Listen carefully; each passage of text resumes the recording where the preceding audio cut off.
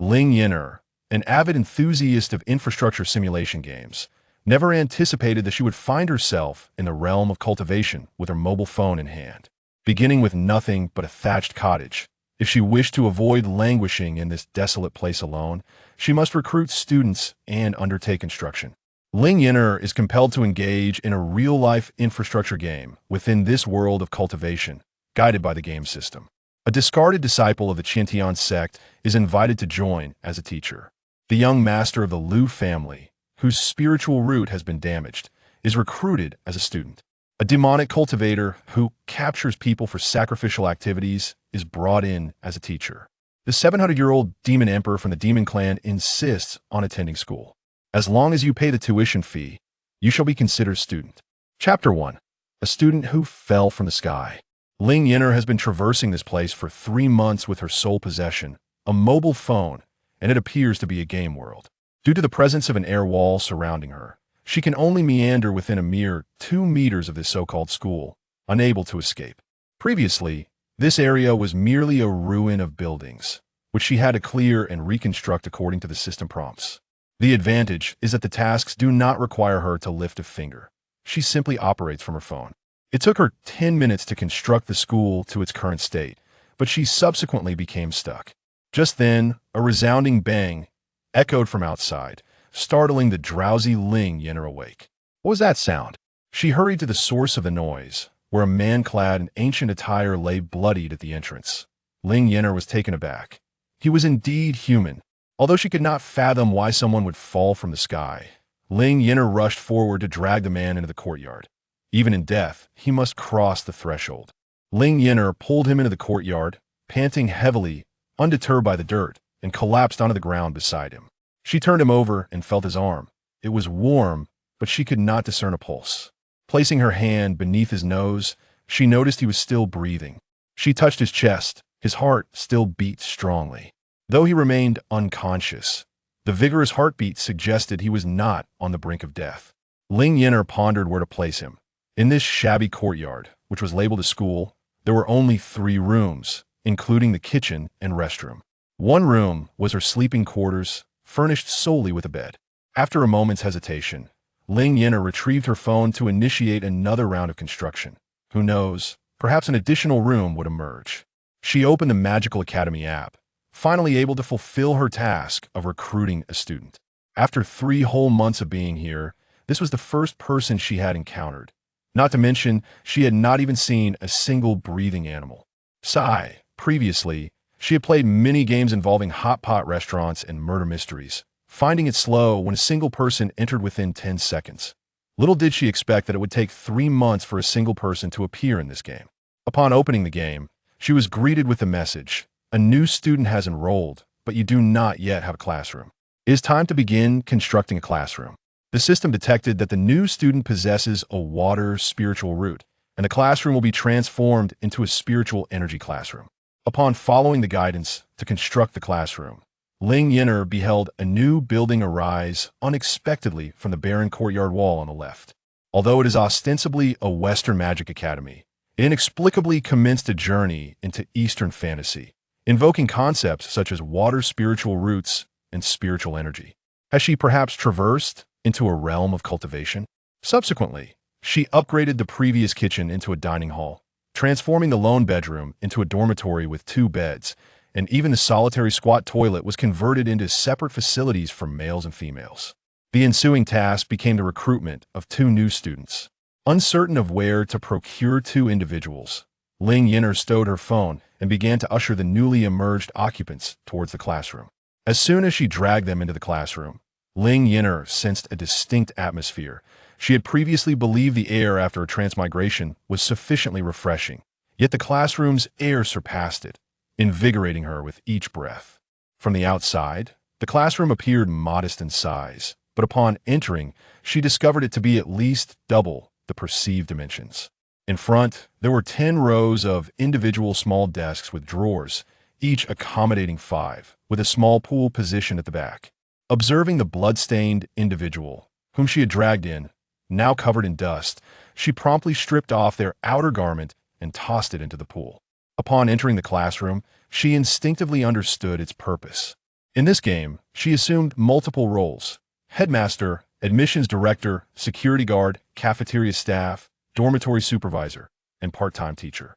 This pool serves as a primary spiritual spring, possessing qualities slightly superior to ordinary mountain spring water, aiding in the recovery of injuries. It is intended to maintain the classroom's spiritual energy and provide basic healing for injured students. Noticing that the individual would not awaken for a while, Ling Yan'er approached the entrance. The pit created by the man had vanished after her upgrades. The surrounding mist seemed to have receded slightly, allowing her to discern the silhouette of the second tree, previously obscured. Ling Yan'er wandered through the various rooms, confirming that the upgraded spaces matched those depicted in the app. The room that once contained a single bed now housed another identical bed, and the layout could accommodate 6 such beds comfortably. After her explorations, Ling Yan'er returned to the classroom, pushed several cushions together, and reclined upon them while continuing to use her phone. Strangely, despite being in this place, she could still listen to music and watch dramas, connect to the internet, download apps, and receive messages, though she was unable to send any. Her phone, although uncharged, remained functional without any apparent drain. Otherwise, she would have succumbed to madness and solitude. She could browse the internet, and although she could not send messages, engaging with dramas and novels provided some distraction from her loneliness. After 3 days of soaking in the pool, the man finally regained consciousness. Ling Yan'er hurriedly squatted before him, exclaiming, "Buddy, you finally woke up? It's time to settle your tuition, accommodation, and healing fees. Just 10 spiritual stones will suffice." Upon awakening, Hua Qingfeng found himself confronted by the delicate visage of a young girl, her bright voice drawing him back to reality. "Did you save me?" Hua Qingfeng inquired, surveying his surroundings. He remained submerged in the pool, feeling the faint spiritual energy, and directed his gaze towards a seemingly untrained girl before him, asking, "Where are your elders?" "It's just me here," Ling Yan'er replied. "You fell at the entrance of our school, and I brought you back. Now please hand over the spiritual stones." "School?" Hua Qingfeng queried in confusion. Ling Yan'er nodded affirmatively. "You may also refer to it as an academy or a private school. In essence, it is a place for learning. You are our first student here, so please pay your tuition." Although grateful for her assistance, Hua Qingfeng remained perplexed. "When did I enroll?" "The moment you stepped through our school's gate, you became a student of our institution," Ling Yan'er asserted, hands on her hips. "Moreover, you utilized our classroom's spiritual pool. Do you intend to default on your obligations?" Hua Qingfeng found himself at a loss for words. Checking to confirm his storage bracelet was intact, he quickly retrieved 10 mid-grade spiritual stones to appease her, wishing to avoid further admonishments. Each of her statements incessantly pressed for the spiritual stones, and he found it quite unbearable. Paying 10 stones for tranquility seemed a fair bargain. Ling Yan'er accepted the spiritual stones with a gleeful smile, stating, "Currently, we lack additional rooms, so you shall temporarily reside in this classroom. Once you have paid your tuition, you may stay as long as you wish. When your injuries heal, I can provide you with lessons." "You will teach me?"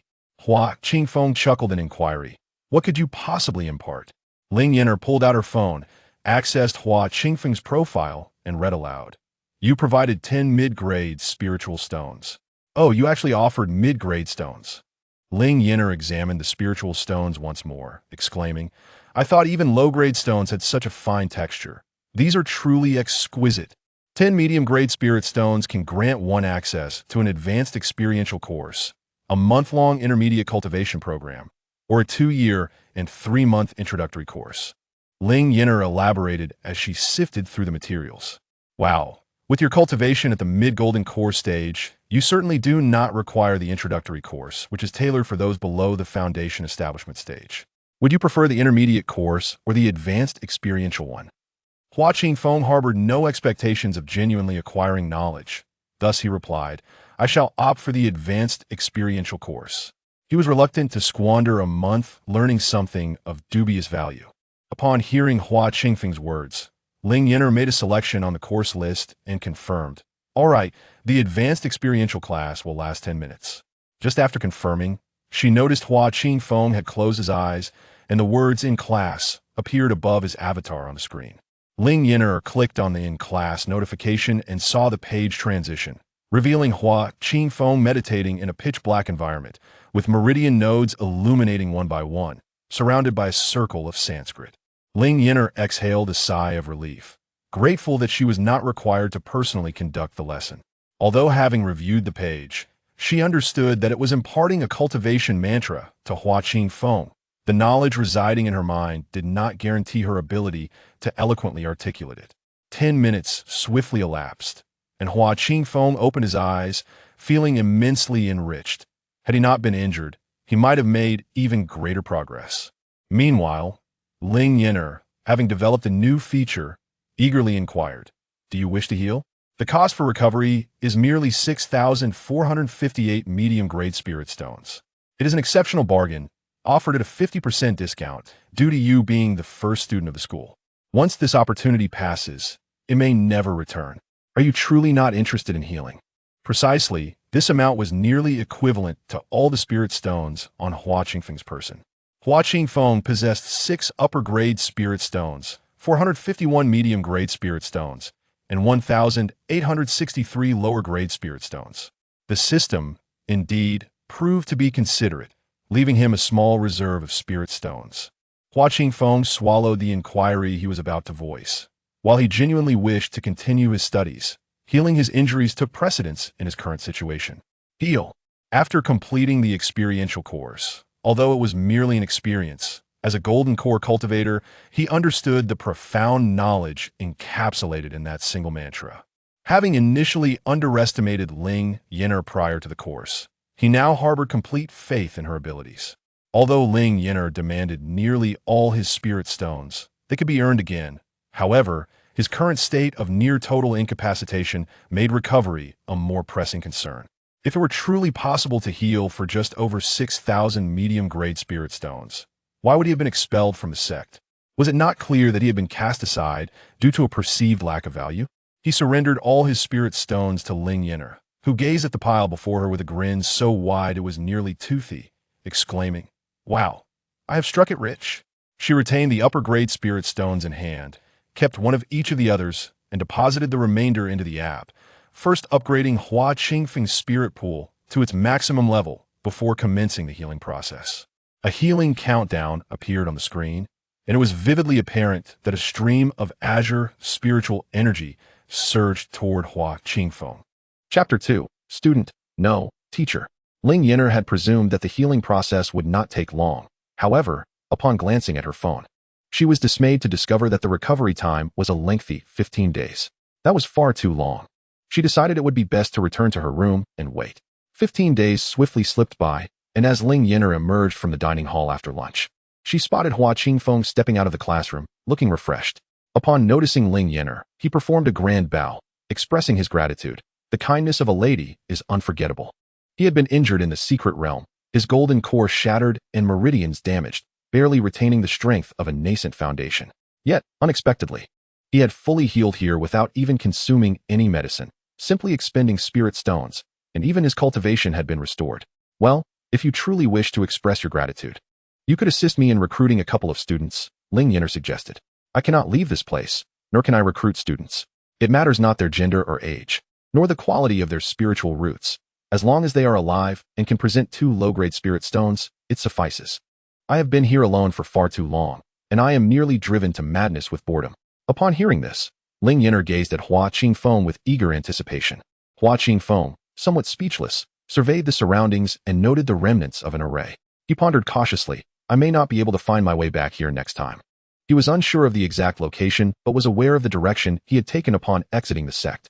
Given his previous condition and injuries, he had not ventured far, and he was certain that the vicinity was desolate, as he had intended to seek a secluded spot for healing and stabilization before devising a plan.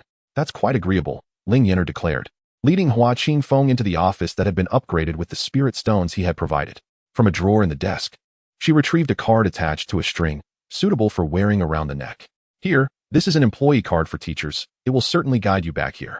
As Hua Qingfeng accepted the card, he sensed something was amiss. Upon receiving it, he gained a lucid understanding of the so-called academy, with a grand map materializing in his mind, revealing the precise location of the institution and even the maximum number of students he could bring back at once. A maximum of 30 students? He murmured to himself. Ling Yan'er responded with an "Oh, a class can accommodate up to 50 students. But since you're holding a temporary teacher's card, the limit is 30. That is the maximum number of students you can bring. As for me, I have no such restrictions. This game allows for the establishment of 4 branch campuses, although I am uncertain when the opportunity to open a branch will arise." Hua Qingfeng nodded thoughtfully and inquired, "Are there any limitations to being a teacher here?" Ling Yan'er casually shook her head. "I don't believe so." "Then what about?" Hua Qingfeng began, but Ling Yan'er interjected, "You wish to know about the salary, correct? An intern teacher earns 10 low-grade spirit stones per month, while a regular teacher and those in the admissions office earn 10 medium-grade spirit stones. A homeroom teacher receives 100 medium-grade spirit stones. A head of department earns 1,000 medium-grade spirit stones, and the academic affairs director and vice principal receive 10 high-grade spirit stones each month." Ling Yan'er elaborated, "During holidays, additional benefits may be distributed according to the school's circumstances. The card you currently possess designates you as an intern teacher, essentially a temporary worker." Although Hua Qingfeng understood little of this, he grasped the meaning of temporary worker, prompting him to ask, "So, I can only remain here upon your approval?" Ling Yan'er nodded affirmatively, "Certainly. By the way, during admissions, there are 6 years for elementary school, 9 years for the transition to middle school, 12 years for high school, and 15 years for university. You can choose a single trial class or a month-long trial. Tuition is paid biannually." Hua Qingfeng, still processing the information about the employee card, nodded. "So, classes are divided according to cultivation levels?" Ling Yan'er confirmed, "Indeed, classes are organized by cultivation levels. However, even though the maximum duration is 15 years, it does not necessarily mean students will remain for that long. Besides university, there are also postgraduate and doctoral programs. Moreover, there are always those who may not graduate and have to repeat a year. Repeating a year refers to, is it 6 years of qi refining? With graduation at the foundation level, those who have not established their foundation can opt not to continue or may repeat until they succeed in establishing it." Hua Qingfeng comprehended. "So, the 6-year program only teaches until foundation establishment?" Ling Yan'er affirmed, "Correct. After establishing a foundation, one transitions to middle school, then to high school upon achieving a golden core, and university typically begins at the nascent soul stage. Generally, the nascent soul stage signifies one is a formidable individual. In this era, golden cores were not as ubiquitous as one might think, and the nascent soul stage indeed marked a significant power. While Hua Qingfeng's century-old golden core could be deemed a talent, Ling Yan'er as concept seemed to presume that everyone was a genius. Yet, Hua Qingfeng found no fault in her vision. After all, if one could not establish a foundation in 6 years, subsequent progress would only become slower. It was not unreasonable to expect that establishing a foundation in 6 years or even achieving a golden core in 9 years was entirely feasible. "I believe I understand," Hua Qingfeng replied. Ling Yan'er suddenly pondered aloud. "Do you wish to stay here as a teacher?" Hua Qingfeng nodded. "If you require my assistance." "Indeed. I am in dire need," Ling Yan'er exclaimed enthusiastically. "In that case, let us venture out together. We shall recruit students." Hua Qingfeng regarded the girl before him, who resembled an ordinary mortal maiden, and remarked, "Did you not say you could not leave?" Ling Yan'er replied, "I can't walk away from the surroundings, but I have yet to attempt flying through the air. If you take me on your sword, who knows what might happen? Is it acceptable that there is no one here?" Ling Yan'er waved her hand dismissively. "It's fine. When I'm not here, it's merely an ordinary house. Anyone can stay if they wish. After all, most operations were conducted via her phone, and if it were so easy to access, why had she endured 3 long months of solitude waiting for Hua Qingfeng?" Hua Qingfeng nodded in understanding. "I see." After Ling Yan'er appointed Hua Qingfeng as a formal teacher through her phone, he watched in astonishment as she manipulated a peculiar artifact, and the word intern vanished from his card. A surge of information flooded his mind, aligning perfectly with the details Ling Yan'er had shared about being a formal teacher. He cast a curious glance at Ling Yan'er, who, in his eyes, still appeared to be an unremarkable individual devoid of cultivation. Upon exiting the office, Hua Qingfeng summoned his sword and invited Ling Yan'er to step onto it, allowing them to soar effortlessly into the sky. "Where shall we go to recruit students?" Hua Qingfeng inquired of Ling Yan'er. Ling Yan'er shook her head. "I'm unfamiliar with the area. You may choose wherever you deem suitable."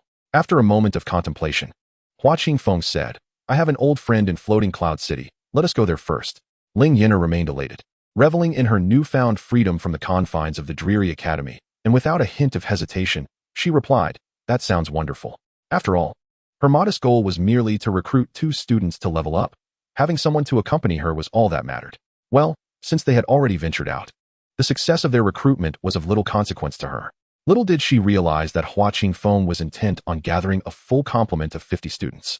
Once a prodigy, Hua Qingfeng knew his old friends were likely not ordinary individuals, and he planned to recruit from their ranks. Chapter 3. Cloud Source Square. Upon reaching their destination, Ling Yan'er was settled into an inn by Hua Qingfeng, who stated he would first check on his old friend. After all, he had been expelled from the Qiantian Sect, and it was uncertain whether his friend would still recognize him. Though he was 90% confident that his friend was not the sort to be dismissive, he had witnessed enough of the fickleness of people during his time at the sect, and was determined not to embarrass himself while accompanied by Ling Yan'er. Ling Yan'er retrieved her mobile phone from her pocket as she stepped through the gates of Lingyun City. The moment she entered, her phone emitted a beep. Had it not been for her unfamiliarity with the place and her apprehension of losing track of Hua Qingfeng, she would have checked it right away. Upon opening the device, she discovered a notification indicating that the school had updated its map, unveiling a plethora of new side quests. As Ling Yan'er navigated the app, she noticed that a previously obscured section of the school map had cleared, revealing a small area named Floating Cloud City, complete with 2 blue dots representing herself and Hua Qingfeng. Upon closer inspection, she realized her location was at the inn, while Hua Qingfeng was on the street. Depicted in a 3D format. In the upper left corner, several differently colored question marks caught her attention. She casually tapped on a white one, which stated, "Recruiting a mortal student. Reward, 10 copper coins." The next was a green question mark, reading, "Recruiting a Qi refinement student. Reward, 10 low-grade spirit stones." Following that was a blue question mark, indicating, "Recruiting a foundation establishment student. Reward, 100 low-grade spirit stones." Further down, the purple and gold question marks displayed gray text, "Insufficient faculty resources, recruitment temporarily halted." How clever to devise such means for recruitment. At that moment, Ling Yan'er noticed a countdown timer in the lower right corner.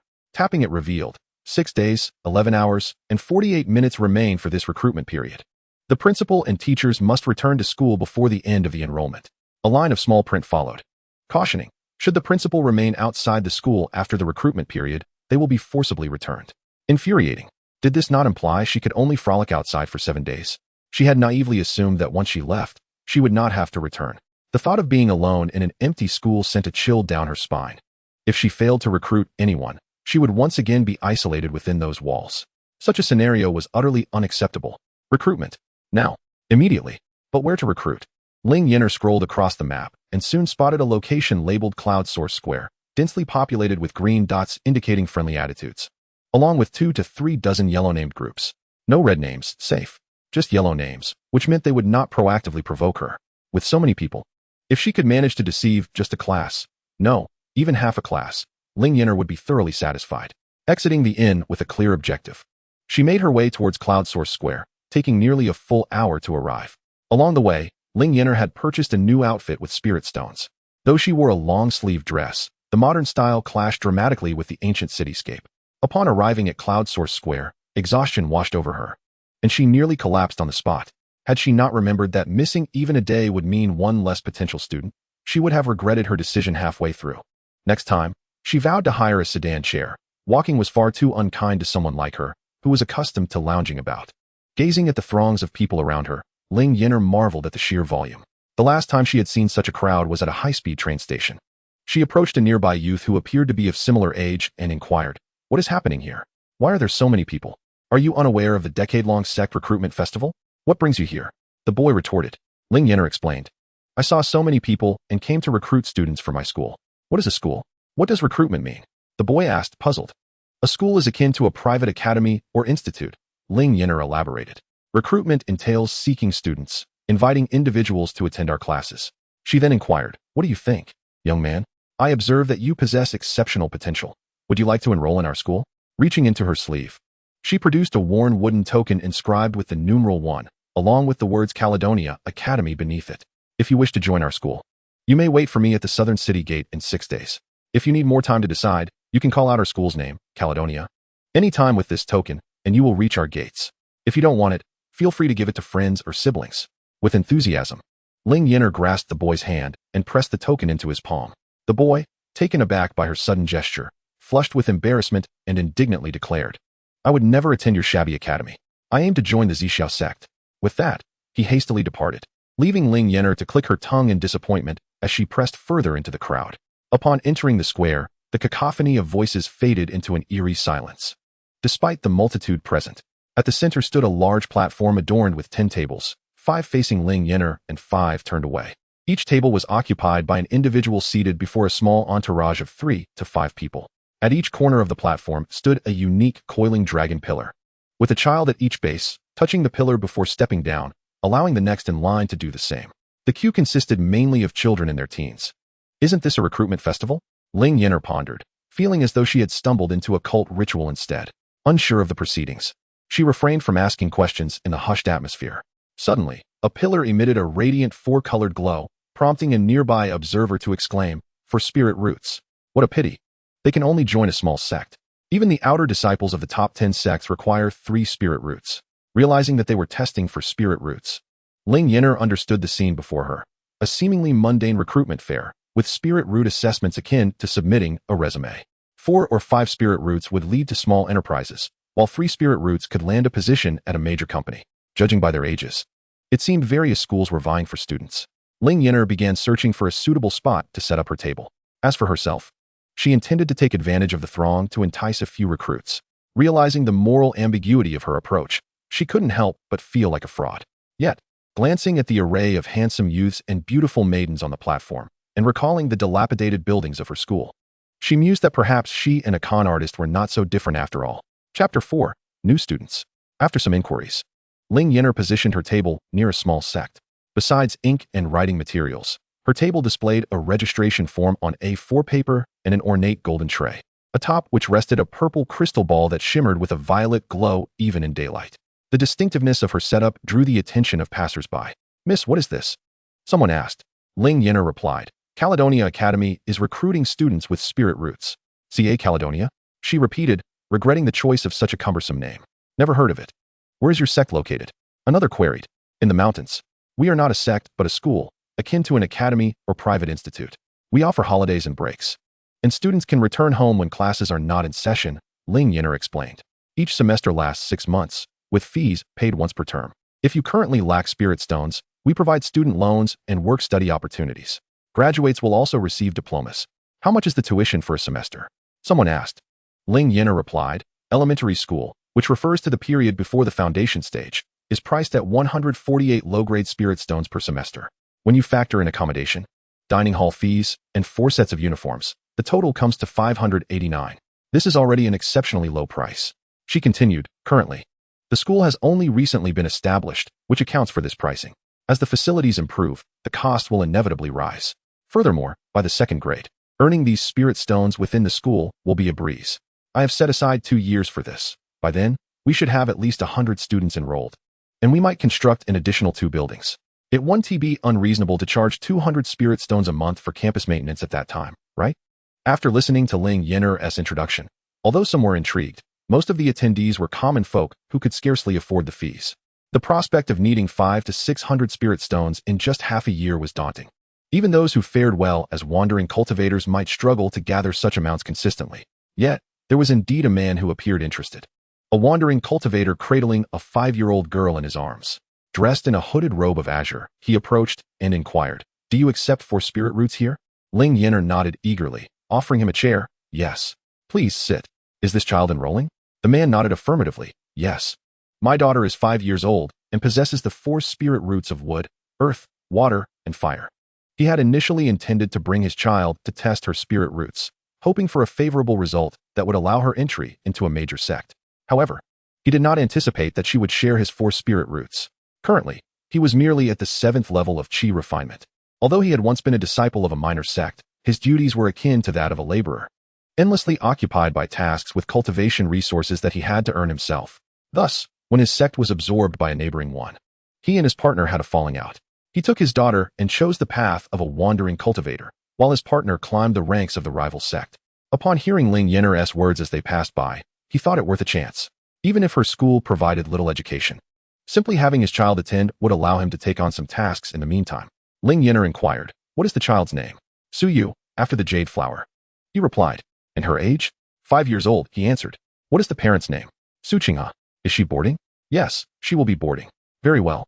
Ling Yan'er then retrieved a wooden token from her drawer. "This is the enrollment voucher. You will return to the school from the southern city gate in approximately 7 days in the afternoon. At that time, please bring the spirit stones and your child to complete the payment." This wooden token differed from the one she had given to the young man earlier. That was a one-time teleportation token that would be destroyed after use, whereas this one functioned similarly to a student ID, allowing access to the school as long as the child was enrolled. As Su Qinghe accepted the token, Ling Yan'er continued. Our school operates on a 5-day week with 2 days off. You may choose to pick your child up at the city gate or at the school. If you are unable to do so, please remember to inform the teacher in advance using a communication talisman. All right, Su Qinghe acknowledged, feeling reassured about being able to see his daughter regularly. Now, little sister, please place your hand on this crystal ball. After coaxing Su Yu, Ling Yan'er explained. This is also a tool for testing spirit roots. Su Qinghe, having been in a sect before, understood the process. Although they had tested her spirit roots on a spirit pillar, each sect had its own testing stones, and another evaluation was conducted upon admission to ensure accuracy. After all, spirit roots could not simply be confirmed with a mere exchange of words. He placed Su Yu's hand on the crystal ball, which shifted from purple to transparent before transforming into an uneven blend of 4 colors. Green, representing the wood attribute, dominated the sphere, followed by brown for earth, while blue for water and red for fire occupied only a narrow space. The crystal ball emitted a melodious voice, a gentle feminine tone declaring, wood, earth, water, and fire spirit roots, 6211, recommended for cultivation in the wood attribute. Ling Yan'er noted this down. All right, I am staying at the Cloud Inn. You may wait for me at the city gate or at the inn. Su Qinghe nodded in understanding and then departed with Su Yu. Recruitment appeared deceptively simple, but was, in reality, quite challenging. After a long day, Ling Yan'er could confirm only one enrollment, that of Su Yu.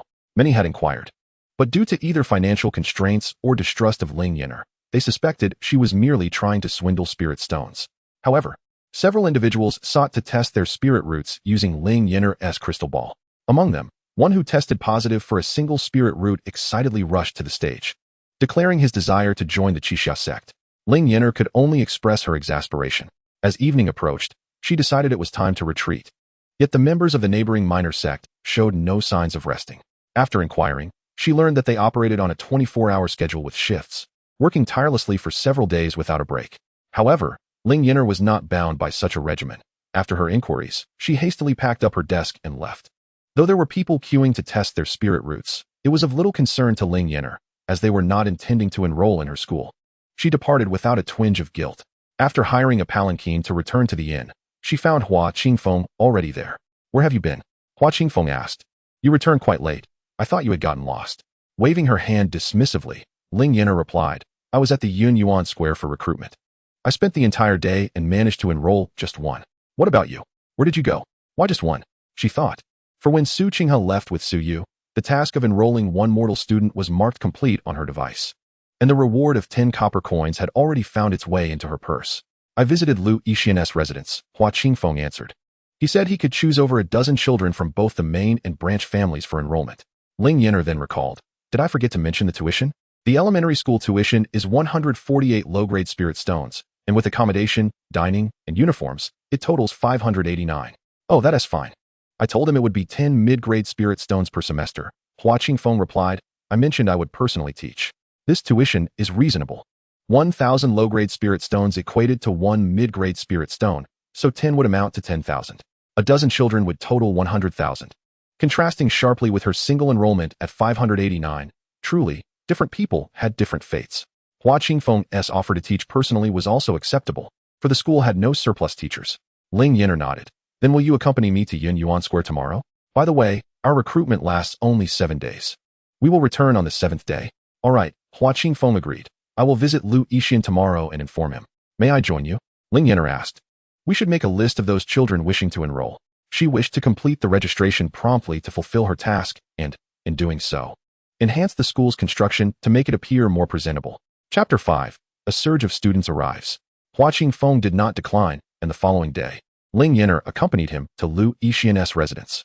In stark contrast to Hua Qingfeng's austere black attire, Lu Yixian donned a luxurious golden brocade robe, exuding the air of a privileged young master.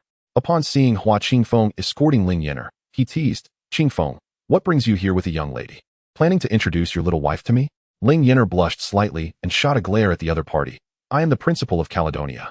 I have come to confirm the number of students and to conduct a registration. Currently, our teaching resources are limited, and the number of students we can admit is also restricted. We need to ascertain the specifics before we proceed to recruit elsewhere. Even if we miss this opportunity, it is of no consequence. We have admission slots available every semester. If confirmed, you may return to school with us in 6 days. Hua Qingfeng nodded in agreement and remarked to Lu Yixian, I am merely a teacher at her school, following her instructions. Lu Yixian, having heard from Hua Qingfeng about how Ling Yan'er had saved him, had initially believed her to be a formidable healer. Little did he know that she appeared to be merely a girl of 15 or 16 years, seemingly devoid of any cultivation. Thus, upon seeing Ling Yan'er, he felt at ease to jest, unaware that Hua Qingfeng would profess to adhere to her directives. Very well, since you are here for recruitment, Mingwei, please inform everyone that those wishing to attend this academy should hurry to my courtyard for registration. Lu Yixian inquired of Ling Yan'er, is there any specific criterion for admission? Ling Yan'er glanced at Hua Qingfeng. Did he not inform you? There are no stringent requirements. As long as one wishes to learn and pays the tuition, they may enroll. May I also apply? Lu Yixian asked. Why not? Ling Yan'er replied with a puzzled tone. You are merely at the 4th level of qi refinement. Entering school is akin to starting elementary education. Why would it be an issue? To be frank, before encountering Lu Yixian, Ling Yan'er had presumed he possessed a cultivation level akin to Hua Qingfeng's, especially since Hua Qingfeng had mentioned Lu Yixian's desire to become a teacher. She was taken aback to discover he was only at the 4th level of qi refinement. In truth, upon seeing Lu Yixian's level, Ling Yan'er had anticipated a lack of applicants, yet surprisingly, 2 to 3 dozen individuals arrived. Ling Yan'er was astonished and turned to Lu Yixian. Are all these here to register? Lu Yixian scoffed. Most are merely here for the spectacle. 1/3 consists of at least 10 individuals, Ling Yan'er noted with satisfaction, tapping her phone to retrieve the registration table from yesterday. All right, those wishing to join Caledonia Academy, please line up at the table. An 8 or 9-year-old boy, accompanied by a 4 or 5-year-old girl, was the first to sit opposite Ling Yan'er. Do you accept all types of spiritual roots? Ling Yan'er nodded and took out a registration form. Name? Lu Lingyi. Age? 8. Will you be boarding? What does boarding mean? It means residing at our academy during the school term and returning home on weekends and during holidays. Yes. All right. Place your hand on this crystal ball. Lu Lingyi placed his hand on the crystal ball, which suddenly transformed into a brilliant white, with ice flowers forming inside. A voice announced, Mutated Ice Heaven Spiritual Root, exceptional talent. Ling Yan'er's eyes sparkled. She had not anticipated discovering a singular spiritual root here. Such talents typically only attended major sects. Next, although she had merely sought a distraction from solitude, encountering a prodigy brought her immense joy. The boy led the girl, who promptly spoke. Lu Lingxiu, 5 years old, boarding like me. After Ling Yan'er filled in the information, she instructed her to place her hand on the crystal ball. The crystal ball displayed a myriad of colors, with gold slightly predominant, though the differences were not overtly discernible. Gold, wood, water, fire, earth, 5 spiritual roots, 3, 2, 2, 2, 1. Recommended to cultivate the gold spiritual root. As each registration was completed, regardless of the spiritual root, Ling Yan'er beamed radiantly. Upon finishing, she discovered there were a total of 18, plus the one from yesterday, making 19 in total. With this thought, Ling Yan'er's smile grew even more radiant. Convinced that the other children would not attend school, Ling Yan'er called out to Lu Yixian. Lu Yixian, come over for registration. Lu Yixian glanced at Hua Qingfeng. Are you sure you truly wish to teach me? Ling Yan'er replied, what are you looking at him for? Do you think he would remain at my school if he hadn't taken a trial class? Him? You gave him a trial class? Lu Yixian expressed incredulity, pointing at Hua Qingfeng. What is so surprising about that? Ling Yan'er remarked, my place is a proper school, one that issues graduation certificates. While he is currently our first specially appointed teacher, he still requires further study. Do you wish to register? If not, I will pack up the table. Lu Yixian hesitated. He was indeed curious about the school Ling Yan'er spoke of so fervently, yet, do I attend classes alongside them? Why else? Ling Yan'er gestured toward Hua Qingfeng. Currently, there are only the 2 of us as teachers.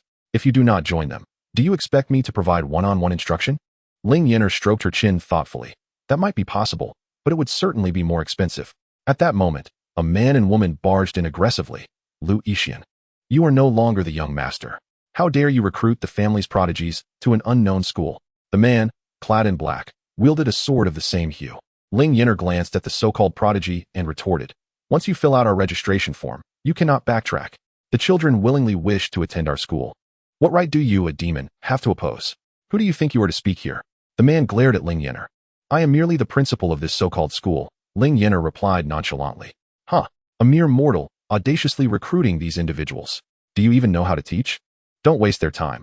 Be sensible and leave the Lu family. The man barked angrily. Ling Yan'er pointed at Hua Qingfeng. He certainly knows more than you. Considering you are merely at the foundation establishment stage, while our teacher is at the golden course stage. Hua Qingfeng smiled amiably.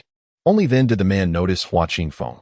What future can one expect by following a discarded disciple of the Qiantian Sect? Brother, Lu Yichuan interjected. The Lu family is not a place for your recklessness. Lu Yixian calmly stated. You claim I am no longer the young master?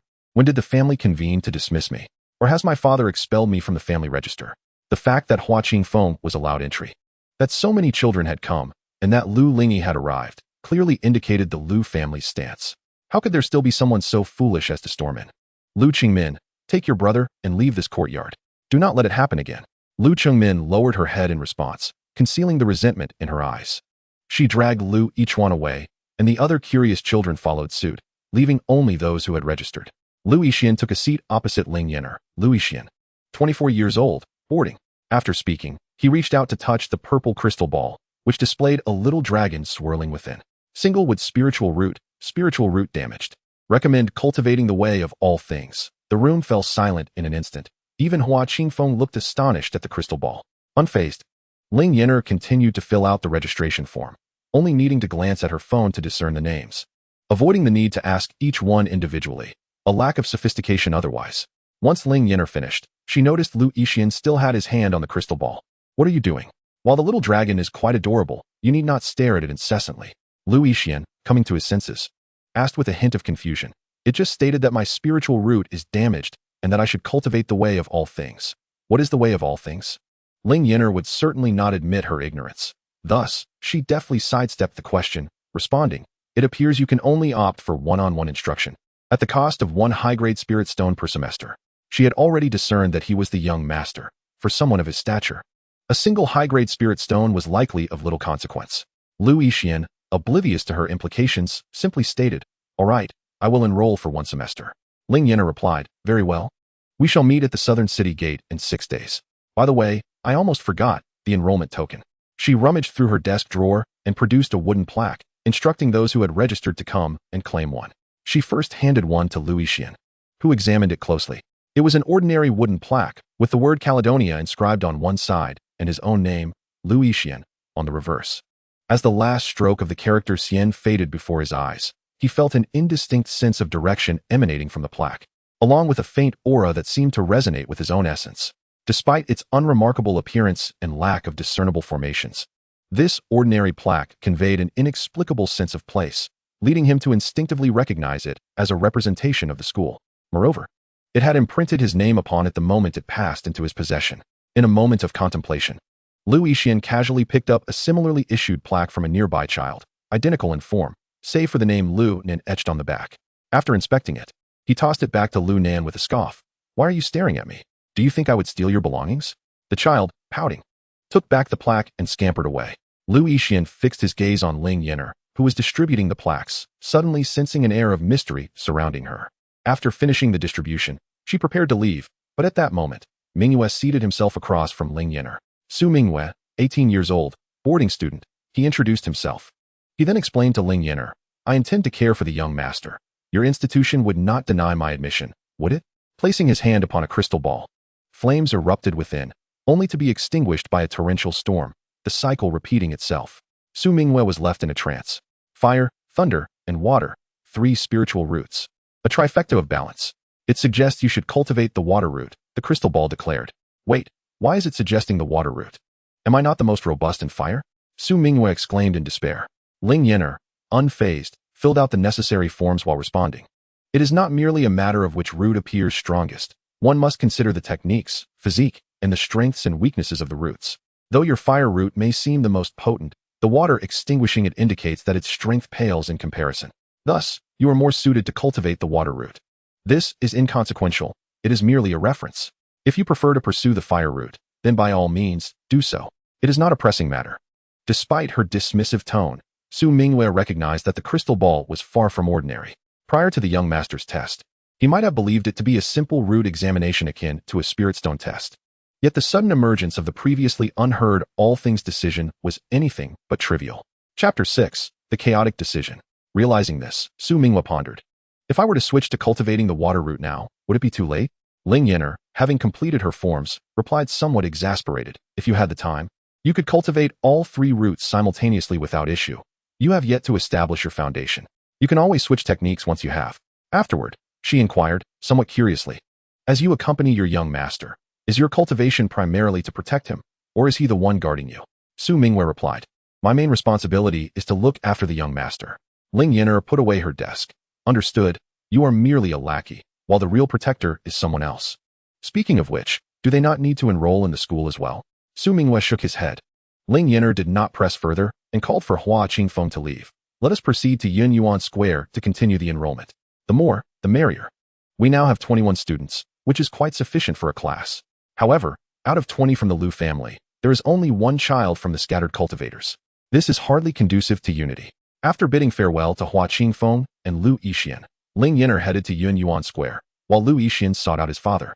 The family patriarch. I hear you intend to accompany us to that school? Lu's father inquired. Lu Yixian lowered his head. After that incident 12 years ago, my cultivation has stagnated. I am deeply curious about what this all things decision truly is. Have you heard anything about it? Never heard of it. Lu's father shook his head and then asked, is it true that Hua Qingfeng was saved by her? Almost certainly, Lu Yixian replied. Today, their arrival is entirely centered around that girl. She appears devoid of spiritual power, yet she can conjure objects from thin air and even see through our cultivation levels. Thus, I must go. If Hua Qingfeng can recover in merely half a month, how could Qiantian Sect possibly expel him to fend for himself? Lu Yixian continued. Hua Qingfeng, of a similar age, had already attained the golden core stage. Having experienced life and death, his temperament must have matured significantly. One could only wonder when he would break through to the nascent soul stage or beyond. Investigating the truth is prudent. The hearts of men are fickle. And there are those who wish to cast Lu Lingyi to Qiantian Sect. Though my Lu family may be waning, we shall not stoop to clinging to a sect incapable of protecting its disciples. Since Wang Qi ascended to the position of sect master, the once illustrious reputation of Qiantian Sect has become increasingly hollow. Lu Yixian remarked, Lu Qingmin's beloved is from Qiantian Sect. Naturally, she would lean towards them. But it is not a significant matter. Hua Qingfeng and that girl have gone to Yuanyuan Square. I wonder how the people from Qiantian Sect will react upon seeing Hua Qingfeng. Indeed, there would be no notable reaction, as Lu Yixian was aware that Hua Qingfeng was equally cognizant of the situation. Once outside the Lu family, Hua Qingfeng consumed a disguise pill, altering his appearance. Ling Yan'er, marveling at the transformation, circled around Hua Qingfeng twice. Your height and features remain largely unchanged, yet you appear to be an entirely different person. Moreover, her device indicated that the small character representing Hua Qingfeng now bore the name Su Ruojing, disguise. Ling Yan'er opened the character's profile, which had previously detailed Hua Qingfeng's expulsion from Qiantian Sect, now simply stating scattered cultivator. By the time Ling Yan'er and Hua Qingfeng arrived at Yuanyuan Square, it was already noon. The square was as bustling as ever. After having lunch, Ling Yan'er led Hua Qingfeng to their previous spot. After exchanging pleasantries with the representatives from a neighboring minor sect, just as Ling Yan'er set down the table, two adults with a child squeezed through the crowd. Is this the school in question? Ling Yan'er nodded. Indeed, we are from Caledonia School. Is your child seeking admission? A woman clad in blue gently placed her young son onto a chair, introducing herself. This is my son, Lin Zhou. He is 6 years old. And I am his mother, Wen Yulan. After completing the registration, Ling Yan'er gestured for the child to place his hand upon the crystal ball. Little one, come and touch this magical crystal ball. As the child's small hand made contact, a gentle display of multicolored light emanated from the crystal, softly unfurling like a 5-colored flower. Gold, wood, water, fire, and earth. 5 spiritual roots, balanced in harmony. Recommended cultivation of the chaotic decision. Wow, this is quite a special spiritual root, Ling Yan'er remarked. Her curiosity piqued as she looked at the young boy. Lin Zhou, your balanced 5 roots are a rare find indeed. The chaotic decision is considered a special technique. Your training may differ from that of other children, hence the fees will also be distinct. However, you are still quite young, so there is no rush in beginning your practice of the chaotic decision, Ling Yan'er explained to the parents. After completing the registration, Ling Yan'er took out the wooden plaque and handed it to the child, saying, this is your admission voucher.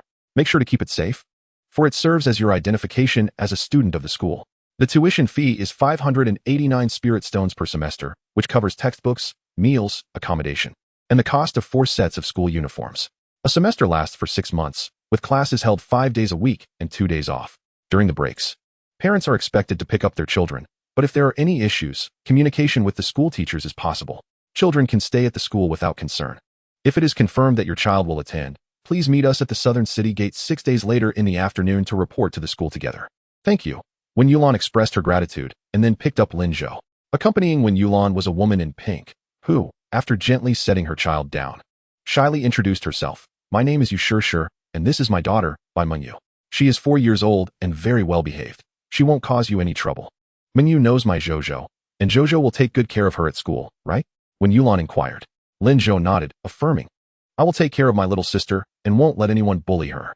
After completing the registration, before Ling Yan'er could speak again, Yu Shi quickly placed Bai Mengyu's small hand on the crystal ball. Ice Water Dual Spiritual Roots, 82, recommended to cultivate the Ice Spiritual Root. Oh my, such a remarkable talent. Why not join a major sect? Ling Yan'er asked with curiosity. Major sects only accept children over the age of 5. Mengyu is only 4 this year, and if she misses this opportunity, she will have to wait another 10 years, Wen Yulan explained. Such a rule in major sects? What a pity to miss out on such good prospects. Ling Yan'er exclaimed in surprise. A nearby minor sect member chimed in.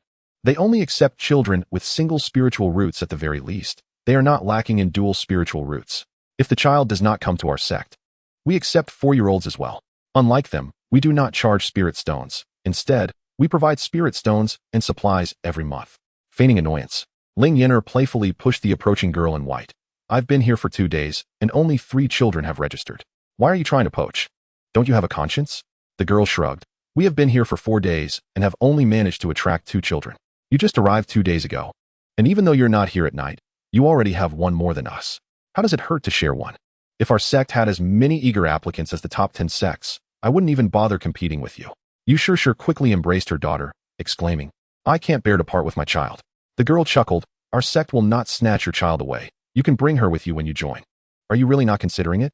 Yu Shi shook her head vigorously, retreating behind Wen Yulan. Chapter 7. The Sincere Sword Heart. It is evident she suffers from social anxiety. Ling Yan'er remarked with a huff.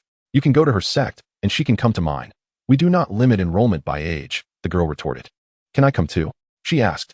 Of course, but your senior brother might not agree, Ling Yan'er replied, hands on her hips. The girl turned around, noticing her senior brother's expression, and hurried back to appease him. After handing Bai Mengyu's wooden plaque to her, Ling Yan'er addressed Yu Shi. You can wait with Lin Zhou's parents at the southern city gate in 6 days to go to school together. The 2 parents left with their children. On the stage, the Qiantian Sect seemed oblivious to Ling Yan'er and her companion, likely mistaking them for a newly established minor sect. As the afternoon passed without any additional registrations, many continued to crowd around the crystal ball. However, upon returning to the inn, 2 young boys were waiting to register with Ling Yan'er. Ling Feng, aged 14, possessed fire, earth, and water triple spiritual roots. Ling Yan'er set out a table to register him, gesturing, please, touch the crystal ball. A sword engulfed in flames circled the crystal ball before plunging into its center amid a swirl of dust, flames entwining around the sword's body, revealing a ring of ice blue on the hilt. Fire, earth, and water triple spiritual roots, 532, Sincere Sword Heart, recommended to cultivate the sword path, the crystal ball proclaimed. Wow, you are the first to be prompted to cultivate the sword path at our school. Ling Yan'er exclaimed joyfully upon completing the registration. You share my surname. It seems I am also well suited for the sword path. On what basis do you draw that conclusion? Ling Feng dismissed her, making room for his younger brother. My name is Ling Yu, and I am 8 years old, Ling Yu stated before placing his hand on the crystal ball. The crystal ball displayed no extraordinary images, merely revealing the basic manifestation of gold, brown, and blue. Gold, earth, and water triple spiritual roots, 622, recommended to cultivate the gold spiritual root. After completing the registration, Ling Yan'er provided each boy with a wooden plaque and added, in 6 days, we will return to the school from the southern city gate. You can wait for us at the inn. Do remember to bring the tuition fee. It is 589 low-grade spirit stones per person per semester. By the way, how did you find out about our school enrollment? We are acquainted with Lu Lingyi. He mentioned it to us, Ling Yu replied. Is your school large? What is it like?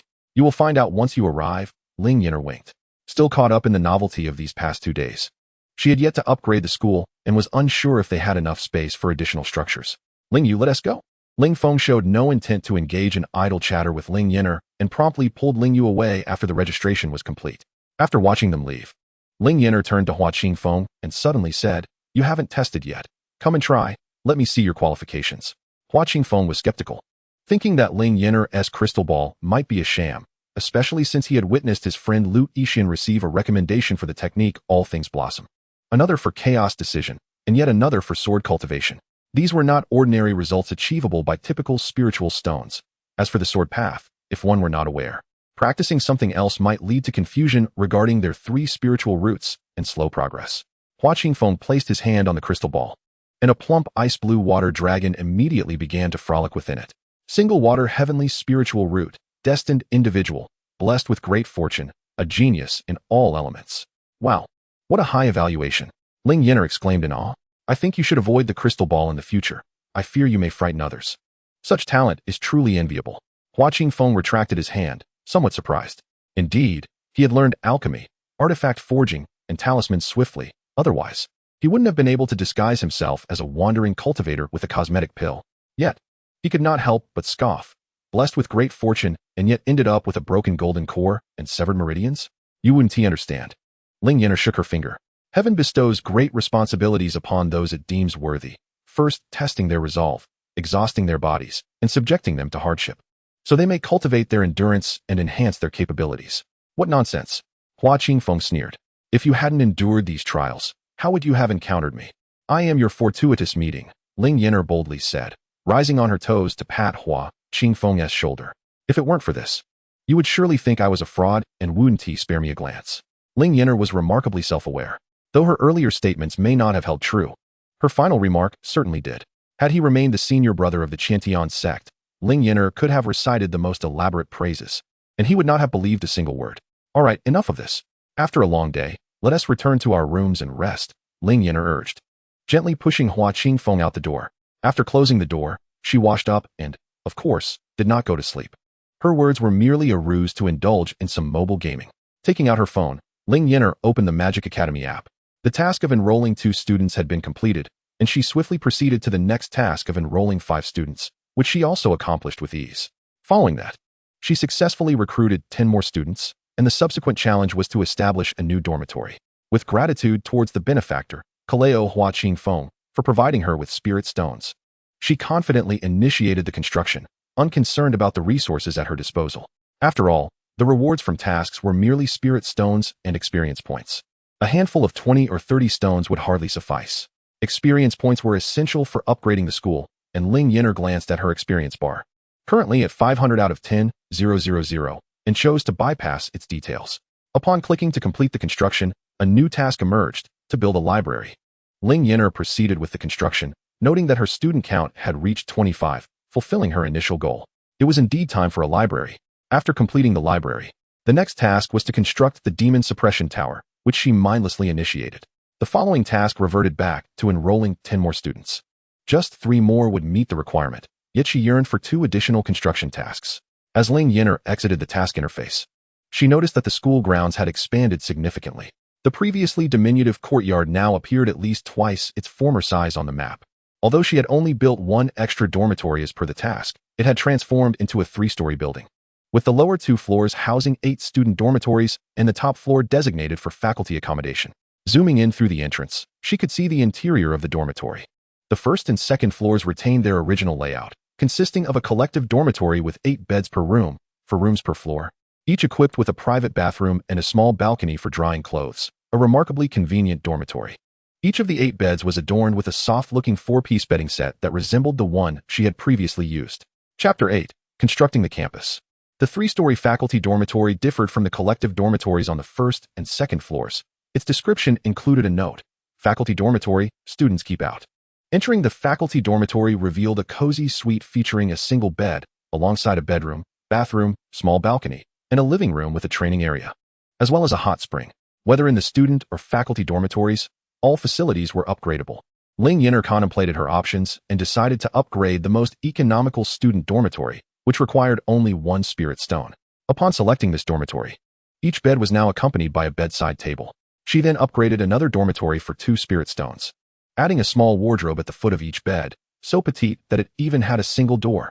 Continuing with another 2 spirit stone upgrade, Ling Yan'er silently clicked to enhance the dormitory, which now featured a long table in the middle, thoughtfully equipped with 8 chairs. However, upon attempting another upgrade, a prompt appeared: please upgrade the school first. After calculating, Ling Yan'er realized that the total cost of these enhancements barely equated to a single spirit stone. Yet, she was certain that the game held more pitfalls than this. Even at such a steep price, upgrades were the only option. After all, in a game, true freedom of construction was merely an illusion, tightly controlled by the mechanics of the game. It was either a scheme to drain resources or to exploit time. Ling Yan'er upgraded all the dormitories available, but the faculty dormitory was indeed distinct. Following its upgrade, the one-bedroom suite transformed into a two-bedroom suite, complete with an additional study and a bookshelf that held a few scattered books. The newly constructed library stood adjacent to the dormitory, a 9-story building with the description indicating that teachers could access any floor, while elementary students were restricted to the first floor, middle school students to the first and second, and so forth. Unlike the upgradable dormitories, the library could not be enhanced, as it was already at maximum level, though one could spend spirit stones for aesthetic changes. Ling Yan'er gazed at the flamboyant architectural styles available and, truth be told, felt quite tempted. However, glancing at her balance, she concluded that she was not worthy. Could one believe that even a standard appearance cost 10,000 spirit stones? There were even million-stone designs. What was the difference from outright theft? Ling Yan'er silently turned her attention to the final structure, the Demon Suppression Tower. Contrary to her initial assumptions of a traditional tower akin to those in fantasy tales, this tower housed ethereal images of demons, where teachers and students could train. Each victory against a level rewarded participants, and as she scrolled through, she realized there were hundreds of levels, with no end in sight, reminiscent of the thousands of levels in a Match 3 game. It resembled a tower climbing game, ideal for honing the combat skills of both teachers and students. Visually, the Demon Suppression Tower was of similar height to the library, a tower-like structure adorned with wind chimes on each level. Outside, a green, luminescent stone tablet caught Ling Yan'er's eye.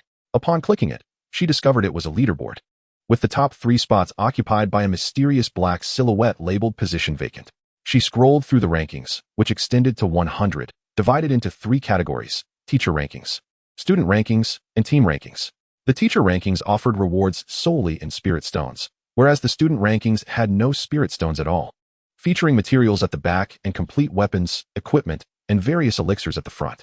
The first place truly held value, with a full assortment of materials, equipment, and elixirs. Moreover, the rewards were distributed on the first day of every month, much like receiving a salary. As for the team rankings, there were no rewards, only bare rankings. Ling Yan'er, upon glancing at her avatar, noted her meager combat power of only 5, and for a moment, she considered trying her luck on the teacher rankings. Ling Yan'er, age, 16. Race, human. Gender, female. Title, Principal of Caledonia. Spirit root, trait, none. Cultivation, none. Combat power, 5. Reputation, 1. In stark contrast stood Hua Qingfeng, whose statistics were quite impressive. Hua Qingfeng, age, 27. Race, human. Gender, male. Title, discarded disciple of Qiantian Sect, teacher at Caledonia. Spirit root, trait, water sky spirit root, person of destiny. Cultivation, mid-stage golden core. Combat power, 91, 097. Reputation, 9, 985. Ling Yan'er looked at the combat power of 91, 097 with deep envy, then glanced at her pitiful 5. Was this disparity fair? One was a 5-digit figure, while she was stuck at a mere 5. Jealous, she poked at the avatar representing Hua Qingfeng, grumbling. What good is such high combat power if you still have to work for me? With indignation, Ling Yan'er closed the character introduction card and continued to explore the school. The bamboo fence and gate that had previously enclosed the school had transformed into wooden structures during the upgrades, appearing somewhat more refined. The dense fog surrounding the school had also lifted slightly, allowing 3 trees to come into clearer view. In comparison to the lavish library and demon suppression tower, the classrooms and offices seemed rather rudimentary. They remained as 2 adjacent rooms, which she had already upgraded to their maximum level, with a prompt indicating that further upgrades required the school to be enhanced first. The cafeteria and restrooms had seen no changes either. However, a new feature appeared on the app, construction. When she clicked on it, she discovered 4 major categories: construction, layout, roads, and walls. The construction section revealed subcategories: production, facilities, shops, scenery, and holdings. Holdings represented the buildings she currently possessed, while scenery encompassed various ornamental mountains, flowers, and trees, alongside some functional yet aesthetically pleasing constructions such as roads, stone pillars, lanterns, wells, water tanks, lotus ponds, fish ponds, sundials, chess tables, and more. Aside from the free cobblestone roads, all other landscapes are exorbitantly priced. Even the most affordable pine tree costs 200 low-grade spirit stones. A peach blossom tree demands a full 1,000. That ornamental chess table is priced at a staggering 20,000. The shops include taverns, art shops, embroidery pavilions, rare beast pavilions, weapon forges, celestial inns, the 1,000 mechanisms pavilion, and bounty boards, among others. The shops are quite friendly, all appearing in a gray, locked state, so there's no need to worry about exorbitant costs. It's amusing, really, as the prices are completely obscured. Production facilities consist of spirit fields, herb fields, fish ponds, mines, refining pavilions, alchemy workshops, and talisman towers, among others. A spirit field costs 100,000 spirit stones per plot, while an herb field doubles that to 200,000 spirit stones. Fish ponds and mines remain locked as well. After entering the layout, all buildings can be repositioned at will. Ling Yan'er moved the restroom, previously adjacent to the dormitory, next to the classroom since the dorm now has its own restroom and is no longer in need of one. She also placed the library and the demon suppression tower, the tallest structures, side by side. The various heights of the buildings in a small courtyard create a disjointed appearance, but there is little that can be done given the limited space. Ling Yan'er purchased 2 peach trees and a few bamboo groves to create some separation between the buildings, placing a high celestial tree, valued at 200,000 and limited to 1, in the center of the courtyard. Beneath the tree, she placed a stone table and benches adorned with artificial mountains and a floral chessboard. Additionally, she arranged a flower bed with blooming blue flowers at the entrance to the classroom and office, humorously dubbed the flower bed, which is more affordable than similar rose or lily flower beds. This arrangement appears far more pleasing than before. The road serves 2 functions, one for constructing pathways and the other for selecting and demolishing roads. She outlined a path around the celestial tree and then connected all buildings within that circle using the road, nodding in satisfaction.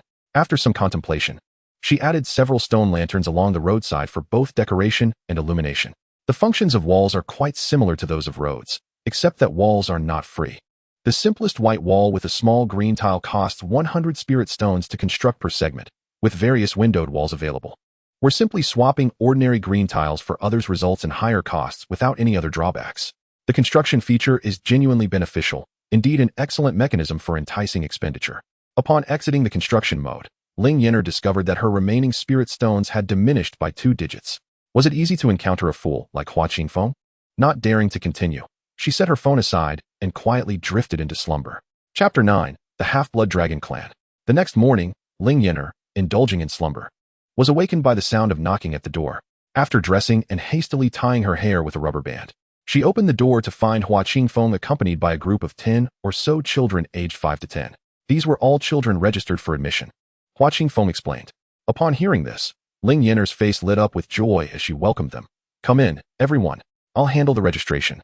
In the end, 7 out of the group registered, all possessing 3, 4, or 5 spirit roots. Judging from the shared surname, they likely belonged to the same family. After cheerfully completing the registrations and sending them off, she asked Hua Qingfeng, have you had breakfast? I have already entered a fasting state, he replied. Having just concluded his meditation, he had seen the group of children inquiring about Ling Yan'er and thus brought them to her. But you had dinner with me yesterday? Ling Yan'er pondered aloud. Isn't it best for cultivators to eat less? Mundane food contains impurities that can affect cultivation. Hua Qingfeng shook his head. I haven't heard of such a notion. However, since the duration of meditation is uncertain, fasting is necessary. The type of food consumed doesn't significantly impact cultivation. Some cultivators struggle to resist gluttony, but I've never heard of it affecting their practice. I see, Ling Yan'er replied. Then, are there any restaurants serving spirit beasts and spirit vegetables? Surely dishes prepared with spirit beasts must taste better. Let's go try. Our spirit stones might not be sufficient. Hua Qingfeng politely declined. Ling Yan'er retrieved 6 high-grade spirit stones meant for Hua Qingfeng's healing. Is this not enough? After all, they are high-grade spirit stones. How can their purchasing power be so low? Hua Qingfeng fell silent for a moment. It's sufficient. He momentarily forgot that the spirit stones on him were given to the other party. Thus, he took the children out for a meal featuring dishes prepared from spirit beasts, and Ling Yan'er declared that she had never tasted such delicious food in her life. She discovered that she had spent less than 1 high-grade spirit stone and felt pleasantly full. Meanwhile, Hua Qingfeng watched as Ling Yan'er consumed a meal that would typically overwhelm even those at the foundation establishment stage with its richness, falling into silence. Logically, Ling Yan'er should have felt stuffed after just a few bites. Upon exiting the eatery and observing Ling Yan'er heading toward the inn, Hua Qingfeng inquired, aren't we going to Yuanyuan Square to recruit more students? Ling Yan'er shook her head. We already have over 30 students. There are only the 2 of us. That should suffice. Managing children is quite tiring. It's just about enough. Hua Qingfeng had initially intended to push for a full count of 50 students, but, considering her words about managing children, reluctantly agreed with Ling Yan'er. To his surprise, upon returning to the inn, they found someone waiting for them. A young man, dressed like a scholar, approached them at the inn's entrance, addressing Ling Yan'er and Hua Qingfeng. Are you the teachers from the Caledonia school? Ling Yan'er joyfully responded to his inquiry. Yes, that's us. Are you here to register for our school? The young man nodded. I was expelled after spending 2 years at Qingshan Academy. Why? Ling Yan'er asked, intrigued. They deemed my talent too exceptional, the young man replied, shaking his folding fan and sighing. Is it truly my fault for being so talented? Ling Yan'er nodded. I see. An expelled student due to being too talented. I told you, it was because my talent was too exceptional. The young man gritted his teeth. All right. Too exceptional, Ling Yan'er replied dismissively. Follow me upstairs. We'll assess your spirit roots for registration. We'll head to school in the afternoon 5 days from now. Bringing him into the room. Ling Yan'er gestured toward the table that had previously been taken out. Come, touch the crystal ball. The young man, knowing about Ling Yan'er's stay at this inn, naturally recognized the crystal ball and complied. As he touched the crystal ball, it transformed from purple to transparent, then emitted a dazzling golden light. With a small golden dragon's ethereal figure spiraling around the crystal ball, the brilliance of the golden light was far more ostentatious than any previously measured. It was as if a treasure had been discovered. Dual spirit roots of gold and wood, 6-4. Recommended to study the nurturing methods for young gold dragons. Recommended to study what? Ling Yan'er gazed at him incredulously, then curiously opened his profile. Long Shuyao. Age, 726. Juvenile stage. Race, dragon. Gender, male. Identity, half-blood dragon clan. Former student of Qingshan Academy. Spirit roots, traits. Dual spirit roots of gold and wood. Cultivation, nascent soul stage. Combat power, 152379. Reputation, -649. Ling Yan'er stared in astonishment at his negative reputation, bewildered. You truly were expelled from Qingshan Academy? What did you do? The young man remained silent. Ling Yan'er took out a pen and asked, name and age? Long Yao, 26. Ling Yan'er paused, pointing at the crystal ball. Little friend. What did it just recommend you to study? Hua Qingfeng silently glanced at the young man, then at Ling Yan'er. Noting that the young man's cultivation level surpassed his by an entire realm, yet Ling Yan'er still referred to him as a little friend? Nurturing methods for young gold dragons? Long Shuyao feigned ignorance and inquired, what does this mean? Am I to raise a dragon? Little Long Suyo, does raising a dragon mean nurturing yourself? Ling Yan'er smiled and replied, pseudonyms hold no sway here. Although you possess mixed blood, you must be aware of your draconic lineage, correct? She gestured towards the crystal sphere, stating, under normal circumstances, what manifests here should reflect your spiritual root characteristics. Yet the juvenile dragon appearing indicates your true form. Taking notes, she added, the demon race is distinct from humans. What emerges is the true essence, not merely the spiritual root. Long Suyo contemplated an immediate departure. Being already in the nascent soul stage, he felt confident that these two could not hinder him. However, sensing no malice from Ling Yan'er, and recognizing that she was aware of his true name and demonic identity, he found her calm demeanor and lack of hostility quite rare. He merely wished to evade the Qingshan Academy for a while, not genuinely intending to enroll. Given their benign intent, he figured he could linger for a time, with the option to flee if necessary. Long Suyo, aged 726, received the enrollment token from Ling Yan'er, who had completed the registration. Here, this is your admission certificate. Do not misplace it. We will meet at the inn entrance or the southern city gate in 5 days' time, she instructed. He accepted the wooden plaque and departed, followed by Hua Qingfeng, who returned to his own quarters. Ling Yan'er flopped onto her bed and marked the task of enrolling 10 students as complete on her phone. The next task involved purchasing a flying boat and bringing the students back to school. Upon clicking purchase, an antiquated 3-tiered flying boat materialized in her backpack, nestled alongside the enrollment desk. The enrollment desk displayed a temporary countdown, while the flying boat did not. It appeared that this phase of enrollment had been successfully concluded. Alas, it seemed no new structures had emerged. The experience points for upgrading the school were only halfway, indicating a long road ahead. Chapter 10, a brief introduction to the school. The subsequent days were spent exploring the city with Hua Qingfeng. Each evening, after returning to the inn, students arrived to register, filling an entire class of 50 spots. Ling Yan'er regretfully turned away latecomers, advising them to return next year.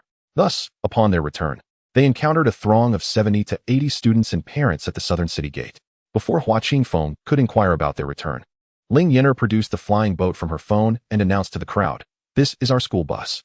For children returning on weekends, we will bring them here. So parents, please remember to pick them up. The 3-tiered flying boat occupied a considerable space but floated gracefully, equipped with a wooden staircase for boarding. Flanked by handrails that promised safety, Lu Yixian led the children of the Lu family aboard, followed by those from the other 2 families. while a handful of independent cultivators brought up the rear. Long Suyo stood beside Ling Yan'er as they boarded together.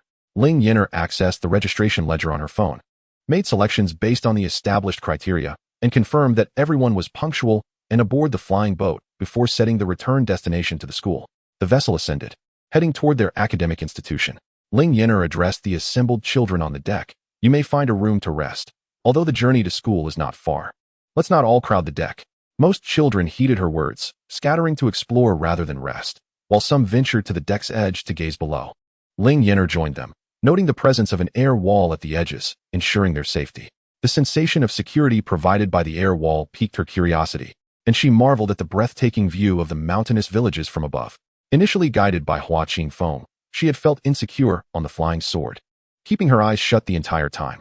After a while, she sought out an unoccupied room, discovering it spacious and well-equipped with a bed, chairs, a wardrobe, and even a bathroom with a tub. The teapot on the table could dispense hot water, and the view from the window offered a unique perspective. The only drawback was that the furniture was fixed in place, preventing her from moving it to enjoy the view more comfortably. Ling Yan'er mused as she stood for a moment before succumbing to her desire to lie down. After browsing videos for a while, the flying boat came to a stop, and although there was no jolt, Hua Qingfeng approached to gather everyone. All had disembarked except for Ling Yan'er. Have we arrived so soon? She wondered, peering out the window to behold the magnificent celestial tree that had cost 200,000 spirit stones. Its trunk was robust, yet its leaves appeared sparse and withered, perhaps a consequence of the season. Nevertheless, it was a celestial tree, and the rarity of such a specimen stirred a longing within her. Not purchasing it would be a missed opportunity. Ling Yan'er and Hua Qingfeng descended the staircase from the flying boat and opened the school's grand doors. Those who had never visited the school found it satisfactory, but Hua Qingfeng, recalling its previous state, regarded Ling Yan'er with astonishment. This is what the school looks like. It seems rather ordinary, though certainly better than I had imagined. Thankfully, it is not merely a single classroom. Everyone, please enter the classroom to pay your tuition. Today, we will collect fees and allocate dormitories. Textbooks will be distributed tomorrow, and classes will commence the day after, Ling Yan'er instructed, opening the classroom door. Please find a seat. Each student has an assigned place, and parents may sit temporarily with their children. Following her were the few independent cultivators and Lu Yixian, who had brought children along. Once everyone was seated, Ling Yan'er took the chalk from the podium and wrote the tuition amount on the blackboard. The tuition for the primary school semester is 589 lower-grade spirit stones. This is the fee for half a year, meaning payments are required biannually. She explained. The school operates on a schedule of 5 days of classes followed by 2 days of rest. During the rest days, students may return home or remain at school, but no classes will be held. She continued, currently, the school's layout is simple. The dormitory is directly opposite. The first and second floors accommodate student dormitories, while the third floor houses faculty quarters. Each room accommodates 8 students. Boys reside on the first floor and girls on the second. Adjacent to the classrooms is our teacher's office, where instructors will rest during breaks. Should you have inquiries, feel free to approach the relevant teacher in the office. Beside the 2 peach blossom trees, there is a library and a demon suppression tower. The library boasts an extensive collection of books, including cultivation techniques, alchemy recipes, and talisman formations. Those interested may borrow them. However, those without cultivation cannot yet access the cultivation techniques. The demon suppression tower serves as a place to hone your learning, with specialized courses forthcoming. In primary school, cultural courses will comprise a greater proportion than cultivation courses. The requirement for graduation is reaching the foundation establishment stage, but mere attainment is insufficient. Students must also meet the standards for cultural course examinations. Long Suyo and Lu Yixian, given your unique curriculum, your tuition and classes will differ somewhat from your peers. Your cultivation classes will not align with those of the other students, while the remaining courses will be the same. Are there any questions? Ling Yan'er inquired after concluding her introduction. The crowd collectively shook their heads. Ling Yan'er had provided a comprehensive introduction, and moreover, no one knew what further questions to pose. The Qianxian Academy was the only known institution for cultivating immortality, yet entry required a series of assessments, and it was unlikely they would offer a detailed overview of the internal workings. Observing the absence of inquiries, Ling Yan'er pointed to a child seated in the first row on the left, saying, "Since there are no further questions, let us begin with this student from the first row to pay their tuition in succession. If you are not prepared, you may defer your payment for now, this afternoon. I will take the parents back to Lingyun City via a flying boat, and we shall return together. However, I must clarify that the enrollment period each year runs from June to July, and once registered, there is only 1 day allotted for tuition payment, which is today, August 1st. The payment schedule for the next semester will be communicated to students after the conclusion of this term's classes. Thus, if you return home today, you will need to pay next year on this very day to attend classes. Chapter 11. The Dormitory. Upon finishing her remarks, Ling Yan'er retrieved the registration forms she had previously collected and inquired of the waiting child. What is your name? The child, while producing a spirit stone, replied, I am Lu Jingyu. After locating the child's name and confirming the quantity of spirit stones, Ling Yan'er deposited them into a mobile application and returned the pouch containing the stones. She then drew out several large bunches of keys from her app's inventory, selecting one that bore the number 201 and handed it to her. This is the key to your dormitory. Ensure you keep it safe and do not lose it. Once Lu Jingyu had collected her pouch and key and departed, Ling Yan'er called out, All right, next. It took a full 2 hours to collect tuition from all the students, particularly the hefty fees from Lu Yixian and Long Shuyao, which significantly filled Ling Yan'er's previously depleted purse. Thankfully, she had been prudent enough to tentatively deposit just one high-grade spirit stone, while the count remained that of low-grade spirit stones. Previously, when she had deposited mid-grade spirit stones, they became irretrievable and were counted solely as low-grade. The same occurred now, where inserting a high-grade spirit stone resulted in a total reaching millions. Indeed, one high-grade stone equated to 1,000,000 low-grade stones. With tuition settled, it was time to escort the students to their dormitories. Ling Yan'er stood up and announced, Now that everyone has received their keys, let us proceed to the dormitories to settle in. Afterward, you will have some free time to rest. Parents are to gather under the trees in the courtyard half an hour later, and I will transport you back to Lingyun City via the flying boat. In fact, there were only 5 parents present, all of whom were independent practitioners. Ling Yan'er led the group to the base of the dormitory building. Each key has a room number. Rooms 101 to 104 are on the first floor, while 201 to 204 are on the second floor. If you wish to room with a friend, you may exchange keys, but once an exchange is confirmed, it cannot be changed again. The dormitory lights will be extinguished at 10 in the evening. At that hour, you are to retire without speaking or disturbing your classmates. Should a teacher receive a complaint about noise after lights out, the culprits will face disciplinary action. Tomorrow, we will gather in the classroom at the hour of the snake. Now, you are dismissed. Although the meaning of Ling Yan'er's dismissal was not fully grasped, the children inferred its intent. A group of youngsters began to call out to one another, inquiring about their respective rooms. Although they could not comprehend the Arabic numerals, they could still recognize identical numbers. Ling Feng and Ling Yu, having both paid their tuition through Ling Feng, received matching keys indicating the same number. Despite their inability to read, they noted a wooden sign above the door, bearing the same design as their key, confirming they were assigned to the same room. Ling Feng led his brother to room 104, and upon inserting the key into the lock and turning it, the door swung open. Just as he opened the door, another person approached, Su Mingyue, who was also assigned to this room. As they entered, Ling Yu was taken aback. Wow, what a spacious room. He had previously imagined that a room shared by 8 would be cramped, yet inside, it was quite airy, with 4 beds on the left and 4 on the right, each separated by a considerable distance. Although there were no screens between them, a wardrobe and a bedside table divided the space. Ling Yu dashed to a bed by the window, exclaiming to Ling Feng, Brother, I want to sleep here. You take the one next to me. The bed by the window was the innermost one, and Ling Feng nodded in agreement, feeling reassured. Su Mingyue casually selected a bed, showing little concern for the arrangements. With their belongings contained within Ling Feng's storage bag, and Ling Yu having no tasks at hand, he opened the window. Outside, he glimpsed the trees, only vaguely visible. But as he attempted to lean out and get a better view, he discovered an invisible barrier similar to that on the flying boat, though nothing obstructed him. He could not pass through. Previously, his brother had mentioned it might be a formation, and Ling Yu chose not to dwell on it further. The few trees outside were not particularly interesting, so Ling Yu scampered back to his brother's side. Brother, the window has the same formation as on the boat. We can't get out. Ling Feng noticed the bedding on the beds and affectionately ruffled his younger brother's hair. Our quilts are pristine. Not only were they immaculate, but Ling Feng also felt embarrassed to take out his own quilt, given the brand new bedding provided. Although the school bore a cumbersome name and charged a considerable fee, the ample spiritual energy in the classrooms and the quality of the dormitory accommodations made it undeniably worthwhile. While Ling Feng and Ling Yu marveled at their dormitory, Lu Yiyun and Long Shuyao stood flanking Ling Yan'er, with Lu Yiyun asking, My tuition of 1 high-grade spirit stone, surely I won't be crammed into a room with those who only paid a few hundred low-grade stones? He had never lived in a room shared by 8. Of course not. Ling Yan'er pointed to the key in Lu Yiyun's hand. Yours is the best 2-person room in the school, perfectly suited for the 2 of you, located on the 3rd floor, equivalent to the accommodations provided for our teachers. Though Lu Yun remained somewhat dissatisfied with the two-person arrangement, Ling Yan'er's assurance of it being the best prompted him to merely click his tongue in silence. All right, let us proceed to the third floor. Ling Yan'er led the way up the central staircase of the dormitory. Ling Yan'er guided Lu Yun, Long Shuyao, and the unoccupied Hua Qingfeng to room 303, gesturing for Lu Yun to open the door. Upon entering, they were greeted by a living area. With a four-seat wooden sofa against the left wall and a rectangular wooden coffee table in front, surrounded by two single armchairs, adorned with several square cushions. Next to the sofa was an arched door leading to the balcony. Ling Yan'er stepped out onto the balcony, pointing to the drying rack above. This is the balcony. You can hang your clothes on the rack.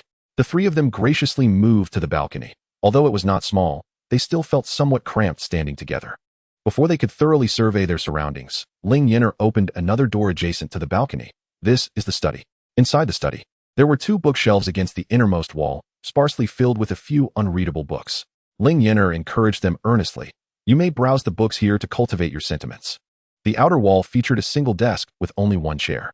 It's a bit small. Lu Yixian offered a candid assessment. Not even a quarter of my study. Having a study at all is a luxury. Stop being so picky, Long Shuyao retorted, though he too harbored some dissatisfaction. You are here to learn, not to indulge in luxury. Chapter 12, The Library. Ling Yan'er stifled a laugh, tiptoeing to pat Lu Yixian on the shoulder. Look, your classmate demonstrates great awareness. You ought to learn from him. Lu Yixian was utterly perplexed, but I merely spoke the truth. Hua Qingfeng patted Lu Yixian's shoulder, remaining silent as he followed Ling Yan'er to explore. Long Shuyao raised his hand to pat Lu Yixian's shoulder as well, but Lu Yixian deftly evaded. Ling Yan'er strolled to the right corridor. It was still daytime, and the surroundings were clearly visible without the need for lights. She casually twisted the knob of the door on the right. Since the exterior was a study, this room lacked windows. Yet it was equipped with all the necessary furnishings, a bed, a bedside table, a wardrobe, and even a small writing desk. Near the outer edge stood a folding screen adorned with a landscape painting. Ling Yan'er pressed a switch at the entrance. This is the light switch. Pushing it this way turns it on, and this way turns it off. Not only is there a switch by the door, but there's also one by the bedside. The third floor has no lights out time, and since each of you has your own room, you won't disturb one another. If you choose to keep the lights on all night, that's perfectly fine. Long Shuyao opened another door, revealing a room identical in layout, with a window facing the corridor. Ling Yan'er then opened the wardrobe to provide an introduction before leading everyone to the end of the corridor, saying, this area houses the restroom and bathroom. Opening the door revealed a long, narrow restroom. The restroom and bathroom were designed with a wet and dry separation. On the bathroom side, there was a wooden tub and a wooden rack for placing shower gel, shampoo, and clothes. On the restroom side, apart from the squat toilet and water tank, there was a washstand with a mirror, beside which were several small cabinets with compartments for combs and cosmetics. Hooks on the wall were available for hanging towels. Ling Yan'er approached the squat toilet, pressed a button, and was greeted by the sound of rushing water. Remember to flush after using the toilet. Otherwise, if you smell bad, it's not my concern. She then turned on the tap at the washstand and washed her hands. She opened the bathroom door. Come in, let me explain. This red switch is for hot water, and this blue switch is for cold water. You can adjust the temperature while bathing, and once you're done, pull out the plug, and the water will drain away. Of course, if you find this communal tub unappealing, you can store it away and use your own instead. Just be sure to return it afterwards so it doesn't inconvenience your roommate. Ling Yan'er directed her gaze at Lu Yixian as she spoke. Lu Yixian replied with a smirk. Well, I'll use my own. Someone else can certainly treat this as their own. Ling Yan'er deftly shifted the topic. We've covered most of the essentials. You should be able to manage. Choose a room to stay in. Teacher Hua and I will return to our own room. If you encounter any difficulties, just ponder a bit more, and if you truly can't figure it out, then feel free to consult the teacher. With that, she took Hua Qingfeng and left. Upon exiting, Ling Yan'er handed Hua Qingfeng a key. You'll be staying in room 302, which is this one by the stairs. She gestured toward the room, saying, the layout and furnishings are identical. You heard the introduction earlier, so you shouldn't have any issues, right? Hua Qingfeng shook his head. I remember everything. The dormitory is quite convenient. The Qiantian Sect, despite its reputation as the foremost sect, doesn't offer such convenient accommodations. In fact, it's exceedingly convenient. Even the Qiantian Sect doesn't have such accessible water, let alone hot water. Ah, right, keep the key safe and follow me. Ling Yan'er suddenly recalled upon hearing Qiantian Sect. You're still using their cultivation method, aren't you? Although I'm not particularly concerned about what technique you use. As a teacher at our school, it would be prudent for you to learn anew. Let me take you to the library. Oh no, the collection building. I'll help you find a suitable method. Let us switch it before the semester begins. It wouldn't be ideal if Qiantian Sect approached us claiming we taught them their techniques. Ling Yan'er's expression turned grave. You may need to put in some effort to readjust. Although Hua Qingfeng had previously been indifferent to the matter, Ling Yan'er's words instilled a sense of worry in him. He held little trust in the character of those from the Qiantian Sect. Don't worry, Hua Qingfeng reassured. They haven't even entered the path yet. Lu Yixian and Long Shuyao are both your students. I can quickly resume my cultivation. That I'm not worried about, Ling Yan'er said, hastily leading Hua Qingfeng to the collection building. Upon opening the door, Hua Qingfeng was taken aback by the spaciousness, which exceeded his expectations. The interior was filled with densely packed bookshelves. Some held paper books, while others contained jade slips. Surrounding the windows were 4 desks, each separated by wooden stands with potted plants to ensure a degree of privacy. On the desk closest to the entrance lay several large stacks of books and clothing. Clearly, Ling Yan'er did not intend for him to peruse those. She guided him to a spacious platform at the center. This platform was a wooden circular board, elevated by a step above the surrounding wooden floor, adorned with intricate mountain and water carvings. Ling Yan'er pulled Hua Qingfeng onto the platform. But before he could take in the patterns beneath, darkness enveloped him. Blinking, he wondered if it had all been an illusion, yet the surrounding bookshelves were unmistakably different. Previously dominated by paper books, this area was clearly filled with more jade slips. The desks surrounding the windows had transformed into more private compartments. Ling Yan'er checked her phone for direction before leading Hua Qingfeng into one of the compartments. Inside, there was a sealed container. Ling Yan'er opened the door intending to push Hua Qingfeng inside, but suddenly recalled. Oh right, we need to select a technique first. Let us choose the technique before proceeding. She then led Hua Qingfeng out of the small compartment, gesturing grandly toward the rows of bookshelves in the center. Go ahead, select a technique that suits you. This is the 5th floor. If you don't find a suitable technique here, you can ascend to the platform we arrived at. Simply think of the floor number, and you can go there. The highest floor is the 9th. The jade slips here are said to be quite selective. It's rumored that only those with fate can pick them up. However, I suspect that someone with your all-encompassing talent should be able to learn any of them. So feel free to choose one you fancy. Since the selection of a technique was the priority, Ling Yan'er relaxed and casually added, the machine in that room we just visited is a technique converter. Once you've chosen a technique, enter it. Place the jade slip in the designated spot, lie down, close the door, and wait for it to open automatically. That should indicate the conversion is complete. She was due to return the parents to Lingyun City soon, so she likely wouldn't witness Hua Qingfeng's conversion of techniques. With this thought, Ling Yan'er sighed. After converting your technique, choose a jade slip to study at your leisure. For practice, head to the demon suppression tower next door. While the initial monsters might be weak, they're perfect for familiarizing yourself with the technique. The higher floors will house increasingly powerful creatures, making it an excellent place to hone your skills, and if you sustain fatal injuries, you'll be automatically teleported out. Most importantly, every floor offers rewards. It's a pity my combat prowess is low, otherwise, I would certainly strive to conquer that tower. It's truly painful to think about missing out on the system's benefits. Chapter 13, Dongfang Zichu. Understood, Hua Qingfeng replied affirmatively. Ling Yan'er, noticing that he had been selecting jade slips for a while, departed, completely unaware of the astonishment Hua Qingfeng felt upon encountering these jade slip techniques. Although these slips encompassed not only techniques, but also alchemical formulas, formations, talismans, beast introductions, spirit-beast descriptions, geographical maps, and secret realms.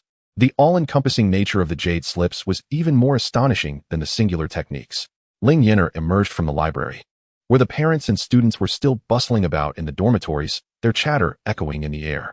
With a glance around, she resolved to visit the immortal tree and the chessboard. Though the immortal tree was immensely prominent, its sturdy branches visible from every angle, its state was rather disappointing.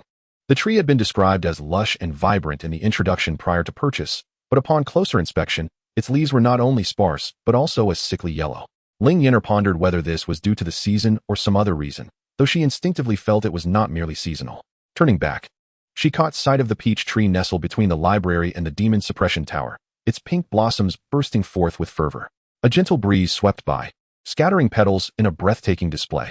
In stark contrast, the immortal tree bore hardly any leaves, and she feared that a gust might leave it completely bare. As she approached the tree, its enormity became even more apparent. Its trunk was so wide that it would take at least 3 people to encircle it.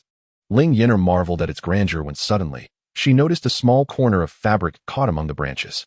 Unable to reach it from the ground, she unhesitatingly stepped onto the chess table to stretch her hand out. Grasping the fabric, she pulled it down, and before she could appreciate the substantial weight in her hand, her eyes widened in shock. It was a diminutive boy, no larger than a palm, clad in a bluish-green outfit, with hair that shimmered with hints of gold. He squirmed vigorously in her grip, his tiny mouth emitting a childish voice. "Release me at once." "Not a chance," Ling Yan'er retorted, lifting the little figure closer. "What are you doing on my tree? How did you end up at our school?" "This is not your tree. It is my true form," the little one frowned. "Did you move me here while I was asleep? I paid 200,000 spirit stones for this tree. It belongs to me." Ling Yan'er countered with determination. "Little fellow, you are now mine as well. Who dares to intrude upon the sacred ruins and steal a tree?" "What sacred ruins?" Ling Yan'er asked, puzzled. "Is it the territory of the demon clan? I shall inquire if Long Suyo knows anything about it. Since you are here now, it belongs to our school. I have found you the best spot," she continued. The little being looked around, confused. "What is a school? Is it so cramped?" "A school is a place for learning. For imparting knowledge," she explained. "Moreover, our school has just begun enrolling students, and our teaching staff is still limited. As more teachers join, we will have more students, and the school will expand. After all, the multitude of shops and functional buildings required space. I am Ling Yan'er, the principal of this school, which I manage." She then inquired, "What is your name?" The introduction mentioned your true form is an immortal tree. Have you attained immortality? Why do you have so few leaves? Do tree spirits shed leaves seasonally as well? My surname is Dongfang, and my name is Chu, he replied, gazing down at his small hands. I was once injured. My power has waned, and soon I will vanish. Vanish? Ling Yan'er gasped in disbelief. If Dongfang Zichu were to disappear, her 200,000 spirit stones would be wasted. No wonder the system shop had marked it down for a limited time. She had mistakenly thought the system was being benevolent with a special offer. Where were you injured? Ling Yan'er released her grip on his legs, tugging at his arms and legs as if to examine him closely. We can treat your injuries. I 1T charge you spirit stones. Dongfang Zichu frowned, resisting her attempts to inspect him. The injury is to my true form. This corporeal manifestation is unharmed, merely weakened. Had he possessed even a modicum of cultivation, he wouldn't have been so easily subjected to her scrutiny. Ling Yan'er circled the tree several times, inspecting the branches and bark, and found it to be quite healthy, aside from its lack of foliage. Just as she was pondering this, 5 parents of scattered cultivators approached her. Su Qinghao addressed her, Teacher Ling. Suyu has settled in nicely. Shall we return to Lingyun City? Before arriving at the school, they had felt some trepidation. But upon seeing Lu Yixian and several other small families with their children here, even the Lu family's young master, they felt entirely at ease regarding their children's education. Although 600 spirit stones seemed somewhat steep, considering the esteemed families also paid similar amounts, it didn't feel quite so exorbitant. Noticing all 5 parents present, Ling Yan'er pulled out her phone to check the time. It was already 5 in the afternoon. Since it's this late, why don't we have dinner before leaving? You can also see the dining hall where the children eat. Su Qinghe and the others nodded in agreement, following Ling Yan'er to the dining hall. The room appeared small from the outside, comparable in size to a classroom, but upon entering, it revealed itself to be several times larger, capable of accommodating 1,000 or 2,000 individuals. Ling Yan'er led the parents to the serving counter, retrieving a tray from the shelf at the window. Everyone, please take a tray. She then excitedly rushed to the front window, exclaiming, let me see what delicious offerings the dining hall has today. Feel free to take whatever you like. Your children have already paid their tuition and can eat for free. And it's perfectly fine for you parents to enjoy a meal at no charge. The dining hall truly boasted an impressive array of dishes. Having dined there for over 3 months previously, she had noticed the daily rotation of menu items. After Hua Qingfeng arrived, the dining hall was upgraded, expanding both its capacity and the variety of dishes, all of which were more delectable than before. Wow, they even have boiled chicken. I haven't had that in ages. It's decided, tonight's dinner will be that. Ling Yan'er filled her tray with a bowl of soup and selected her favorite dishes to fill the bowl, adding a small plate of pickled vegetables and a bowl of snow fungus soup, before finally retrieving a bowl of rice at the end. The items she took were instantly replenished, as if they had never disappeared. Su Qinghe and the others felt somewhat reserved, but seeing Ling Yan'er's carefree demeanor, they imitated her, choosing several items. Although most of the dishes were unfamiliar, they conferred among themselves and opted for a variety, just in case one of the dishes was unpalatable. Afterward, Ling Yan'er carried her tray to a window-side seat and pulled Dongfang Zichu from her sleeve. Little Zichu, come and taste the snow fungus soup. It's absolutely delightful. Having been tucked away in her sleeve and feeling too bashful to touch a girl, Dongfang Zichu had remained still, but once placed on the table, he cautiously moved his small hands. I don't eat. Ling Yan'er brought a spoonful of soup to his lips. Just try it, it's sweet. He leaned back and turned his head, but couldn't evade her. So he reluctantly drank from the spoon. Cradling it with both hands, he declared, I can do it myself. Ling Yan'er cheerfully relinquished the spoon. All right, take your time. Su Qinghe and the others sat at another table, glancing over at Ling Yan'er and Dongfang Zichu, but they wisely refrained from asking questions. After finishing their meal, Ling Yan'er led the group onto a boat. She distributed a jade slip to each person, stating, "If any of you cannot come to pick up your child and need to leave them at school, simply channel your spiritual energy into this jade slip and inform it that you cannot pick them up this week." It serves as a message. While the teachers may not reply immediately due to classes or breaks, rest assured that they will receive your communication. Of course, if there's a chance to contact the children, I can certainly convey a message. Ling Yan'er elucidated. The 5 parents nodded in comprehension, acknowledging her intent. Agreed. Naturally, teachers might also utilize this means to reach out to parents. For instance, if a child were to sustain an injury at school or cause mischief, the teacher would employ this jade slip to inform the parents. Absolutely, the parents responded in unison. After discussing various precautions with the parents, they had nearly arrived at Lingyan City. When the parents disembarked from the flying boat, it had yet to reach the designated destination on Ling Yan'er's phone. It ascended swiftly, almost as if teleporting to the school. Even Dongfang Zichu, seated before Ling Yan'er, was taken aback. Back so soon? Ling Yan'er nodded mournfully. This wretched vessel seems fearful of my enjoying myself outdoors. What harm is there in a little playtime? Once Ling Yan'er exited the flying boat and stored it within her gaming backpack, she proceeded to knock on doors one by one, allowing the children to head to the cafeteria for their meals. After ensuring that Lu Yixian and Long Xiao inside had heard her on the 3rd floor, Ling Yan'er dashed to the library, first confirming with her phone that Hua Qingfeng was on the 7th floor. She then tucked her phone away and lifted Dongfang Zichu from her shoulder into her hands. "Come, I shall introduce you to the sole teacher at our school." Dongfang Zichu was quite resistant to being carried, yet his struggles proved futile. "Have you not yet found a suitable cultivation method?" Ling Yan'er inquired upon reaching the 7th floor and locating Hua Qingfeng. "Not quite. There are simply too many suitable ones, and I wish to explore more," Hua Qingfeng replied. "In that case," Ling Yan'er mused, stroking her chin, "it would be better to ascend to the 9th floor and choose from the finest. I just came down from the 9th floor. I cannot even trigger the methods from the upper 2 levels, at most only those from the 7th, Hua Qingfeng stated. "After reviewing these last 2 jade slips, I should be able to make my selection." Hua Qingfeng was no fool, given the abundance of options. He naturally aimed for the best. However, the unfortunate reality was that the 9th and 8th floors offered no methods he could grasp, although there were several spells available, which he was not in a hurry to learn. In truth, the selection of methods available to him on the 7th floor was limited, yet each surpassed his current capabilities, each one sufficiently astounding, even promising the potential for ascension. It is worth noting that many cultivation methods are ordinary, with most only capable of reaching the foundation establishment stage, necessitating a switch thereafter. His previous techniques at the Qiantian Sect were commendable, but sufficient only for reaching the Great Ascension. The subsequent methods would require his own pursuit. He recalled his master mentioning that each individual's path is unique, thus necessitating personal enlightenment. Until Ling Yan'er departed, he had not encountered the dazzling array of jade slips and found his master's words quite reasonable. Enlightenment? Why seek it when the broad path paved by predecessors is so appealing? Hua Qingfeng had initially examined the jade slips on the 5th floor, which could also lead to ascension. The distinction between the slips on the 5th and 7th floors lay not in their rarity, but in their difficulty. The methods he observed on the 5th floor were easily comprehensible at a glance, while those on the 7th required deeper reflection. The methods on the 8th floor were not beyond his understanding, yet they demanded considerable time, and on the 9th floor, they utterly eluded him. Previously, during the assessment, he had also glimpsed Lu Yixian's 10,000 Things decision on the 8th floor. He found it profoundly intricate, unable even to discern its category. Ling Yan'er sat on the edge of her bed, engrossed in her phone, directing Dongfang Zichu, "Call me when he completes his selection of methods. If you are curious about the library's collection, feel free to explore. I shall occupy myself with my phone for a while." "A phone? Is that your magical artifact?" Dongfang Zichu inquired curiously after observing Ling Yan'er use it multiple times.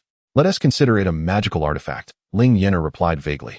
"I'm not entirely certain of its workings. Regardless, even if I forget where I placed it, calling out a couple of times will summon it back to my hand." Dongfang Zichu remained intrigued by the library, and upon Ling Yan'er finishing her explanation, he leapt off the table, hands clasped behind his back, and strolled into the midst of the bookshelves. So adorable. Ling Yan'er could not contain herself, snapping several photographs with her phone. Fortunate that she had muted the sound and disabled the flash, thus drawing no attention. A grand bookshelf, a palm-sized little figure, utterly charming. Ling Yan'er accessed the library and initiated a search. Methods for planting trees. Instantly, dozens of titles appeared, but upon inspection, they all conveyed similar meanings. "How long will it take to read all of these?" Ling Yan'er muttered. She revised her search to planting celestial trees. This time, not a single result emerged. What a disappointment. Ling Yan'er tried again. Management of tree diseases and pests. Finally, around 10 titles appeared. She added each book to her backpack, intending to examine their tables of contents one by one, uncertain if any contained information on addressing Dongfang Zichu's original body issues. After all, she had long wished to raise a BJD doll, but during her time in the modern world, she could not afford one. Who could have anticipated that she would find herself in a position to care for one after crossing over? What if something happened to his original body, and her BJD doll vanished? Other topics had even brief introductions, including bamboo groves and flower beds, but celestial trees, aside from sharing the name, had no additional descriptions whatsoever. Especially the flower beds, which included a charming little story. How absurd. Chapter 15. The Fortuitous Mascot Teacher. Hua Qingfeng was indeed quick. It wasn't long before he made his selection. After careful consideration, he chose a method called 16-character wonderful decision, primarily because he found it exceedingly intriguing. Each layer involved comprehending 16 characters, and upon understanding them, he would automatically grasp the next layer, continuing this process for the subsequent 16 characters. He had never encountered such a cultivation method before. Now that you've made your selection, shall we descend? Ling Yan'er proposed. However, Dongfang Zichu showed no interest in Ling Yan'er, indicating he wished to continue his reading. He had picked up a volume on natural history to peruse. Oddly enough, the book, which should have been larger than him, appeared to shrink to merely slightly larger than the size of his palm once it reached his hands. It was unclear whether this was due to the nature of the library's books or Dongfang Zichu's own magic. With Dongfang Zichu opting to remain upstairs, Ling Yan'er and Hua Qingfeng proceeded downstairs alone. Upon reaching the 5th floor, they entered a room equipped with a converter. Ling Yan'er, brimming with excitement, assisted Hua Qingfeng in placing the cultivation method into the machine slot, then encouraged him to lie down. Hua Qingfeng, bewildered by her enthusiasm yet compliant, lay down and closed his eyes. Ling Yan'er shut the door and pressed the switch as a transparent glass panel rose, enveloping the space in a haze of white mist, causing Hua Qingfeng to feel as if he had instantly fallen asleep. From the outside, the machine flickered with red and blue lights. Ling Yan'er pulled out her phone to check, which displayed cultivation method conversion in progress, estimated completion in 47 hours, 59 minutes, and 23 seconds. How infuriating. It takes 2 whole days. Ling Yan'er grumbled, having anticipated a swift conversion.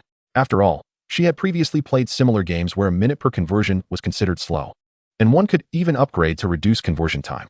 This device, however, could not be upgraded and required 2 days. If Ling Yan'er were to claim that she possessed a painless conversion method that merely took 2 days, others would likely be clamoring to get their hands on it. Which conversion of a cultivation method does not first require abandoning the original technique and then retraining? Assessing the lengthy time ahead, Ling Yan'er decided to return to her dormitory. Though she had assigned herself the first room on the 3rd floor, she had yet to visit it.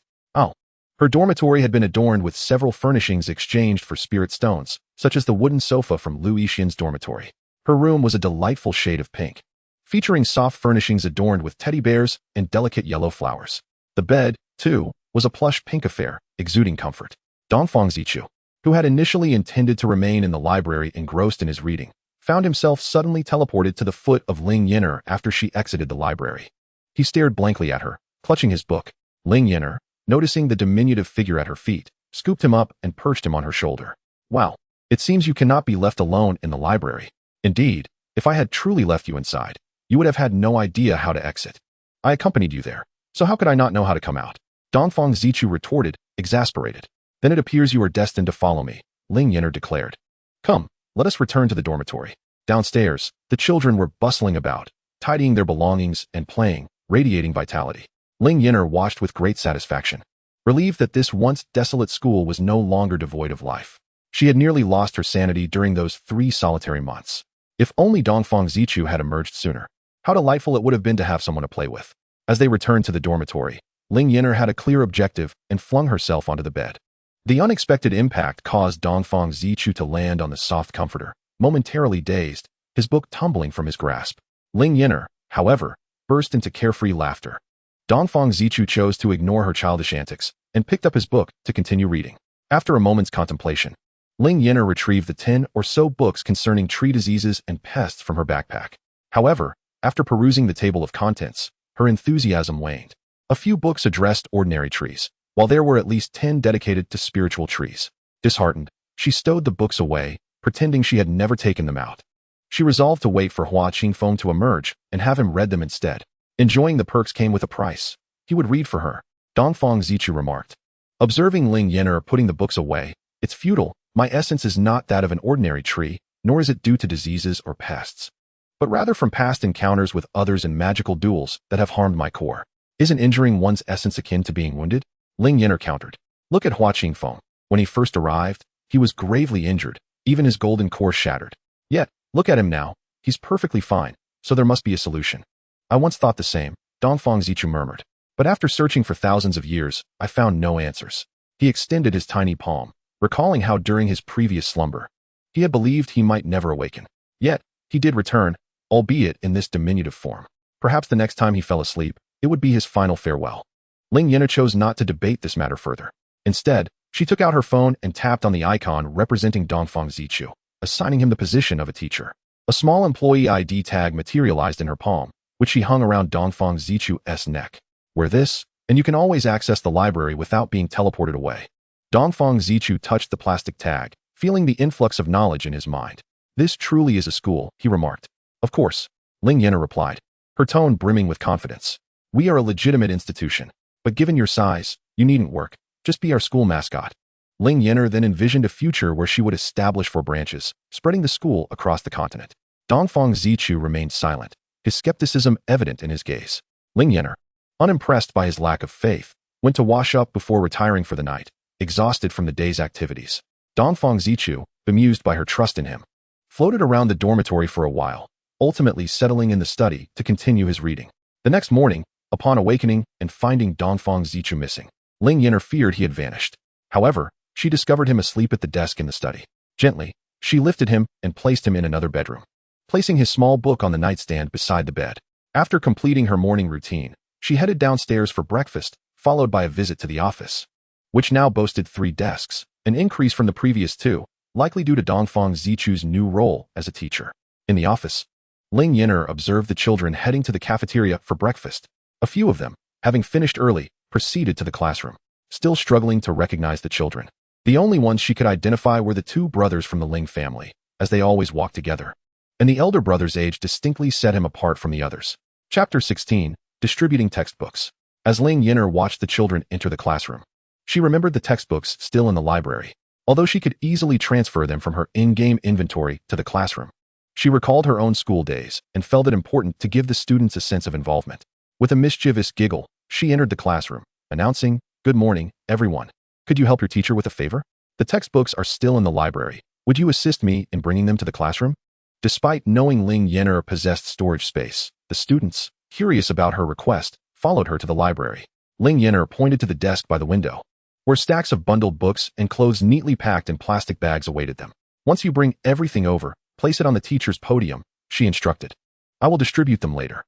Thus, Ling Yan'er, with no qualms, directed the majority of the 5- and 6-year-old children to move the items while she stood by, guiding them on what needed to be transported. After all, she was merely a delicate girl. These tasks were the children's responsibility. Unfazed by the presence of a 5- or 6-year-old girl assisting, she believed many hands make light work. Before long, they had nearly finished. The most significant contributor was undoubtedly Liu Yixian, who utilized his storage ring to carry the remaining items before heading to the classroom. Ling Yan'er took a seat at the teacher's podium, playing with her phone while awaiting the clock to strike 9. Surprisingly, even before the designated time, the students had already gathered. Today's primary agenda was to distribute textbooks, workbooks, and writing instruments, as well as their uniforms. Although we have 4 sets of uniforms, they only include the outer garments. You will need to provide your own undergarments. In class days, everyone must wear the school uniform, while on non-class days, you may wear whatever you like, Ling Yan'er explained. Before distributing the textbooks and uniforms, let us first select class representatives and monitors. She continued. Once we elect a class leader, they will assist the teacher in managing their classmates. With that, Ling Yan'er wrote the titles of the class leader, dormitory leader, labor committee member, Chinese language representative, mathematics representative, and cultivation representative on the blackboard. Ling Yan'er found it fascinating that although she wrote in modern simplified characters, the words appeared in a different script upon being inscribed. Some resembled traditional characters, but were not entirely the same. Intriguingly, despite their unfamiliarity, she could comprehend them. All the children, having started learning in elementary school, were familiar with the basics, and there was no immediate need for representatives in other subjects. The class leaders are responsible for coordinating and managing various affairs. The labor committee member supervises the cleanliness of the classroom, while the dormitory head oversees the management of the dormitory, including resolving conflicts and maintaining hygiene within it. I understand that you may not fully grasp the roles of these class leaders at this moment, but once everyone becomes acquainted, the significance will be clearer. The class leaders are not static. They change every semester. Now, if anyone wishes to be the class leader, please raise your hand, Ling Yan'er inquired. The students looked around, but no one raised a hand. Long Suyo, sitting at the back, chuckled softly and was subsequently called upon by Ling Yan'er, since no one seems willing to recommend themselves. I will call on you, Long Suyo. No, Long Suyo promptly declined, but before he could articulate his reasons, Lu Yixian gracefully raised her hand. Let me do it, teacher. Ling Yan'er glanced at Lu Yixian and replied, all right, you shall take the role. With that, she inscribed Lu Yixian's name next to the title of class leader. The dormitory head would convene with everyone after they returned to the dormitory, so there was no rush. Ling Yan'er moved on, asking, who is willing to be the labor committee member? Perhaps encouraged by Lu Yixian's initiative, several children from the Lu family raised their hands, followed by the children from 2 other families that had come with them. In a synchronized display, 2 to 3 dozen hands shot up, leaving Ling Yan'er in a quandary. Everyone is quite enthusiastic.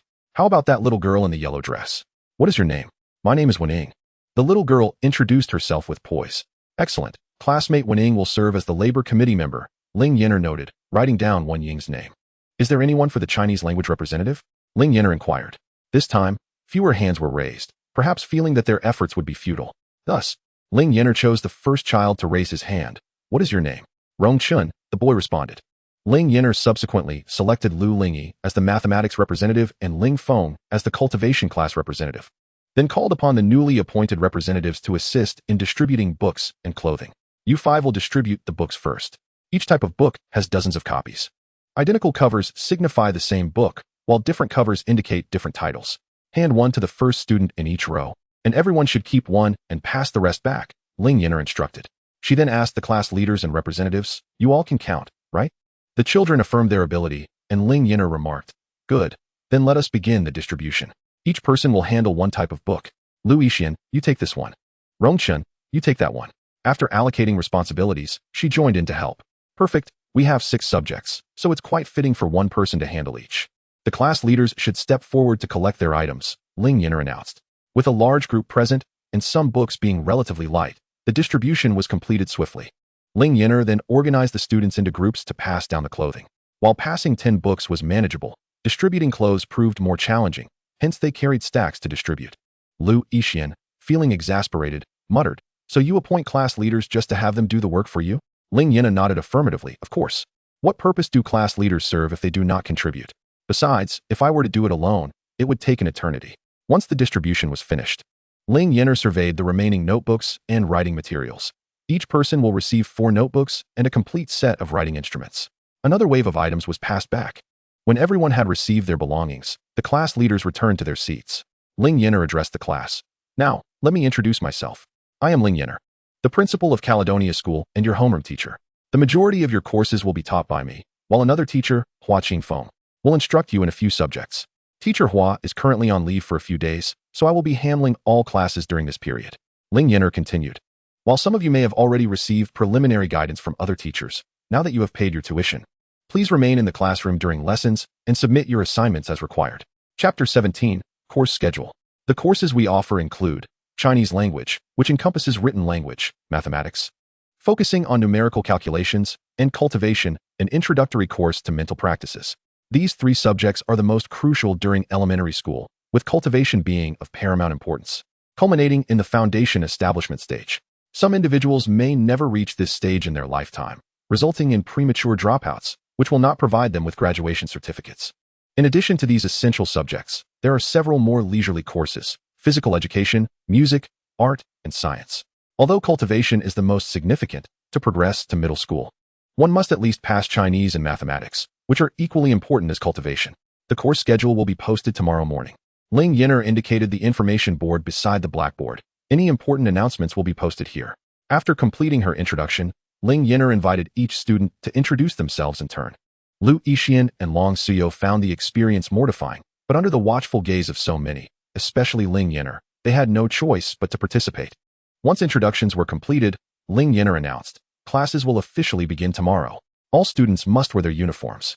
Classes will commence at the hour of Chun, with each lesson lasting 40 minutes and a 10-minute break in between. There will be a total of 5 classes in the morning, including the morning self-study, and 3 classes in the afternoon, with no evening study session. Each class will be signaled by a bell, marking both the start and end of lessons. Students must return to the classroom when the bell rings. After outlining the basic rules, Ling Yan'er declared that today's session had concluded. She then exited the classroom and returned to her office, realizing she had yet to create the course schedule. Alas, while her desk was equipped with books, writing materials, folders, and A4 paper, it lacked a computer, and Ling Yan'er was reluctant to write with a brush. Thus, she opened an app, navigated to the office section, selected her office, and chose the option to create the course schedule. She then exited the app to search for elementary school course schedule on a search engine. The results that appeared were quite satisfactory, and Ling Yan'er clicked on one in surprise. Oh, do they still have chess classes now? She clicked on another with raised eyebrows. Martial arts classes too? If only I had this when I was younger, I could take on 10 at once. Wow. There's even a class on Taoism. Why wasn't I included in this nationwide cultivation initiative? Wait, it seems that what she is teaching now is indeed cultivation. So there is no issue. After reviewing the options, Ling Yan'er chose a schedule that included English classes. However, since English was unnecessary here, she decided to replace it with a cultivation class instead. The other subjects, such as music and art, did not require any alterations. For those that were lacking, she simply added an extra session to subjects like physical education and science.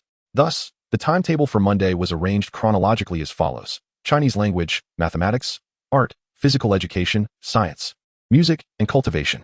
Tuesday's schedule included mathematics, cultivation, Chinese language, science, physical education, Chinese language, and art. Wednesday's lineup was music, mathematics, cultivation, calligraphy, Chinese language, and physical education.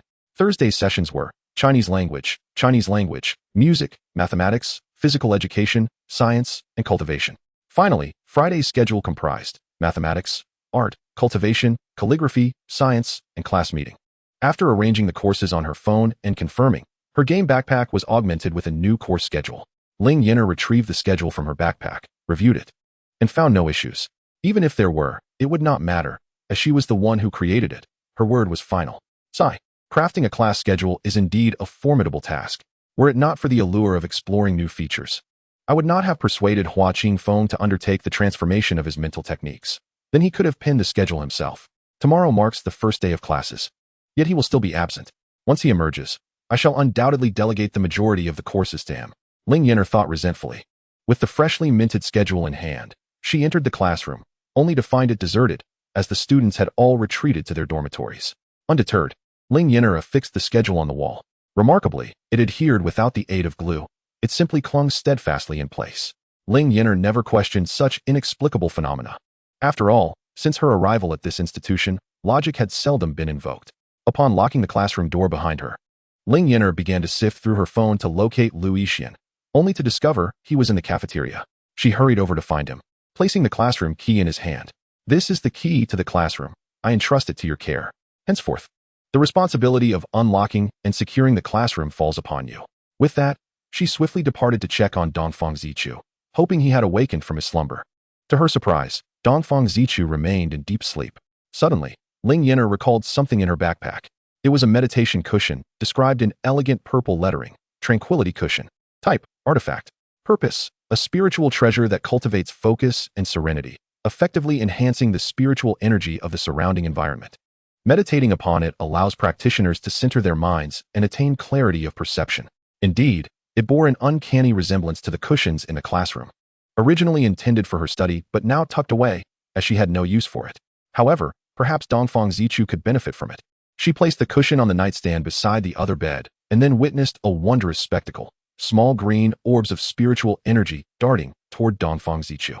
Oh, this was the phenomenon she had observed on her mobile app. To the naked eye, there was nothing amiss, yet the diminutive figure, no larger than a palm, exhibited no change in its rhythmic breathing. Dongfang Zichu had often claimed that his essence was wounded, prompting Ling Yan'er to search the library for information on essence. The results were overwhelming. Countless tomes on the essence of species, continent essence, spiritual energy essence, and an extensive list. She quickly altered her search term to tree essence. Alas, not a single book appeared. Demon cultivation essence. This query yielded only a modest selection of 20 or so volumes, encompassing various types of demon cultivators. Ling Yan'er selected the tome on Tree Demon Cultivation Essence. Upon retrieving the book and flipping to the first page, she read, "Tree roots are the essence of all trees." This indicated that Dongfang Zichu's true form had issues with its roots, which was not entirely unfathomable. The root systems of nearly all plants are crucial. As the anchoring force in the soil, roots are the source from which plants draw nourishment. If the roots falter, the inability to absorb nutrients portends only destruction. Yet, knowing the roots were flawed was of little consequence. This tree was monumental. She couldn't simply uproot it. Or could she? Utilizing the construction layout mode, couldn't she transfer the tree into her possession and subsequently into her backpack? I am indeed a genius. Ling Yan'er wore a mysterious smile. Just as Dongfang Zichu opened his eyes, "What are you smiling about?" Chapter 18, the first day of classes. "You're awake," Ling Yan'er exclaimed, gazing at Dongfang Zichu. "Why didn't you come to bed while you were sleeping?" Dongfang Zichu looked bemused. "Did I fall asleep?" Ling Yan'er nodded affirmatively. Dongfang Zichu appeared perplexed. How long had it been since he had experienced a normal sleep cycle? "How long did I sleep?" he inquired. "I don't know when you dozed off last night. But it's now 11 in the morning," Ling Yan'er replied. Dongfang Zichu found this even more bewildering. How often had his deep slumber spanned centuries? Observing that he was awake, Ling Yan'er ventured, "Is it possible your roots are compromised?" She presented the hefty tome, still unopened to its table of contents, to Dongfang Zichu. Pointing to a line of small text, the book states that tree roots are the essence of all trees. "Is that true?" "For ordinary trees, yes," Dongfang Zichu replied. "But for us, the heart of the tree is my essence." "The heart of the tree?" Ling Yan'er flipped to the table of contents. To her astonishment, the book indeed contained a section on the heart of the tree. She hurriedly turned to the corresponding page, and Dongfang Zichu leaned in to read alongside her. However, the text merely elucidated the significance of the tree heart, detailing how it manifests, the reasons for its existence, and methods for its preservation and healthy growth. Yet it offered not a word on recovery from injury. Ling Yan'er felt somewhat dissatisfied, while Dongfang Zichu was profoundly impacted. Were he to have read this book at the onset of his cultivation, he could have avoided countless detours and halved his millennia of cultivation time. Such knowledge could have spared him much hardship, yet regrettably, it bore little relevance to his current predicament. "How is it that there are so many books here?" Dongfang Zichu marveled. Ling Yan'er replied matter-of-factly, "Because this is a school. Schools are inherently diverse and impart various forms of knowledge." "Is that so?" Dongfang Zichu mused. "While it's true that a teacher may introduce a student to the door, the practice lies within the individual. A good school and a conducive learning environment are equally vital." Ling Yan'er asserted. "When everyone endeavors to learn, those who do not will be seen as anomalies. We must create an excellent school, a place where all who wish to learn can do so, provided they are willing to invest in their education." "Even for the demon race?" Dongfang Zichu inquired. "Of course. Although Long Suyo is of mixed blood, he is still a member of the demon race," Ling Yan'er replied. "By the way, it seems you haven't had much exposure to our students, have you? Would you care to accompany me to class tomorrow?" Curious about Ling Yan'er's teaching methods, Dongfang Zichu nodded. Ling Yan'er resumed her search for information on the heart of the tree in the library, but this time, no new books surfaced. It seemed Dongfang Zichu's recovery would require her ingenuity. After all, acquiring rare items is no simple feat. Discounted goods are often problematic. And buying a carton of milk at a supermarket for 10 yuan is typically for products nearing expiration, so it was hardly surprising to find a discounted flawed tree. Ling Yan'er decided to set aside her thoughts. She still suspected an issue with the roots, yet with so many students around, it would be unwise to investigate further. At the very least, she would wait until the weekend when the students returned home to delve deeper. On the following day, at 7 o'clock, the chime of the bell rang punctually, but only then did Ling Yan'er recall. "Ah, the first class is at 7 o'clock. Who decreed such an early start?" "Oh right, that would be me." No matter then. Within 10 swift minutes of washing and dressing, Ling Yan'er snagged Dongfang Zichu, and they rushed downstairs. Dongfang Zichu asked, "What was that ringing sound just now?" "The class bell," Ling Yan'er replied breathlessly as they ran. "Ah, the class bell has rung, but the teacher is absent.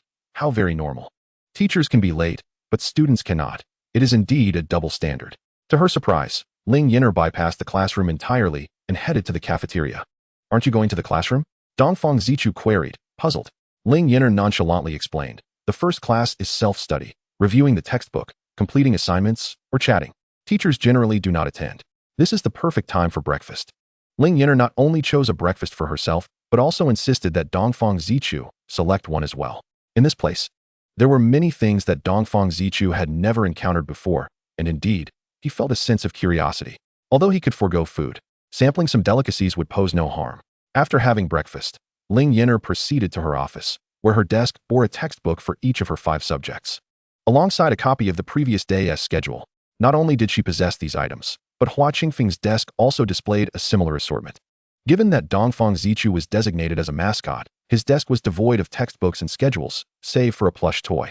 As the bell rang for the 3rd time, signaling the commencement of the first official class, Ling Yan'er entered the classroom, holding her Chinese textbook and carrying Dongfang Zichu on her shoulder. Today marked the beginning of formal lessons, following a self-study session in the previous class. Ling Yan'er instructed, in the future, when the class bell rings and the teacher enters, the class monitor will announce stand up, at which point all students will rise to greet the teacher. The teacher will then respond. And only after the teacher says sit down may we begin the lesson. The sense of ceremony is indispensable. Setting Dongfang Zichu upon the lectern, she opened her textbook to the 5th page and addressed the class.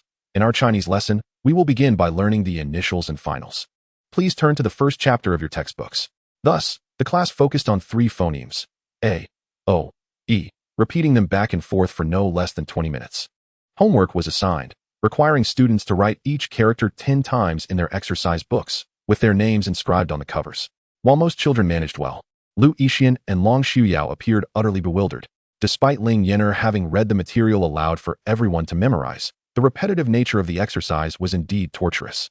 When it came time to write, the 2 hastily completed their assignments and inquired how to submit them. Ling Yan'er instructed them to bring their work forward for immediate correction, placing it on the lectern.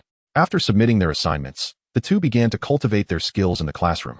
As the spiritual energy within was denser than in other locations, a fact Ling Yan'er did not oversee. Currently, the distribution of spiritual energy was as follows: cafeteria, courtyard, dormitory, library, classroom, demon suppression tower. Indeed, the demon suppression tower housed the highest concentration of spiritual energy. In the second lesson, mathematics, they learned the Arabic numerals 1, 2, 3, 4, and 5, similarly spending the first 20 minutes on reading and writing, followed by another 20 minutes dedicated to completing class assignments. The third class, an art lesson, focused on teaching how to draw simple sketches, sunflowers, clouds, houses, and trees, which proved to be quite entertaining, allowing the children to express their creativity freely after Ling Yan'er demonstrated. Chapter 19 marked their first visit to the Demon Suppression Tower. Physical education was ideally conducted on the sports field. However, Ling Yan'er opted not to use the field. Although the yard's central area was muddy and could suffice as a playground, she instead led the students to the Demon Suppression Tower. The tower's entrance stood perpetually open, yet due to their recent arrival at the school, none ventured inside. Beneath the trees in the courtyard, however, a few individuals had been observed playing chess. Ling Yan'er took the students to the first level, which featured a spacious hall. Upon entering, she found herself confronted with a translucent screen prompting her to enter the class name. Class 1, Year 1, the inaugural class of the school's founding year. After inputting the name, another option appeared, requesting her to select a floor. The option could be handwritten, and naturally, they would proceed to the first floor. This was without question, as all other floors were grayed out, while the first floor button gleamed brightly. The protocol of the Demon Suppression Tower dictated that only upon conquering one level could they advance to the next. Having selected the first floor, Ling Yan'er felt the ground beneath them begin to shift downwards, eliciting gasps of astonishment from the students. Within 5 seconds, the surrounding environment transformed. The walls surrounding the ground vanished, revealing a vast expanse of bare grass. As the students pondered their purpose in this place, 5 rabbit-like demon beasts suddenly emerged from the grass. To Ling Yan'er's eyes, they even bore the name Shanqing Yangu Tuesday. These half-human tall rabbits were all at the first level of qi cultivation. Ling Yan'er promptly declared, except for Long Shuyao, Lu Yixian, Ling Feng, and Su Mingyue, everyone else. Go run. Either outrun the rabbits or defeat them. With over 40 individuals against 5 rabbits, it should be manageable. After issuing her command, Ling Yan'er exited the simulation, bringing Long Shuyao, Lu Yixian, Su Mingyue, and Ling Feng out with her. You 4 possess differing levels of cultivation, so handle it separately. Although the beasts in the preceding floors are weak, the further you go, the stronger they become. You are not yet engaged in cultivation, thus cannot possibly defeat a first-level qi beast, Ling Feng expressed with concern. Just as Ling Feng finished speaking, a child appeared before the 4. Lying on the ground with tears streaming down his face, clearly shaken. The child, who had believed he was doomed, halted his cries upon seeing Lu Yixian, who averted his gaze, pretending not to recognize this member of the Lu family. Oh, it's all right. Any injuries sustained inside are merely simulated. Those on the brink of death will be transported out, Ling Yan'er continued. This is a simulated battlefield. Hurry and scale the tower, students. Every level you conquer comes with rewards. In mere moments, several more children emerged, and upon realizing they bore no injuries, one child, still sobbing, even hiccuped. Having heard Ling Yan'er, Long Xiuyao, and the others discovered a translucent frame before them with a single button labeled first floor. Ling Feng was the first to press it. Disappearing from sight, Lu Yixian, Long Xiuyao, and Su Mingyue followed suit, each vanishing into the demon suppression tower. Watching the children who had emerged, Ling Yan'er chuckled. I did not expect you to be so weak. You can't even run fast. Go outside and run laps. Each of you must circle the yard 10 times. No food until you finish. I refuse. I want to drop out. You're using us as fodder for the demon beasts. One child protested. 2 children from the Lu family emerged, one of whom had heard Ling Yan'er's earlier remarks and silently urged his companions to join him in running. Aside from the protesting child, the others, seeing someone running, followed suit. Dropping out doesn't exempt you from tuition, Ling Yan'er remarked, grabbing the collar of the protesting child and pulling him along. If I use you as fodder for the demon beasts, you'll still be here, so hurry up. One more word, and you'll run an extra lap. Faced with the situation, he begrudgingly dashed away. At that moment, several more children emerged, and Ling Yan'er, treating them all equally, directed them to run laps while teasing. Do you know why you all emerged so early? It's simply because you run slowly. As the class concluded and the bell rang, the remaining 5 children were directly transported out, and to Ling Yan'er's surprise, the child Ling Yu was among them. After emerging, the children collapsed onto the ground, gasping for breath. All right, class dismissed. Time for lunch. We shall reconvene after a 1-hour break. Ling Yan'er stepped outside, calling to the children still running. She then turned her attention back to the stone leaderboard at the entrance, which prominently displayed the ancient characters for the demon suppression tower. While the reverse side featured individual rankings, with the left side dedicated to teachers and the right side to team rankings. The team rankings remained undecided, as the children inside had not succeeded against the rabbits. Meanwhile, the individual rankings displayed 4 names. At the top was Long Xiuyao, boasting the highest cultivation level, currently on the 54th floor. In second place was Lu Yixian, whose ranking indicated he was on the 3rd floor. The third competitor is Ling Feng, who has only triumphed at 1 level. The fourth is Su Mingyue, who has also conquered 1 level, likely succeeding after Ling Feng. Upon seeing Ling Yan'er here, Ling Yu must have wandered around without locating her brother, and she approached to inquire, Teacher Ling, where is my brother? Ling Yan'er pointed at the leaderboard and replied, he is here. He has won at 1 level and is currently on the 2nd floor. He will be out shortly. Just as she finished speaking, Ling Feng emerged from within. In truth, Ling Feng possesses merely the cultivation of the 2nd level of Qi refinement. And defeating 5 first-level Qi refinement rabbits proved quite challenging for him. His victory was hard-won, as he has never hunted demonic beasts himself. Following behind Lu Yixian were Su Mingyue and Long Xiuyao, who emerged almost simultaneously. They did not wish to continue, but the inside had been forcibly closed. Fortunately, they were not immediately expelled. An allowance of 5 additional minutes was granted. Despite Long Xiuyao having defeated numerous foundational stage beasts with a single strike, the demonic beasts inside were largely unique, and he tossed a few low-grade spirit stones toward Ling Yan'er, commenting, this tower is rather intriguing. Each level conquered rewards 2 low-grade spirit stones and presents 2 options, to exit or to proceed to the next level. Ling Yan'er remarked, there is something even more fascinating. She gestured toward the leaderboard, saying, do you see? The first place. Anyone passing by will see your name at the top until someone surpasses you. The stone tablet appears quite large, with the name of the first place winner prominently displayed, surrounded by special glowing floral motifs. The top 3 names occupy nearly half of the space, and Ling Yan'er estimated that the tablet could accommodate at most the names of the top 10, unlike a smartphone, which allows scrolling down to view up to 100 names. Chapter 20 continues with the lesson. Long Xiuyao suddenly froze. What did you say? Ling Yan'er stood on her toes and patted his shoulder. Child, indeed, you are currently the highest in cultivation at school. It is unlikely anyone will surpass you. Although Hua Qingfeng is close in golden core cultivation, he is on the teacher's path. On a positive note, rewards are distributed to the top 100 each month. After saying this, Ling Yan'er left without regard for Long Xiuyao's reaction, leaving him grinding his teeth. Lu Yixian, witnessing this, felt indifferent, even somewhat pleased. Realizing the safety of such a training ground, it was no wonder Ling Yan'er dared to establish a school. Moreover, each level grants 2 spirit stones. He approached Ling Yan'er to inquire about the demon suppression tower, casting a few glances at Dongfang Zichu in the process. Ling Yan'er explained, for someone like you, relying on the demon suppression tower to accumulate spirit stones is impossible. Once a level is conquered, it cannot be restarted. You may form teams to enter, but victory in a team yields only rankings without rewards. Even first place brings no rewards. Teaming up is solely for enhancing cooperative skills. Only solo climbing of the tower yields rewards, and each level's reward is fixed and identical. However, as of now, you should be in second place. If a month from today you still hold this rank, a substantial reward awaits. What it is, you'll discover next month. Although Ling Yan'er could see the current rewards, even noting they differed from previous views, indicating that the rewards vary each month. After Lu Yixian grasped the information he sought, he pointed at Dongfang Zichu and asked Ling Yan'er, "Who is he?" "He is the sacred emblem of our campus, the mascot that our academy must protect. He is the most adorable Dongfang Zichu," Ling Yan'er proclaimed loudly, capturing the attention of the cafeteria. Although Dongfang Zichu did not comprehend the term social death, he already felt its implications, stating with a furrowed brow, "My true form is the tree of the school."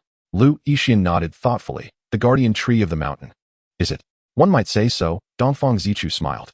After lunch, Ling Yan'er returned to the dormitory for a nap, awakening at 2:30, lazily descending to the office to await class. During the lesson, Ling Yan'er opened the science book, discovering it was anything but scientific. As she introduced the first science class with a focus on a plant called Taiwei Bingxin grass. As she opened the textbook, a transparent bubble floated in the air, showcasing a perfect replica of Taiwei Bingxin grass, displayed from every conceivable angle. Not only Ling Yan'er, but also the students who followed her in opening their books were greeted by identical bubbles. Thus, this class is dedicated to familiarizing with the ordinary spiritual herb Taiwei Bingxin grass and remembering its effects, calming the heart and mind. It is one of the main ingredients in the creation of clarity pills. The ideal state of Taiwei Bingxin grass as a refinement material is precisely as it appears now. With 18 leaves, if it has slightly fewer, its medicinal properties may be diminished. When it reaches 19 or 20 leaves, the plant will flower and bear fruit. While a budded Taiwei Bingxin grass may still be utilized, a flowering Taiwei Bingxin grass loses its medicinal properties, becoming a mere ordinary plant. However, the seeds of Taiwei Bingxin grass retain some of the same medicinal qualities, and if one encounters a fruiting Taiwei Bingxin grass, it might be worth collecting seeds. Even if refining from them is not cost-effective, one could experiment with cultivation. Long Shuyo, in the nascent soul stage, glanced at the herb, but as he flipped through the following pages, no such plant bubbles appeared. After Ling Yan'er concluded her explanation, she allowed the students to observe independently while she settled down to play on her phone. Some reached out to touch the bubbles. They were ethereal, yet allowed tactile sensation of the leaves, though they could not grasp them. By the end of the science class, after observing for at least 30 minutes, the students confidently assured themselves they had memorized all characteristics of Taiwei Bingxin grass. The subsequent music class saw Ling Yan'er open the textbook, search for the song title on her phone, and play it on repeat, encouraging everyone to sing along.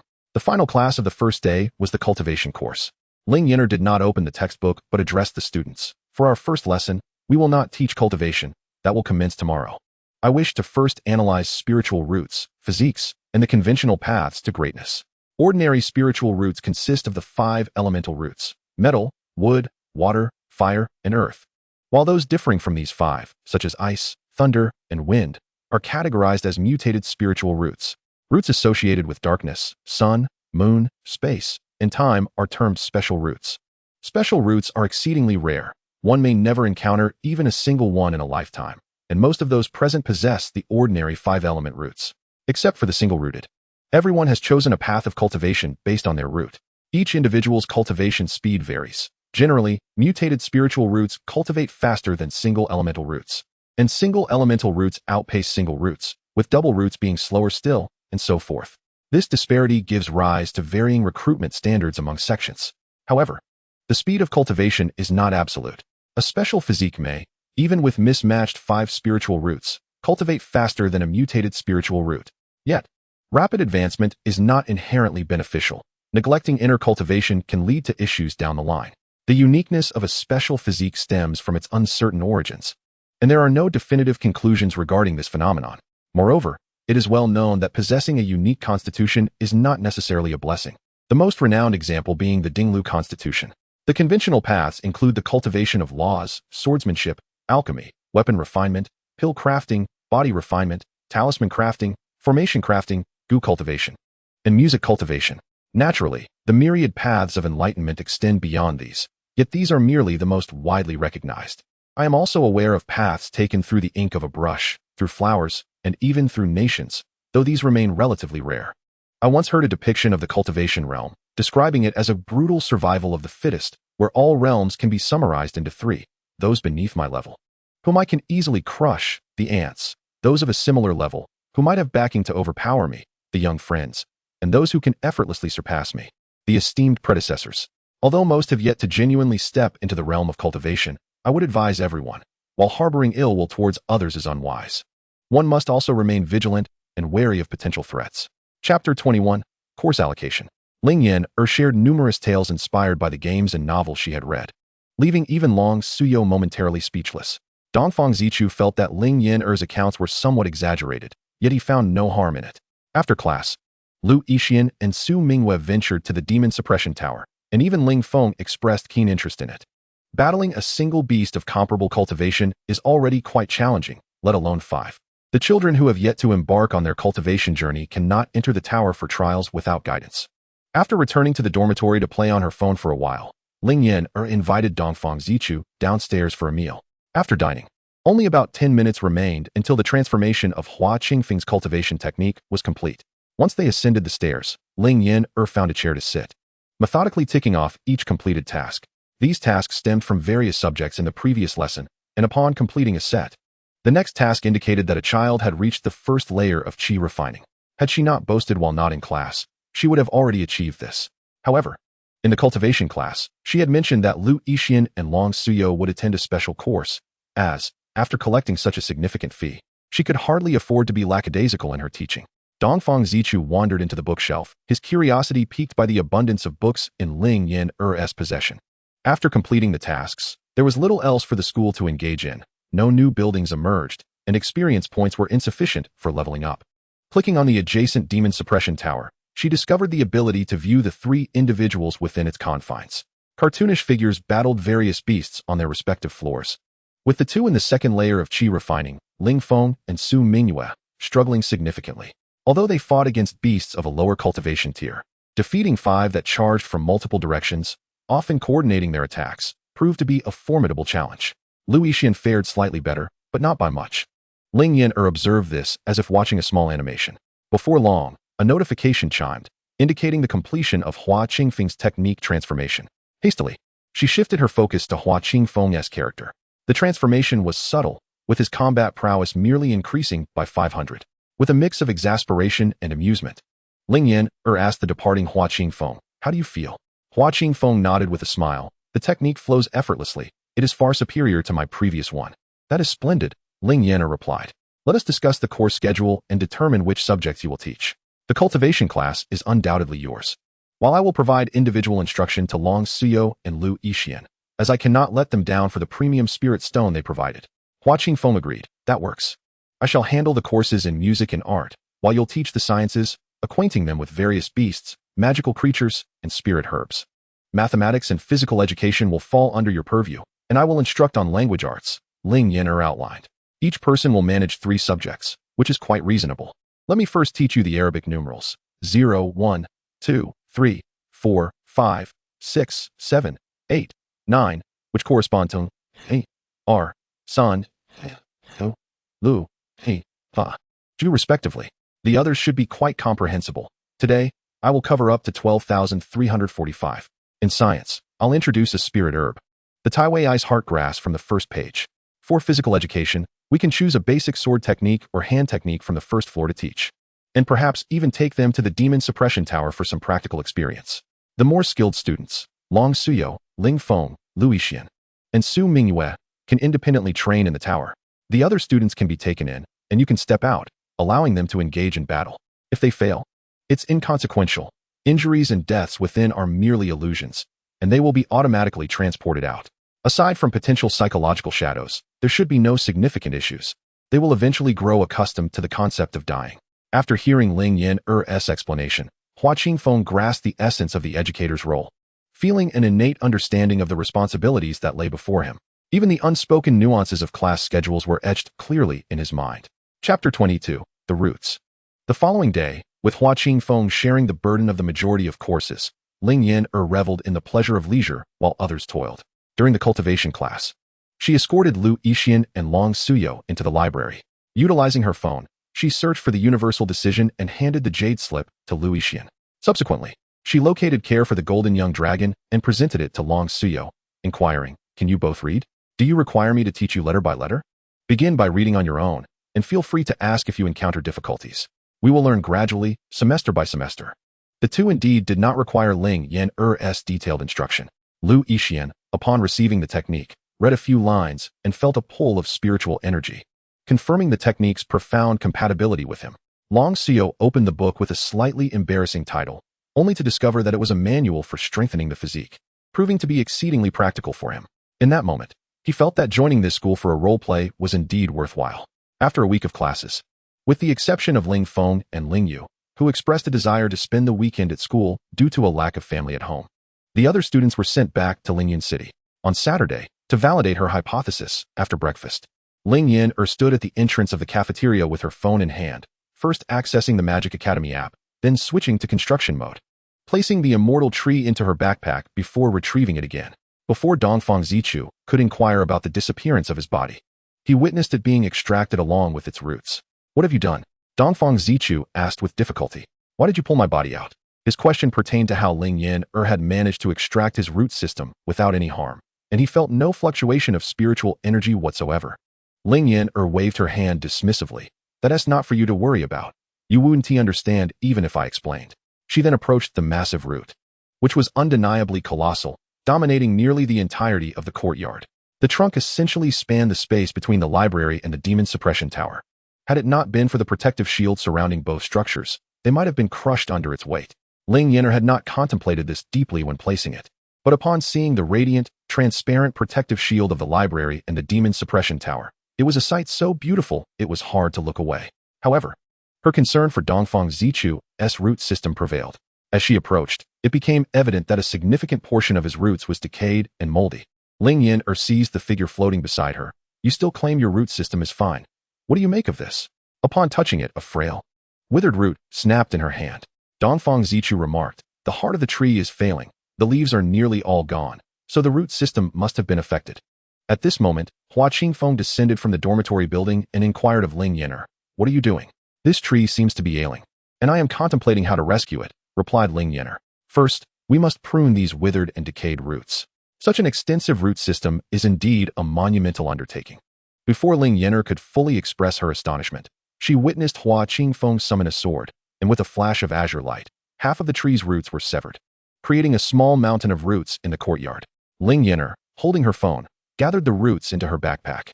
Upon examining the remaining roots, she noted that Hua Qingfeng had left them entirely intact and fresh, appearing to pose no issues whatsoever. Ling Yan'er gave a thumbs up to him, exclaiming, "Impressive. I was pondering how to deal with all these roots." Chapter 23, Nurturing Trees. "And you simply uprooted them without knowing how to handle them?" Hua Qingfeng queried. "Are you planning to gradually chop it down alongside it?" Ling Yan'er cleared her throat. "I intend to observe first." She then asked, "Do you believe this tree has any other problems?" Hua Qingfeng shook his head. "I have never planted one, so I cannot say."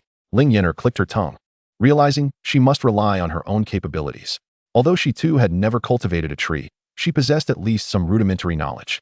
Circling the root system, she found no signs of desiccation or pest infestation, prompting her to inquire of Dongfang Zichu, "You are aware of your true form, right? Is there any insect presence? Or do we need to prune any dead branches?" Dongfang Zichu shook his head. Ling Yan'er clicked her tongue again. "I knew I couldn't count on you. Can a wild tree truly comprehend the nourishment a domesticated tree requires? You cannot even identify the decayed branches on the roots." She beckoned to the assistant Hua Qingfeng. "Please prune the dead branches from the tree." Following her instructions, Hua Qingfeng removed the dead branches, which quickly accumulated into another pile in the courtyard. Just after finishing the pruning, Ling Yan'er sensed something was amiss with the texture in her hand. She extended her hand to gesture. "Have you grown a bit?" Dongfang Zichu felt himself and replied, "It seems so." Yet, he appeared to have shrunk a size. Ling Yan'er collected the heap of dead branches, confirmed with Hua Qingfeng that no pest infestations were present on the tree, and then utilized the construction mode to replant the tree. To her surprise, her backpack now contained a trio of flower planting tools, scissors, fertilizer, and a watering can. First, she poured a circle of fertilizer from the small bucket around the tree. Then, she took out the watering can and began to water the tree. After a while, contemplating the vast root system, she handed the watering can to Dongfang Zichu.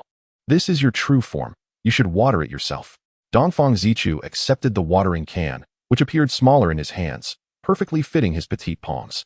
He remained expressionless as he watered himself, unsure of the nature of the fertilizer Ling Yan'er had provided. It vanished upon pouring and combined with the watering. He felt a slight restoration within himself. Pruning the roots and branches had allowed him to grow a little, offering a sense of relief from burdens. But the fertilization and watering made him acutely aware of his recovery. It was certainly not due to the spiritual spring water. He had absorbed ample spiritual energy in his past, even immersing himself in richer spiritual liquids before. Yet, he could not fathom how this diluted spiritual spring water could facilitate his recovery. Dongfang Zichu was perplexed, but that did not hinder him from watering his true form with the small watering can. Ling Yan'er, cradling her phone, recorded a video of Dongfang Zichu. Seeing that he had no further role to play, Hua Qingfeng proceeded to the Demon Suppression Tower. Although Ling Yan'er had instructed him to visit the tower, he had classes to attend, digesting the newly learned mental techniques, and had even chosen a sword technique manual from the library. He desperately needed a place to practice. By the time Hua Qingfeng emerged, the school bell for Monday's classes rang. He topped the class leaderboard, although he was the only one. He had already reached the 180th floor, facing opponents that were Golden Core stage demon beasts. He had fought 5 times on this level and had yet to win. Were it not for the ringing bell, he would have continued his efforts. He realized that the Demon Suppression Tower was indeed remarkable within a mere 2 days. He had nearly mastered the new technique, 5 Mountains Thundersword. Practical combat always facilitated the swiftest advancement. Chapter 24, Lu Yixian's Evaluation. Meanwhile, as Ling Yan'er busied herself with planting trees, Lu Yixian returned to the Lu family with the Lu clan children. Without taking a moment to rest, he went directly to see Lu Fu. Upon encountering him, Lu Fu inquired, "Are you in such haste to see me because the school is unsuitable?" Lu Yixian shook his head. "This school surpasses my expectations. Based solely on what has been displayed thus far, should it continue to develop, it will eclipse even the top-tier sections. This is our opportunity." Lu Fu pondered. To surpass the foremost sects is no small assertion. Are the instructors at the school highly skilled? Lu Yixian shook his head. The instructors at the school are only Hua Qingfeng and that girl from the other day. Isn't that girl a mere mortal? Lu Fu asked. Lu Yixian smiled wryly. She may seem like a mortal, but when I posed questions regarding cultivation, no matter how peculiar or challenging, she was able to respond adeptly. During his cultivation classes with Long Shuyao, they were both confined to the library, where neither the teachings on 10,000 Things Decision nor the methods for nurturing golden elemental young dragons could be taken outside. However, he had brought back other textbooks. He retrieved the textbook from his storage ring. This is the book used in the cultivation class. It is a foundational technique for drawing in qi. Lu Yixian handed the book to Lu Fu. This technique is straightforward. It does not discriminate against spiritual roots or innate talents. As long as one is willing to practice, they can access the basics of qi drawing. However, this entire book only covers the basics and solidifies them at most. After perusing the book, Lu Fu frowned. This single book does not signify much. Lu Yixian then presented other books along with the school uniform, stating, having just enrolled, according to Ling Yan'er, this is merely an introduction. She even arranged for courses on literacy and arithmetic, as well as a book on recognizing spiritual herbs and demon beasts, which includes their weaknesses. Furthermore, the 4 sets of school uniforms she provided are all magical garments, though they are all the same basic magical garments. Each of the 50 individuals in this cohort possesses 4 sets suitable for the qi drawing stage. One set of basic magical attire may not hold much significance, but for all 50 individuals to have 4 sets each is indeed a substantial figure. Each set of clothing even includes matching headbands. A complete set of such attire cannot be priced below 100 spirit stones, yet she charges merely 5 or 600 spirit stones for tuition. The cost of these 4 sets alone exceeds that amount. Moreover, depending on the maker, even identical basic magical garments can vary in quality. Yet every set provided by Ling Yan'er is consistent, simple, yet flawless. These are foundational items, but she possesses a library. Currently, I can only access the first floor. Ling Yan'er mentioned that those in the qi drawing stage can only utilize the first floor. But I can assure you that no place holds a more extensive collection than hers, not even Qingshan Academy. There is also a crucial location called the Demon Suppression Tower, wherein each floor houses demon beasts. Upon entering, one faces 5 demon beasts in combat. Defeating them yields 2 low-grade spirit stones and access to the next floor. Should one be unfortunate enough to be killed, they will be teleported out of the tower and all damage incurred within will vanish. At my current cultivation level, I can only compete with the first 15 floors. Lu Fu comprehended why Lu Yixian held such a high regard for that school. With its abundant collection of books and a tower for unscathed honing, given time to flourish, it would indeed become a formidable force. Chapter 25, The Advantages of School. Meanwhile, the reactions from various families were quite similar. However, the scattered cultivators found themselves huddled in Su Qinghe's home, listening to their children recount the lessons imparted at school. understanding that the curriculum encompassed the study of spiritual herbs and magical beasts. When Yulan embraced Yu Shishir's shoulder, saying, "Shishir, let us take note of these spiritual herbs. When we venture to Fengyao Forest, we can gather more to sell." Yu Shishir nodded vigorously. Yes, indeed. The group perused the science book, which detailed approximately 30 varieties of spiritual herbs, all of which were of lower tiers, while the 50 or so magical beasts listed were similarly low-ranked. Each beast was thoughtfully accompanied by descriptions of its habitat and weaknesses, with the latter highlighted for emphasis. Yu Shishir whispered, "We should also memorize the magical beasts. These are creatures we can contend with." After all, they were all at the Qi refinement stage, just entering the realm of magical beasts, and their weaknesses were conveniently annotated.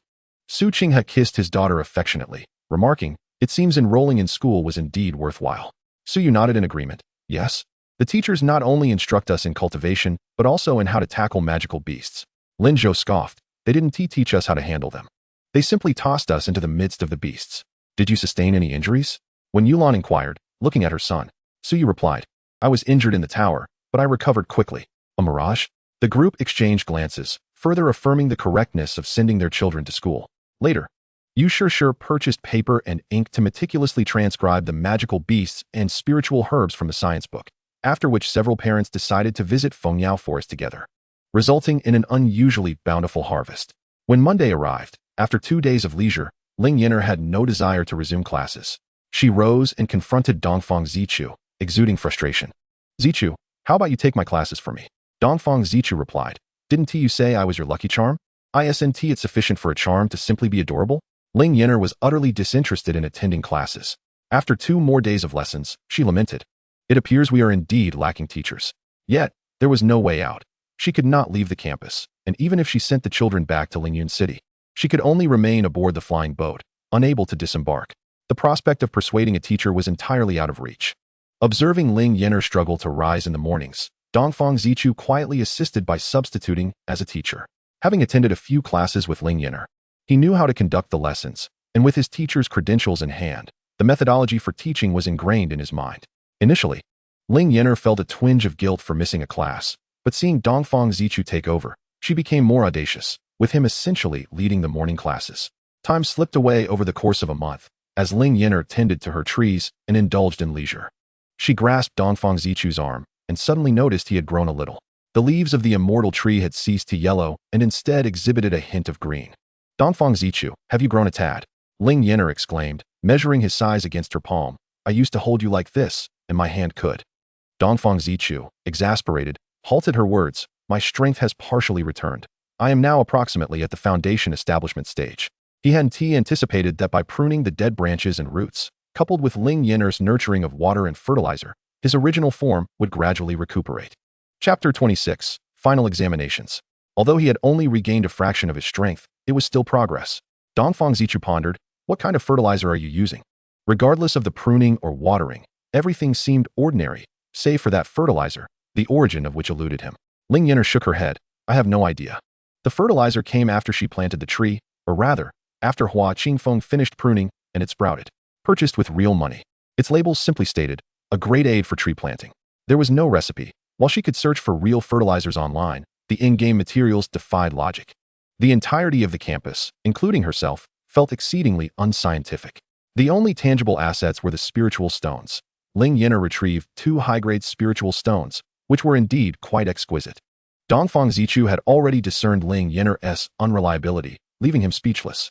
As summer faded into winter, in mid-December, Ling Yan'er entered the classroom with a stack of exam papers.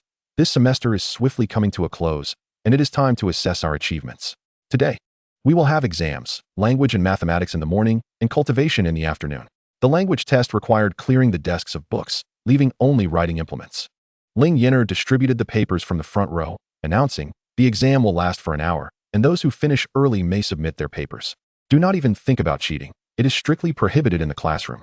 As the invigilator, Ling Yan'er confidently occupied herself with her phone, acknowledging that this was truly the best class she had ever taught, despite her lack of previous experience. Throughout the semester, there had not been a single troublemaker. Even during her own school days, she had never encountered such compliance. Long Shuyo and Lu Yixian quickly completed and submitted their papers, then exited. The remaining students, including Su Mingwei, gradually turned in their papers only after half the time had elapsed. The mathematics exam was overseen by Hua Qingfeng, while Ling Yan'er utilized the game system to expedite the grading of papers. Dongfang Zichu had been immersed in the library lately, making Ling Yan'er somewhat bored as she checked her main quest: prove teaching effectiveness through examinations, worth 1. Free points. The school required this task to level up by 2 levels, needing the 100 experience points it provided. In the afternoon, the cultivation exam also consisted of a written test, but this time alongside names and class. A cultivation level was also required. After the exams, Ling Yan'er announced that the results would be released in 3 days, and she would return to the classroom at 9 o'clock to reveal the scores and inform them of the next semester's tuition and class schedule. Although she stated that results would come in 3 days, Ling Yan'er swiftly graded the papers upon receiving them. Hua Qingfeng expected to have to do the grading himself, but upon seeing the neatly annotated corrections on the papers, he could not help but admire Ling Yan'er. Throughout the months of classes, she had not paid him the agreed-upon teacher's salary, insisting he venture to the demon suppression tower to slay monsters, with the spiritual stones provided each month serving as his compensation. Hua Qingfeng found this somewhat absurd, but had to admit that the spiritual stones were generous. He had amassed over 200 mid-grade spiritual stones by now. Meanwhile, among the students, the individual leaderboard saw all 50 students who had just entered the Qi refinement stage listed, with Long Shuyo claiming the top spot and receiving several sets of equipment suitable for the nascent soul stage, making it difficult to ascertain whether he was attending classes or merely stocking up on supplies. Lu Yixian, although second, received items appropriate for the Qi refinement stage, which, in terms of value, paled compared to Long Shuyo's. Nonetheless, their practicality did not differ significantly. Chapter 27. The Holidays. Other students found themselves in similar circumstances, as most had just begun their journeys and could not defeat the initial tier of 5 rabbits. However, those who could manage to do so considered it a considerable windfall. Yet, with fewer participants now, the rankings would become less advantageous as more students entered the fray. Over the next 3 days, Ling Yan'er saw the students off, only to welcome them back when the time came. Those whose names are called may come to collect their notification letters. The tuition fee for the next term, having been relieved of the cost of school uniforms, amounts to merely 367 spirit stones, with registration set for the 16th day of the first month. Unlike the notification letter, the class schedule does not require Ling Yan'er to fill it out. It appears automatically, encompassing the winter vacation assignments as well. Initially, she had not considered the existence of winter vacation homework, yet this morning, it manifested alongside the notification letter on her desk. The notification letter, a thin sheet of paper, detailed examination results, winter vacation precautions, and the return date to school. For every notification letter dispatched, a winter vacation assignment was also issued. Once all were distributed, Ling Yan'er remarked, accompanying the notification letter is the winter vacation assignment. When returning to school, everyone must remember to bring along their completed homework. I do not wish to see anyone returning without their assignment book, nor do I want to receive blank notebooks. During the winter vacation, classmates should not neglect their studies or cultivation. The upcoming semester may witness alterations in our curriculum. Thus, I hope everyone thoroughly comprehends the knowledge at hand, lest they fall behind. In fact, during the midterm, some had inquired why literacy and arithmetic were necessary, asserting that merely teaching cultivation sufficed. At that time, I refrained from responding. Now, I shall elucidate the reasons. Without literacy, one cannot decipher the secrets of cultivation. Without numeracy, one might mistakenly offer 11 spirit stones when a purchase requires only 10. Cultivation is not solely about self-cultivation and enhancing one's abilities. I could teach you only to cultivate from dawn till dusk. However, if that were the case, those with superior spiritual roots in our class would surely surpass the current first and second layers of Qi refinement. Yet what use is it to possess high cultivation without understanding? A mere machine for cultivation could practice at home. Why attend our school? Once you enroll, the curriculum naturally follows the Teacher S arrangement. If you find the Teacher S arrangement unreasonable, you may choose not to return next semester. The teacher does not impose such demands. Currently, we may only be learning what you deem useless subjects like language and mathematics, but in the future, we might spend even more time on additional seemingly trivial disciplines. With an expanded curriculum, it is possible that there may not be a single cultivation lesson in a day, necessitating your self-practice. Ling Yan'er stated, I have never believed that cultivation is the paramount concern in life. Whether the students grasp her words, she cannot ascertain, nor can she predict how many will continue next term. However, it matters not, whether 50 or 10 students, as long as the school remains open. She is not alone and can continue her journey. Now, the official holiday commences. I will escort everyone to the gates of Lingyun's city, Ling Yan'er announced. The next time we meet will be after the Lantern Festival. I extend my early wishes for a joyous spring festival and Lantern Festival to all students. Upon arriving at the gates of Lingyun City, Ling Yan'er unexpectedly noticed that the usually swift return vessels were still stationed in place. She promptly took out her phone, only to discover that the countdown extended all the way to the Lantern Festival. This meant she could return to school at any time or enjoy her time outside until the Lantern Festival. Chapter 28. School Upgrade. What is there to hesitate about? Ling Yan'er immediately resolved to enjoy herself until the Lantern Festival. However, she still needed to return to school first to bring along the humanoid doll, Dongfang Zichu, and notify the diligent teacher, Hua Qingfeng. Oh dear, Hua Qingfeng is truly indispensable, even when she occasionally wishes to skip class. He has never once complained or missed a session. Upon returning to school, Ling Yan'er sought out Hua Qingfeng, who was in the dormitory. Do you have any plans for the winter vacation? I wish to go out and have some fun. Would you like to join me? Hua Qingfeng, however, declined. I intend to remain at school for a period of seclusion. I feel as though I am on the verge of a breakthrough, he said uncertainly. The uncertainty stemmed from his premonition that his breakthrough would come naturally, ordinarily. He would expect to be stuck at the golden core stage for at least a decade or two, since he began attending classes. His time for cultivation had been limited to weekends when there were no classes, during which he would visit the Demon Suppression Tower. Upon recalling the Demon Suppression Tower, Hua Qingfeng seemed to grasp why he might be on the brink of a breakthrough. After all, slaying demons and dispelling evil, coupled with the trials of life and death, naturally served to sharpen one's Dao heart, especially since he had been stuck at this level for a month without success. Very well, I shall seek out Dongfang Zichu to see if he wishes to accompany me on my outing, Ling Yan'er expressed with regret. Do not venture to remote places. Exercise caution. Hua Qingfeng admonished. Both you and Dongfang Zichu possess limited cultivation. Be careful in your endeavors outside. All right, I understand. Ling Yan'er raised her hand in assurance. I will. After taking a few steps, Ling Yan'er suddenly recalled something. Oh right, the school can be upgraded now. Please head to the vessel and wait for me while I find Dongfang Zichu. Dongfang Zichu was not in the library, but in the dormitory study, engrossed in reading. Without preamble, Ling Yan'er scooped him up in her hands. We are going out to play. Dongfang Zichu did not refuse. It had been half a year since he left the confines of the school. By the time Ling Yan'er and Dongfang Zichu boarded the vessel, Hua Qingfeng was already waiting. Ling Yan'er placed Dongfang Zichu on the deck and took out her phone. Before we head out for fun, let us first upgrade the school. Entering the game. She completed the examination task. With experience points maxed out, Ling Yan'er clicked on upgrade. Instantly, a wave of invisible ripples spread around the campus, causing its area to expand more than twofold. The single teaching building, which housed one classroom and one office, transformed into a 3-story structure, each level containing 5 classrooms, with the office and restroom remaining one per floor. The dormitory building experienced no changes. Perhaps alterations would occur with the arrival of new students. However, the cafeteria gained an additional floor. The first floor remained unchanged, while the second introduced a new feature, a private kitchen for stir-fried dishes. The private kitchen allows for the provision of personal ingredients or ordering dishes, with the sole caveat being a line of red text. Please recruit chefs before opening.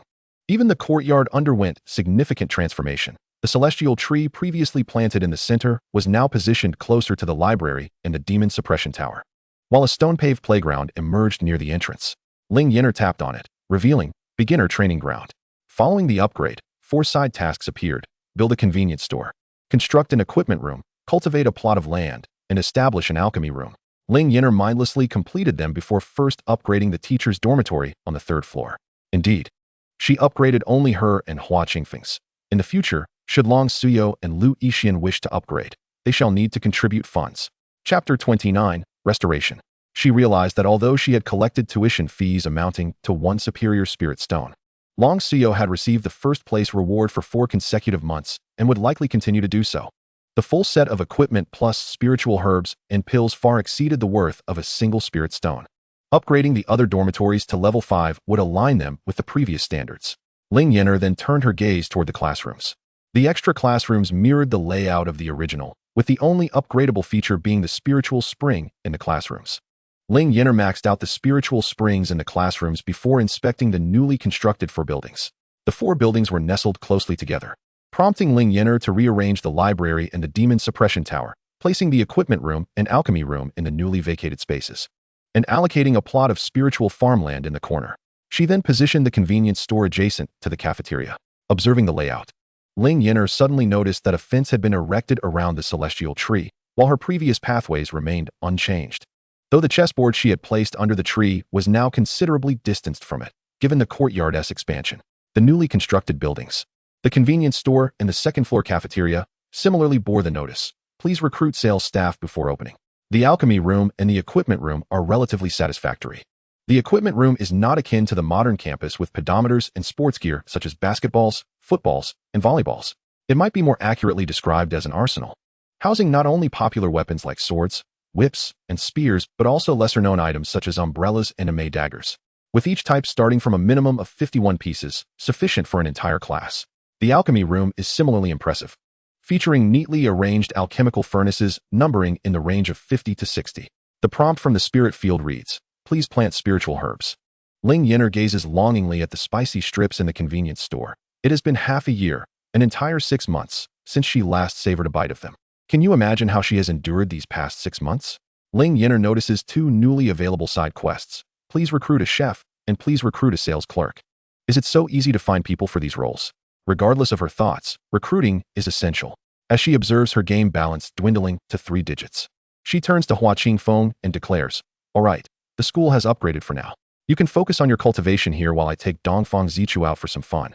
And perhaps we can find a chef and a clerk for the convenience store." The newly introduced buildings include the alchemy room, spirit field, and equipment room. If you have time, you might want to explore them yourself. Hua Qingfeng nods, understood.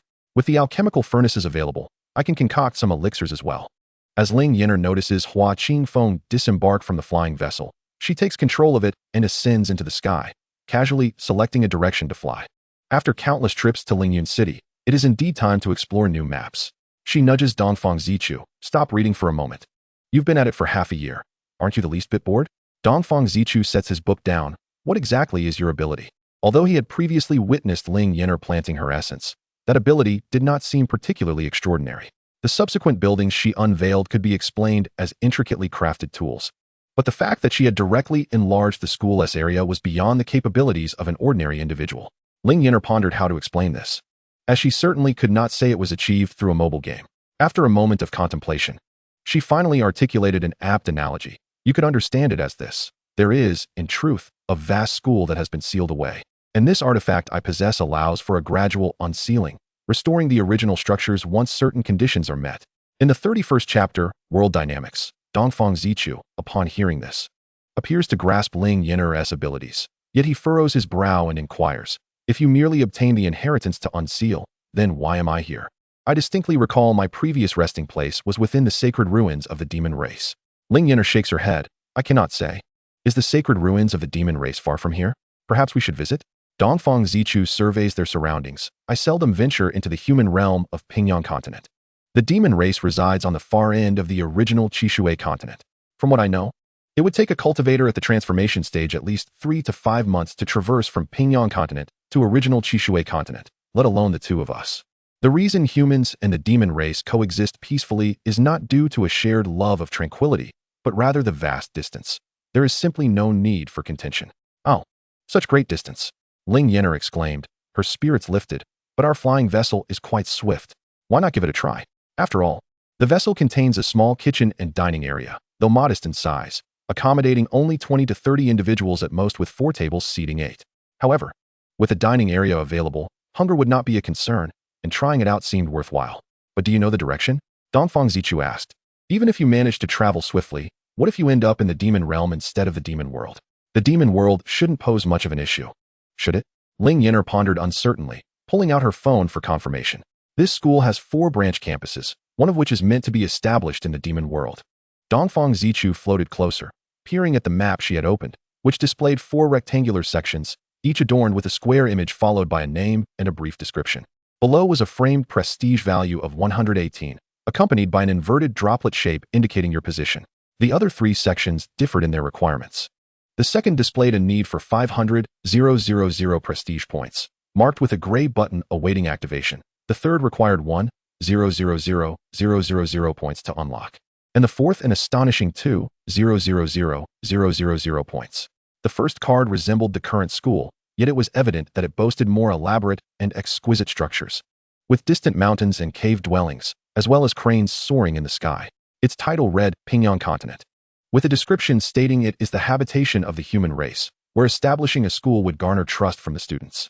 The second card, titled Original Qishui Continent, described it as the dwelling of the demon race, consisting of uncultured barbarians in need of proper cultivation guidance, though they may not readily accept you. The imagery depicted a whimsical forest akin to a fairy tale park, with buildings resembling mushrooms and flowers, or hollowed tree trunks entwined with vines, suggesting a deserted ruin. The third card represented the demon world, titled Heichin Continent, with a description emphasizing its brutality and the prevalence of sin, expressing hope that one could enlighten them about genuine goodness and beauty. The accompanying image portrayed a black castle amid withered branches beneath a blood moon. This black castle's aesthetic starkly contrasts with the previous two, Ling Yan'er remarked. Your school hardly embodies goodness and beauty. The final card illustrated a cluster of buildings among the clouds, named Sky Academy, with an introduction asserting it only accepts prodigies, claiming that mere genius is the threshold for admission. If one lacks sufficient talent, they are deemed unworthy to tread here. The arrogant and pretentious wording made Ling Yan'er feel somewhat embarrassed. In the 32nd chapter, encountering the three great sects, Dongfang Zichu remained unfazed, reasoning that if such a grand academy were to be established across these three continents, the creation of a genius academy would not be unusual. After Ling Yan'er perused the information, she switched back to the main interface and sighed. We still need to recruit teachers and staff, and we must find a chef. Without one, the dining area on the second floor cannot operate. The first floor dining area also requires a manager, as some students are quite negligent, leaving their trays scattered about. A person needs to supervise. The convenience store is also in dire need of personnel. Ling Yan'er poked at her phone. Where should we recruit people? Dongfang Zichu suggested. Aside from teachers, isn't it possible to hire anyone else? We could always purchase a couple of slaves. Ling Yan'er contemplated this and realized it might indeed be a viable option. After all, when hiring workers, she would need to consider giving them days off to return home. But buying slaves would eliminate that concern entirely. What a brilliant idea, Dongfang Zichu. You are exceptionally clever. Ling Yan'er exclaimed. Let us acquire a few literate slaves. They could teach basic cultural classes. We can stop by a town to buy some on our way back. While Ling Yan'er and Dongfang Zichu were conversing, they suddenly noticed an increase in the surrounding population density. A group of 30 to 50 individuals was gliding on flying swords ahead, while to the left was a smaller flying vessel than Ling Yan'er's, and to the right, a lavishly decorated pleasure boat. Ling Yan'er was unaware of when she had found herself amidst this gathering. As she saw their flying vessel nearing the group on flying swords, she hastily slowed down her vessel, which had been accelerating towards the demon race continent. Where could they be headed? Ling Yan'er curiously peered ahead. She took out her phone for comparison and confirmed that all the names were green, indicating safety. Dongfang Zichu also glanced at it and remarked, there must be a secret realm opening somewhere. The individuals ahead belong to the Sword Sect, those to the right are from the Qiantian Sect, and those on the left should be from the Taishu Palace. These three are all first-rate sects. If it weren't for the secret realm, the three sects wouldn't be heading in the same direction at this time. The Sword Sect members are recognizable as they fly with swords. But how did you identify the Qiantian Sect and Taishu Palace? Ling Yan'er inquired curiously. Dongfang Zichu explained. The Qiantian Sect consists entirely of female cultivators, most of whom are beautiful and dressed in elaborate attire. The Taishu Palace focuses on cultivating the mind, and their clothing is predominantly gray, often adorned with taiji patterns on the shoulder, making them relatively easy to identify. Ling Yan'er observed and had to concede, you have quite the discerning eye. I'm nearsighted. I can't tell whether the people on those flying vessels are human or dogs. Is there anyone who plays on their phones all the time and isn't nearsighted? Song Sang added, let us follow them and take a look. Ling Yan'er suggested, if it truly is a secret realm, who knows when we will be able to leave? ISNT school starting on the 16th day of the first month? Dongfang Zichu expressed his concern. Not to worry. ISNT Waking Feng still at school? Ling Yan'er responded nonchalantly. To be frank, if I'm still outside the day before school starts, I will be teleported back to school without fail. There's no escaping. Even if it's a secret realm, there's no need to worry. I'll release the flying vessel, and you can join me on it. And we can return together. Ling Yan'er added, you see, when I drop someone back to Lingyun City on weekends, I can never get off the flying vessel. After all the students disembark, I just zip back to school. Chapter 32. Secret Realm. If only she could zip back without any hassle. Unfortunately, that wasn't possible. So she had to stay. Ling Yan'er followed the Sword Sect members for 2 or 3 hours, and the crowd around them grew larger. They had seen a variety of flying artifacts, but indeed, sword flying was the most prevalent. One must admit, sword flying is truly impressive. As Ling Yan'er was marveling at this, she spotted the entrance to the secret realm. She recognized it as such because her phone indicated the name, Rift Valley Ruins. The second line stated, admission for those below the nascent soul stage. Below that were several images. The first depicted a grass, the second resembled a scroll. The third showed crossed swords, and the fourth was a question mark. Clicking on the grass, a text introduction popped up, Spirit Herb. The scroll wasn't a secret manual, but rather a transmission scroll. The crossed swords were quite conventional. Weapon. The question mark bore a single line, others. At the bottom of the map was another question mark icon. Clicking it revealed the drop probabilities. Spirit Herb 90, Transmission Scroll 1, Weapon 97, Others 0. 3. Isn't this drop rate a bit off? Game developers would surely give a thumbs up upon seeing such probabilities, right? Does this game even maintain balance? Although Ling Yan'er grumbled, she was still eager to explore this secret realm instance. Just as she closed the drop probability window, she heard someone announce, "In just one instance time, the secret realm will open. Only those at the nascent soul stage are permitted entry. And since this is the first time the secret realm has opened, allow us from the Qiantian Sect to lead the way for everyone." Goodness. If they want to be the first to enter the secret realm, they could just say it outright instead of being so roundabout. Ling Yan'er widened her eyes, listening as the next representative from the Qiantian Sect echoed a similar sentiment, claiming the second position. Following this, the top 10 sects made their declarations, speaking sweetly, but essentially establishing a sequence for entering the secret realm. Although the Sword Sect appeared to be brimming with combat power, they were the last to voice their intent. By the time they finished their pleasantries, only a few minutes remained. Ling Yan'er observed the countdown on her phone and took stock of the thousands of people gathered. The highest among them was at the nascent soul stage, but there were also quite a few just at the Qi refinement stage. As the countdown concluded, members of the Qiantian Sect were the first to enter, and then she tapped on the vortex representing the secret realm entrance on her phone. To her surprise, a dialog box popped up. "Do you wish to enter the Rift Valley ruins?" Below it were two buttons, yes, no. Without hesitation, Ling Yan'er clicked yes. Then, her surroundings darkened, and the blue sky with white clouds transformed into a gloomy blue tinged with purple. "What is happening?" Dongfang Zichu asked. "Did we enter the secret realm?" "You weren't even near the entrance." Ling Yan'er shook her phone and replied, "See, my artifact brought us in. The mechanics of the game need not be scrutinized. Overthinking it would yield no clarity." Ling Yan'er found a spacious area and lowered the flying vessel, urging, "Quickly, let us explore the secret realm. I've only seen secret realms in novels and games. This is my first time witnessing one with my own eyes." She then grabbed Dongfang Zichu and leapt off the flying vessel, storing it in her backpack. "Which direction should we head?" Dongfang Zichu inquired indifferently. The secret realm was dark and unsettling. He surveyed the surroundings. The trees were not the typical green, but rather twisted and dark purple in hue. The grass beneath was also a deep blue and dark purple. Chapter 33. Side quest. Ling Yan'er was uncertain of the direction, but she could consult the map on her phone. She opened the mini-map and asked Dongfang Zichu, "Take a look at this." While examining the map, she explained, "See, this symbol indicates the presence of spirit herbs. One should correspond to the Qi refinement stage herbs, 2 to the foundation establishment stage, 3 to the enlightenment stage, 4 to the golden core stage, and 5 to the nascent soul stage. The building marked with the sword and knife symbol likely contains weapons, while the small red dots could indicate members of other sects or demon beasts. Given their combat prowess, they certainly needed to avoid the red dots." "What do the small yellow, blue, and green dots signify?" Dongfang Zichu asked.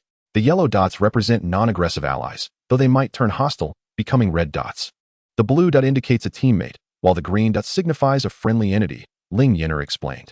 On the map, there was only one blue dot, representing Dongfang Zichu beside her. Ling Yan'er displayed remarkable self-awareness. "Well then, let us head this way to gather some spirit herbs. After all, if we can't defeat the demon beasts, we probably won't even have the chance to escape, and I certainly don't dare to meddle in the weapon-laden ruins." Alas, others who traverse into the cultivation realm are often geniuses, advancing in their cultivation at an astounding rate, while she, upon arriving, found herself powerless and unable to cultivate. She could speak eloquently about teaching others, but was utterly clueless when it came to her own cultivation. Even the feeble Dongfang Zichu had progressed from a combat strength of 15 to 500, whereas she remained at a pitiful 5. Even a goose had a combat strength of 20. What could Ling Yan'er do? For the sake of her own life, she figured it was best to gather some spirit herbs for a sense of participation. After all, this was a genuine secret realm. Ignorance was bliss, but knowing this, how could she possibly miss out?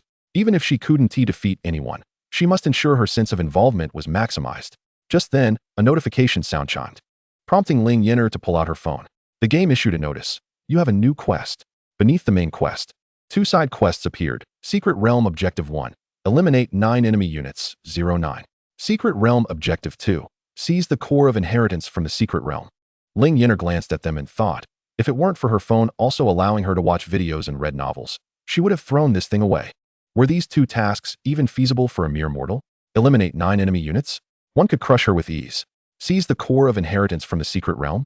Without mentioning that this location is unmarked on the map, even if it were, facing a group of golden core and nascent soul cultivators. A mere skill from any of them could reduce her to tears, pleading for her life. Ling Yan'er gritted her teeth, and Dongfang Zichu cast a puzzled glance at Ling Yan'er's phone, inquiring, "What's the matter?" Ling Yan'er feigned ignorance of the task, replying, "It's nothing. Since there are fewer people here, let us go search for spirit herbs." The nearest spirit herb marker on the map took them the better part of a day to reach. Upon arriving at the location, Ling Yan'er realized she lacked the necessary tools. Surely, she couldn't uproot the herbs with her bare hands. She turned to Dongfang Zichu for assistance. Dongfang Zichu also looked at Ling Yan'er. "You can't be serious, right? That thing is taller than I am. But you are in the foundation establishment stage. And I am still a mere mortal." Ling Yan'er retorted defiantly. "Fine," Dongfang Zichu conceded. Just as he was about to take action, Ling Yan'er suddenly glanced at the notification on her phone indicating the herb was collectible. "Wait, let me give it a try." Upon tapping collect, her screen transformed into an image of the spirit herb, complete with a progress bar and a 30-second countdown. Chapter 34, Harvesting Herbs. Dongfang Zichu watched as the spirit herb before him gradually faded into the ether, leaving an empty patch of ground as if the herb had never existed. "Your inheritance is quite impressive," he remarked. Ling Yan'er nodded. "Indeed, aside from not granting me any cultivation, it's quite beneficial. If it didn't provide any cultivation power and required her to battle monsters, she might as well have summoned Hua Qingfeng to do the fighting and delivered the final blow herself, especially with Dongfang Zichu, her lucky charm. Defeat was inevitable." Ling Yan'er examined the level 1 spirit herb, the heart-calming herb, and exclaimed, "Isn't the normal heart-calming herb green? Is this purple one even legitimate?" Although the description matched that in her book, the color was undeniably peculiar. Dongfang Zichu scrutinized the intact root system and suggested, "Didn't your school establish a spirit field? You should try planting it and see if you can restore its green color." "That makes sense," Ling Yan'er agreed, stowing the heart-calming herb away. She opened her mini-map, selecting another direction that was unoccupied but had spirit herbs, and continued onward. After just a few steps, she retrieved a flying vessel. "Why on earth are we trudging on foot when we could take the flying vessel?" Ling Yan'er questioned earnestly. As they soared through the air, a contemplative Dongfang Zichu, who had been resting on Ling Yan'er's shoulder, replied, "Perhaps it's because you prefer walking." Upon reaching their destination without resorting to any shortcuts, Ling Yan'er insisted that Dongfang Zichu dig up the spirit herb. With a sardonic smile, Dongfang Zichu extended his hand to uproot the level 3 spirit herb. However, his small hands could only grasp a single leaf, pulling it piece by piece before Ling Yan'er's eyes. Ling Yan'er whistled skyward. "I recall that the medicinal value of this herb lies in its roots, correct?" She then handed Dongfang Zichu a sword. "No rush, take your time." It was evident that Ling Yan'er was intentionally teasing him. Yet, Dongfang Zichu, reflecting on their ages, he being far older and she merely a teenager, could only indulge her whims. As he accepted the sword, it appeared to shrink to a perfectly manageable size in his hands. He could tolerate being here with Ling Yan'er because the sword he had once fashioned from a branch had remained its original size, not fitting for his current stature. He was oblivious to how the items in Ling Yan'er's possession transformed to suit him perfectly. He attributed it to her abilities, but chose not to elaborate, as he was simply too proud after living for thousands of years. To placate Ling Yan'er's irritation, he deliberately refrained from using any cultivation energy, opting to dig with the sword in its ordinary form. After all, it wasn't his weapon, so he felt no pain in using it. When he presented her with a mound of dirt and tangled roots, he was met with her cheerful acceptance of the spirit herb as she stored it in her game pouch, disregarding the notification that popped up. "Imperfect dripping water spirit herb. Very well, I shall forgive your previous rudeness," Ling Yan'er proclaimed with a hint of pride, giving Dongfang Zichu a playful shake. "Look at you, covered in mud. Play? Never mind, as long as you're happy," Dongfang Zichu thought despondently. All this was for the sake of survival. Offending Ling Yan'er would mean no nourishment for him, hindering his recovery of cultivation power. Ling Yan'er, unfazed by Dongfang Zichu's thoughts, shook him once more before saying, "Oh, you should return to the flying vessel and clean up. Being covered in mud is rather embarrassing." Dongfang Zichu dismissed her concern with a cleansing gesture. "No need." Ling Yan'er observed Dongfang Zichu's now pristine appearance. Indeed, having spiritual energy is quite convenient. Chapter 35, Encountering Enemies. As more individuals entered the dungeon, the map brimmed with green and red dots, the markers signifying spirit herbs dwindling. Finding an unoccupied path became increasingly difficult. However, thanks to the flying vessel, Ling Yan'er managed to evade most of the crowd until, while extracting a level 4 spirit herb, a girl unexpectedly landed right in front of her. In such situations, Ling Yan'er's instinct was to evade and pretend not to notice, as she was, after all, a mere novice in combat. Truly, her combat prowess was abysmal, but the trio of men pursuing the girl seemed to think otherwise, blocking Ling Yan'er's escape route. Senior brother, she witnessed us chasing the cultivators of the Qiantian Sect. We cannot let her go. Indeed, the one addressed as senior brother replied with a fierce gaze. Little girl, if you must blame someone, blame the Xianxiaaudiobooks sect for putting you in this predicament. Ling Yan'er, clutching her phone in one hand and holding Dongfang Zichu protectively behind her with the other, felt a surge of frustration at her misfortune, lamenting how she had stumbled into such a deadly situation. Fellow cultivators, please spare me. Let us pretend we never met. I don't even know those from the Xianxiaaudiobooks sect. I assure you, I will turn a blind eye to any actions you take. Before Ling Yan'er could finish her plea, the senior brother launched an attack, the wind blades whipping her clothes and hair.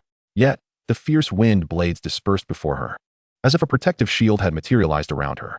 The senior brother, having taken a few steps forward, halted and turned back, his two companions doing likewise, astonished to see Ling Yan'er unharmed. What is happening? How could she possibly withstand senior brother's wind blades? They wondered. She must possess some form of protective charm. The senior brother mused, frowning. With her low level of cultivation, how could she have entered here without any means of defense? I was careless. Brother, I truly don't have anything. I have no grudge against you. Can we not let this matter rest? Ling Yan'er said, retreating cautiously. Apologies. But only the dead can keep secrets, the senior brother declared, advancing with his sword to strike, clearly intent on delivering a lethal blow. Ling Yan'er realized she could not outrun him and took off in the opposite direction. The senior brother's sword slashed against her protective barrier. While it caused no physical harm, the overwhelming force rendered her immobile. Ling Yan'er stumbled to the ground, panic coursing through her veins. Dongfang Zichu attempted to break free several times, but was tightly held within her sleeves. After several powerful strikes from the senior brother, the surrounding grass and trees lay in ruin, yet Ling Yan'er remained relatively unscathed, aside from being slightly disheveled from the force. He could not harm her, nor did she possess anything that could inflict damage on him. Throwing her phone at him was hardly an option. Castaway, that is akin to throwing meat buns to dogs, with no return in sight. The opposing trio are all at the golden core stage, while our side boasts merely a foundation establishment practitioner and a rather lackluster fighter. What folly would compel one to engage in such a confrontation? It is a wonder that any protective barrier could safeguard one's life at all. Those three brothers wielded their collective strength against the barrier for an eternity, yet it remained impervious, their hands unable to breach the shield to touch Ling Yan'er. After a moment's contemplation, one of the brothers sneered. Do you recall what you proclaimed? Of course. Ling Yan'er raised her right hand, clutching her phone. I swear, we have never met. I do not even know your names. Chapter 36, Sword Pavilion. You've shown some sense. The trio departed with the girl they had initially brought down. As Ling Yan'er observed them ascend upon their flying sword, she hastily summoned her flying vessel and climbed aboard. A sparsely populated area is not safe either. Who would have imagined that one could be struck from above? Not to mention, she had no obligation to protect that girl. She was a complete stranger. Had it not been for the inexplicable protective barrier, she would have perished on the spot.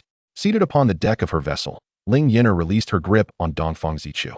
He circled around her, expressing concern. Are you all right? Had I not been merely a manifestation, you could have easily crushed me with that grip. Why hold on so tightly? I too am a foundation establishment, and it defies logic for someone of such low cultivation to stand before me. Ling Yan'er waved her hand dismissively. All three of them are at the golden core stage. The one captured from the Xianxiaaudiobooks sect is also at that level. What difference does it make between your foundation establishment and my mortal self? Then why would you stand in front of me? Dongfang Zichu prodded her cheek. How did they manage to be repelled back then? Ling Yan'er shook her head. I do not know. I shall investigate. She glanced at her phone, but it revealed no information regarding the sudden appearance of the barrier. Ling Yan'er was baffled, unable to comprehend the situation. However, one thing was certain. At least she no longer had to fear the infamous Red Name.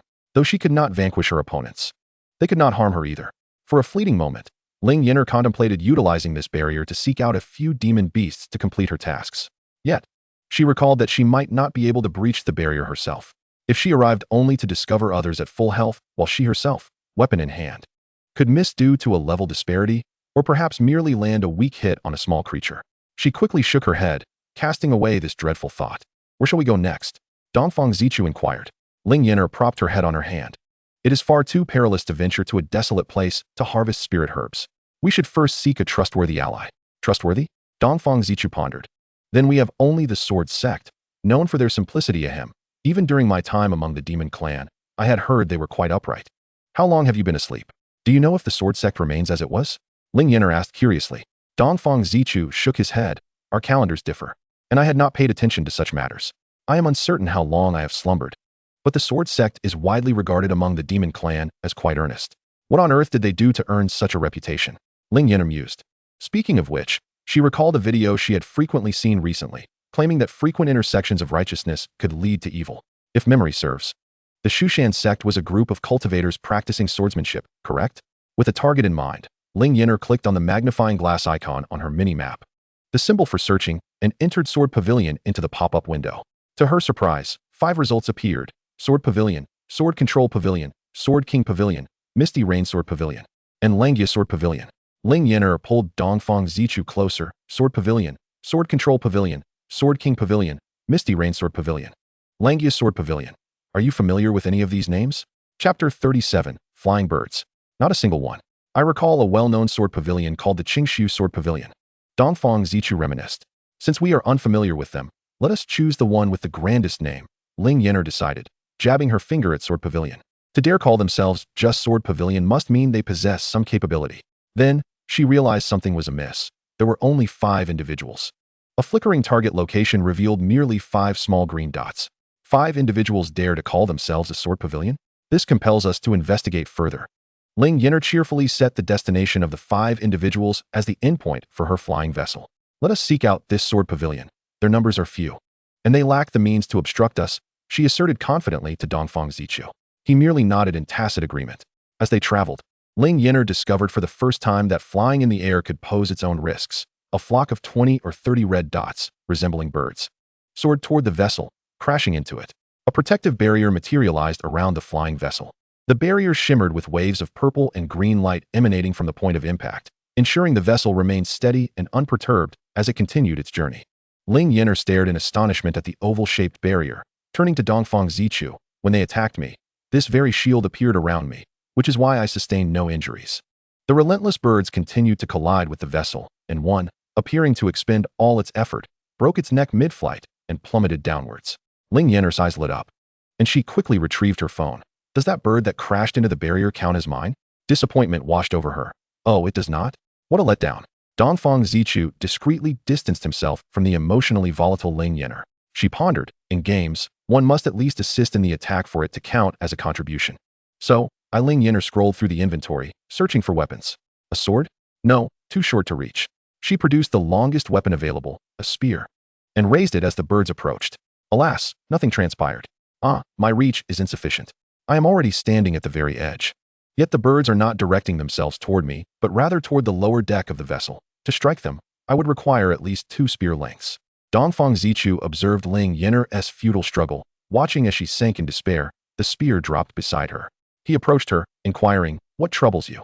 Ling Yan'er placed her last hope upon Dongfang Zichu, asking, "Can you strike those birds? You need not kill them, just ensure each one is hit, and let them chase the vessel to their own demise." "Very well," Dongfang Zichu replied. "Just a slight wound will suffice, correct?" "Indeed," Ling Yan'er nodded. "Any minor injury will do. You're so small, and they are so large. I do not expect you to kill them." Dongfang Zichu felt inclined to scoff at Ling Yan'er's peculiar logic. At his foundation establishment level, he could easily overpower the smaller birds. Yet, given the sheer number of them, it would be unwise to boast in front of her. After all, victory in a verbal sparring match would hold no value. Chapter 38, Qingyu Luan Bird. Dongfang Zichu used his spiritual energy to propel the sword Ling Yan'er had previously provided, ensuring every bird received a gentle prick. To his surprise, the sword maintained its proportional size, unaffected by the distance from him. In comparison to the size of the soaring birds, even a single feather from the opponent was larger than a sword. It was likely that plucking a feather would result in a wound larger than any he could inflict. Indeed, it was evident that he could not successfully argue with Ling Yan'er. In his unrecovered state, he was still rather ineffectual. To eliminate such flying creatures was no easy task. In order to ensure that each bird was pierced at least once, Dongfang Zichu had stabbed some multiple times, supplementing any that seemed uncertain. Ling Yan'er was able to observe from her phone that each had emerged with varying counts. 1, 1, 1. To validate her hypothesis, she decided to await the next bird that met its demise. After a considerable interval, another unfortunate avian appeared, and Ling Yan'er saw a system notification pop up. "Congratulations! Your teammate Dongfang Zichu has successfully slain a level 3 demon beast, the Azure Feather Phoenix. earning 1528 experience points. Consequently, a blue dot representing Dongfang Zichu also displayed the same 1528. Ling Yan'er closed the dialogue box in disbelief, thinking her task had become futile, only to be pleasantly surprised to discover that the objective of exterminating 9 hostile units had now changed to 1 out of 9. She gleefully tousled Dongfang Zichu's hair, exclaiming, "Well done." Dongfang Zichu silently distanced himself a bit, smoothing his hair, and with a hint of confusion, asked, "Just now, I suddenly felt a surge of spiritual energy entering my body. It seems I might have regained some?" Though the increase in spiritual power was minimal, he was hesitant to confirm it. However, he had a finely tuned awareness of his own strength, and this sudden influx of energy was unmistakable. Seeing hope for the task ahead, Ling Yan'er was entirely unconcerned by Dongfang Zichu's disdain. She could hardly explain that his experience had increased when the Azure Feather Phoenix had crashed, which translated to an enhancement in his spiritual power. Instead, she boldly asserted, "Isn't it only natural that slaying a demon beast would lead to becoming stronger? The more resolute I am, the more my words become truth." Dongfang Zichu, bemused, retorted, "Did I slay it?"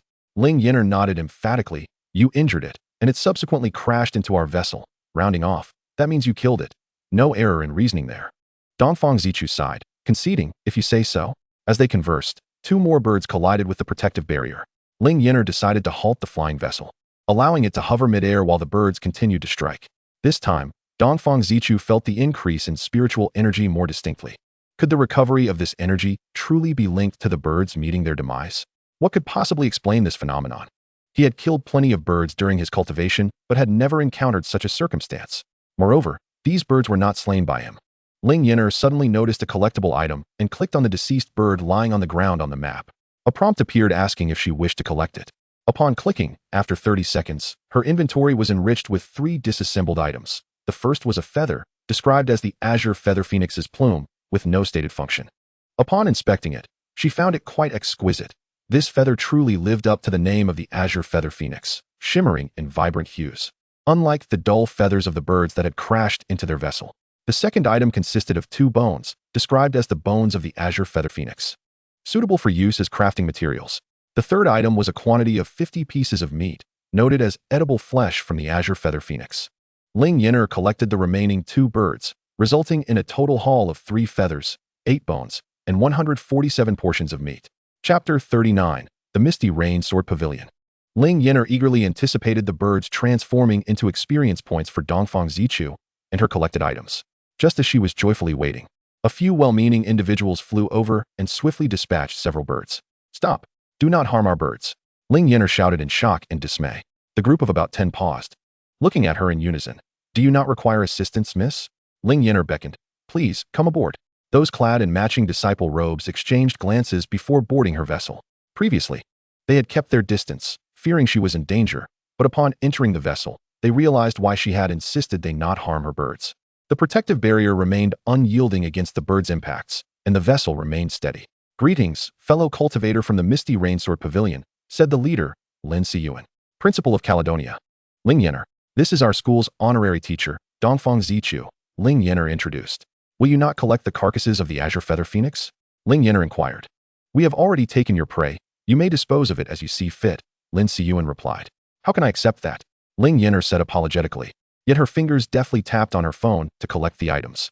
Only after finishing her collection did she shyly offer 2 bones to him. "It wouldn't be right for me to take everything from the birds you defeated.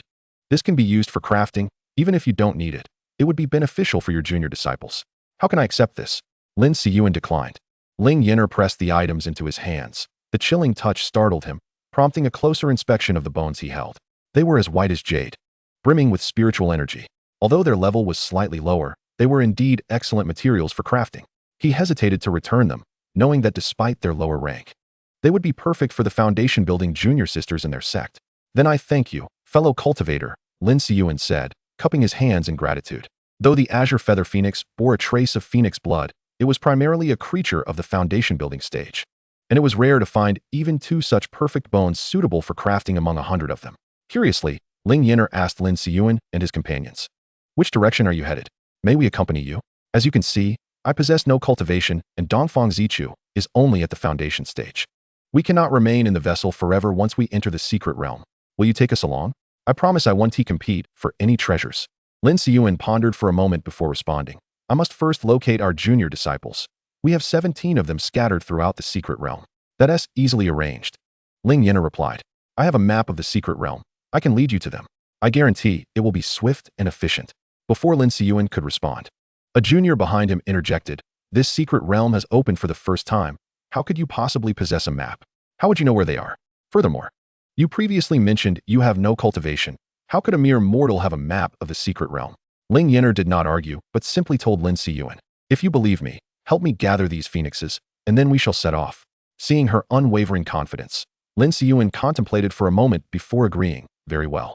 Rather than placing faith in Ling Yan'er, he had greater trust in the vessel. Upon entering, he sensed its extraordinary resilience.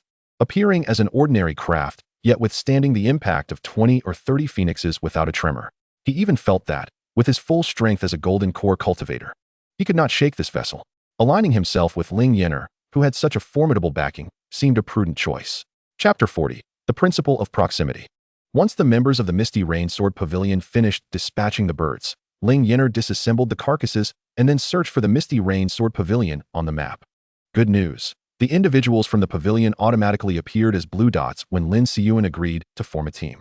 Bad news. The 17 junior disciples were divided into 5 groups, with 2 of those groups containing only 1 person each. The group before her was the largest.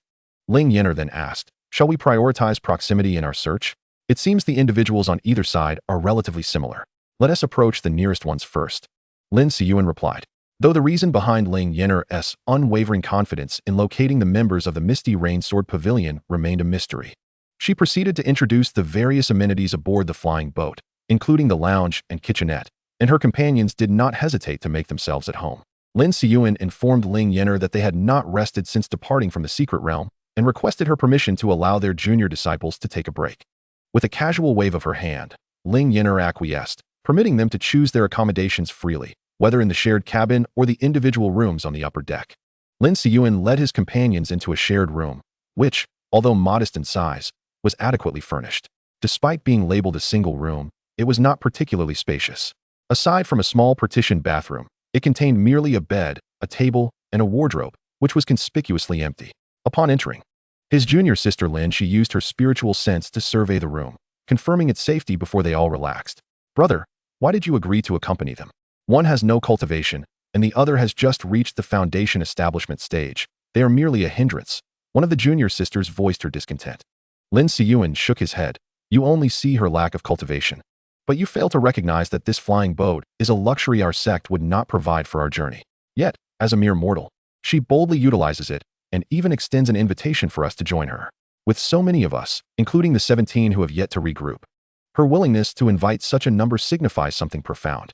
Typically, such actions are motivated by a desire for protection or a reliance on a formidable backing, indicating that she is not concerned about us seizing her possessions. Lin, she interjected. Initially, we approached thinking we could assist as fellow cultivators. So we stepped forward to help eliminate a few lawn birds. But now that we are aboard her vessel, do you believe she requires our assistance? A junior brother added. Moreover, the corpses of the slain lawn birds vanished into thin air.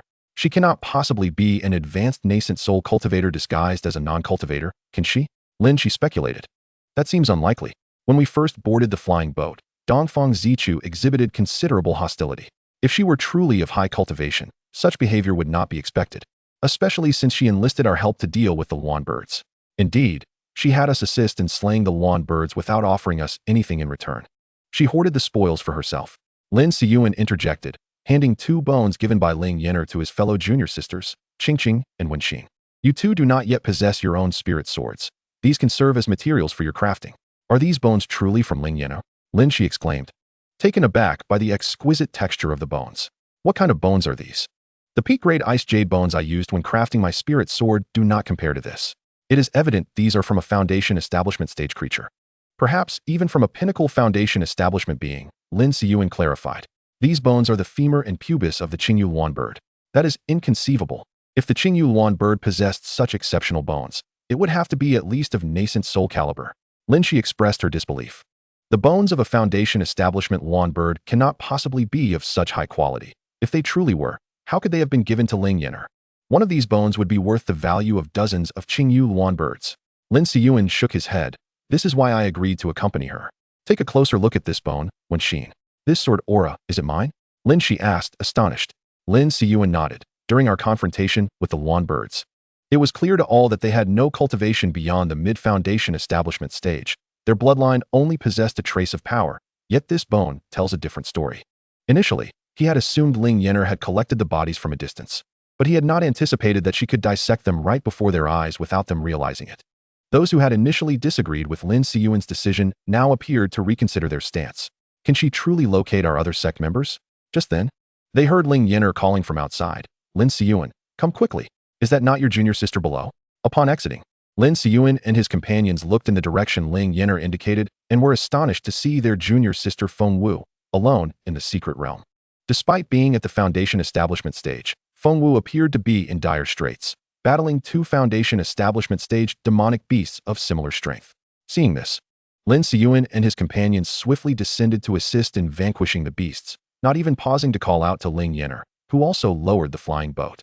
They hovered just above the ground, allowing Lin Shi and the two junior sisters to bring Feng Wu aboard Ling Yan'er's vessel, where they found a room for her to rest. Meanwhile, Lin Siyuan returned with the defeated demonic beasts. Thank you for rescuing my junior sister, Lin Shi expressed gratefully. Consider these two demonic beasts a token of my appreciation, Lin Siyuan said, placing the two feline demonic beasts on the deck. Had it not been for your assistance today, my junior sister would have been in grave danger. It was you who saved her, so it has little to do with me, Ling Yan'er replied, as she piloted the flying boat towards their next destination. And please, drop the fellow Taoist formalities, just call me Ling Yan'er. I had already promised to help you locate your junior disciples, so no need for thanks. These spoils are the fruits of your junior sister's hard-fought battle. It would be better to give them to her. Those who do not take advantage of a favorable situation are fools. Ling Yan'er's generosity stemmed from the fact that this was not a confrontation between her and Dongfang Zichu. Accepting the spoils would serve little purpose. As the system could not decompose them, they could only be stored in her bag. She had no inclination to carry around the corpses of demonic beasts, for reasons unknown. While she could effortlessly collect and decompose what Dongfang Zichu had slain, she could not do the same for the creatures defeated by Lin Siyuan and his companions. Despite them all being marked as allies on her map, the system's criteria for such distinctions remained a mystery, perhaps due to the fact that Dongfang Zichu was the instructor of Caledonia. Realizing Ling Yan'er genuinely had no desire for the spoils, Lin Siyuan ceased his attempts to persuade her, stating, if you can help me locate the remaining junior disciples, do not hesitate to ask if you require anything. Ling Yan'er waved her hand dismissively. Let us discuss that later. In the following 3 days, Ling Yan'er traversed the secret realm with her flying boat, successfully gathering all members of the Misty Rain Sword Pavilion. During this time, the pavilion members transitioned from survival in the secret realm to an enjoyable excursion. Some even exclaimed, once I have enough spirit stones, I must purchase a flying boat. This is simply delightful. Riding on their swords left them apprehensive, fearing a misstep could lead to a fall, which would be embarrassing, if not injurious. From the moment they boarded the flying boat, they had endured no hardships. The younger disciples, who had not yet entered the period of fasting, enjoyed meals prepared by Ling Yan'er's small kitchen, which varied daily and surpassed the quality of their sect's fare. Initially skeptical of Lin Siyuan's decisions, a junior brother, now incredulous, patted Lin Siyuan on the shoulder. Brother, you truly possess foresight. They had expected to be Ling Yan'er's support, only to find that she was the one supporting them. There was no fear of demonic beasts along the way. If injured, they could return to the flying boat, which no beast could breach. They even encountered a nascent soul stage flying beast, which, unable to match their speed, ultimately retreated in frustration. Seeing all the blue dots gathered together, Ling Yan'er asked Lin Siyuan, is everyone accounted for? If there is anyone missing, I cannot assist, as my map shows none. All are present. Thank you. Fellow Taoist Ling Yan'er, Lin Siyuan replied. Wonderful, Ling Yan'er inquired. Where shall we go next? Lin Siyuan tentatively suggested. Shall we explore the secret realm? Where were you before? I, along with Dongfang Zichu, am engaged in the quest for spirit herbs, for our combat prowess is something you have witnessed. Ling Yan'er remarked. Now we possess sufficient combat strength. It is time for a transformation. The core of the secret realm is also ready for battle. Not quite yet, Lin Siyuan whispered. How can we bolster others' ambitions while diminishing our own prestige? Ling Yan'er patted Lin Siyuan's shoulder and said, but it is still early. We can first gather spirit herbs, combat some magical beasts, and search for weapons. Lin Siyuan sighed, acknowledging that in just a few days, he had already experienced both the reliability and unreliability of Ling Yan'er. However, Dongfang Zichu was indeed dependable, yet he would often flee whenever Ling Yan'er boasted, pretending not to know her. Shall we seek the spirit herbs or the weapons first? Ling Yan'er pondered before decisively stating, why must we choose? We should pursue both. Moreover, Dongfang Zichu was accompanied by a full contingent of 49 individuals. Thus, Ling Yan'er commenced her selection of nearby magical beasts: moon demon spiders, ghost-faced scorpions, illusionary butterflies, six-winged centipedes, ironclad dragon rhinoceroses, and the celestial demon tigers. Oh, but that one is not a contender. We cannot defeat a being at the nascent soul stage. The nearby options are limited. Which shall we engage? Ling Yan'er fixed her gaze on Lin Siyuan, who contemplated before responding. Let us first confront the moon demon spider, followed by the ironclad dragon rhinoceros. Both would serve us well. Ling Yan'er chose to fly towards the moon demon spider, whose location was indeed quite close. After a brief flight, they arrived, but upon gazing down, Ling Yan'er was struck with dread. From the map, the multitude of tiny red dots seemed insignificant. Yet the sight of countless spiders and their intricate webs in reality made her wish for a pair of eyes that had never beheld such a sight. This fleeting moment would haunt her for a lifetime. Chapter 43. The Weakness of the Moon Demon Spider. Ling Yan'er quickly took refuge inside the flying vessel, activating a video app to watch handsome men cleansing their eyes, while urging Dongfang Zichu to combat the spiders. Dongfang Zichu retorted, "What makes you think I'm not afraid of these creatures? They are, after all, the nemesis of our trees." Ling Yan'er questioned, "If you were referring to other insects, I could understand, but aren't spiders supposed to prey on smaller insects? My brother thought the same, and he ended up being devoured, leaving not a trace." Dongfang Zichu lamented, "Remember, the school absolutely forbids the presence of such entities. Otherwise, you can simply move me elsewhere." It wasn't that Dongfang Zichu was unwilling to flee.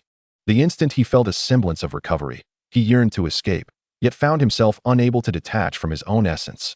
Who has ever heard of a demon unable to control its own form? Such a tale would be met with disbelief. Ling Yan'er had to relinquish her desire for some experience points and loot.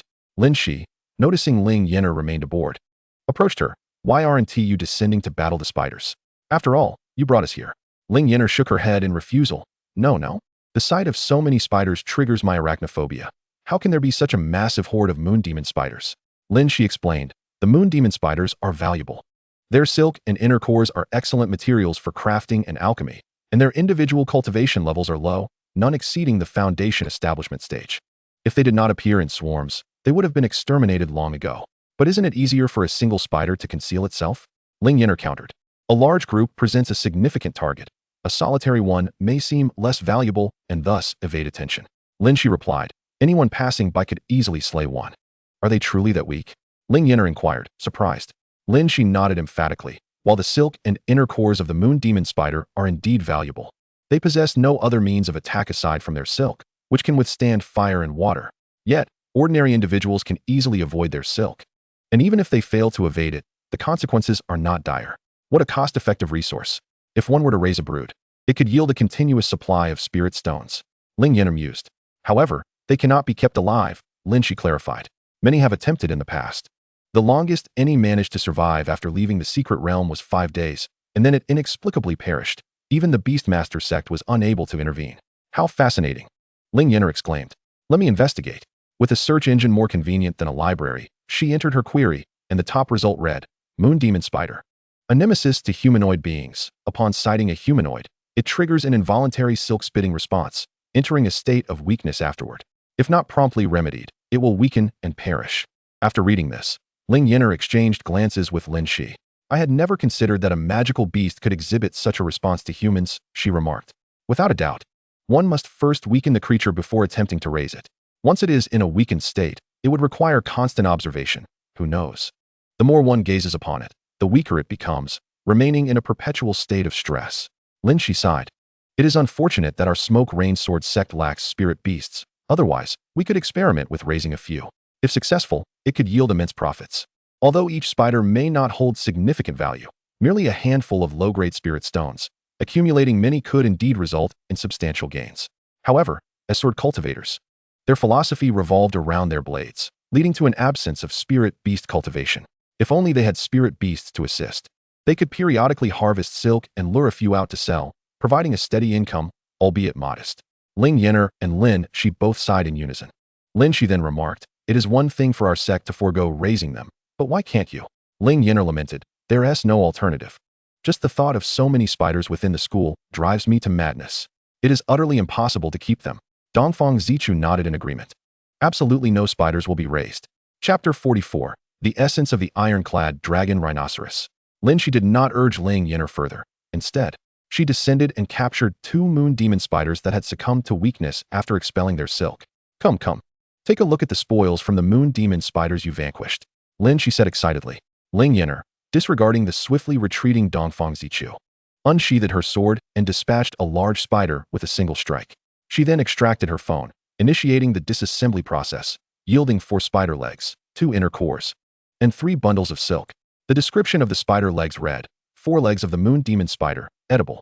The inner cores were described as, inner cores of the moon demon spider, first grade, usable for alchemy, of limited value, merely acceptable. The silk was noted as, silk from the moon demon spider, suitable for weaving and tailoring, resistant to fire and water, barely adequate for novice use. A sense of disdain emanated from the system, leaving Ling Yan'er to wonder if it were merely her imagination. Comparing the materials, she suspected it might not be an illusion after all. Nonetheless, these items were deemed useful, albeit of limited application. However, accumulating a few could prove advantageous, especially with upcoming lessons in alchemy and crafting. Well, I suppose I won't need to worry about materials, as the advent of textbooks and the equipment room should resolve those concerns, Ling Yan'er mused, before accessing the interior of the alchemy room. Discovering it contained only an alchemical furnace, devoid of any inner cores or spirit herbs. Reflecting on the scant spirit herbs in her backpack, she thought, surely, I cannot bring this meager collection to class. Oh well, I'll deal with it later. If necessary, I can forego the alchemy course. It's not a significant issue. Ling Yan'er laid out her findings, and after Lin Shi examined them, she commented, these are not much different from what we have slain. At least all 6 spider legs remain intact. However, whether they are edible remains uncertain. No one has ever dared to try them. Who could stomach such a thing? A few extra bundles of silk hardly amount to any profit. But why does the bone from the Qingyu Luan bird seem so markedly different? Ling Yan'er queried. After the spider vanished, Dongfang Zichu approached and remarked, perhaps it is due to the character Luan in the name of the Qingyu Luan bird. The Qingyu Luan possesses the bloodline of the phoenix, and during your decomposition, the minimal remnants left behind are a result of the bloodline being refined. In contrast, creatures like the moon demon spider lack any substantial bloodline. Even if refined, the outcome remains largely unchanged. There's a slight difference, but it is negligible. This reasoning was indeed compelling. Ling Yan'er interjected, these are merely conjectures. If only we could ascertain their validity. Next time, we should seek out another beast of ancient lineage for verification. Then let us pursue the iron-armored dragon rhino next, Lin Shi suggested, for it is said to possess dragon blood. Moreover, the hide of the iron-armored dragon rhino serves as excellent material for crafting armor, Lin Shi continued, and given that it is a rhinoceros, one should be able to extract a considerable amount of edible meat. Though the flavor of iron-armored dragon rhino meat is rather indescribable, Dongfang Zichu added. The only commendable aspect is that its meat is non-toxic, he continued. Ling Yan'er turned to him. How do you know this? Have you perhaps tasted it? Dongfang Zichu smirked and nodded, and it was evident to Ling Yan'er that he had a story to tell. Her eyes lit up as she pulled out a handful of sunflower seeds, offering them to Lin Shi and even sharing some with Dongfang Zichu. Quickly, share your tale. Dongfang Zichu declined the seeds and took flight, leaving behind a remark, you will know once you try it. The impoverished swordsman, Lin Shi, murmured. A senior brother of mine once mentioned that the meat of the iron-armored dragon rhino, when roasted, smells quite delectable, yet tastes sour and mushy after chewing for ages. All one can discern is a deadly sourness. Chapter 45. Non-toxic and edible. Now, that is quite a character, Ling Yan'er exclaimed in astonishment. Lin Shi waved his hand dismissively. Survival is paramount. Distinguishing between living and starving is essential. The members of the Misty Rain Sword Pavilion labored for 3 days to rid themselves of the dense swarm of moon demon spiders before boarding their flying vessel en route to the iron-armored dragon rhino. Unlike the moon demon spider, which congregated in vast numbers, the iron-armored dragon rhino was solitary, with not a single other beast within a radius of several miles. However, this territory undeniably belonged to the iron-armored dragon rhino, with each individual's domain varying from a few to several miles. The iron-armored dragon rhino resembled a rhinoceros, characterized by its stout and clumsy physique, thick limbs, and rough, tough skin, which bore a dark gray hue. Its ears were oval, its head large and elongated, lips curved into a hook, and its neck short and stout, adorned with solid twin horns. Its tail was thin and short, a clear indication of its formidable and robust nature, especially given its name, iron-armored dragon rhino, which suggests a thick hide. Ling Yan'er, observing the iron-armored dragon rhino, inquired of Dongfang Zichu, who was flying nearby, can it withstand an attack? Dongfang Zichu detected the disdain in her tone and scoffed. Is that a challenge? With that, he summoned his sword and soared toward the iron-armored dragon rhino. Perhaps due to the diminutive size of his sword, the beast seemed entirely unperturbed. Ling Yan'er glanced at her mobile device and, suppressing a laugh, remarked, "Oh, it appears you have indeed breached its defenses." Dongfang Zichu, catching the mocking tone in her voice, coldly smirked and directed his flying sword at the creature's eye.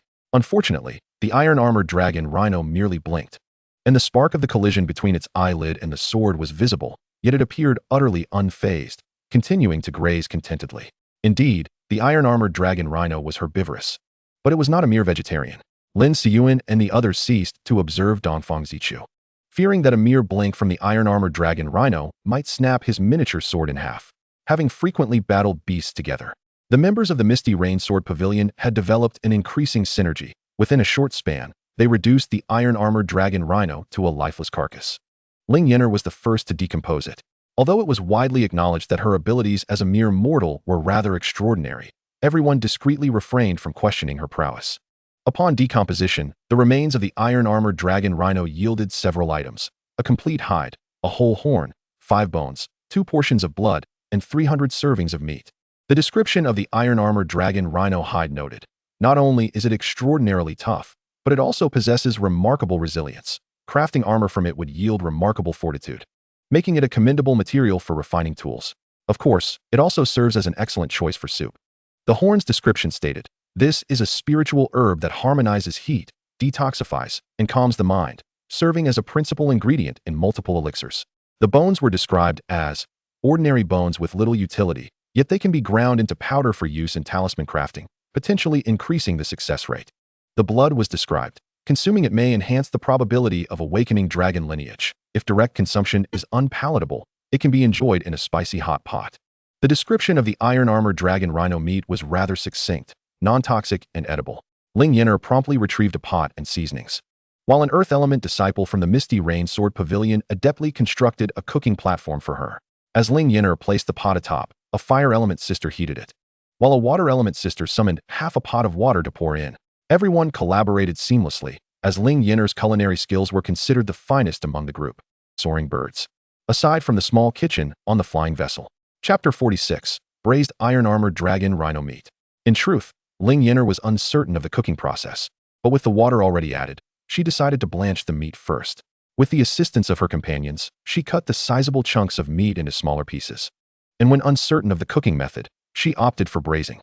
After stirring a large pot, each person took a small bowl and headed to the flying vessel, where the small kitchen offered rice and additional side dishes. The aroma of the braised iron-armored dragon rhino meat was indeed enticing. As for the flavor, Ling Yan'er held her small bowl and turned to the hovering Dongfang Zichu. "Hey, you should taste it first." "What did you just call me?" Dongfang Zichu inquired. "Cub." Ling Yan'er retorted playfully. "It's a term of endearment. Otherwise, I could just as easily call you my dear in the future. You wish for me to test for poison by flattering me, do you?" Dongfang Zichu sneered. "If you want to eat, then do so yourself." He had no interest in the oversized chunks of meat that would shrink down to a more suitable size upon reaching his hands, but Ling Yan'er's stir-fried portions would not. Curious, Ling Yan'er took a bite, and her eyes widened. What sourness! After chewing for a while, there was simply no trace of it. What exquisite delicacy was this? The meat was more tender than the spirit beast meat she had tasted previously, with no hint of sourness. Ling Yan'er continued to sample the dish, and Dongfang Zichu, noticing her actions, recognized that the flavor must be exceptional. He snatched a chunk from her small bowl and placed it in his own, the piece nearly the size of his head. After tasting it, he remarked, "Not bad. You wouldn't have mistaken it, would you?" Ling Yan'er produced her mobile device and thrust it before him. How could that be? Look, there were originally 300 servings of iron-armored dragon rhino meat, and now only 270 remain. Each person had their own filled small bowl, and refraining from taking larger bowls was wise, as they feared the flavor might disappoint and go to waste. To their surprise, the taste was quite delightful. After finishing her meal, Ling Yan'er returned her utensils to the small kitchen. Along the way, she encountered other members of the Misty Rain Sword Pavilion, who shared the same skepticism as Dongfang Zichu. "Sister Yan'er, you wouldn't have made a mistake, would you? This is truly iron-armored dragon rhino meat." Ling Yan'er answered each query. "Indeed, it is all iron-armored dragon rhino meat," Lin Siyuan declared. "Then let us continue hunting the next iron-armored dragon rhino. Not to mention, this iron-armored dragon rhino was a source of meat. It was certainly worth it for the food alone, let alone the crafting materials provided by its hide and horn. While preparing to hunt the iron-armored dragon rhino, everyone unanimously agreed to let Dongfang Zichu strike the first blow. Afterward, they inquired about Ling Yan'er's direction and proceeded with Dongfang Zichu toward the next location. Indeed, they were emboldened, intending to hunt all the iron-armored dragon rhinos in one go. Dongfang Zichu struck once before moving on to the next location, as Lin Siyuan had divided his junior disciples into 3 teams to enhance efficiency in their battles. Ling Yan'er followed the first group, collecting the spoils after their fight before proceeding to the second group. While members of the first group made their way to the third group to rendezvous with Dongfang Zichu for the next battle against an iron-armored dragon rhino. It was evident that Ling Yan'er and Dongfang Zichu were being treated as mere tools for their purpose. Ling Yan'er sighed, yet complied, gathering the loot and moving on. Initially, she had to wait a moment to collect items, but as time progressed, she became entirely a tool in the process. At first, it was Lin Shi who guided Ling Yan'er, but later, she found herself taking a flying vessel to keep up with the pace. Ling Yan'er mused, "What is happening? Shouldn't we be growing more fatigued with each battle? How is it that you all are becoming faster instead?" Chapter 47, Thunder Tribulation. "That's because 3 of my junior disciples have broken through to the Golden Core stage," Lin Shi replied to Ling Yan'er. "But isn't there supposed to be a thunder tribulation upon breaking through?" Ling Yan'er inquired. "In the secret realm, one does not face the thunder tribulation. It occurs only after exiting," Lin Shi explained. Ling Yan'er recalled a novel she had read. Is it because the heavenly laws are incomplete in the secret realm? Does it not function as a small world of its own? That is essentially the idea, Lin Shi affirmed.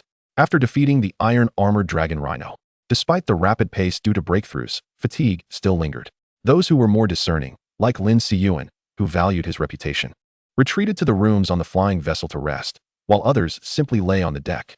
Ling Yan'er and Lin Shi also rested on the deck, dividing the spoils. They split the skin, horns, bones, blood, and meat of the iron-armored dragon rhino, with Ling Yan'er receiving 1/3 and Lin Shi representing the members of the Misty Rain Sword Pavilion receiving 2/3.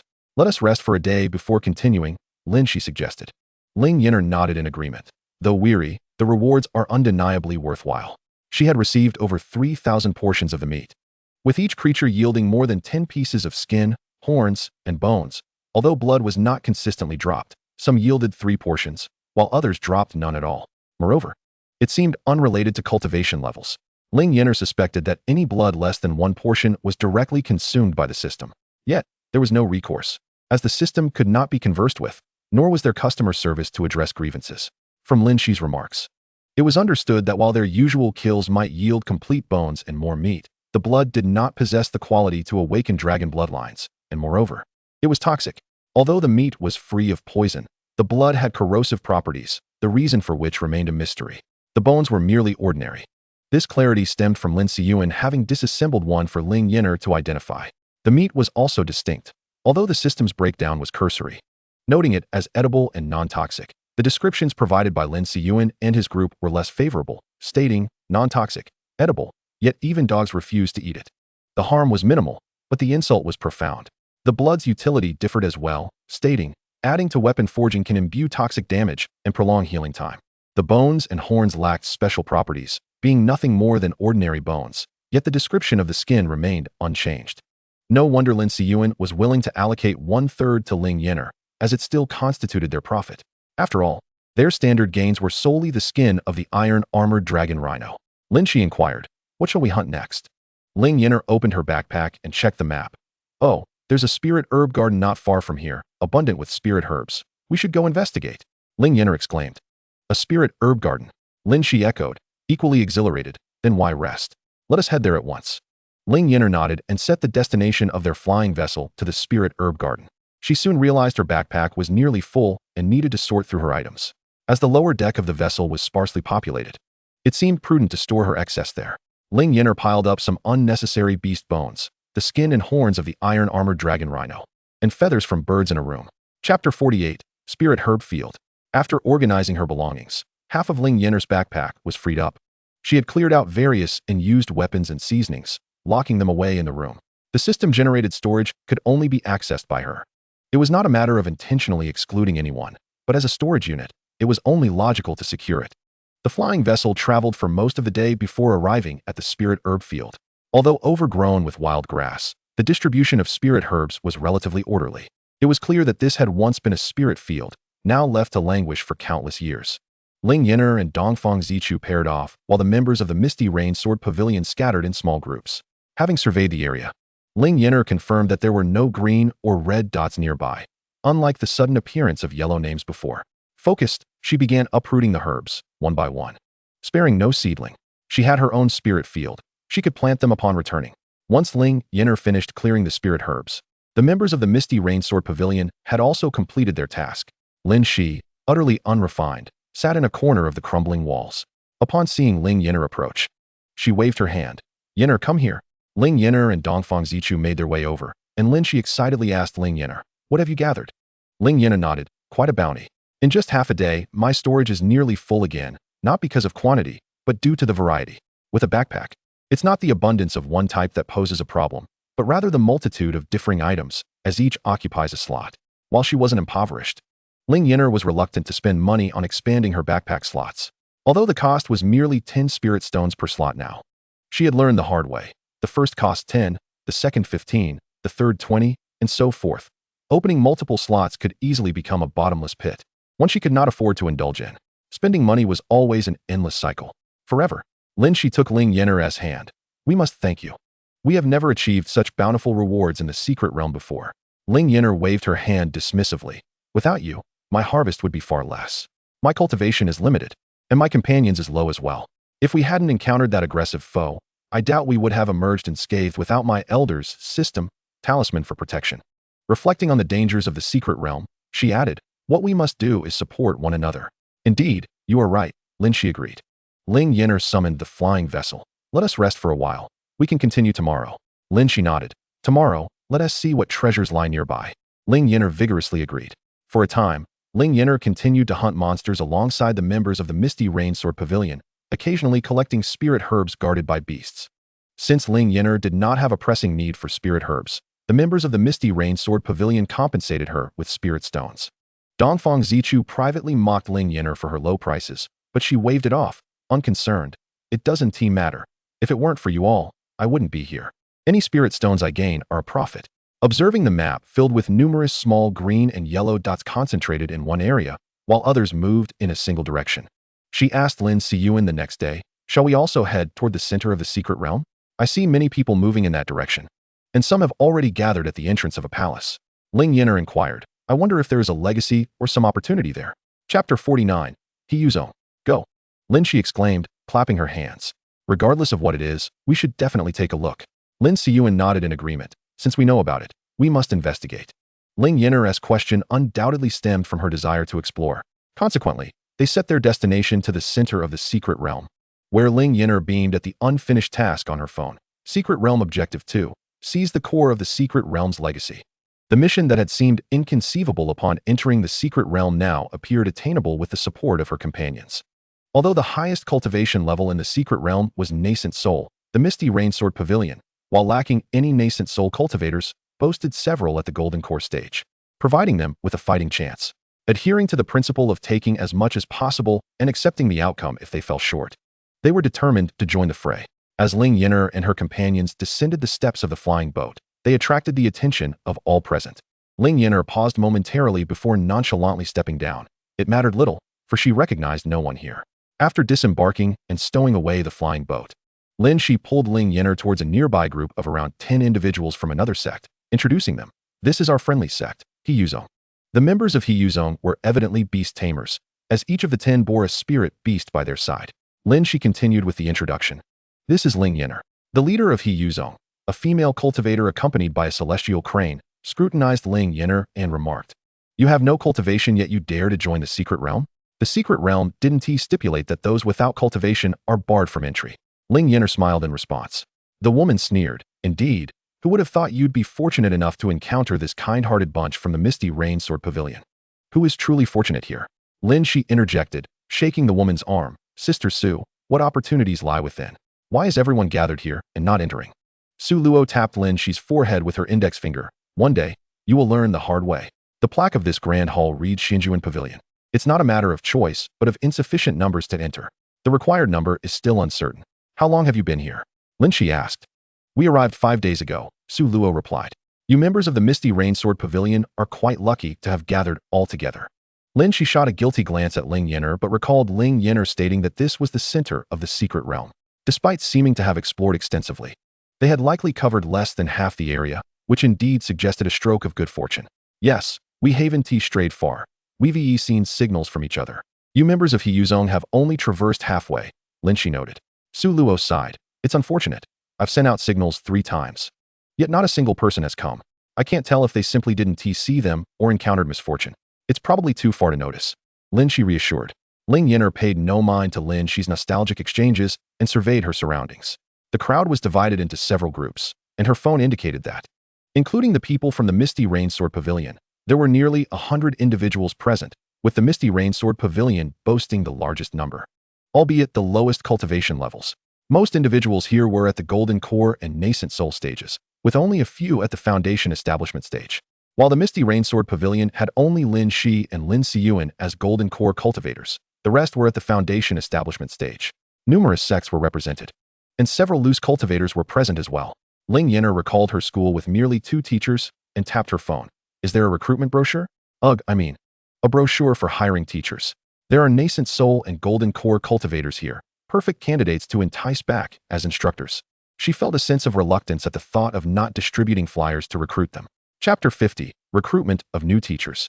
Unbeknownst to her if it was merely a coincidence or if the mobile game truly heard her words, after Ling Yan'er finished speaking, a recruitment jade slip with a capacity of 9,999 materialized in her backpack. It was not a flimsy A4 sheet, but a jade slip that exuded value. Ling Yan'er extracted one, and an automatic display of the school's visuals unfolded before her, complete with a voiceover introduction, concluding with salary details and working hours, making it appear to be a highly legitimate recruitment jade slip. Ling Yan'er glanced around. The members of the Misty Rainsword Pavilion nearest to her had not directed their gaze toward the slip, indicating that it was either visible only to her or to those holding it. Although being observed by everyone was not out of the question, it was prudent to maintain a low profile, given the throngs of nearly 100 individuals around her. Ling Yan'er approached a group of loose cultivators, distributing the jade slips one by one, indifferent to the outcome, for even securing one was a gain. Loose cultivators, often solitary wolves, were not particularly approachable. Ling Yan'er managed to distribute 7 slips, mostly through sheer persistence, while stating, "The Caledonia School is earnestly hiring teachers. Feel free to take a look." After distributing the slips, she returned to the ranks of the Misty Rainsword Pavilion, where Lin Siyuan curiously asked, "What did you give them?" Ling Yan'er produced another slip to offer to Lin Siyuan. "You'll find out after you take a look." Lin Siyuan examined it and scratched his sword. "Aren't you afraid they'll retaliate? What is there to fear? If the deal doesn't go through, at least we maintain goodwill. It's a mutually beneficial arrangement." Ling Yan'er responded.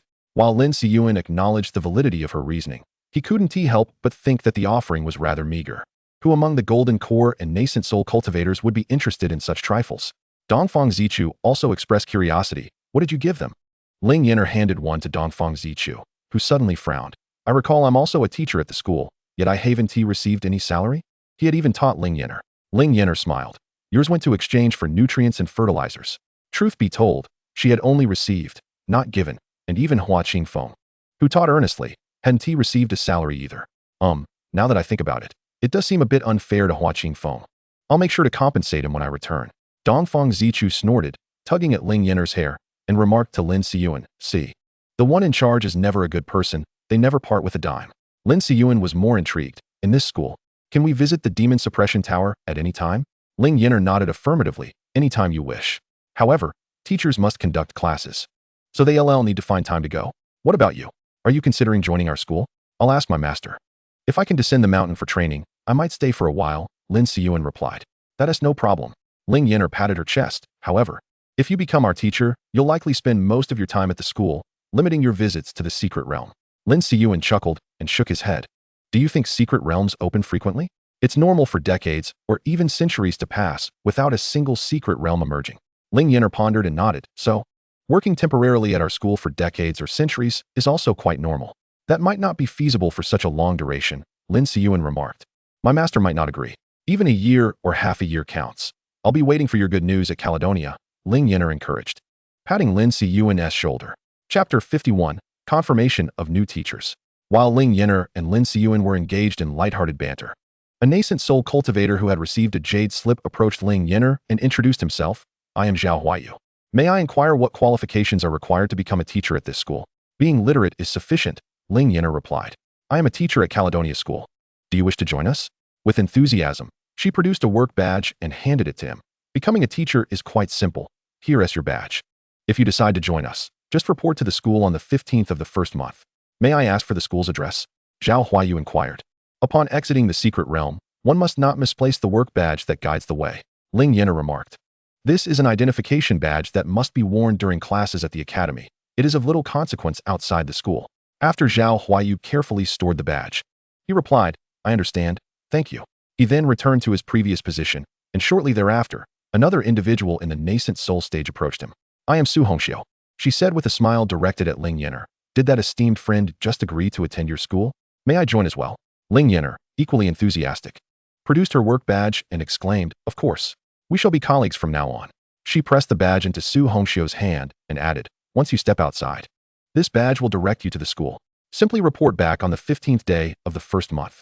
After Su Hongxiao accepted the badge and departed, Lin Siyuan remarked with a hint of melancholy, shouldn't I be given one as well? Ling Yan'er promptly retrieved another badge and handed it to him, saying, how could I possibly forget you? Feel free to bring along a few more fellow disciples. Lin Siyuan accepted the badge, bemused. I can't shake the feeling that you are rather desperate for more people. Indeed, I am, Ling Yan'er sighed. I have numerous classrooms. Yet I am left with only a single class of students. Lin Siyuan, holding the work badge, felt at a loss for words. Reports indicated that each class comprised 30 students, which seemed scant. Isn't a formal class supposed to have 50 students? 50 is rather meager. It's common for established schools to have thousands, he noted, feeling somewhat disheartened. Their sect, comprising merely 100 individuals, had only 3 or 4 dozen young disciples, which represented the entirety of their generation. By Ling Yan'er's account, their school would host merely 2 or 3 classes. At that moment, 2 more individuals approached from a distance. As the 2 nascent soul practitioners drew near, a voice resonated from above. The number of challengers has reached the required threshold. The gates shall now open. All participants, please prepare to enter the grand hall within the incense time. Failure to do so will be deemed a forfeiture of the challenge. Upon the conclusion of this announcement, the previously sealed gates creaked open, revealing a vast and empty hall. Save for the pillars and a solitary wall adorned with the portrait of a figure, Ling Yan'er followed the crowd into the hall. Once the incense time elapsed, the gates slammed shut with a resounding thud, and several luminous pearls illuminated the space with a gentle white glow.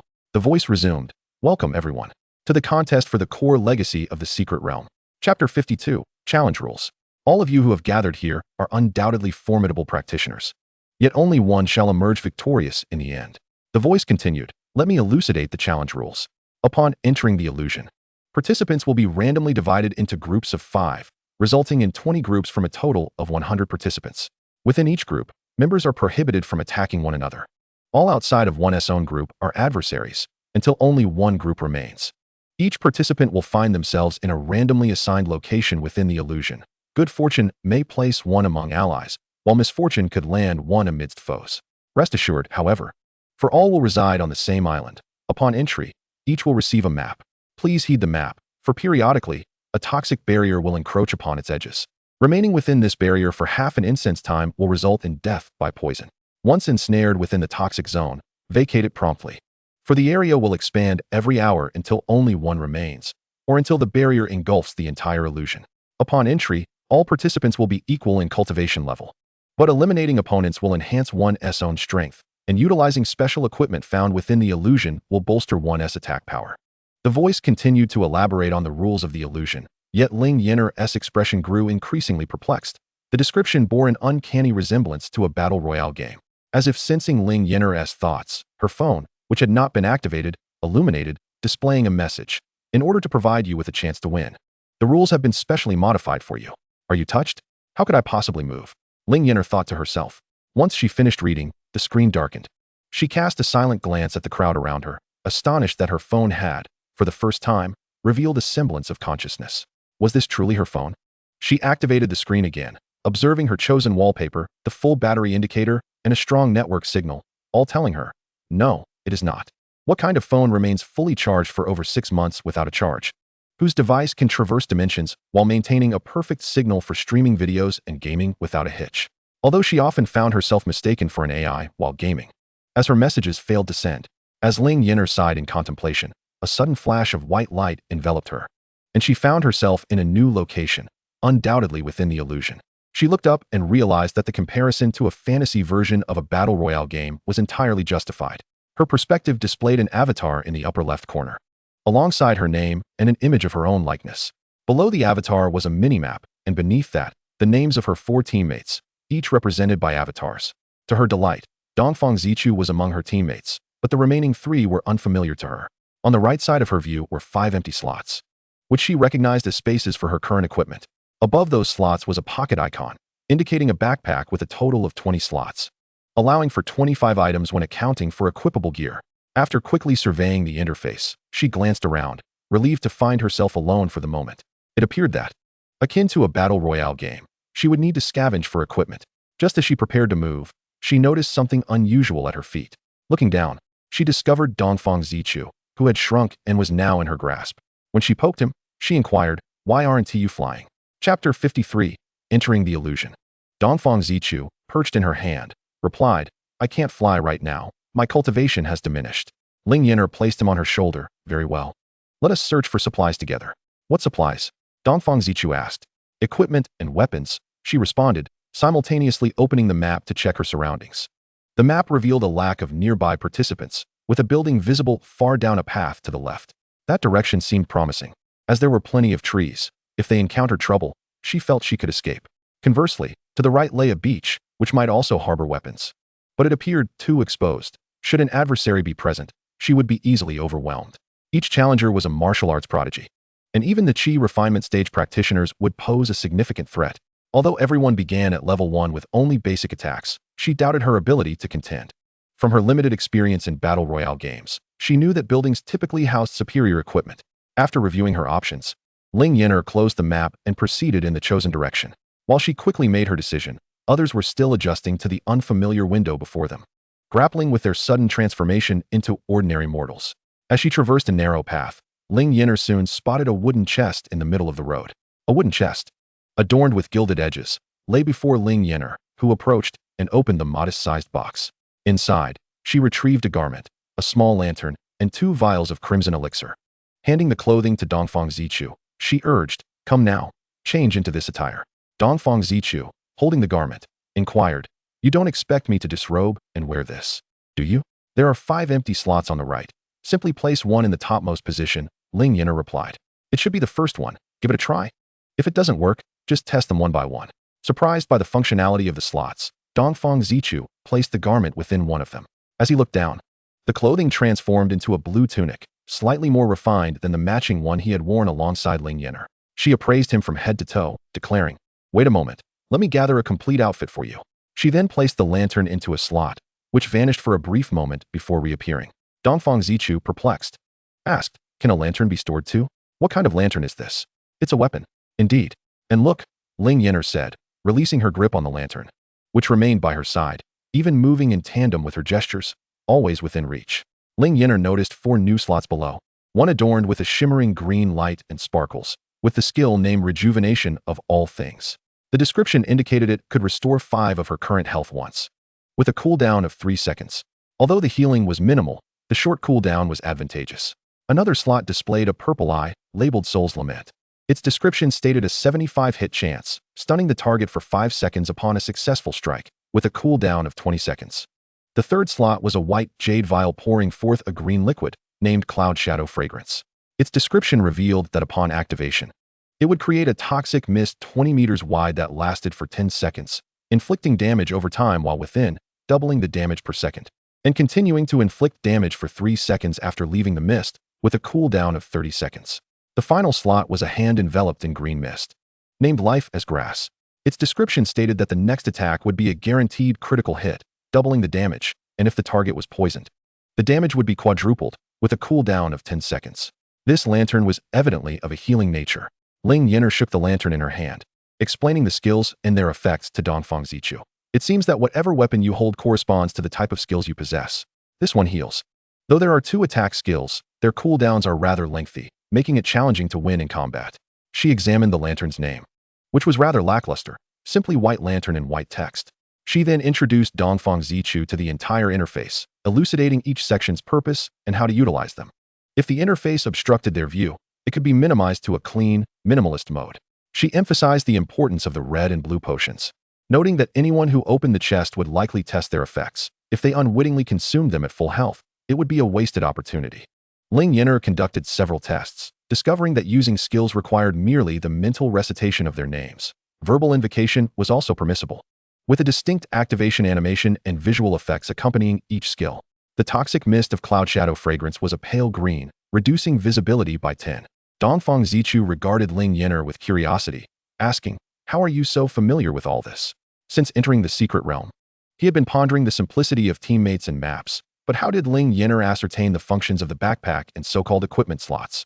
"Once we exit, I'll teach you to play a game, and then you'll understand," Ling Yan'er replied, recalling her extensive experience with various games on the market. She had even played a few rounds of a battle royale game, though her lack of skill had diminished her interest. They continued towards the structure they had previously observed. A rudimentary farmhouse with a wooden chest at its center and 3 clucking hens nearby.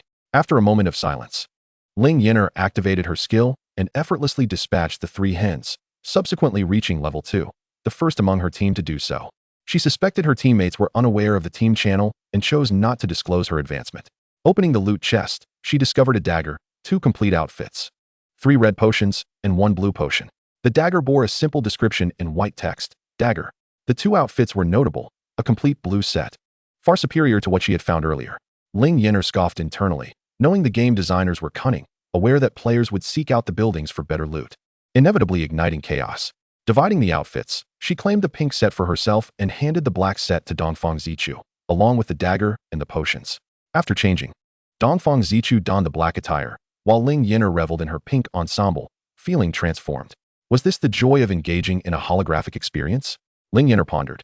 Having acquired the core legacy of the secret realm, did that mean she could play at will in this immersive environment? Feeling a rush of exhilaration, she clapped Dongfang Zichu on the shoulder, now fully equipped and with his small red potions in hand. "We must strive to obtain the legacy of the secret realm," she declared. Dongfang Zichu, now outfitted, realized this rapid change was quite different, as he found himself unable to remove his clothing, with the dagger now reduced to the size of a toothpick. Given his current stature and Ling Yan'er's less than stellar combat skills, how could they possibly claim the legacy? Just as he contemplated this, a voice, dripping with anticipation, announced, "Congratulations to Ling Zai for slaying Yu Feng with a longsword. Congratulations to Ling Zai for slaying Qin Su with a longsword. Congratulations to Ling Zai for slaying Lin Shi with a longsword." The consecutive kill notifications left Ling Yan'er stunned, prompting her to reconsider. Perhaps we're not as in need of this legacy after all. Dongfang Zichu settled on her shoulder, saying, "Let us move on." Ling Yan'er felt somewhat overlooked, yet Dongfang Zichu's newfound adorableness after changing attire softened her heart. It was clear that Ling Zai was a formidable player. The proximity of 3 kill notifications indicated a triumphant 1 versus 3 encounter, truly a testament to her lineage. When Ling Yan'er stumbled upon a large catfish by the river, she inflicted considerable damage before leaving the final blow for Dongfang Zichu. Despite his diminutive size, he realized that the effectiveness of his skills was unaffected by his stature. With 2 successful skills, the catfish met its demise, granting him enough experience to reach level 2, a reward equivalent to that of 3 hens. Once more perched upon Ling Yan'er's shoulder, he ventured, "I believe the lantern would serve me better. You should wield the weapon." The dagger, being a melee weapon, was cumbersome for him, whereas the lantern's skills were better suited for ranged activation. Ling Yan'er exchanged the lantern from her equipment slot with Dongfang Zichu. The 4 abilities of the dagger were quintessential assassin skills, each providing backstab damage bonuses, with one even enabling invisibility. Upon testing it, Ling Yan'er discovered that when she became invisible, Dongfang Zichu, who was perched on her shoulder, would also vanish alongside her, an impeccable tool for ambush. While she might not stand a chance in direct combat, this was a game after all. Against inexperienced opponents, she could still fight valiantly. At this moment, she was confident that no one had fully grasped the skills and equipment yet. She ought to seize the opportunity to clear the field. With renewed determination, Ling Yan'er and Dongfang Zichu set off after a brief discussion. After all, according to Ling Yan'er, they were currently an assassin support duo, high burst damage and output, complemented by the healing and control of a support character. As long as they avoided being surrounded, their opponents were relatively few, and most were still at level 1 while they had already reached level 2, with their attack power and health having significantly increased. It was the perfect time to take advantage of their opponent's unfamiliarity. With a mindset focused on finding adversaries, Ling Yan'er and Dongfang Zichu ventured toward the center of the map. They frequently heard kill notifications, but regrettably, after battling several waves of monsters, they both reached level 5, transforming their white lantern into a red one, and even acquiring a tassel, a blue piece of equipment. Ling Yan'er also adorned herself with a necklace, yet disappointingly, they had encountered not a single opponent, leaving them baffled at their misfortune. Chapter 56. Ling Yan'er's first kill. While Ling Yan'er lamented her bad luck with Dongfang Zichu, they suddenly heard the sounds of a fierce battle ahead. Due to the conspicuous nature of the chests, most players had already opened them, and as the day wore on, the fundamental mechanics had become clear to many. Ling Yan'er and Dongfang Zichu concealed themselves behind a building to observe two combatants engaged in a fierce duel. One wielded a red spear, while the other brandished a long blade. Their movements were clearly not skills, but rather martial arts they had mastered. Watching the intensity of their fight, Ling Yan'er contemplated recording the scene on her phone, only to remember that she and brought her phone into this realm. Nothing of hers had accompanied her into this illusion. Even her attire was gender-neutral, let alone any other belongings. The emphasis here was on fairness, with everyone starting from the same point. After observing the two fighters for over half an hour without a clear victor, Ling Yan'er concluded that the fairness of the match was somewhat illusory. She was unfamiliar with any of their techniques. The reason the duel had persisted without resolution was that, despite the intricacy of their moves in this realm, all actions were deemed basic attacks.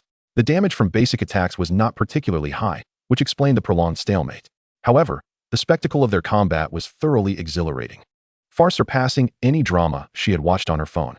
As the two combatants grew weary, Ling Yan'er stealthily approached them, using her invisibility to flank one and deliver a decisive blow, while Dongfang Zichu employed poison mist and control to assist in eliminating the remaining opponent. Congratulations to Ling Yan'er for slaying Wan Yi with a fine dagger. Congratulations to Ling Yan'er for slaying Ouyang Jingxi with a fine dagger. With the defeat of the two adversaries, Ling Yan'er leveled up to 6. The slain opponents left no corpses behind, only 2 chests. Upon opening them, she found nothing but a weapon in each. Both the dagger and the spear were green-tier items, inferior to the blue equipment she and Dongfang Zichu currently possessed. Frustration welled within her. She had anticipated this. They had yet to discern the usefulness of the items, hence only weapons were dropped.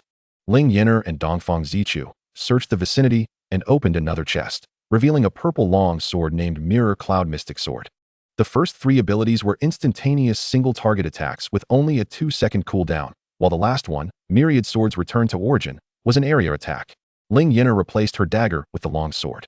Among the remaining equipment, she found a jade crown, which she handed to Dongfang Zichu, saying, "This is superior to your headband. You should wear this." The chest also contained a pair of black shoes, which she also gave to Dongfang Zichu. With nothing else left in the chest, they had acquired a purple weapon and 2 blue items, a rather fortunate haul. Continuing toward the center of the map, Ling Yan'er noticed a layer of gray mist beginning to encroach from the periphery, signifying the spread of toxic fog. Calculating their time since entry, she asked Dongfang Zichu, "How long have we been here?" "Approximately 4 hours, he replied. Nodding, Ling Yan'er observed, "Look at the minimap.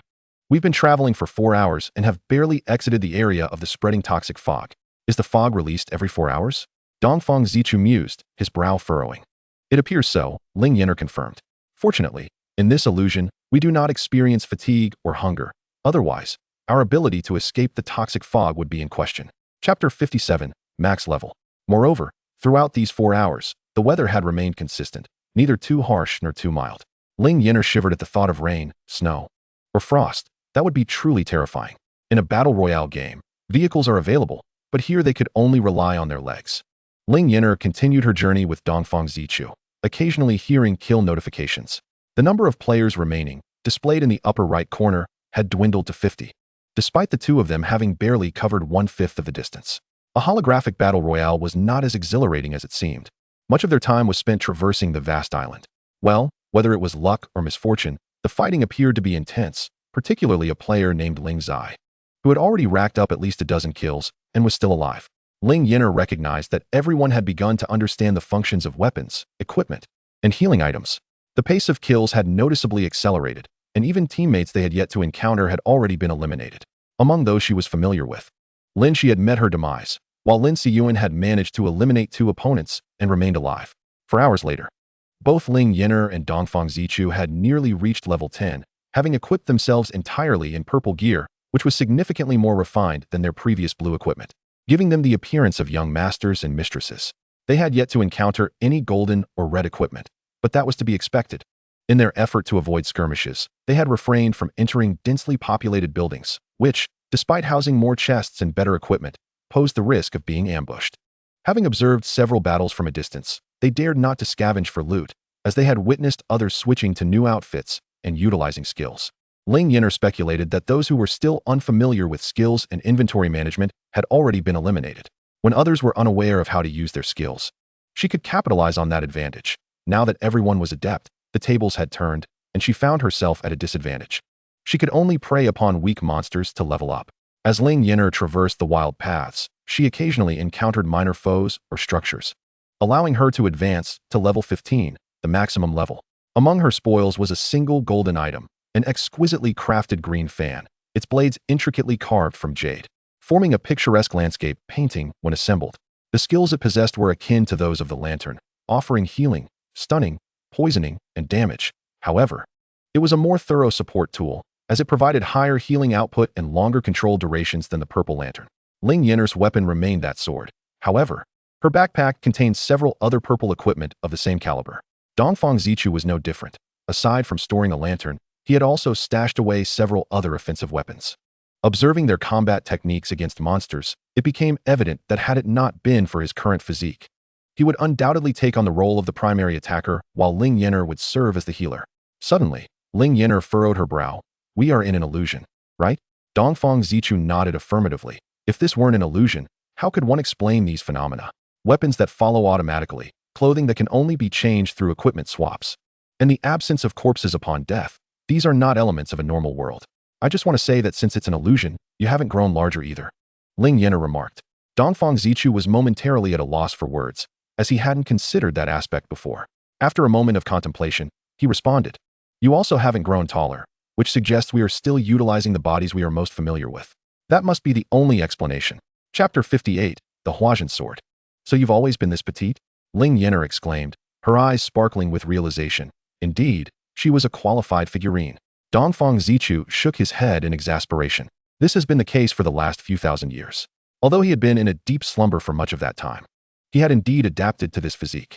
As they exchanged a few words, they noticed someone approaching from that direction, a young man clad in purple, wielding a longsword. Upon seeing each other, they both instinctively rushed towards one another.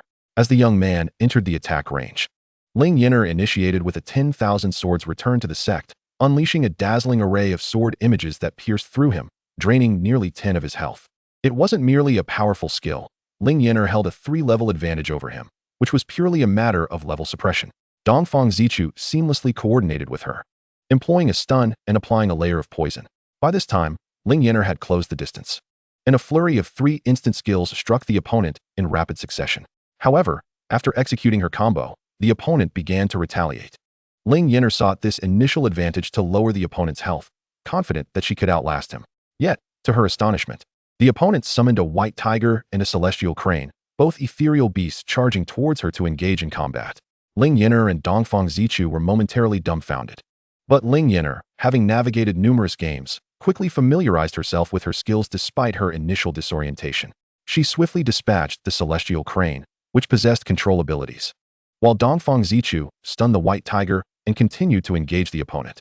Initially, they believed they could overpower him 2 against 1, but soon found themselves outnumbered as the opponent summoned a third creature. The celestial crane was followed by a qianxian that could heal. Alarmed, Ling Yan'er hurriedly eliminated the qianxian, and after a protracted battle, they finally emerged victorious. Congratulations to Ling Yan'er for slaying Tang Yi with the Mirror Cloud Xian sword. Dongfang Zichu regarded Ling Yan'er with disdain. "You missed most of your skills in that fight. No wonder you tend to avoid confrontation with others. Who would have thought that as long as the opponent possessed some agility, they could evade the majority of Ling Yan'er's attacks?" What could Ling Yan'er do? She felt utterly despondent. What else can I do? That's why I don't enjoy battle royale games. In mobile games, if I lose, I can blame my teammates for not pulling their weight. Even I can't carry them. After collecting the opponent's weapon and attire, along with 3 health potions and 5 mana potions, Ling Yan'er's stock of health and mana potions had reached 35. With a healer in the group, her mana would gradually regenerate over time, so she hadn't consumed many. Holding Tang Yi's Huajin sword, Ling Yan'er discovered that the first 2 skills were both summoning abilities. The first skill randomly summoned either a white tiger, phoenix, or transformed snake. The white tiger was a physical damage-oriented spirit beast that could inflict a bleeding effect, causing damage over 5 seconds. Both the phoenix and transformed snake dealt magical damage, with the phoenix inflicting fire damage and causing burn effects, while the transformed snake dealt ice damage, causing freezing effects. The second summoning skill randomly called forth either a qianxian, celestial crane, or black tortoise. The qianxian provided healing effects, mending both its master and summoned spirit beasts, while the celestial crane possessed control abilities such as slowing and stunning, and the black tortoise offered damage reduction and defensive capabilities. The remaining 2 skills included one that immobilized and another that dealt damage. Chapter 59, the City Gate. However, both the immobilization and damage skills were ranged. Ling Yan'er decided to swap the sword and handed it to Dongfang Zichu. Dongfang Zichu, bewildered, inquired, "What is this for?" "It suits you better," Ling Yan'er replied. "All the skills are ranged. I will stick with my previous sword." Summoning spirit beasts also required attention for control. Indeed, while the spirit beasts could automatically follow and attack, they were quite template-based and needed the summoner's guidance. Ling Yan'er felt she lacked the skill for that. It was better to let Dongfang Zichu handle it. He could even switch weapons mid-fight, alternating between his fan and lantern, refreshing the cooldown simultaneously. Ling Yan'er, however, could barely manage a continuous combo. After equipping the Huajian sword and reviewing its 4 skills, Dongfang Zichu remarked, "It would indeed be a waste for you to wield this weapon. I know I cannot play as a summoner." Ling Yan'er, undeterred, declared, "Our greatsword sect is the most impressive. 10,000 swords returned to the sect." With no target to attack, the splendid sword images swirled around Ling Yan'er for 5 seconds before gradually dissipating, covering her face with one hand. She could hardly contain her smiling lips. So magnificent. So magnificent. This skill is just too magnificent. Dongfang Zichu quietly observed her excitement. After analyzing the map, Ling Yan'er pointed towards a cluster of buildings not far off, stating, "It seems the final circle will be here." Dongfang Zichu nodded in agreement. "Shall we head over now?" Ling Yan'er shook her head, glancing at the poisoned circle still far off. "Let us wait a moment."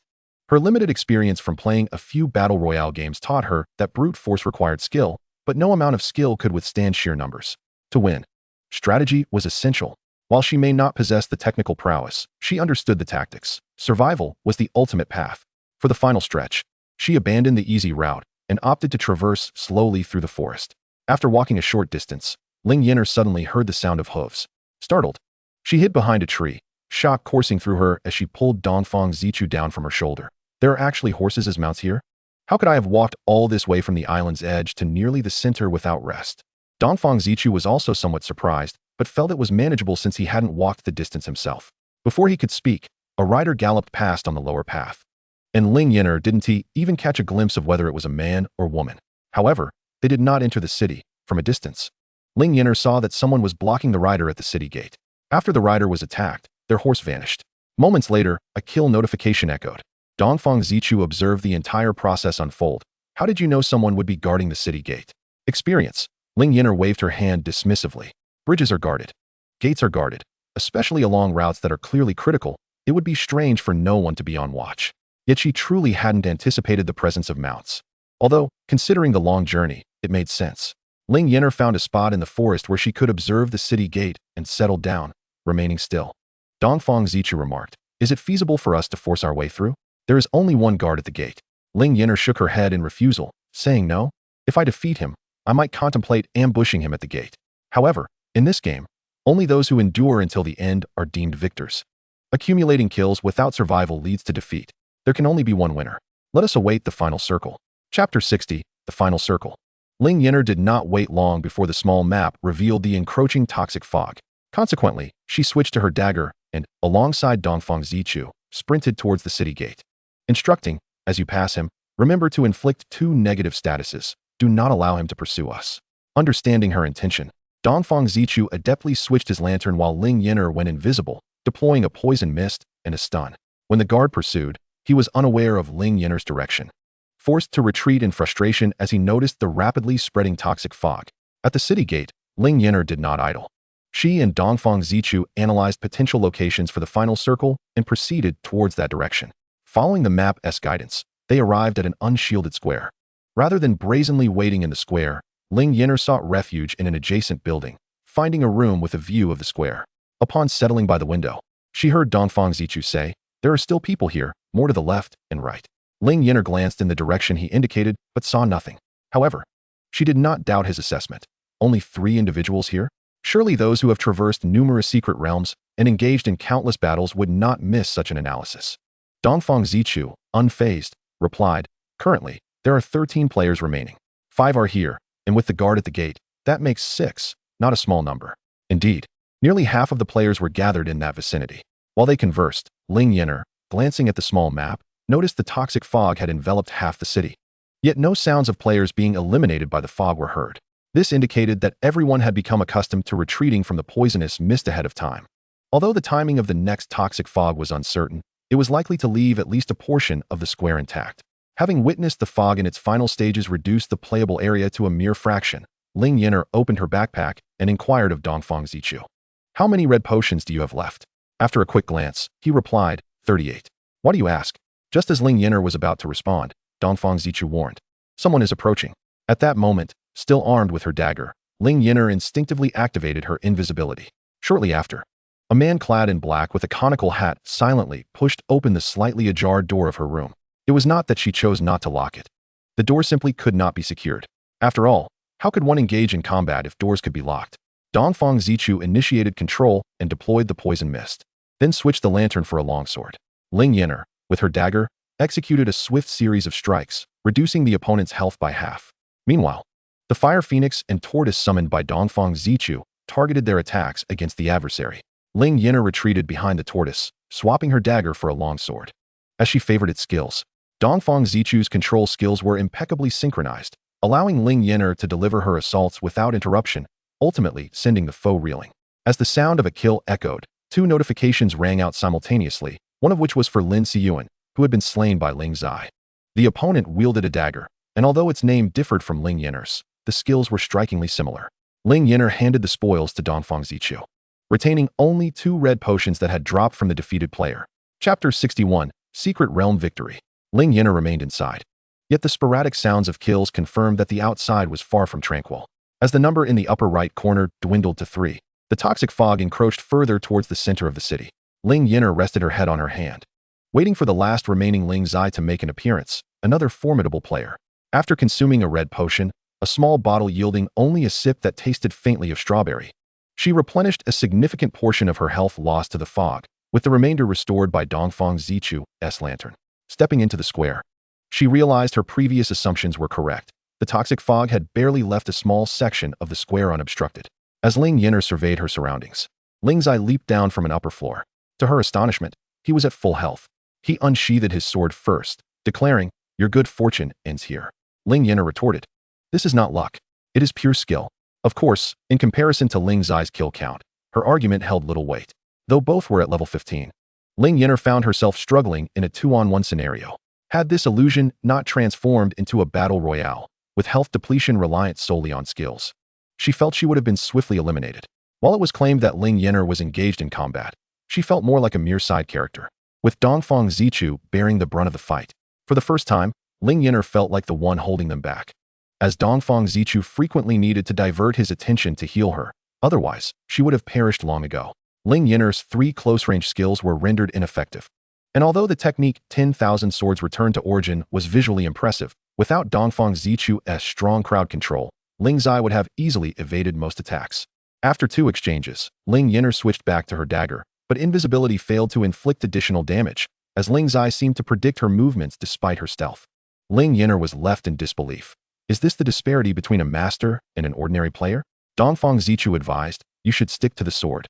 Just focus on unleashing 10,000 Swords Return to Origin once I have him under control."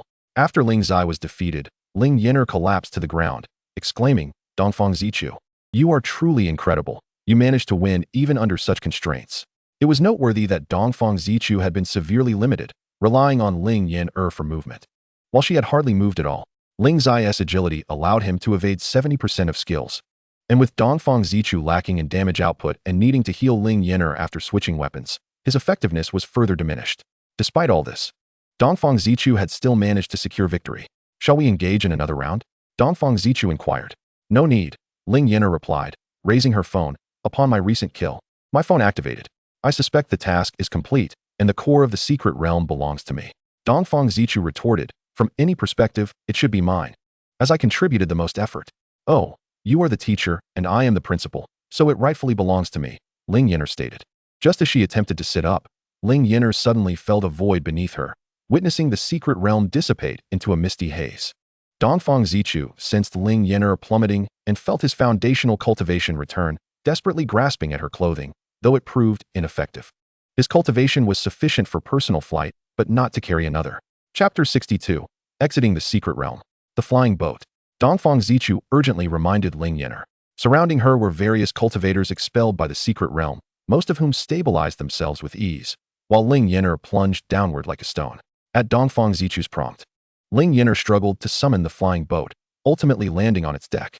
I'm saved. She exhaled deeply, relieved and shaken. She has acquired yet another skill.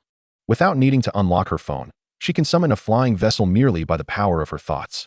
Ling Yan'er reclines on the vessel, with Dongfang Zichu lying beside her. Before she can even sit up, two figures materialize on the deck, Lin Siyuan and Ling Zai. Lin Siyuan approaches and surveys Ling Yan'er, inquiring, "How are you?" Ling Yan'er sits up and waves her hand dismissively, responding, "I'm fine, truly." This secret realm seems rather benevolent. Not only has the core competition shifted to a battle royale format, but the rules appear unchanged, as they do not truly eliminate all but one from the 100 participants.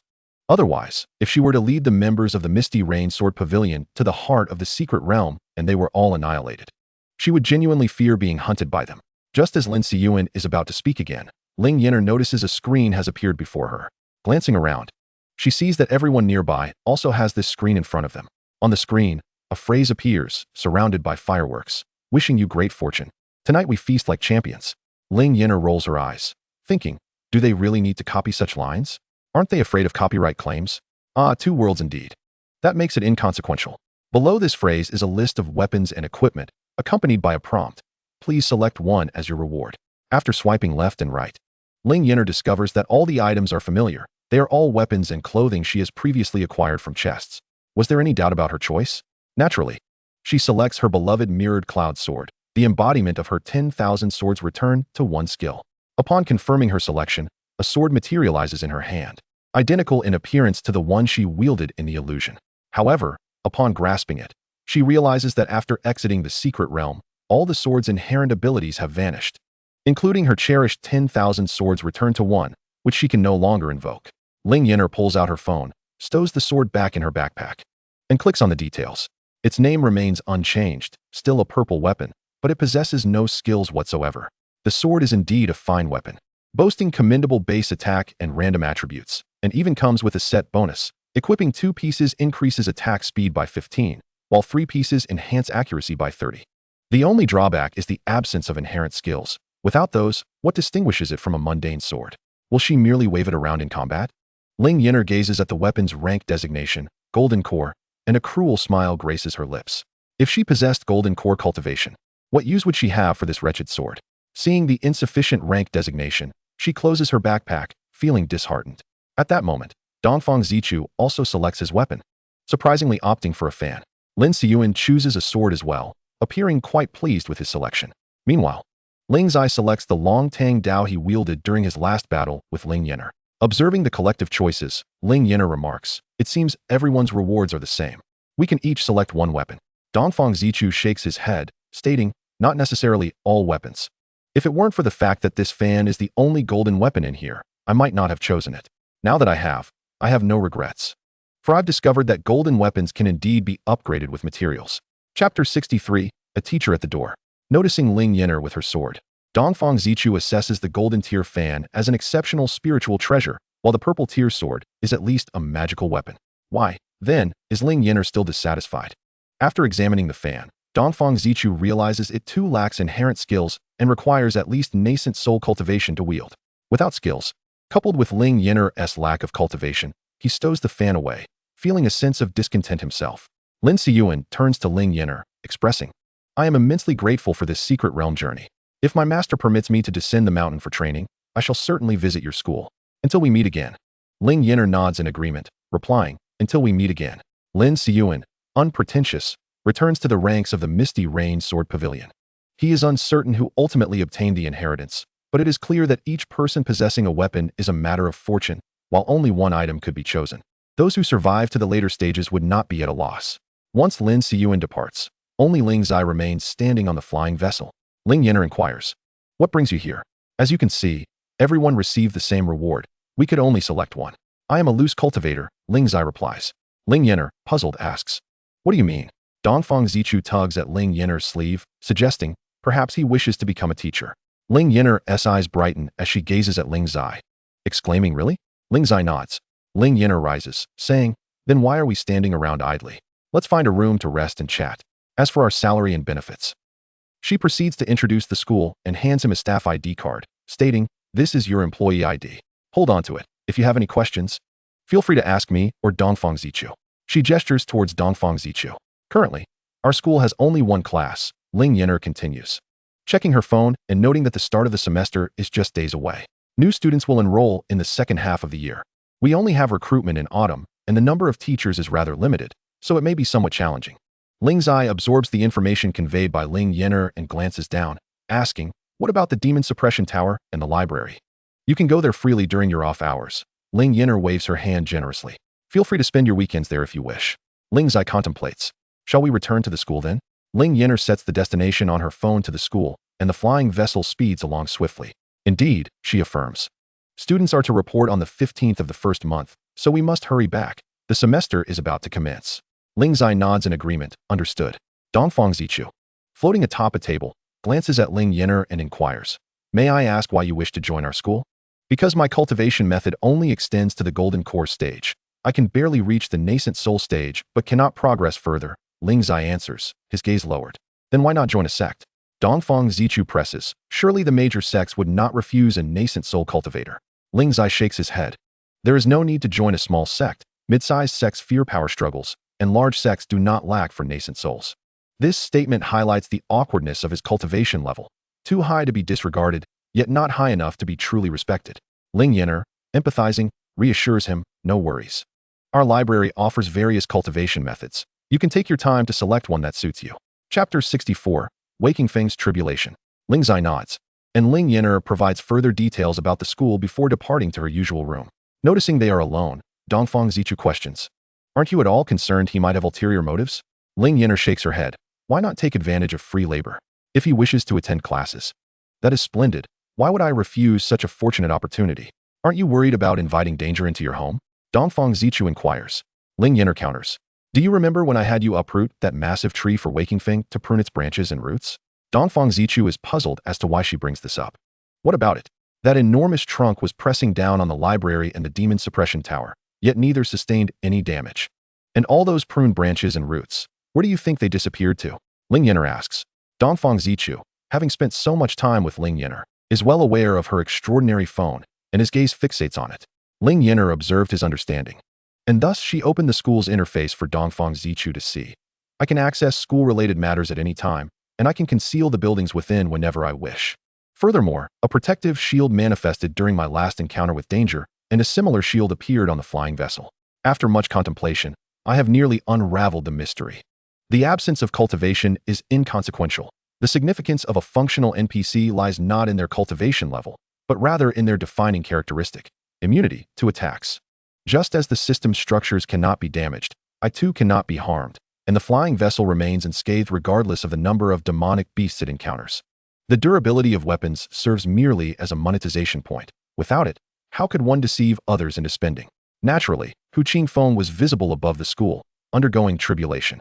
The wild winds raged, causing the few leaves of Dongfang Zichu's main body to flutter chaotically, yet not a single resilient leaf fell. Petals from the peach blossoms danced through the air, but despite their abundance, the blossoms on the tree appeared as lush as ever, not diminished in the slightest. Dongfang Zichu exclaimed, "He is indeed undergoing tribulation. It seems to be the nascent soul thunder tribulation." "Nascent soul thunder tribulation?" Ling Yan'er gasped in astonishment. Did he not just break through to the late golden core stage? She recalled that when she last observed, Hu Qingfeng was still in the mid-golden core stage. Dongfang Zichu shook his head. "I have no idea. Logically, he should be in the late golden core stage. Could it be that he achieved consecutive breakthroughs? After all, when we left, Hu Qingfeng was indeed still in the mid-golden core stage. Is there a precedent for this?" Ling Yan'er inquired. "Isn't that a bit abnormal?" "Indeed. It is quite extraordinary," Dongfang Zichu affirmed. "Although such anomalies are rare in the cultivation world, they do exist." Ling Yan'er sighed. "A genius exists right beside me." Dongfang Zichu frowned. Both of your teachers at this school are remarkable. Previously, when Ling Zai fought him in the secret realm, he had noticed that her cultivation was solid, entirely honed through combat experience.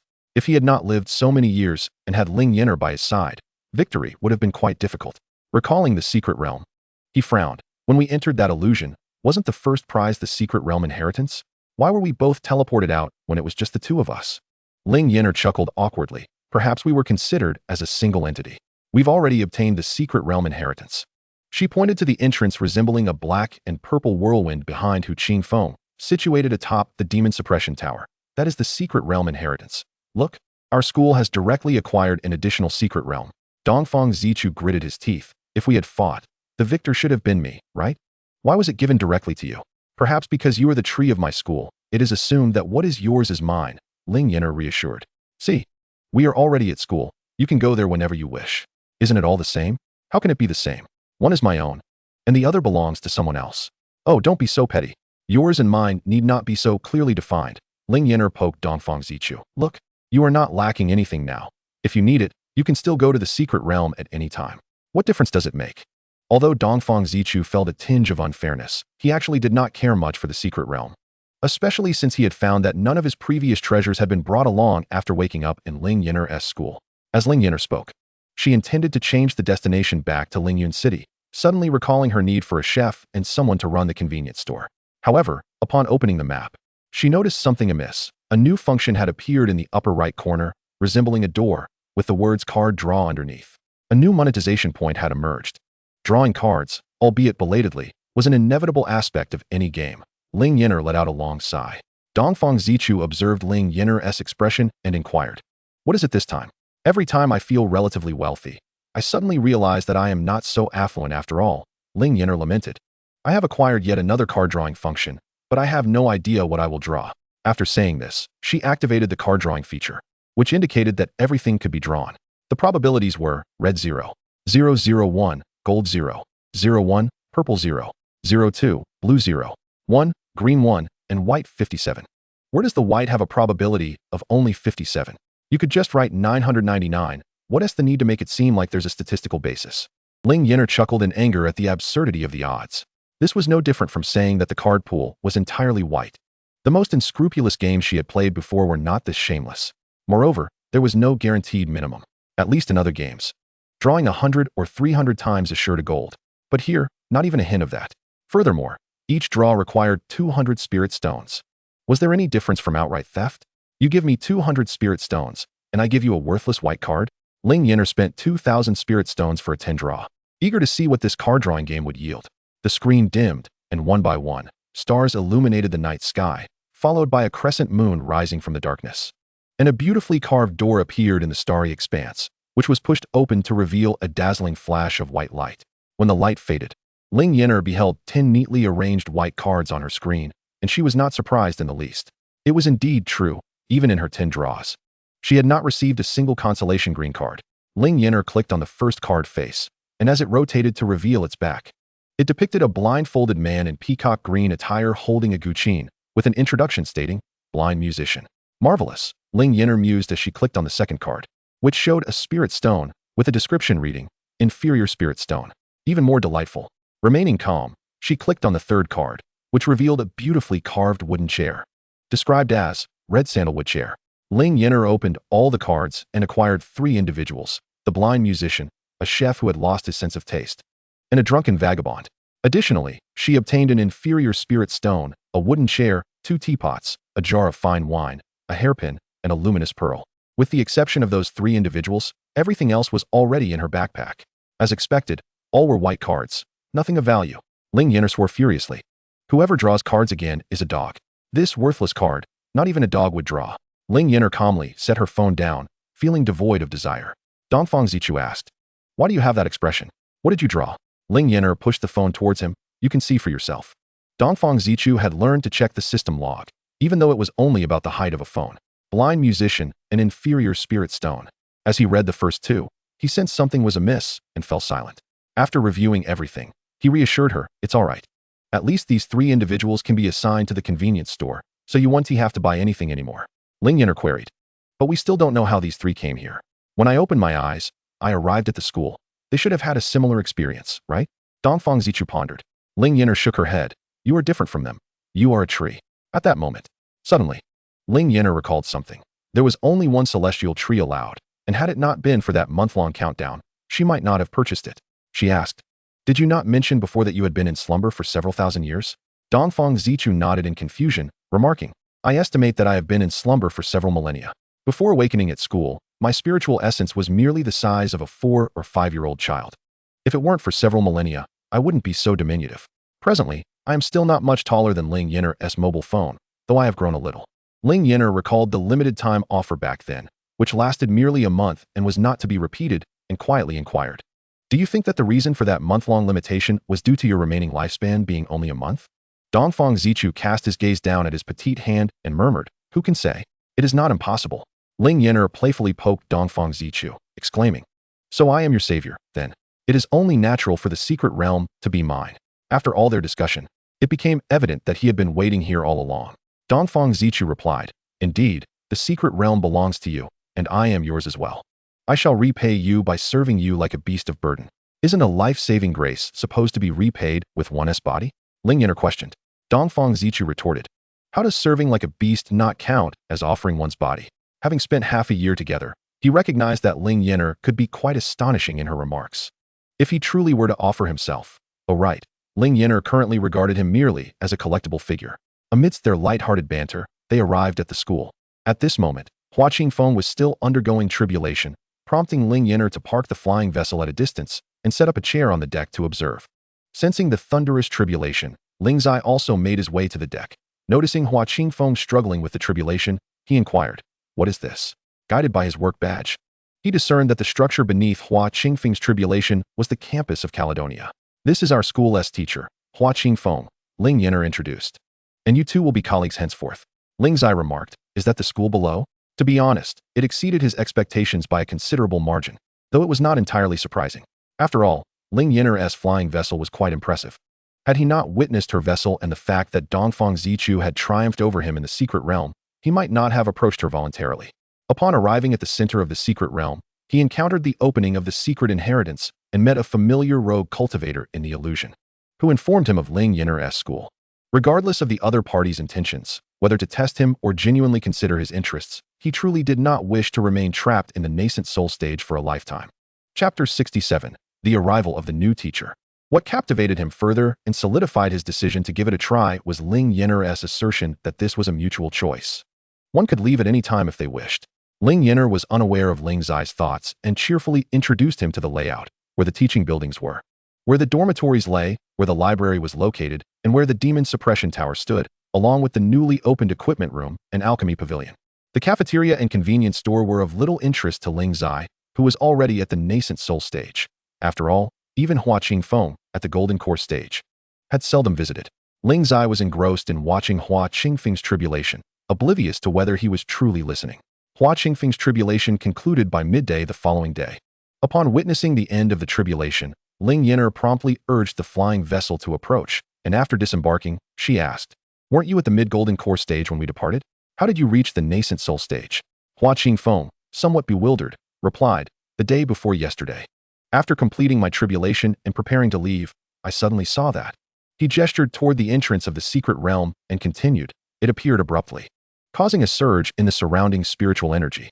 Having just ascended to the late golden core stage, the influx of spiritual energy propelled me directly into the nascent soul stage. Hua Qingfeng shrugged. Fortunately, I was lucky. Otherwise, I would have been overwhelmed by the spiritual energy. What was that? Ling Yan'er glanced at Dongfang Zichu and explained. That was a secret realm. Dongfang Zichu and I were fortunate enough to encounter someone heading to the secret realm on our journey. So we decided to join in the adventure. This is Ling Zai, who has applied to be our teacher.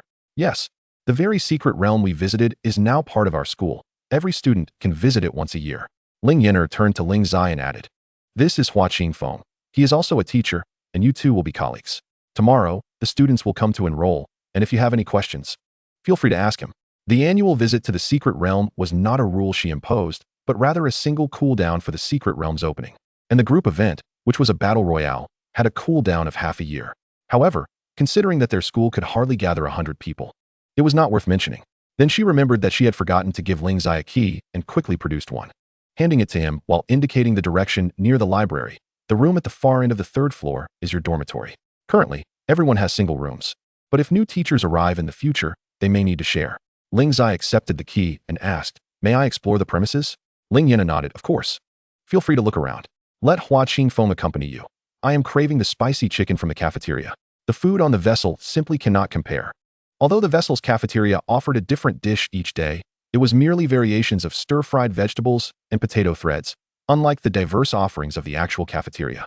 Ling Yan'er headed to the cafeteria, while Ling Zai tentatively suggested that Hua Qingfeng show him the library. He had anticipated the library to be a significant place. But to his surprise, Hua Qingfeng led him directly through the door and continued to the 9th floor. He even thoughtfully introduced, "Over here are the jade slips for mental cultivation methods. This side is for martial techniques. Over here are alchemical formulas, and here are formations. While this area contains weapon refinement recipes. You can read at this table, in this room, or even take them back to your dormitory." Hua Qingfeng explained. "As long as you are on campus, you may read them anywhere, but if you wish to take them off campus, remember to register with Ling Yan'er, the young lady who brought you back. Otherwise, the jade slips and books will automatically return here." Ling Zai clasped his hands in gratitude. "Thank you." Hua Qingfeng shook his head. "I stayed behind to repay a debt of gratitude." How could you have been deceived by Ling Yan'er? With her lack of cultivation, she hardly seems capable of luring a complete nascent soul expert back. Ling Zai must have lost his senses, hadn't he? "Do you really believe that this secret realm could appear here?" Ling Zai replied to Hua Qingfeng. "We were in the same illusion. She and Dongfang Zichu emerged as the final victors, though I am uncertain whether she triumphed over him or vice versa. That is not a matter for speculation. It was undoubtedly she who won," Hua Qingfeng stated. "Only she possesses the capability to arrange this campus. Were Dongfang Zichu the victor, the secret realm could not possibly manifest within the school, had it not been for my prior experience. Returning to find a completely transformed school after departing from a thatched hut, I would never have believed I could emerge from the secret realm and seize the opportunity to break through amidst the surge of spiritual energy. Although it was fortuitous, it was also perilous. Without confirmation of safety, I would never have dared to act thus." Ling Zai did not pursue the topic of the secret realm further, but rather inquired, "Are all the mental cultivation methods and such available for viewing? Is there no need for any contributions?" Hua Qingfeng nodded. "Feel free to browse at your leisure. You can choose the strongest or the most suitable. Then, take a couple of steps closer and pat Ling Zai on the shoulder. If you are to choose, select from the best. During your free time, challenge the demon suppression tower. While it may seem tedious at first, Ling Yan'er might forget to send you your salary, and you'll need to devise your own means to secure your earnings." Ling Zai felt somewhat speechless but gazed upon the vast library, realizing that even without a salary, he was not losing out. After all, if these mental cultivation methods and formulas were genuine, any single one could be deemed a priceless treasure. He approached the bookshelf of mystical techniques previously introduced by Hua Qingfeng, his heart laden with intricate emotions, and picked up a jade slip. After a lengthy pause, he set it down with a mix of feelings. The technique was indeed genuine, a pathway to ascension, albeit misaligned with his attributes. Nonetheless, it was exceptionally profound. He turned to Hua Qingfeng, who was also holding a volume of alchemical formulas, and inquired, "Are all 5 shells here filled with secret techniques?" Hua Qingfeng nodded, surprised. "Aren't you?" "I was equally astonished when I first laid eyes on it.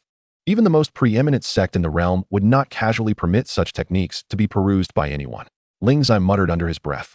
Considering that this was merely his first day here, Hua Qingfeng concurred. Indeed, the foremost sect only grants access to a select few of its inner disciples to most of its scripture repositories. It is impossible for all the secrets to be available for unrestricted viewing. "So why is it that she?" Ling Zai began, but fell silent. Hua Qingfeng interjected. "Perhaps it is because she has no need for it. She does not require cultivation, yet possesses a heart that allows everyone to cultivate from the same starting point." The phrase "the same starting point," Ling Zai murmured, then lowered his gaze to examine a second jade slip. Hua Qingfeng remarked, "This level contains the most intricate techniques. If none are suitable for us, we shall proceed to the next level." I selected my technique from the 7th. To be candid, the prodigious Hua Qingfeng felt a twinge of envy towards Ling Zai's innate talent. He certainly did not possess such ease of access to a jade slip during his time at the 9th level. Chapter 68. Introducing Ling Zai to the school. Before long, however, Hua Qingfeng regained her composure. Although Ling Zai was able to pick up 2 slips initially, the subsequent options dwindled, and those remaining were not conducive to his cultivation. They descended to the 8th level, where Ling Zai still failed to find a suitable technique. Yet, on the 7th level, he stumbled upon a technique that was nearly identical in essence to the one he was currently cultivating. However, the two techniques bore different names. Most importantly, this one was complete, unlike the fragment he had previously encountered. Just one glance was enough to instill in him a sense of foreboding that this technique would be the most suitable for him. Thus, he asked Hua Qingfeng, "Can I directly cultivate using this jade slip?" Hua Qingfeng nodded emphatically. "If you do not register with Ling Yan'er upon leaving the school, you may return here to retrieve it." She added as an afterthought, "Do not worry about losing or damaging it. According to Ling Yan'er, what we take are merely copies, and removing one will not result in the original technique's disappearance." Ling Zai held the jade slip, contemplating such liberation. To learn whatever I desire in such a vast repository of knowledge. Until today, I would never have dared to dream of such a place. Hua Qingfeng agreed, "Indeed. Otherwise, why would I have spent time here playing house with Ling Yan'er?" "Playing house?" Ling Zai inquired, glancing at Hua Qingfeng. "Last year, when Ling Yan'er and I recruited students, most were young children who had yet to embark on their spiritual journey, attending introductory classes," Hua Qingfeng explained. "How about you store the technique for now, and I will take you to the office for a look?" Ling Zai readily consented. "All right." Hua Qingfeng led him to the office, where indeed a new desk had been added. Pointing to it, she announced, "This will be your desk. Mine is here." Then, she gathered the textbooks from both her and Ling Yan'er's desks from the previous semester and presented them to Ling Zai, saying, "These are the texts for language arts, mathematics, introductory techniques, music, art, and science. You may peruse them." Ling Zai flipped through each one. "Such basic knowledge. And this is what we learned for half a year? I thought this was rather a waste of time. One could master this in a month." Hua Qingfeng nodded, gesturing to the schedule pinned on the desk. "This is the timetable. Classes begin at the first hour of the day. However, Ling Yan'er mentioned that the first class is self-study, where students enter the classroom on their own and teachers need not attend. Aside from the self-study session, there are 7 classes daily. Previously, it was just Ling Yan'er and I alternating, but now with your arrival, it should be the 3 of us rotating." Ling Yan'er had often enlisted Dongfang Zichu to substitute teach, and with a newcomer, she would be fortunate to have 2 classes in a semester. Currently, there were 2 special students. During cultivation classes, they were instructed by Ling Yan'er in the scripture repository, but now that there were more classrooms, it would likely be in a different one. Hua Qingfeng elaborated. "One is Lu Yixian, who is in the qi refinement stage. You might have heard of him.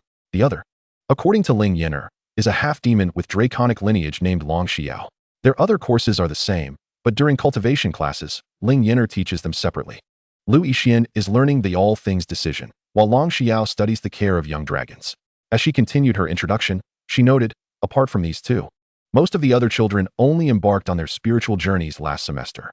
In one class last semester, there were 50 students, among which only one possessed a heavenly root and another a dual root. The rest had 3, 4, or 5 roots. Is it truly possible that a heavenly root would choose to come here?" Ling Zai asked incredulously. "What is so surprising about it?" Hua Qingfeng glanced at him. "After all, I was a golden core back then and personally led the cultivation classes." Ling Zai frowned, bowing his head. "Will I also have to go out and do such things in the future?" Hua Qingfeng merely smiled kindly, giving him a look that said, "What do you think?"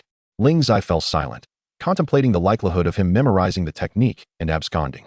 Yet, he recalled the vast repository, which housed not only mystical techniques, but also martial skills, alchemical formulas, and formations. He was not entirely disinterested in exploring them. It suddenly dawned on him why Hua Qingfeng mentioned playing house with Ling Yan'er daily, yet still remained. It was for that repository, which was indeed worth it. Ling Zai reassured himself, and just as he lifted his head, he heard Hua Qingfeng remark, "Moreover, I am curious to see what this school will evolve into as more and more people join." Standing before the office window, she pointed to the dormitory across the way. 6 months ago, when I first arrived, that dormitory was merely a thatched hut. Our teaching building had only 3 rooms, an office, a classroom, and a nearby restroom. There was no demon suppression tower, alchemy pavilion, or even a scripture repository. Has such a significant transformation occurred in just 6 months? Ling Zai gazed outside, feeling somewhat skeptical. Yet, he suddenly recalled that secret realm. Ling Yan'er had mentioned it was a realm they had recently exited. He exited the office and flew to the entrance of the secret realm. Upon reaching the entrance, he felt the information Ling Yan'er had previously shared. Each individual could only enter the secret realm once a year, and each visit was limited to 7 days. There was also information Ling Yan'er had not disclosed. The competition for 100 participants was held every 6 months, and the first place team could choose one reward, while the others would receive none. Additionally, entry to the secret realm was restricted to the faculty and students of Caledonia, including temporary teachers and exchange students. The limitations had increased compared to before, Yet the openings to the secret realm had become more frequent, and the fact that it was situated in a visible location presented an undeniable temptation. Ling Zai turned to Hua Qingfeng. Do you wish to enter the secret realm? Hua Qingfeng shook her head. I missed the last opportunity due to my cultivation, and Ling Yan'er scolded me for 3 months. If I were to miss it again this time, she would likely lecture me for half a year. The secret realm is not going anywhere. I shall wait until the holidays. Had it been in the past, Hua Qingfeng would not have possessed such resolve upon seeing an accessible secret realm, a testament to the daily opportunities presented by the Demon Suppression Tower. She pointed to the tower beneath the entrance of the secret realm and remarked, "That is the Demon Suppression Tower. Do not be deceived by its mere 9 levels. Within lies an illusion. Initially, it features only Qi refinement stage beasts, followed by Foundation Establishment, Enlightenment, Golden Core, and Nascent Soul stages. Xianxiao Tower. I had only reached the 140th level previously. The 140th layer consists of 4 magical beasts at the late Golden Core stage and 1 at the great perfection of the Golden Core." Hua Qingfeng remarked, "Is each layer comprised of 5 beasts?" Ling Zai inquired thoughtfully. "Indeed, 5 beasts per layer," Hua Qingfeng confirmed. "With your cultivation at the great perfection of the Nascent Soul stage, you should be able to contend with the magical beasts at the 200th level, Shun Tiyu?" Chapter 69, Reallocation of Courses. Ling Zai nodded, feeling a flicker of interest in the Xianxiao Tower, and followed Hua Qingfeng to its entrance. Hua Qingfeng pointed to the stone tablet before the tower, stating, "After challenging within the Xianxiao Tower, the top 10 contenders will be inscribed on this tablet." At present, the teachers section on the tablet still bore only Hua Qingfeng's name, while the sections for teams and students were entirely filled. After leading them to the alchemy pavilion and the cafeteria, Hua Qingfeng took his leave, saying, "As the school is currently quite small, there are no restrictions for teachers. You may visit anywhere at any time. However, ensure you carry this, your work ID, which serves as proof of your identity on campus. Without it, you may find it difficult to enter certain areas. I once had an experience where I couldn't access the library because I left my ID in the dormitory." After bidding farewell to Hua Qingfeng, Ling Zai entered the dormitory. The layout remained that of a 2-bedroom apartment, though there were slight adjustments in position and size, of which Ling Zai was unaware. Upon entering, he discovered that his spiritual sense could only probe the confines of his own dormitory, unable to reach the neighboring one. Although he could not investigate beyond, he felt relieved. It implied that others could not pry into his space either. He selected one of the bedrooms and took out the jade slip containing the heart method, quickly immersing himself in its teachings. The next day, Ling Yan'er awaited the enrolling students in the classroom. To her surprise, the earliest arrival was Long Suyo, followed closely by Lu Yixian, who brought along the Lu family children, Ling Feng and Ling Yu, who had tagged along on Lu Yixian's flying boat.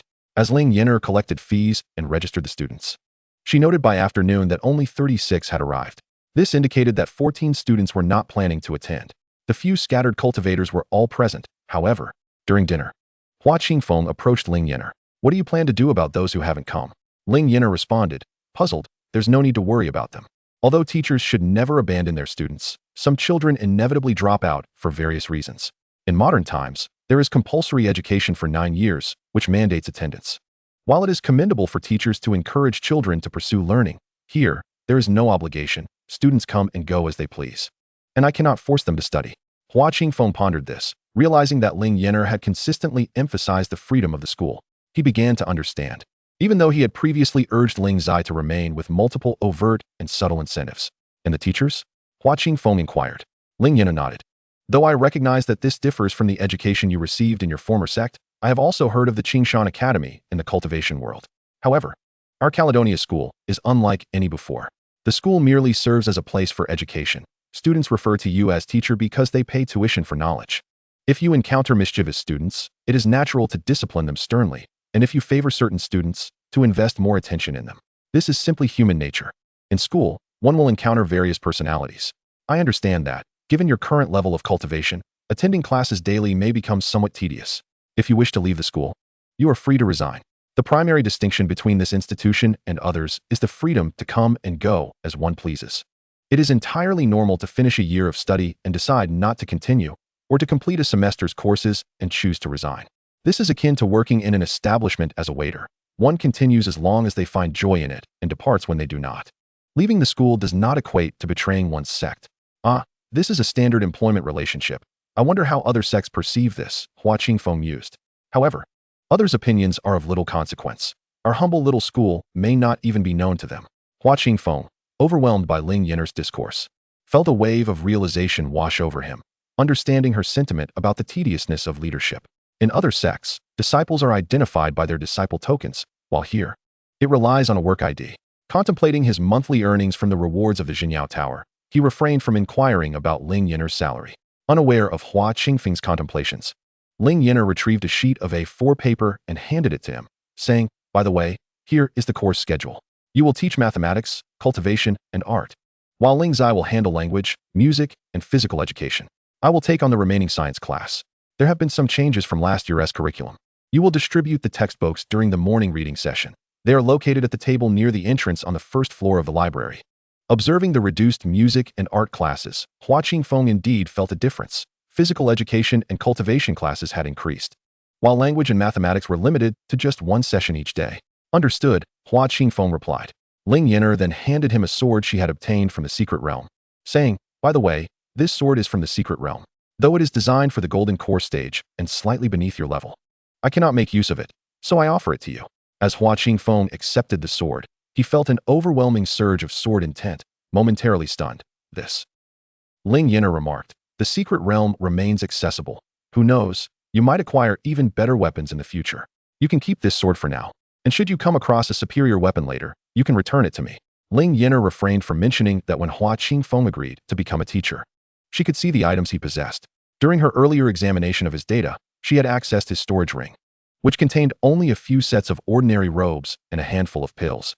With no significant weapons, most were suitable only for the foundation establishment stage and paled in comparison to her sword. As for spirit stones, his supply was nearly depleted due to her frequent requests. "Thank you very much," Hua Qingfeng said, considering it a form of salary for the new semester. Ling Yan'er had described it as merely a sword for the golden core stage. Yet such a weapon would be difficult to come by even for a nascent soul stage sword cultivator. Waving her hand dismissively, Ling Yan'er returned to the dormitory to seek out Ling Zai. Ling Zai opened the door, seeing Ling Yan'er and Dongfang Zichu, and asked, "What brings you here?" "I am here to deliver the course schedule," Ling Yan'er replied, extending the document. "Will you not invite me in for a moment?" "Please come in," Ling Zai said, stepping aside to allow her entry, then closed the door behind her. Ling Yan'er, unreserved, settled onto the coffee table and handed the schedule to Ling Zai, sitting opposite him. "Hua Qingfeng will teach mathematics, art, and cultivation courses, while you will handle language, physical education, and music. I will take on the science class. Physical education does not require a textbook. You may take the students to the Jinyao Tower for individual or team challenges. Alternatively, if you prefer, you can select a sword technique from the first floor of the library to teach them. The equipment room contains basic wooden swords for instructional use." Ling Yan'er added, "Music pertains to sound and rhythm. What exactly is language?" "Language involves learning characters through pinyin," Ling Zai explained. Ling Yan'er clarified, "It is quite simple. Pinyin consists of 23 initials and 24 finals. Last semester, we covered all the initials and finals and learned some characters. You can begin teaching them from the simpler characters according to the textbook. If you have any uncertainties, feel free to consult me before class tomorrow with the textbook." Ling Zai glanced at the schedule in his hand. Both of the first two classes were assigned to Hua Qingfeng. Chapter 70. The New Ordinary Employees.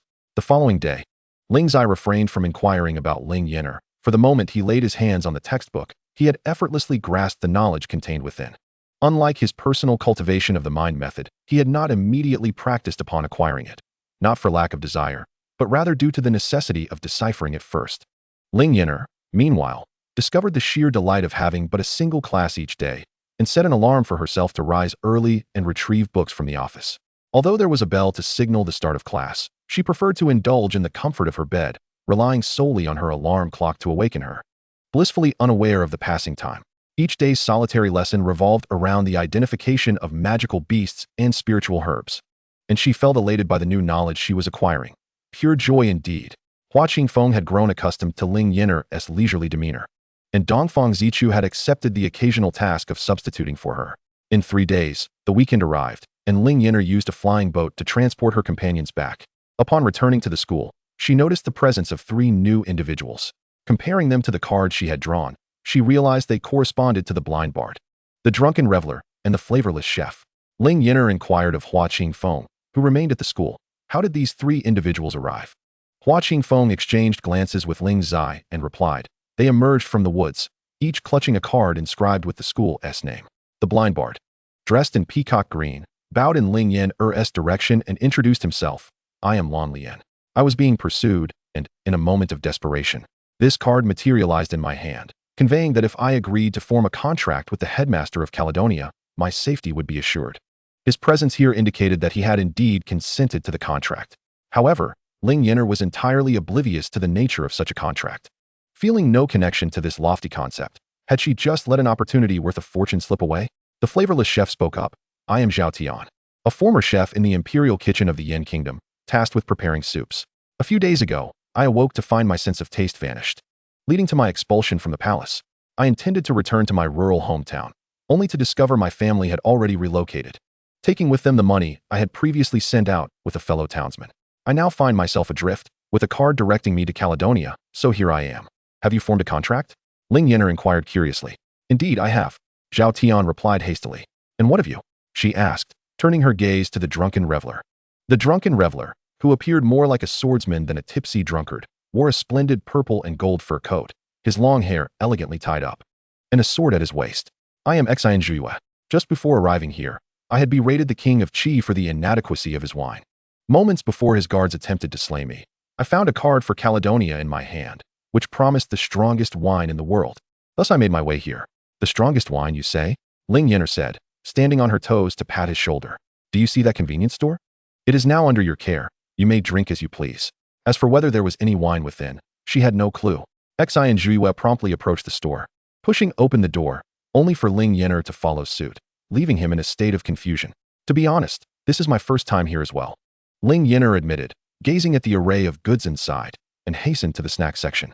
My dear spicy strips, do you have any idea how much I have missed you during your absence of nearly a year?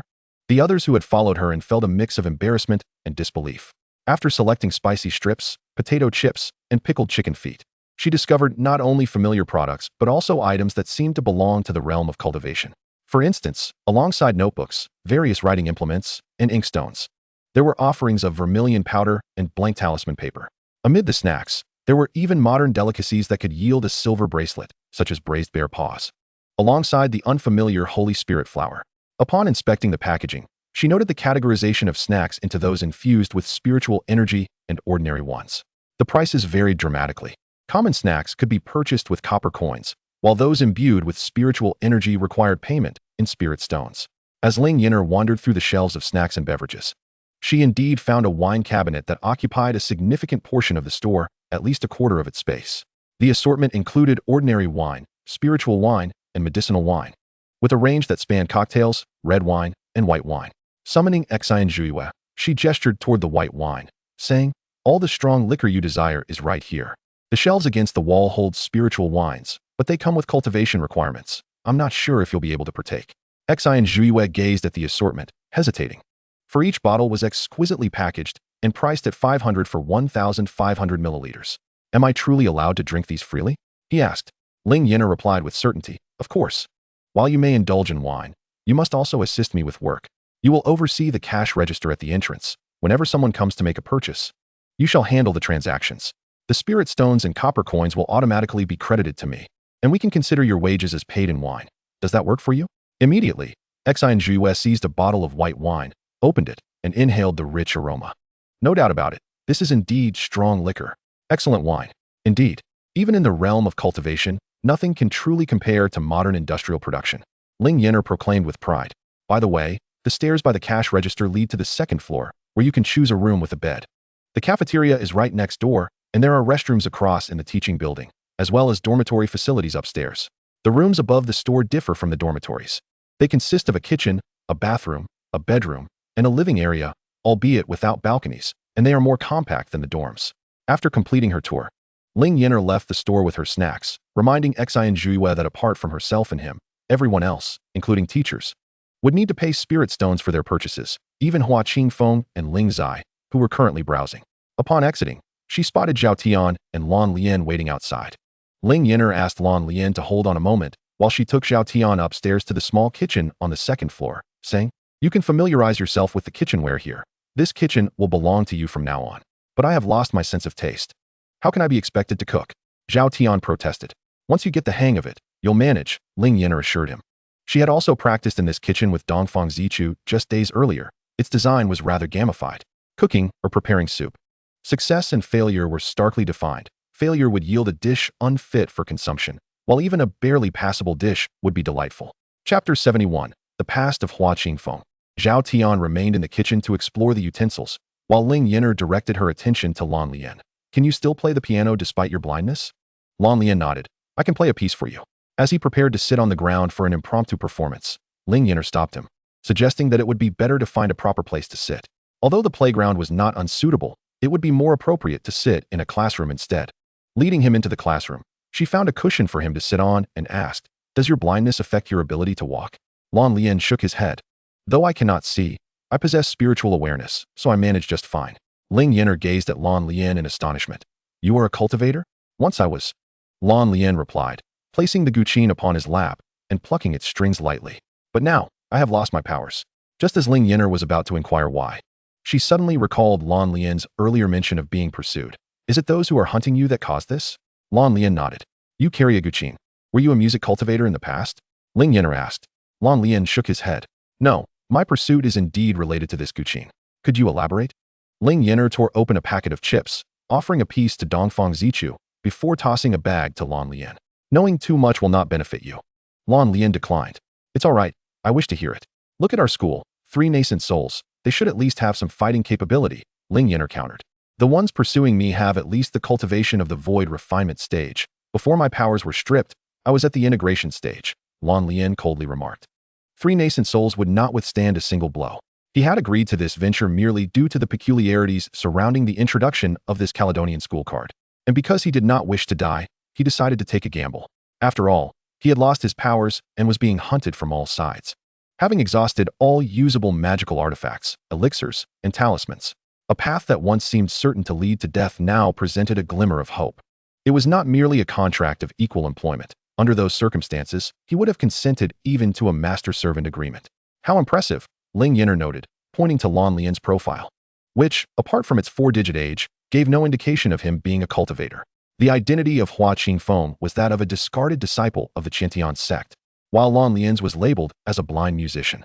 His reputation even stood at an impressive 98516, clearly indicating him to be a paragon of virtue. "Then why are you being hunted?" "It would be best if you refrained from being curious about my past. Ignorance may serve you better," Lan Lian replied. "Your words only heighten my curiosity," Ling Yan'er replied wistfully. "Consider it a tale to satiate my inquisitiveness. I shall regale you with the story of Hua Qingfeng." "What story do I have?" Hua Qingfeng's voice came from the classroom door. He held a bottle of drink, silhouetted against the light. "I recall not having shared anything with you, so what story do I possess? Though you have not spoken, your profile betrays you. Despite the word limit, it paints a picture of entangled emotions, enough for a drama series of 80 episodes. The tale of how a discarded disciple of the Qiantian Sect came to be abandoned," Ling Yan'er remarked. "Aren't you curious how Lan Lian became blind and lost his powers?" Hua Qingfeng nodded. "Not particularly." "What about you, Lan Lian?"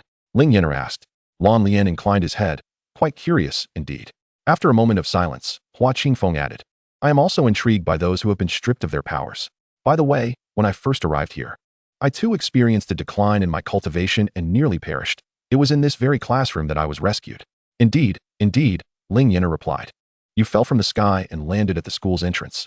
I dragged you in. You were covered in blood. Had I not been bold, you would not have survived." In this regard, Ling Yan'er was undeniably courageous. Perhaps it was her 3 months of solitude that had made her thrilled at the sight of another living being, overshadowing any fear. "Yes, you are my savior," Hua Qingfeng said. "I imagine Lan Doi must be curious how I, despite having my golden core extracted, advanced to the nascent soul stage in just half a year."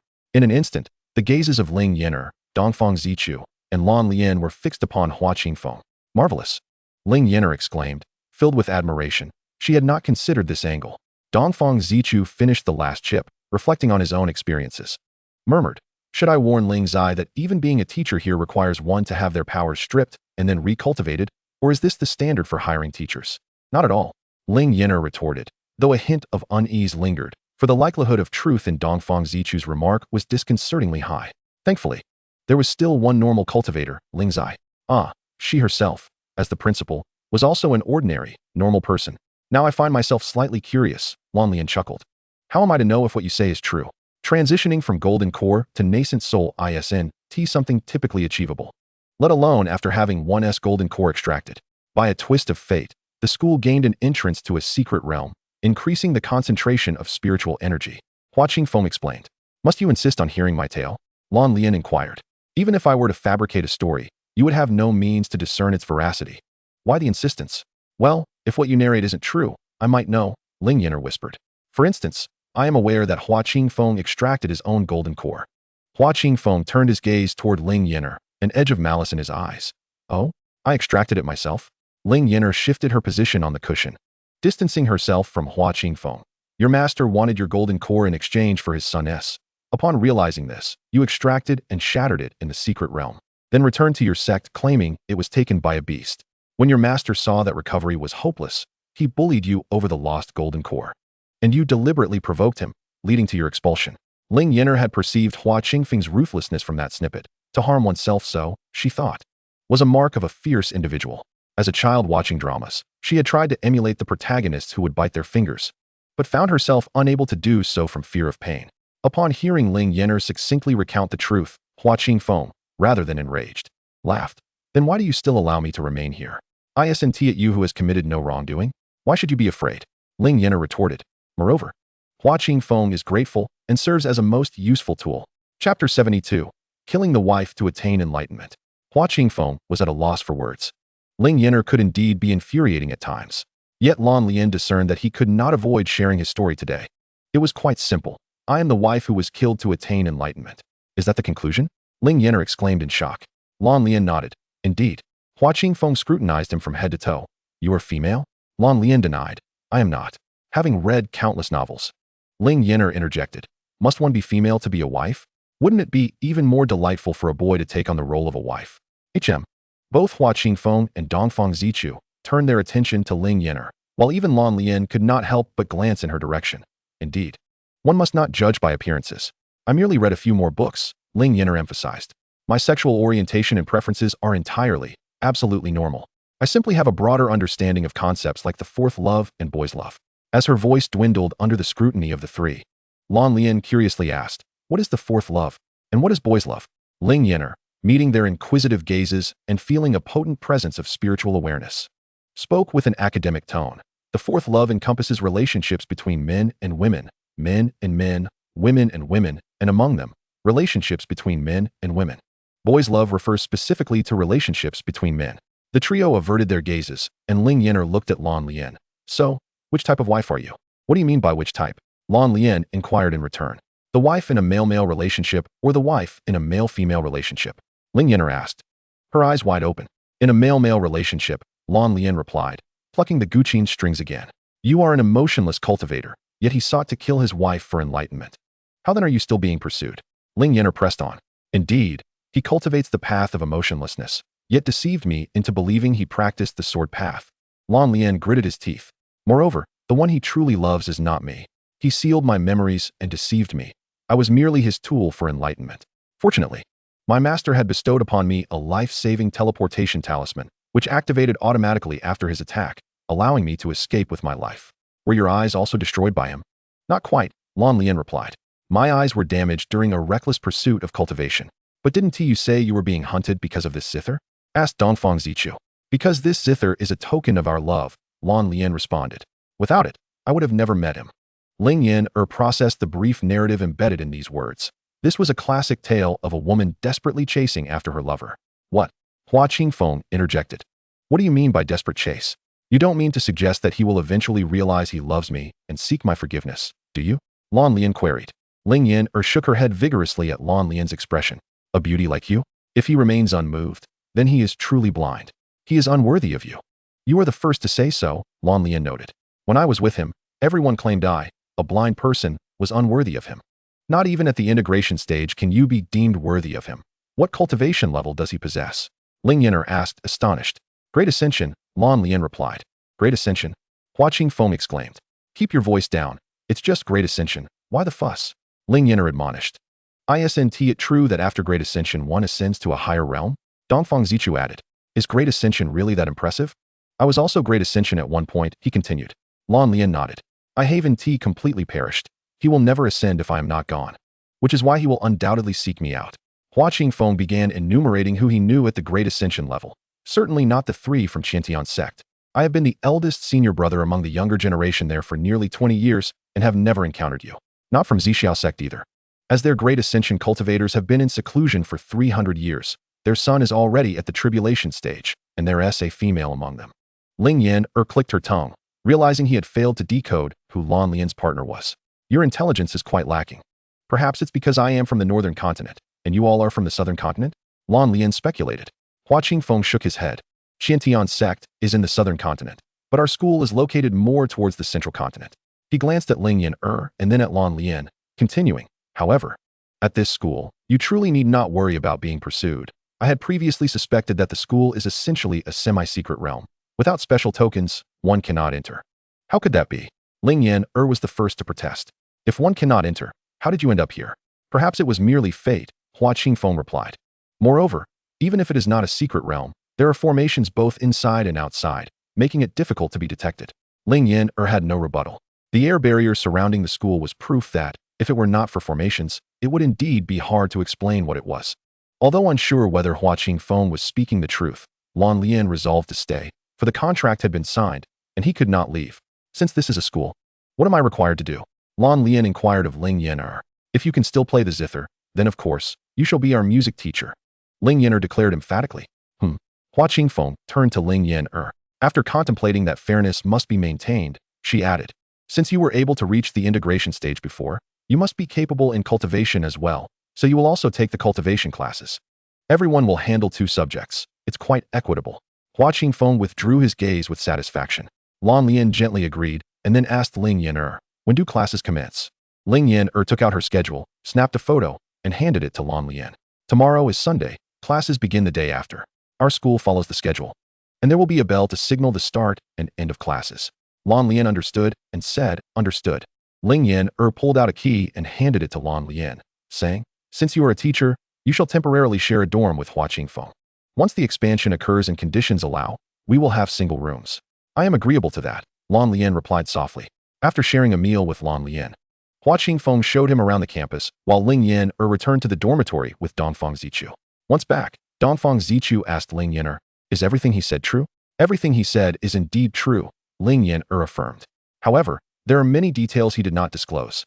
She had noticed the substantial gaps in time between events, such as the 2,000 years separating the zither and the ceremony of their partnership, and the 800 years between the death of his wife and his enlightenment. It was not surprising that something could have transpired during those intervals. Did you truly restore Hua Qingfeng? Dongfang Zichu inquired, aware that Hua Qingfeng had only arrived at the school shortly before him. Considering that Ling Yan'er and Hua Qingfeng returned at the same time as the first batch of students. Indeed, without a doubt. Then why didn't you help Lan Lian recover? Dongfang Zichu pressed.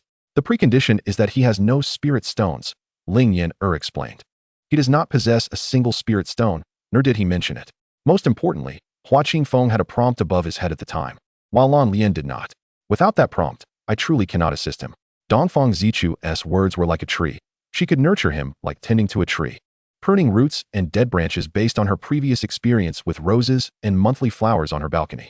She had learned that her roses would always develop red spiders after 2 months of care, tiny creatures that were hard to identify, leading to webs forming on the leaves. Initially inexperienced, she found that spraying chemicals wouldn't save them. Once the leaves had withered entirely, there was no hope left, and the rose bushes would perish. After losing 2 plants, she finally understood that chemicals were merely attacks on intelligence. She learned to cut away any leaf that seemed off. Even if it meant removing all the leaves, knowing new ones would eventually sprout. Thus, while her roses had faced pests a few times, they continued to thrive. With Dongfang Zichu's true form beginning to sprout new leaves, Ling Yan'er felt confident that her care was entirely justified. However, Lan Lian's situation was different.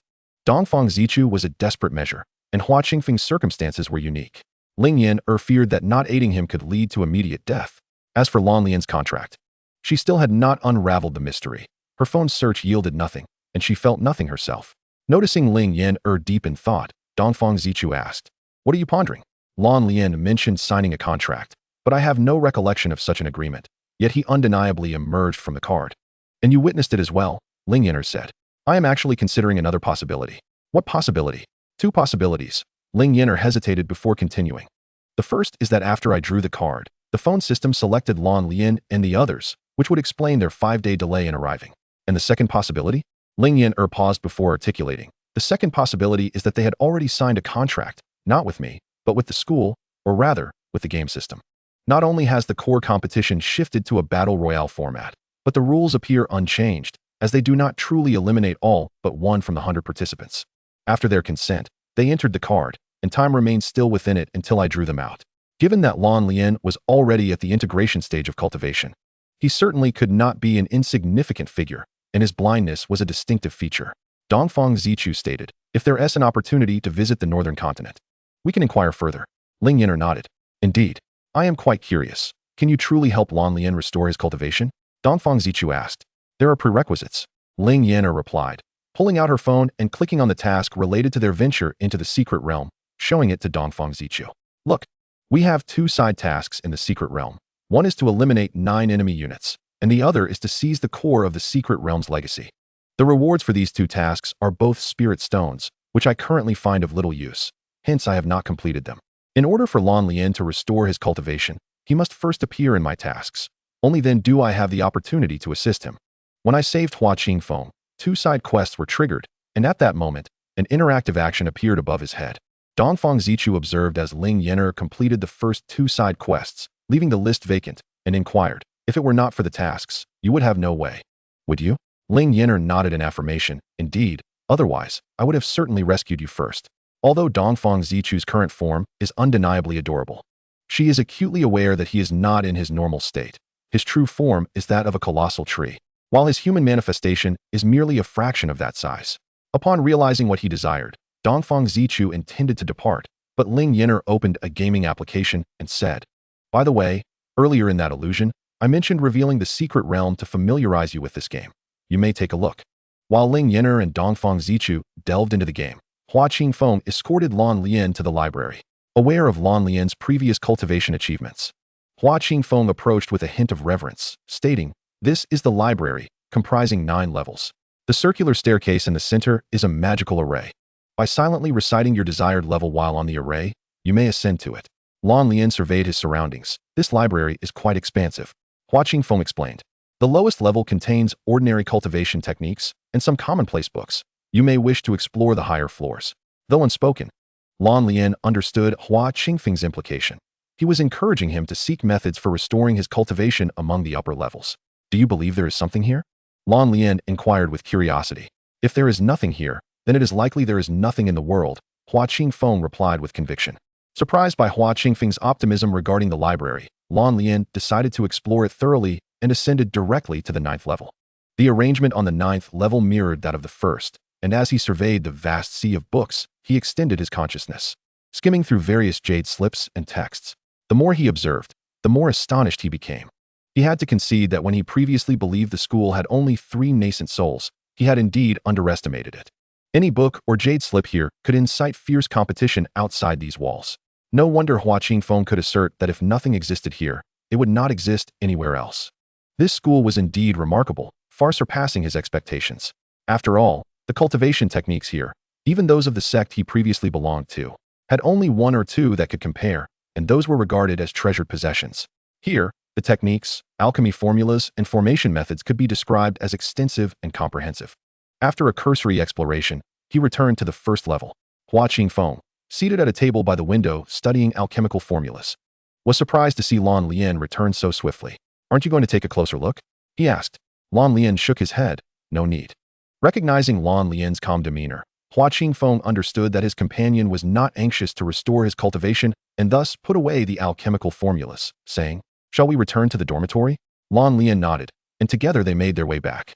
Chapter 74, Planting Spirit Herbs. With the arrival of a new week, Ling Yan'er announced the introduction of a new teacher, along with the opening of a new convenience store and cafeteria during the first period of science class. Instead of delving into new spirit herbs and spirit beasts from the textbook, she took the students to the 2 spirit fields they had previously visited.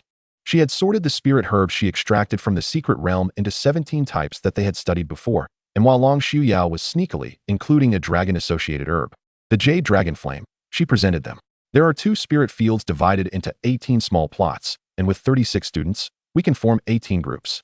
Each group will consist of 2 students. Once your teams are formed, come to me to draw lots from the box. Whichever plot you draw will be the one you planned in. Ling Yan'er announced. Today's lesson is about planting spirit herbs. Observe, here are 18 different spirit herbs. After drawing lots, select the herb you wish to plant based on the sequence number. Long Xiuyao and Lu Yixian, you two will be a group. And this Jade Dragon Flame is the herb you have chosen to plant. Jade Dragon Flame? Lu Yixian gazed at the semi-transparent crystal-like spirit herb Ling Yan'er indicated. If I remember correctly, isn't this a spirit herb associated with dragons? Ling Yan'er affirmed, indeed it is. Isn't that only found alongside pure-blooded dragons? Where did you acquire it? Long Xiuyao inquired. I unearthed it in a secret realm where there were no dragons. This particular specimen is not entirely the Jade Dragon Flame, but rather one that possesses a trace of dragon blood associated with a demon beast. Ling Yan'er explained as she patted Long Xiuyao's shoulder. Look at its malnourished appearance. I hope you two can nurture it back to health. Exchanging glances. Long Xiuyao and Lu Yixian reluctantly responded, understood.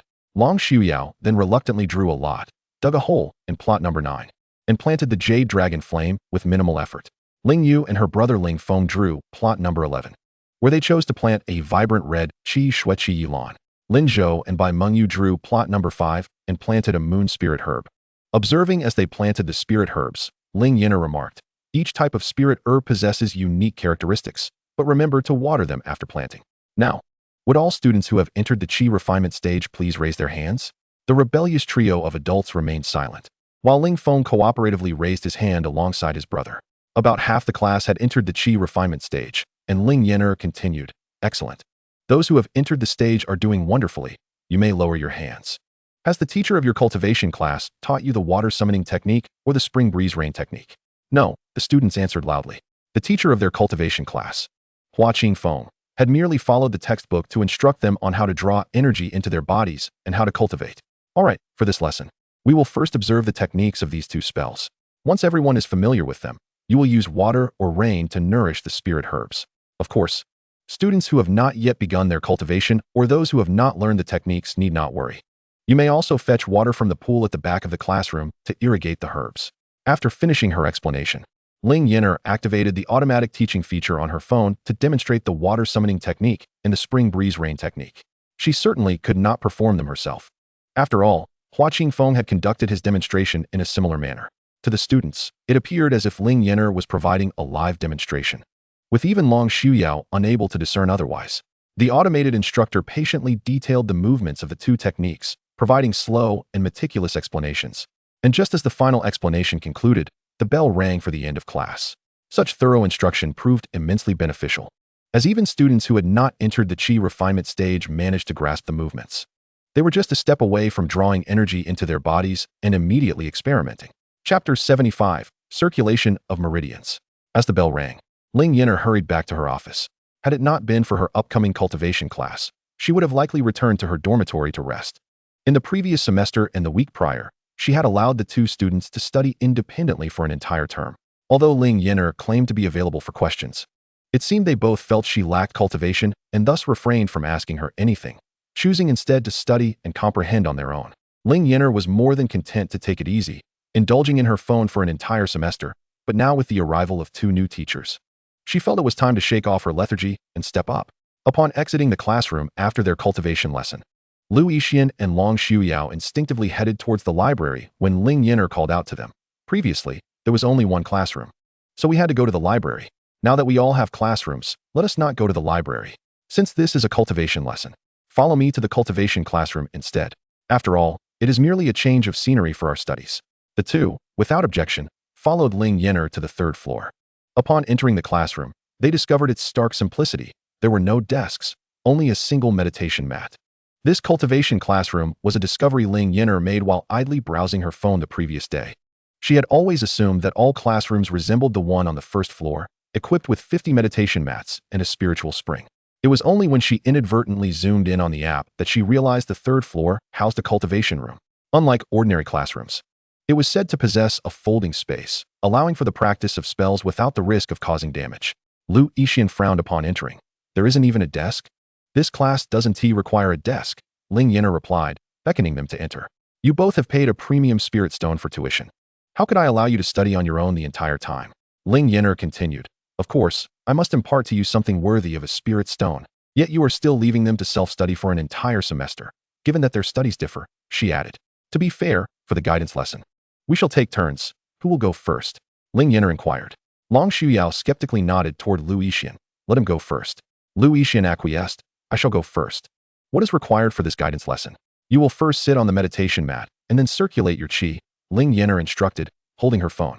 You have memorized the first chapter of the 10,000 Things decision by now, haven't you? After class, Ling Yan'er learned from Hua Qingfeng that there was indeed a significant difference between students and teachers. The cultivation method he retrieved from the library was complete, whereas the teaching method was segmented, delivered one chapter per semester. Lu Yixian and Long Shuyao had not received the complete cultivation techniques, which explained their continued attendance in class. Lu Yixian sat on the mat and nodded. I have it memorized. However, despite the brevity of the text, he had not fully grasped its essence. Very well. Proceed to circulate your qi as you typically would, Ling Yan'er instructed. Afterward, halt.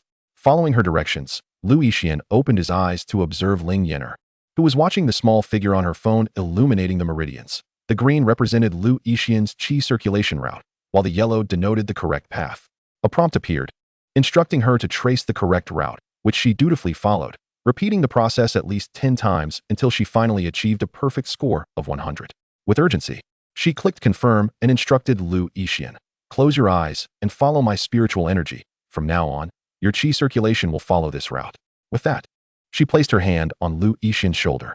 As the 76th chapter of Lu Yixian's cultivation route unfolded, he closed his eyes, pondering the source of Ling Yan'er's spiritual energy.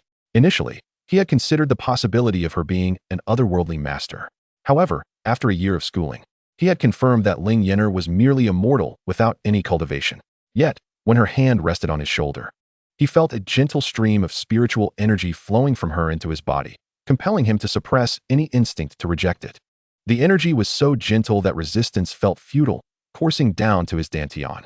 From the dantian, it drew forth his own spiritual energy, guiding it along a pathway entirely different from his previous practice. He should have resisted. The energy should have been uncontrollable. Yet Ling Yan'er's gentle force led his qi along an alternate route. The previously untraversed meridians blossomed with vitality, akin to a parched land welcoming a refreshing rain, filling him with an illusion of having fallen into an obsession. Yet, he remained lucid enough to recognize that this was not the case. As Ling Yan'er's controlled energy completed its cycle, he suddenly comprehended the essence of the 10,000 Things decision he had recited earlier. He silently repeated it, feeling the energy flow along with Ling Yan'er's spiritual force for a second circuit. As Ling Yan'er withdrew her hand, he opened his eyes, still lingering in a state of wonder, only to hear her instruct, from now on, you shall cultivate following this route. Just as she finished speaking, the class bell rang. Ling Yan'er promptly turned to leave. Class is dismissed. You may return to the classroom and await the next lesson. Lu Yixian remained momentarily dazed, realizing that the energy within him had already memorized the route Ling Yan'er had guided him through. Logically, such a transformation in his cultivation path would necessitate the abandonment of his original practice and a fresh start. While it was not impossible to forcibly alter one's cultivation, it would typically entail significant consequences. Yet, after Ling Yan'er had guided his energy through 2 circuits, the foreign energy dissipated as if it had never existed. And now his qi flowed unimpeded, as if his previous cultivation route had always been this way. Noticing Lu Yixian lost in thought, Long Shuyao asked, how was it? Lu Yixian, feeling the increasing strength of his meridians, replied, I had always struggled to comprehend that cultivation method, but now it is entirely clear to me. She just helped me revise the route for my qi circulation. With that, he stood and walked toward the classroom exit, prompting Long Shuyao to momentarily hesitate before catching up with him. Are you saying that just now, she modified your cultivation path? It's hard to believe, isn't it? Lu Yixian responded. If I weren't aware of the difficulty in altering a cultivation method, I would hardly believe it myself. The reason he had not yet adopted the 10,000 Things decision was that he had not fully understood it and did not wish to rush into a change. Nor did he know if it would suit him. He had not anticipated that in the brief span of a single lesson, Ling Yan'er would so effortlessly adjust his cultivation path. Moreover, after grasping the essence of the method, he felt a true resonance with it. More importantly, he sensed that his spiritual root was being nurtured through the practice, albeit in a very subtle manner. Isn't she immortal? Long Shuyao pondered after absorbing Lu Yixian's words. Struggling to articulate, how could a mortal possess the ability to alter your cultivation path? Lu Yixian too found this perplexing. When her hand rested on my shoulder, I distinctly felt a gentle spiritual energy. After she withdrew her hand, that energy vanished, and it was peculiar. Upon entering my body, I experienced no sense of rejection. Long Shuyao's curiosity piqued. I am eager to see how she will guide my practice during tomorrow's cultivation lesson. Long Xiao contemplated for a long time, unable to fathom how Ling Yan'er would instruct him. After all, Lu Yixian was still in the qi refinement stage, while he himself had reached the nascent soul stage. Returning to the dormitory, Ling Yan'er found Dongfang Zichu had not accompanied her to class, as he remained behind to read. Their dormitory study had effectively become Dongfang Zichu's private domain, filled with numerous books he had transferred from the library. Ling Yan'er interrupted his reading. Stop poring over those books. Let us go down for lunch. How about we try Zhao Tian's stir-fry? After 2 days of effort, Zhao Tian had nearly perfected his cooking skills. After all, the distinction between success and failure was starkly apparent. And the process was relatively straightforward, though it could not be said to be simpler than the tasks in the palace, where he had merely needed to fry and simmer dishes. Ling Yan'er only realized while Zhao Tian was cooking that all the ingredients being used in the small kitchen were from her own backpack. Zhao Tian also noticed this issue and remarked upon seeing Ling Yan'er and Dongfang Zichu. The kitchen is mostly stocked with meat, but the vegetables are somewhat lacking. However, the meat here is exceptionally fragrant, surpassing even that of the imperial palace. Ordinary vegetables might not pair well. Ling Yan'er nodded in acknowledgement. I understand. I will have Hua Qingfeng buy some vegetables this weekend. Zhao Tian chose not to comment further and instead inquired, what would you like to eat? Just bring out whatever you can successfully prepare. After Ling Yan'er spoke, she chose a table to sit at. Zhao Tian returned to the kitchen, and before long, enticing aromas wafted from it, distinctly different from the scents when Ling Yan'er cooked. She could guarantee that her own dishes had never been this fragrant. Truly, he was a former imperial chef. Ling Yan'er recalled her own consistently mediocre culinary achievements and felt a surge of anticipation for Zhao Tian's creations. Even Dongfang Zichu cast an expectant glance toward the kitchen. At that moment, Lan Lian ascended the stairs and unceremoniously sat opposite Ling Yan'er, asking, Do you mind if I join you for a meal? Without the slightest hint of embarrassment, he clearly recognized that the dishes were made from spirit beast meat. In just a couple of days since arriving, he had learned that the small cafeteria on the second floor and the adjacent convenience store both required spirit stones for payment, while the cafeteria downstairs was free to use. The only exceptions were Ling Yan'er and Dongfang Zichu, who followed her. If Dongfang Zichu could dine here every day, what was one more? Not feeling any shame, Ling Yan'er simply agreed. When Zhao Tian brought out the dishes and noticed an extra person, he greeted, Teacher Lan. What would you like to eat? Ling Yan'er interjected, I'll treat Lan Lian for this meal. Please prepare a few more dishes. I have a feeling Hua Qingfeng and Ling Zai will be joining us soon. Zhao Tian paused for a moment before responding, all right. He then turned back to the kitchen, and Ling Yan'er handed a spoon to Dongfang Zichu before they began their meal. The exquisite dishes displayed on her phone indeed tasted vastly superior. 100 times better than her own cooking. Chapter 77, Zhao Tian's Culinary Skills. Lan Lian did not hold back, grabbing a bowl and chopsticks to join in. By the time the three had eaten halfway, Hua Qingfeng and Ling Zai arrived, accompanied by xianxiaaudiobooks. Xianxiaaudiobooks brought a bottle of wine, addressing Ling Yan'er. You all are enjoying such good food without inviting me. Ling Yan'er responded dryly, it's just a cafeteria meal. Why do you speak as if I'm indulging in some heinous feast? As if she had never come when Zhao Tian was testing dishes. At that time, they had all dined for free. Ling Yan'er felt utterly exasperated in the presence of this group. After the three settled down, Zhao Tian happened to bring out several dishes along with a bowl of soup. Notably, while Ling Yan'er had previously used plates for her dishes, Zhao Tian now served them in bowls. Had he already discerned the gluttonous nature of these individuals? Zhao Tian had intended to sit down for a meal himself. But just as he did, he noticed Long Shuyang and Lu Yixian entering. The two approached the table of teachers without a hint of hesitation. Long Shuyang remarked, Teacher Ling, why didn't you mention the new cafeteria that opened at the school? Aren't you trying to save everyone some spirit stones? Ling Yan'er retorted with conviction. The small cafeteria is quite expensive. Long Shuyang's lips twitched slightly. It can't be that bad. You are already at the nascent soul stage. Such a gluttonous appetite is not conducive to your cultivation. Ling Yan'er continued her defense. Long Shuyang observed Hua Qingfeng and Ling Zai enjoying their meal, completely ignoring his gaze. Zhao Tian then stood up and asked, what would you two like to eat? The current offerings in the cafeteria consist solely of various meats. Anything is fine. Just serve a plate like the one on the teacher's table, Lu Yixian replied. I'll have the same as Lu, Long Shuyang added. The two found their respective seats. And after finishing her meal, Ling Yan'er leaned back in her chair, satisfied, and let out a burp. She marveled, last time in Lingyun City, I spent so many spirit stones on spirit food that didn't even compare to half of this. Lan Lian nodded in agreement. Indeed. While these spirit beasts may not be top-tier ingredients, the chef is exceptional. Even the best culinary cultivators I've seen fall short of his skills. Ling Yan'er whispered. You must understand that Zhao Tian is currently without his sense of taste. She shuddered to think how delightful his dishes would be if he could actually taste them. She had been wrong. She had previously questioned the card draw, but aside from the seemingly useless xianxia, Lan Lian, who taught cultivation and music, was an excellent fit. Zhao Tian's culinary skills were remarkable. This was no ordinary white card, but rather a dazzling SSR of golden brilliance. Except for the already familiar Dongfang Zichu. Everyone's attention shifted back to Zhao Tian, who was now preparing dishes for Lu Yixian and Long Shuyang at the same table. Zhao Tian swallowed a mouthful of food and said, "Didn't I mention on the day I arrived at school that I lost my sense of taste a few days ago? It's mainly because the kitchen here is good and the ingredients are top-notch. My skills are merely the cherry on top." Ling Zai, sitting beside him, patted his shoulder. "I will strive to read more books in the library to find a way for you to regain your sense of taste." Zhao Tian, who could not taste, found it strange. Is it really this delicious? The group nodded affirmatively. You'll understand once you regain your sense of taste. Zhao Tian lowered his head to scrape a bit of rice, suppressing the tears that welled up. All right, I'll wait. What he didn't say was that when he returned home, it wasn't that his family had moved. Rather, they had been forced to relocate due to flooding that submerged their home. It wasn't that he didn't know where to go, but rather that he had been dissuaded from taking his own life in the woods with a belt. It turned out there truly existed a kitchen that could create perfect meals even without a sense of taste, and that there were still people who hoped he could recover. Even if he himself had lost all hope, they had already savored the exquisite cuisine, yet they wished for him, who could not taste, to also experience that delight. After the meal, with no classes in the afternoon, Ling Yan'er, unusually, did not return to her dormitory to play on her phone. Instead, she went to the library. Dongfang Zichu teased, "Oh, it's rare for you to remember that there's a library here." Initially, Ling Yan'er had flipped through some books to find out what was wrong with Dongfang Zichu's true form.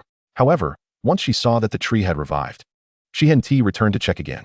"Of course I remember," Ling Yan'er replied, stopping by the bookshelf on sword techniques on the first floor. The library has everything, appearing to encompass a vast array of knowledge, but it lacks the most crucial category of books. What is missing? Dongfang Zichu inquired in a supportive tone. Ling Yan'er sighed. Novels, or rather, storybooks. How can a proper library lack novels? Such a massive library, 9 floors. How can it not accommodate even a few small novels? All it contains are academic texts. Is that reasonable? Dongfang Zichu, having never read storybooks, was not particularly interested and replied, "What is so captivating about that? Just a means to pass the time. Instead of reading those, you should read more travelogues. You'd be utterly clueless if you went out without them." Ling Yan'er picked up a jade slip, and an animation appeared before her. A person in gray shorts practicing a sword technique. The sword techniques on this level had similar attack powers, all being introductory forms. Dongfang Zichu questioned, "What are you watching that for? Do you want to practice swordsmanship?" Ling Yan'er waved her hand dismissively. "Why would I practice that? Do I seem like someone who wants to move around? I'm just looking for a good one to have Ling Zai teach during physical education class." The elegant swordplay, observed by Dongfang Zichu, bore an air of sophistication. Naturally, the techniques here were quite similar, predominantly suited for those in the qi refinement stage. Any selection would suffice, since they are all alike. What is the harm in choosing one that is visually appealing? Ling Yan'er asserted with confidence. After an afternoon of deliberation, Dongfang Zichu had indeed selected 3 forms, adhering to Ling Yan'er's aesthetic criteria. However, a moment of silence enveloped him as he remarked, "If memory serves me right, Ling Zai wields a blade." Ling Yan'er suddenly recalled that within the secret realm, Ling Zai had indeed utilized a sword, and upon exiting the realm to select a weapon, he had chosen a blade, the very one he had wielded in the illusion. Although uncertain if that blade was his customary choice, it was undeniable that Ling Zai was a swordsman. "Let us inquire with him. If he is unavailable, we could request Hua Qingfeng to instruct on swordsmanship next semester," Ling Yan'er proposed. "Could he not teach the use of a blade?" Dongfang Zichu inquired. Ling Yan'er, somewhat bashful, replied, "While it is certainly possible, we have already chosen our sword techniques. Let us first attempt to learn the swordplay. After all, we are merely fledglings who have only just begun our academic journey. A delay in learning will not pose a problem." In Chapter 78, The Care of Young Dragons, Ling Yan'er and Dongfang Zichu approached Ling Zai with their chosen sword techniques in hand. Ling Zai appeared somewhat taken aback by Ling Yan'er's intentions, having assumed that physical education merely entailed challenges within the Demon Suppression Tower. "I possess some knowledge of swordplay as well," Ling Zai remarked. This reminded Ling Yan'er that upon first hearing Ling Zai's name, he had been reported to have slain foes with a long sword. Ling Yan'er presented the 3 jade slips she had selected to Ling Zai, inquiring, "Which do you deem most suitable?" After perusing them, Ling Zai noted, "All 3 techniques appear to possess similar offensive capabilities, albeit with a touch of flamboyance. Naturally, children should start with such styles. The practice swords are located in the equipment room. Instruct them to retrieve them during class and return them afterward. Understood, Ling Zai said, casually selecting one of the jade slips. I shall teach this technique. Excellent, Ling Yan'er replied, tucking the jade slip away. Take your time with the instruction. As long as we complete this technique by the end of the term, we can always send them to the demon suppression tower when you wish to take a break. Ling Zai acquiesced, and Ling Yan'er, along with Dongfang Zichu, returned to their dormitory. On the following day during the cultivation class, Long Xiuyou and Lu Yixian arrived at the third-floor classroom just as Ling Yan'er entered, stepping in with the ringing of the bell. Long Xiuyou, curious, asked, How do you intend to teach my cultivation today? Will you allow me to change my technique? Is there a need for that? Ling Yan'er inquired, puzzled. Hasn't your cultivation class always revolved around the care of young dragons? Indeed, it pertains to body refinement, Long Xiuyou replied.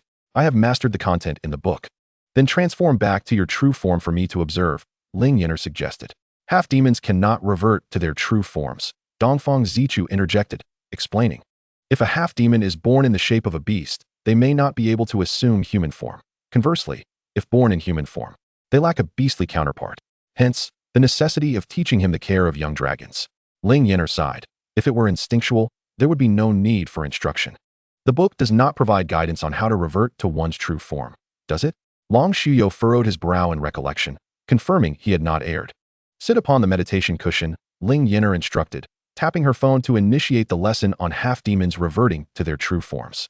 Once the course was activated, she stowed her phone away and gently patted Long Xiuyou's shoulder, saying, It may be a bit painful. Endure it. Very well, Long Xiuyou responded, still pondering the extent of the impending pain. However, he soon found himself howling in agony, as if every bone in his body were being shattered and reassembled. A sensation akin to his very flesh melting away. He yearned to resist, but Ling Yan'er's hand resting lightly on his shoulder rendered him immobile. He wished to curse. Yet all that escaped his lips were cries of anguish, devoid of coherent words. Hearing his cries, Lan Lian and Hua Qingfeng, who were without classes below, ascended to the classroom. What has transpired? Hua Qingfeng inquired. Ling Yan'er waved her phone, responding, Nothing of consequence. I am merely conducting a lesson with Long Xiuyou. Yet he hardly appears unscathed, Hua Qingfeng remarked, observing Long Xiuyou's torment. The others fell silent, glancing at the suffering figure before them. Fortunately, this ordeal did not persist for long. Within 10 minutes, Long Xiuyou had transformed into a diminutive dragon, scarcely larger than Dongfang Zichu. The young dragon, no thicker than a finger, bore soft little horns atop its head and wispy antennae akin to fine hair, with 4 tiny paws that were nearly indistinguishable at first glance. Yet, the dragon's golden scales gleamed resplendently, a sight to behold. Hua Qingfeng gazed at the tiny Long Xiuyou and suddenly comprehended why Ling Yan'er referred to him as a little friend. Lan Lian and Dongfang Zichu silently regarded Ling Yan'er, with Lan Lian murmuring, So he is of the beast kin. Ling Yan'er crouched down, gently extracting the feeble little dragon from the folds of her clothing. He is not merely a beast, he is a half-demon, she clarified. The young dragon bore remnants of dry, flaking skin, and while Ling Yan'er scratched a bit, she refrained from tearing it away, instead informing Long Xiuyou, this shedding should have occurred naturally. But since you have not reverted to your true form, or your true form is this small, you should grow somewhat larger post-molt. Given your age, you should experience another shedding phase at around 500 years. Ling Yan'er continued, the shedding must occur independently. Assistance would hinder your future cultivation.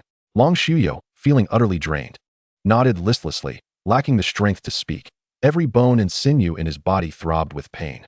Were it not for his strong will, he would have cried out when Ling Yan'er unearthed him from his clothing. Each of his bones and every inch of flesh ached. It felt as if he were confined within a constricted vessel, desperate to escape. Upon hearing Ling Yan'er's words, he understood that liberation required shedding. Yet he simply lacked the strength to do so. Remarkably, a half-demon possesses the perfect physique of a beast, Lan Lian mused, incredulous. Dongfang Zichu added, No wonder the lifespan of half-demons from the Serpent Clan is so brief. I had assumed their longevity was inherently limited. The beast kin's refusal to acknowledge half-demons stemmed from this very truth. Their fragility rendered them susceptible to untimely demise, starkly contrasting the extended lifespans of true beasts. Thus, half-demons indeed possess true forms, but until now, no one had been able to assist them in returning to their original shapes.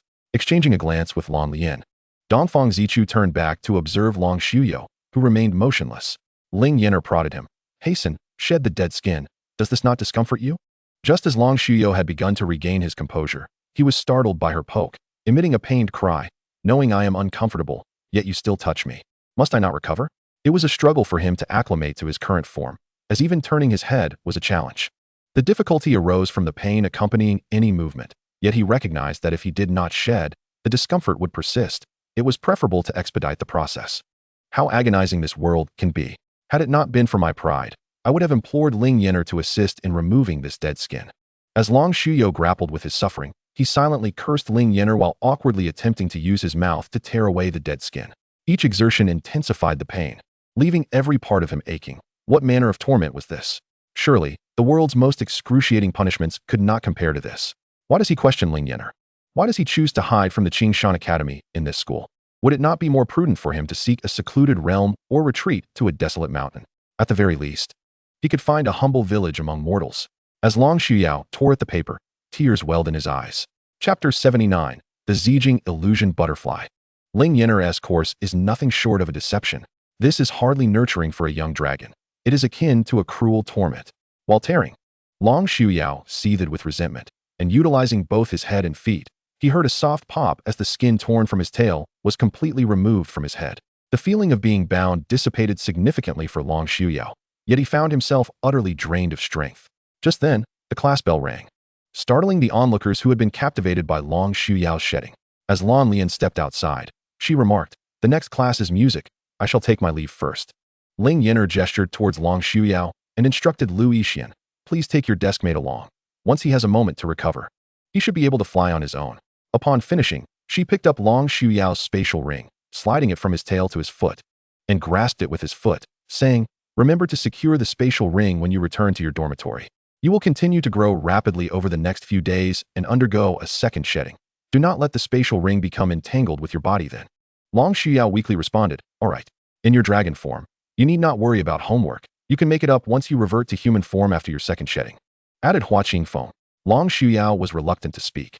Hua Qingfeng was truly a devil. Even in his current state, he was still concerned about assignments.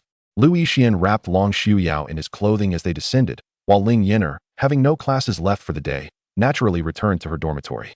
Dongfang Zichu inquired, "What method did you employ to restore the half-demon to its original form?" Ling Yan'er retrieved her phone, still displaying the class interface, and pointed to the screen, saying, "Just like this." Dongfang Zichu leaned in for a closer look, where a line read, "Half-demon restored to original form."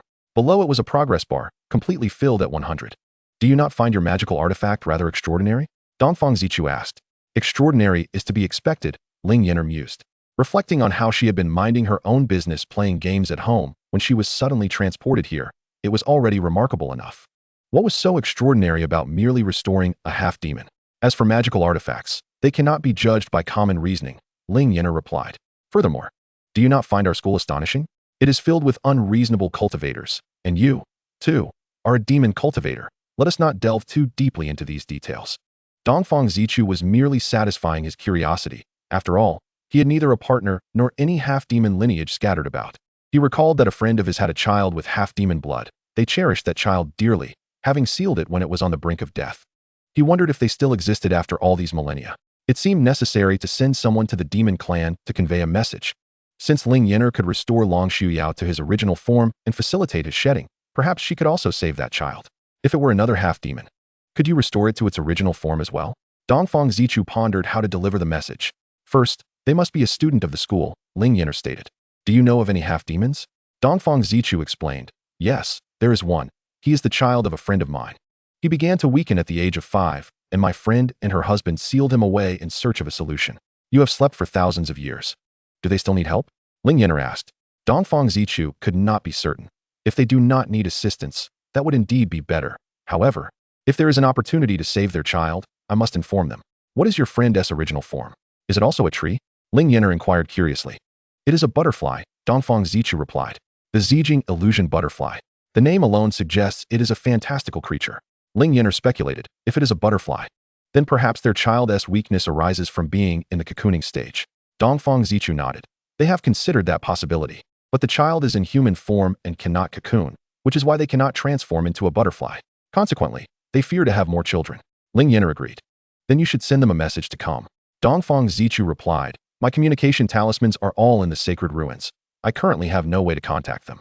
Ling Yan'er was at a loss for what to do. After some thought, she decided to take Dongfang Zichu to find Hua Qingfeng. Hua Qingfeng was in his office when he saw Ling Yan'er enter and asked, "What brings you here?" Given that Ling Yan'er typically frequented only 3 places when there were no classes, her dormitory, the cafeteria, or the convenience store, her presence in the office surely indicated an important matter. Ling Yan'er relayed Dongfang Zichu's query. "How can we contact the demon clan?" "You could go to Lingyun City and post a task at the Kueishing Hall," Hua Qingfeng suggested. "As long as the price is right, someone traveling to the demon clan might be willing to deliver your message, if the reward is generous enough. Someone may even make a special trip. Then you should take Dongfang Zichu there this weekend. I cannot leave the school until the summer and winter holidays," Ling Yan'er said. "I also wish to see what the Kueishing Hall is like during the summer break." "It is merely a place for posting and accepting tasks," Hua Qingfeng remarked. "There is nothing particularly fascinating about it. It is a mercenary guild," Ling Yan'er exclaimed. "Can anyone post a task there?" Hua Qingfeng nodded. "As long as you can afford the reward, any task can be posted. However, regardless of whether your task is accepted, the Kueishing Hall will still charge a fee." "How many spirit stones would be needed to send a message or deliver an item to the demon realm?" Ling Yan'er inquired. Hua Qingfeng frowned. "I cannot say for certain, as I have never been to the demon realm. The demon realm is situated far from the human realm, and those with lower cultivation cannot reach it. Although delivering messages and items is a task anyone could undertake, those with insufficient cultivation might not even know how to access the demon realm. Moreover, those capable of entering the demon realm would likely not be interested in making the trip for a mere message or item delivery unless the reward was substantial. But offering too much would also be inappropriate." Dongfang Zichu recognized this dilemma and remarked, "This matter cannot be rushed. We are not pressed for time." Ling Yan'er pulled out her supply of high-grade spirit stones, 4 for Long Shuyao and Lu Yixin's tuition, and 5 for Hua Qingfeng's healing expenses, totaling 9. Originally, there should have been 10, but she had charged 1 into a game, which could not be retrieved once spent. 9 high-grade spirit stones, Hua Qingfeng observed. "Do you intend to use them all?" Ling Yan'er replied, "I currently have no use for them, and if the message is delivered, I should be able to recover my spirit stones." Chapter 80, Lin Zidi. If she spends 9 high-grade spirit stones, her tuition would rise to 20.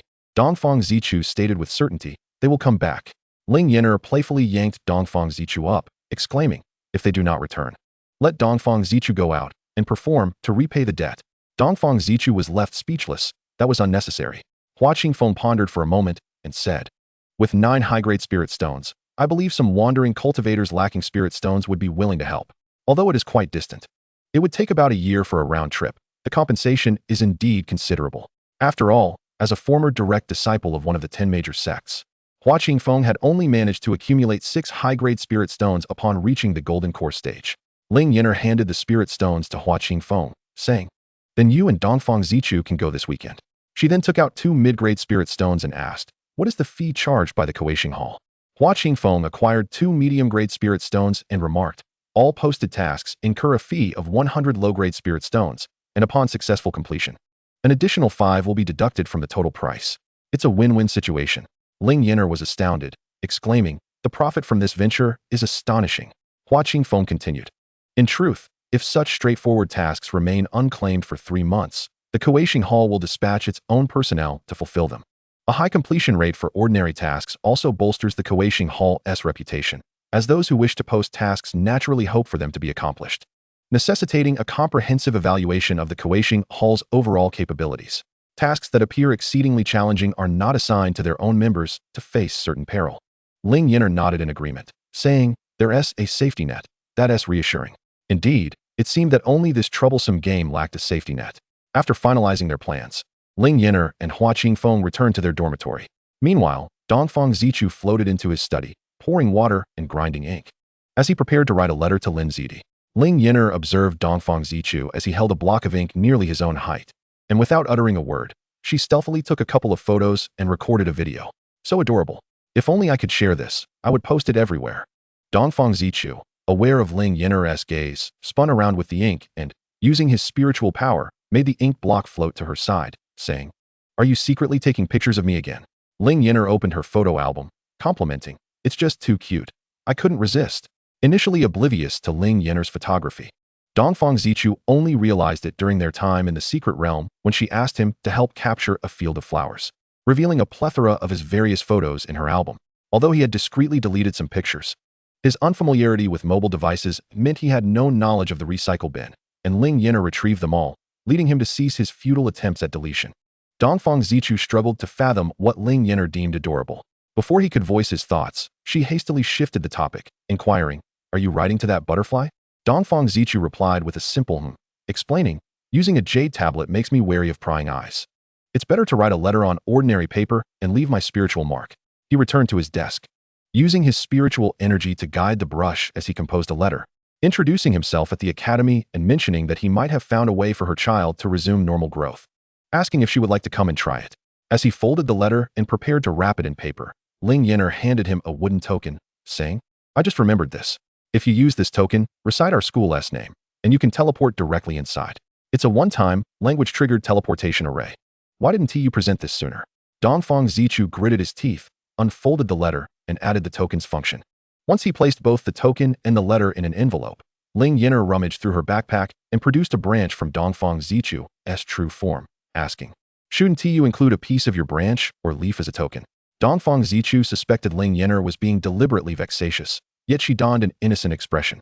He retorted, "The letter bears my spiritual mark. No other token is necessary." "Oh," she replied, tucking the branch back into her backpack, then produced 2 more wooden tokens, stating, "Going to such a distant place can be perilous. The one delivering the letter should have one too. If danger arises, they can teleport back to school. Although they need to traverse the journey again, safety is paramount." Dongfang Zichu wholeheartedly agreed, placing the 2 tokens alongside the letter. On Friday, as they returned the children to Lingyun City, Dongfang Zichu and Hua Qingfeng accompanied them on the flying vessel. Although Ling Yan'er could not leave the school, she was not overly bored, for the small dragon, Su Yao, had been sent to her as his roommate returned home, while a still awkward little dragon was sent to stay with her. After amusing herself with the little dragon, she descended to dinner and spotted Ling Zai practicing swordplay. She recognized his flamboyant movements as the very technique she and Dongfang Zichu had selected from the library. After admiring Ling Zai's practice, she exclaimed, "As expected of the sword technique I personally chose, it looks even more magnificent in the hands of a master." After her admiration, she suddenly realized she had forgotten to record it. The auditory acuity of a Yuan-ing stage cultivator was extraordinary. Ling Zai heard Ling Yan'er's praise and cast a cold glance her way. Unfazed, she approached him, asking, "How does this sword technique fare?"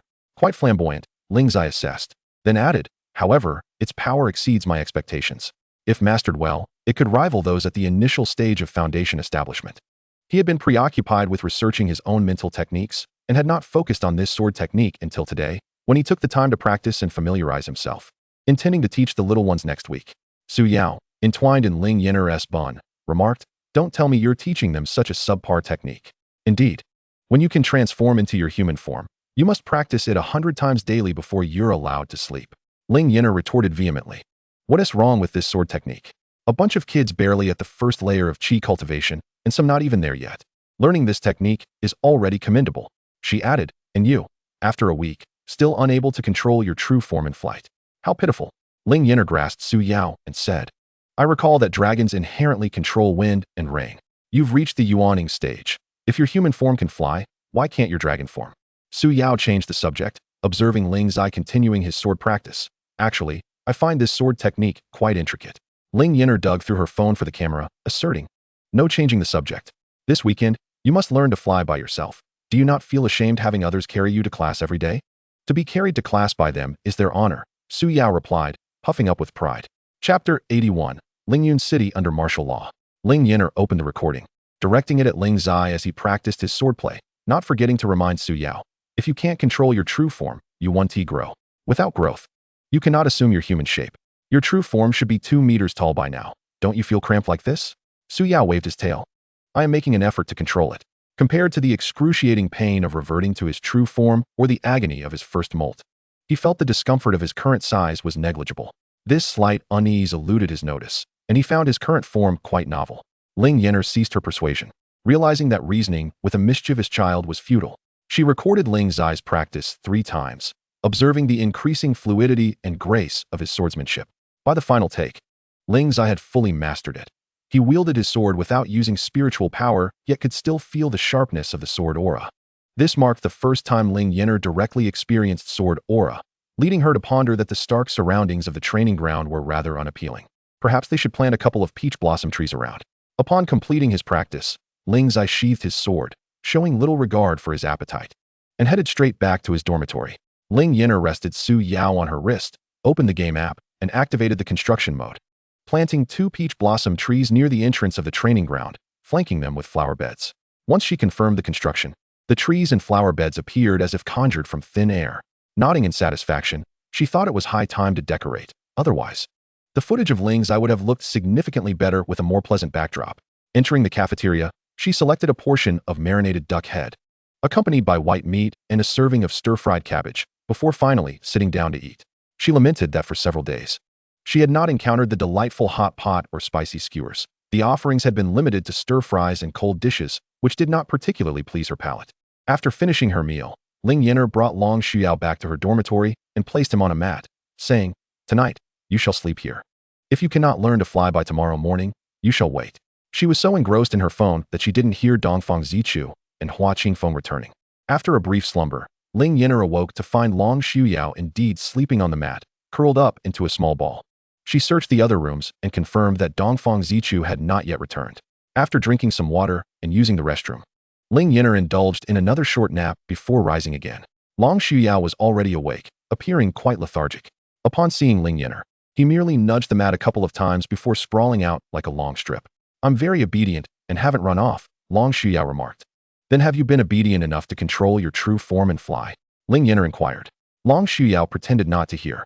Ling Yan'er wrapped the little dragon around her wrist and noticed that after a night, Long Xiuyao had grown a little larger and felt significantly heavier. After Ling Yan'er had breakfast, she placed Long Xiuyao on the ground of the training field, retrieved the watering can she usually used for Dongfang Zichu's true form, and drenched Long Xiuyao with water.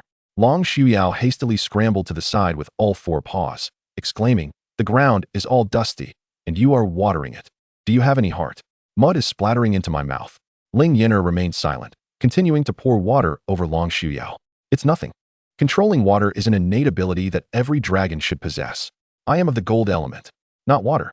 Long Xiuyao retorted irritably while dodging. "I learned the nurturing methods for gold element hatchlings, not the methods for tormenting them. Stop it, or I'll file a complaint. I am the principal. Whom will you complain to?" Ling Yan'er declared arrogantly. "You'd be expelled. In your current state, you wouldn't even be able to enroll in another school." Long Xiuyao was chased by Ling Yan'er for the entire morning, turning the training field and the dining hall into a chaotic mess of wetness. Exhausted from her exertions, Ling Yan'er sat on a stone bench at the chess table, panting. Long Xiuyao, sprawled on the wet ground, was unconcerned about the dirt.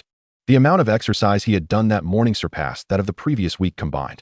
After all, in the preceding days, Lu Yixian had taken care of him, carrying him to class and back to the dormitory, while Ling Yan'er's training sessions became Lu Yixian's exclusive domain.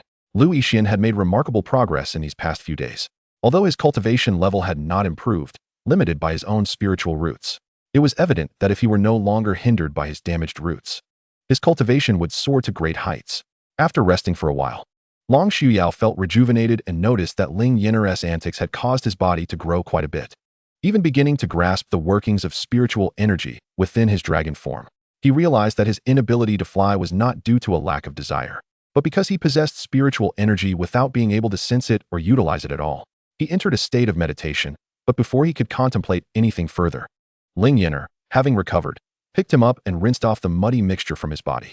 Once he was clean, she dried him with a handkerchief and returned him to the dormitory before heading down for lunch. As she stepped out of the dining hall after her meal, she spotted Hua Qingfeng and Dongfang Zichu returning. Ling Yan'er approached them, asking, "Why have you returned so late? Does the next mission take this long?" "We took the opportunity to wander around Lingyun City," Hua Qingfeng replied. "However, the situation there is rather concerning. It is said that there are rogue cultivators causing chaos, and 2 individuals have already gone missing." "Rogue cultivators?" Ling Yan'er inquired with curiosity. "Isn't it said that their continent is quite far from here?" Hua Qingfeng glanced at Dongfang Zichu and stated, "In theory, yes. But isn't Dongfang Zichu also a demon clan member? They are also quite distant from us. Yet here he is." "Indeed," Ling Yan'er acknowledged. "No matter how far the distance, as long as there are sufficient interests at stake, even if there are no benefits, one might encounter bored rogue cultivators."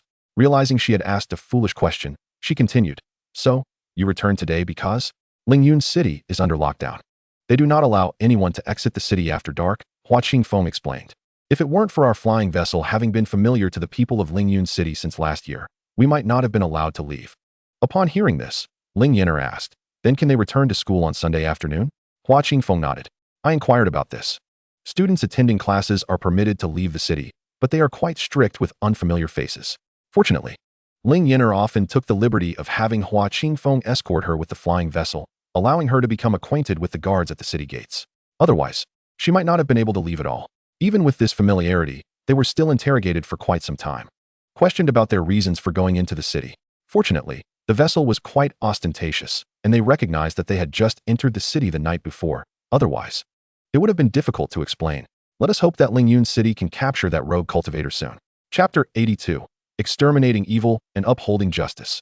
Under the coordination of Hua Qingfeng and Dongfang Zichu, Long Shuyao's weekend was exceedingly fulfilling, and by Monday, he had indeed learned to control his flight.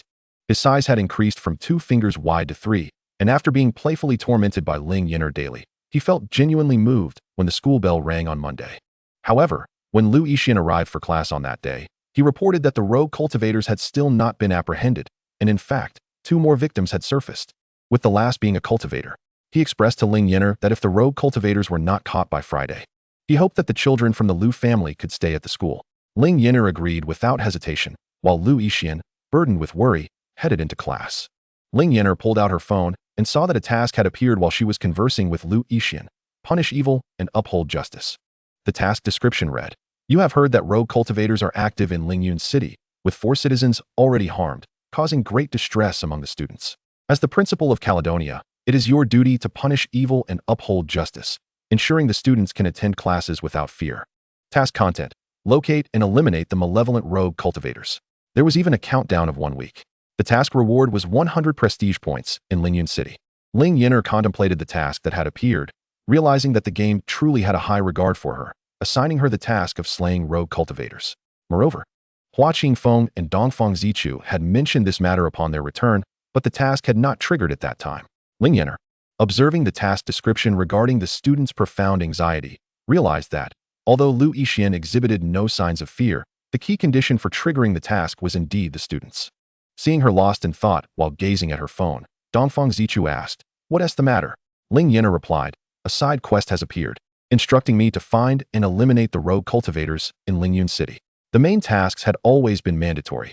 Simply attending classes and instructing students sufficed to complete them. While side quests were optional, this task felt different from previous ones encountered in the secret realms. Not completing it would likely carry consequences. Moreover, based on her extensive gaming experience, Ling Yan'er deduced that if the people of Lingyun City could resolve it themselves, the task would not have been issued. Even if they could, it would likely come at a significant cost, and the 1-week countdown was a clear indication of urgency. Since the task was issued, it was evident that they had confidence in her ability to complete it. Ling Yan'er sighed and contemplated, deciding to let Hua Qingfeng handle most of the classes while she brought along the strongest combat force, Ling Zai, to Lingyun City. She took Hua Qingfeng to the office, where all 3 teachers were present. Ling Yan'er addressed Ling Zai, saying, "I need someone with cultivation to accompany me to Lingyun City to deal with this matter and uncover the rogue cultivator." Hua Qingfeng was once a member of the Qiantian Sect. Should he encounter his former peers, unforeseen complications might arise. Dongfang Zichu was merely at the foundation establishment stage, while Long Shuyao had only just reverted to his original form and was still unfamiliar with it. "Could you accompany me in vanquishing the demonic presence?" Although Ling Zai had arrived at the school, Ling Yan'er was not well acquainted with him. Otherwise, she would have simply invited him to join her. When she had sought Hua Qingfeng's assistance, she had not been so courteous. Ling Zai was certainly aware of the situation in Lingyun City, yet he was taken aback that Ling Yan'er had proactively offered to exorcise the demons. She appeared to lack cultivation and did not seem like someone in need of such trials. Nevertheless, he did not decline her request, but instead acquiesced. "Very well." Ling Yan'er turned to Hua Qingfeng and Lan Lian, stating, "For this week, could you both cover Ling Zai's classes, while Dongfang Zichu substitutes for me? I will accompany you." Dongfang Zichu declined, suggesting that Hua Qingfeng and Lan Lian should take an additional class. Neither Hua Qingfeng nor Lan Lian objected, but Hua Qingfeng inquired with concern, "Will just the 2 of you suffice? Perhaps let Lan Lian and Dongfang Zichu stay behind at the school while I accompany you." Dongfang Zichu widened his eyes, astonished that Hua Qingfeng would usurp his role. Ling Yan'er promptly dismissed Hua Qingfeng's suggestion, stating, "It is safer to have a nascent soul cultivator remain at the school." She then admonished Dongfang Zichu, "Stop thinking about leisure all the time and focus on your classes." Dongfang Zichu was left speechless, pondering who it was that was preoccupied with amusement while assigning him to teach. Were it not for the cultivation classes he couldn't cover, he could guarantee that Ling Yan'er would not set foot in a classroom for an entire week. Once the class arrangements were settled, Ling Yan'er turned to Ling Zai and asked, "Do you have anything to pack?" Ling Zai shook his head, replying, "All my belongings are in the storage ring. I can depart at any moment." Having grown accustomed to being a loose cultivator, he was always prepared for immediate departure. Thus, he never kept important items outside of his storage ring. Ling Yan'er said, "Very well, then let us visit the equipment room." She had previously been to the equipment room and discovered that it was far larger than it appeared on her phone. Although it seemed like just a single room from the outside, the interior was exceptionally spacious, housing not only teaching apparatus, but also some highly destructive weapons. Leading Ling Zai inside, she pointed to an area designated for blades, saying, "These are swords suitable for the nascent soul stage. Choose 2 to take with you. You can return them upon your return. It's not my stinginess that prevents me from giving you one, but rather that all the items in this room are for educational purposes and cannot be lent out." Ling Zai nodded in understanding, selecting 2 handy swords without hesitation.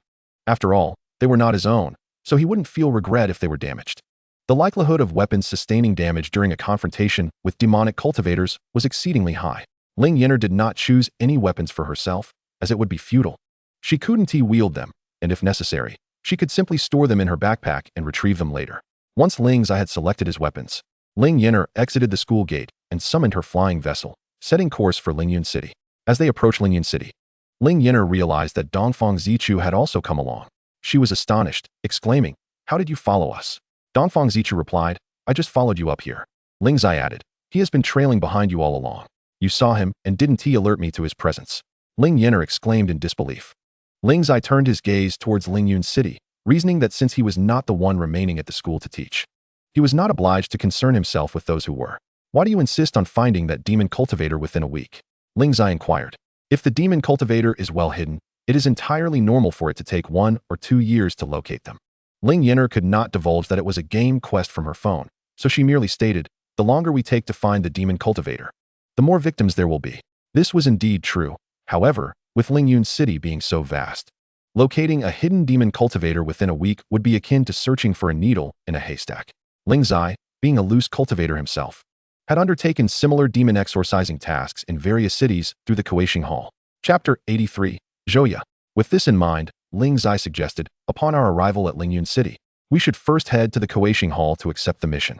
Ling Yan'er nodded, recalling a mystery-solving drama she had watched, and inquired, "Will someone guide us to the crime scene and provide us with background information on the case?" Ling Zai looked at her quizzically. Such guidance is necessary for mortals pursuing a case. Cultivators, of course, have their own methods.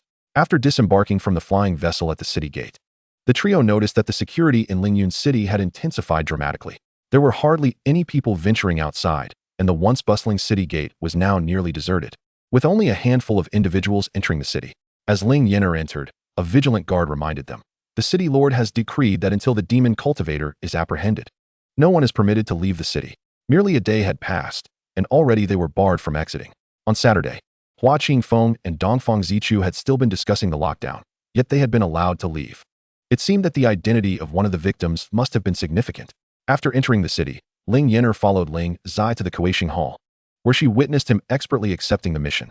The hall's steward graciously provided Ling Zai with a mission token. It appeared that the city lord had indeed invested heavily in this endeavor. Ling Zai examined the token in his hand. The mission from the Kueishing Hall offered not only a nascent soul artifact and 1,000 high-grade spirit stones to the individual who captured the demon cultivator, but also a reward of 100 mid-grade spirit stones for mere participation.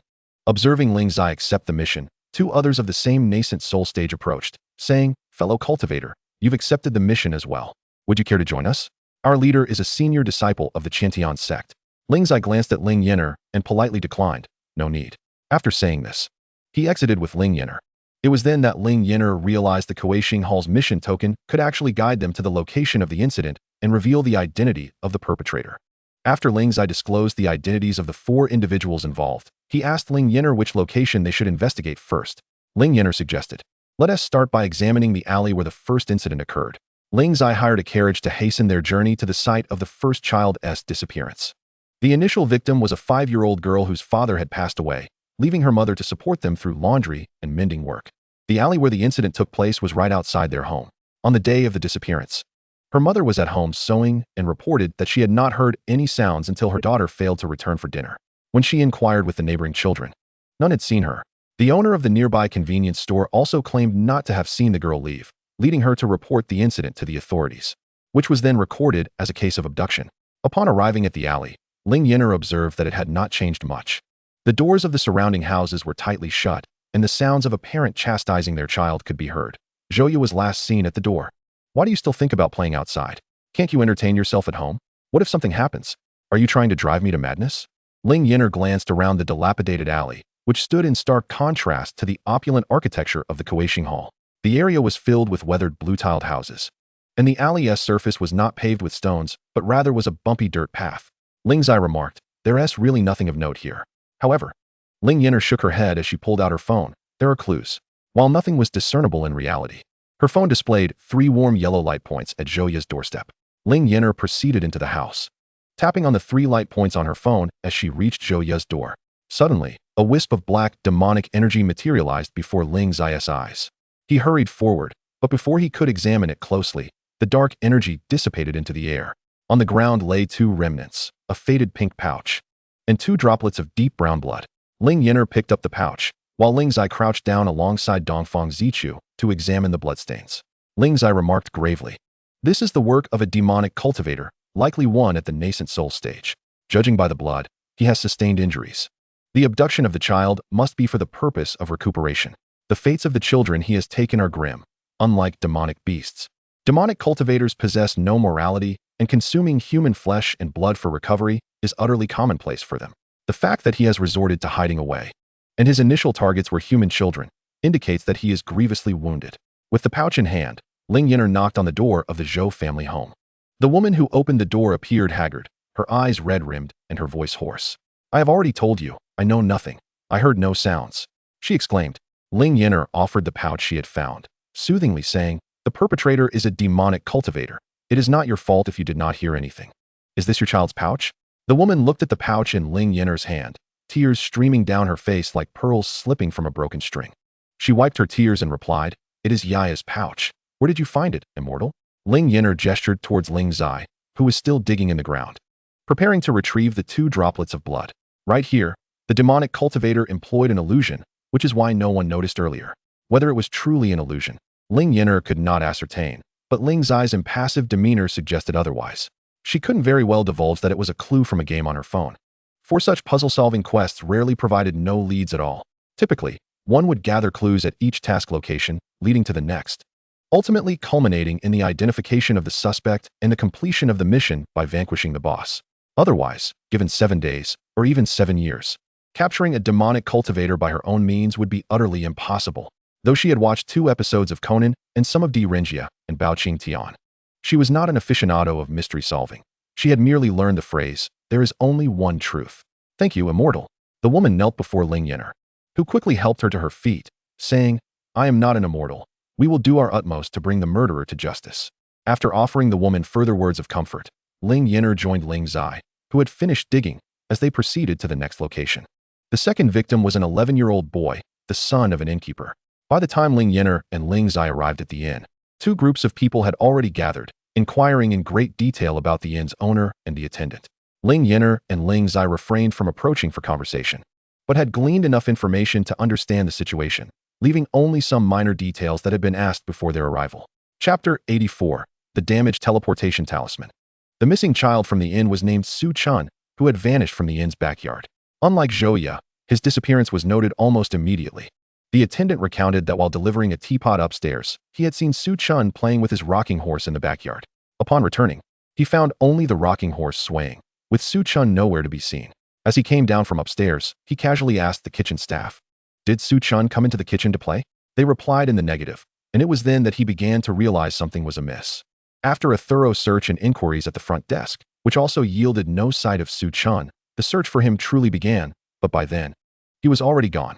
Ling Yan'er followed the others into the backyard, which contained only a well, a swing, a rocking horse, and some miscellaneous items. She glanced down at her phone and noticed a yellow light spot on the rocking horse. Just the one, based on her gaming experience. It was highly likely to be a wisp of demonic energy. After the group of individuals who had been investigating left the inn, Ling Yan'er approached the rocking horse and tapped the light spot on her phone.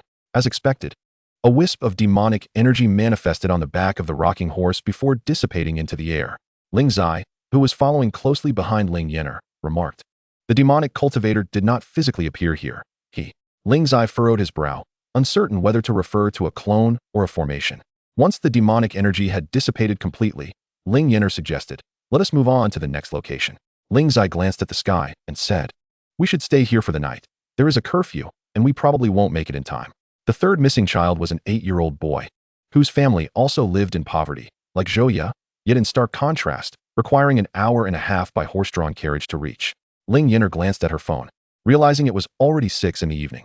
After securing 2 rooms with Ling Zai, she had dinner and returned to her room with Dongfang Zichu, only to be visited by the innkeeper's wife. She placed a torn talisman on the table in front of Ling Yan'er, her head bowed and her voice choked with emotion. "I actually found this on Su Chun's rocking horse when he went missing. I haven't told anyone, but I hope it can aid in tracking down the murderer." Ling Yan'er took the talisman and examined it, finding nothing discernible to the naked eye. The innkeeper's wife forced a bitter smile, saying, "I truly did not dare to speak. You saw their aggressive questioning this afternoon." Ling Yan'er had indeed witnessed the haughty demeanor of those cultivators who came to inquire. After all, it took a certain level of courage to pursue a demonic cultivator in such circumstances, with most being at the golden core stage and showing little regard for mortals. After a brief pause, she continued, "I have a premonition that you will be the one to find Su Chun. We must see him alive or at least recover his remains. We cannot allow him to become a wandering soul lost in the wilderness. Rest assured, I will do everything in my power to help you find Su Chun and bring the murderer to justice," Ling Yan'er assured her. The innkeeper's wife gave a weary smile, urging Ling Yan'er to rest well before departing. After her departure, Ling Yan'er scrutinized the talisman closely. It was made of bright yellow paper, adorned with patterns and text drawn in red cinnabar. She asked Dongfang Zichu, "Do you recognize what kind of talisman this is?" Dongfang Zichu shook his head. "The talismans of demonic cultivators differ from ours." Ling Yan'er stowed the talisman in her backpack and checked its description. "One-time use teleportation talisman, damaged." "It is a teleportation talisman," she explained, then inquired of Dongfang Zichu, "Is there a spell that transforms into a bird or paper crane for locating someone?" Dongfang Zichu nodded. "Such spells exist." "Why do you ask?" Ling Yan'er posited.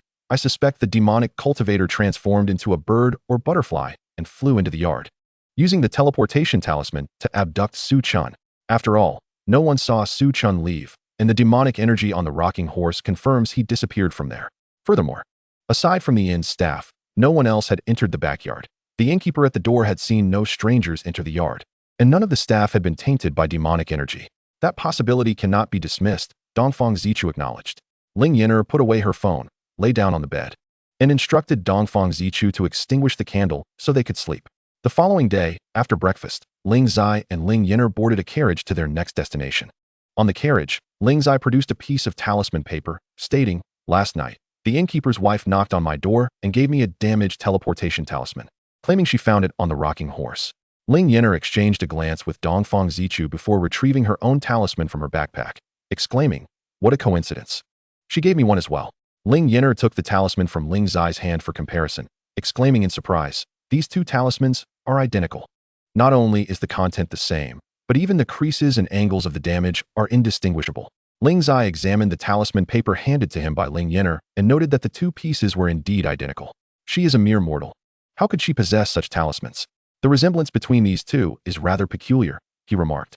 Ling Yan'er recalled the description of the talisman in her backpack, a one-time use teleportation talisman, now damaged. If it were an artifact of a demonic cultivator, it would likely bear a prefix indicating its origin, and a used teleportation talisman should have followed its user, not remained on the wooden horse. Suddenly, she turned to Ling Zai. Could it be that this talisman is an indication left by another cultivator to mislead her, to distract from the search? After all, those who successfully tracked and eliminated a demonic cultivator would not only gain a Yuan Ing tier magical artifact, but also 1,000 high-grade spirit stones, a tantalizing reward. It was conceivable that someone had created a few damaged teleportation talismans to mislead others pursuing the demonic cultivator, tearing off a corner with their spiritual power to ensure they would not be scrutinized closely. Moreover, the innkeeper had discreetly approached, claiming she had provided only 1 talisman, and any cultivator wishing to keep the bounty for themselves would naturally refrain from sharing that information. Ling Yan'er and Ling Zai exchanged no words, likely because the innkeeper assumed they were not acquainted. After all, once they entered the inn, Ling Yan'er and Ling Zai had not engaged in much conversation, appearing unfamiliar with one another. Little did they know, upon exiting the inn, they would begin to exchange intelligence. Ling Zai scrutinized the 2 talismans, which, having been deliberately torn, could not be activated, rendering it impossible to discern whether they had once contained demonic or spiritual energy. He pondered the possibility presented by Ling Yan'er. He had to admit that her theory could indeed hold merit. The first Zhou girl had left behind 2 drops of blood and a pouch, indicative of his grievous injury. Even if the teleportation talisman was genuine, it was unlikely that 2 identical pieces would remain. It was more plausible that someone had engineered this to obstruct the investigation. Chapter 85. The Young Son of the City Lord. Wherever there are people, conflict is an eternal truth. Although Ling Yan'er and Ling Zai did not regard the talismans with much significance, Ling Yan'er nonetheless stowed them back in her backpack. Upon reaching the site of the 3rd victim, they found themselves amidst ruins. Though ruins seemed an inadequate term, for this place had evidently been abandoned for quite some time. With wild grass overtaking the courtyard, where a tall magnolia tree stood. Upon seeing the 3 of them, a child perched on the door frame of the adjacent house approached and inquired, "Are you also here to find clues about Qiantian's disappearance?" "Indeed." Ling Yan'er replied from the doorway. "How did you know we were here for clues? Your clothing is different from that of the locals. I've seen many dressed like you coming by these past few days," the child responded.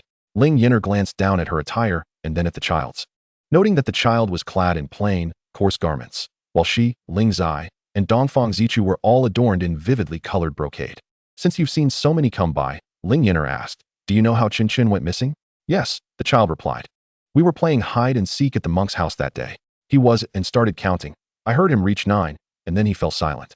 When we all came out, he was nowhere to be found." "Thank you, little one," Ling Yan'er said as she stepped into the courtyard. Ling Yan'er approached the tree and tapped her phone twice, causing a wisp of demonic energy and a strand of hair to appear on the ground. "Hair." Ling Yan'er picked up the strand, puzzled. "What use is hair? Can it help find someone?" Dongfang Zichu nodded. "Indeed, hair can be used for tracking, but clothing can serve the same purpose. If it were useful, we would have found their bodies long ago." "Certainly. A demonic cultivator who abducted individuals would have taken every precaution to conceal their actions. Otherwise, they would not be so difficult to locate." Ling Yan'er pocketed the hair, preparing to board the carriage to their next destination when she heard Ling Zai say, "A new victim has emerged. Is it a cultivator or a mortal?"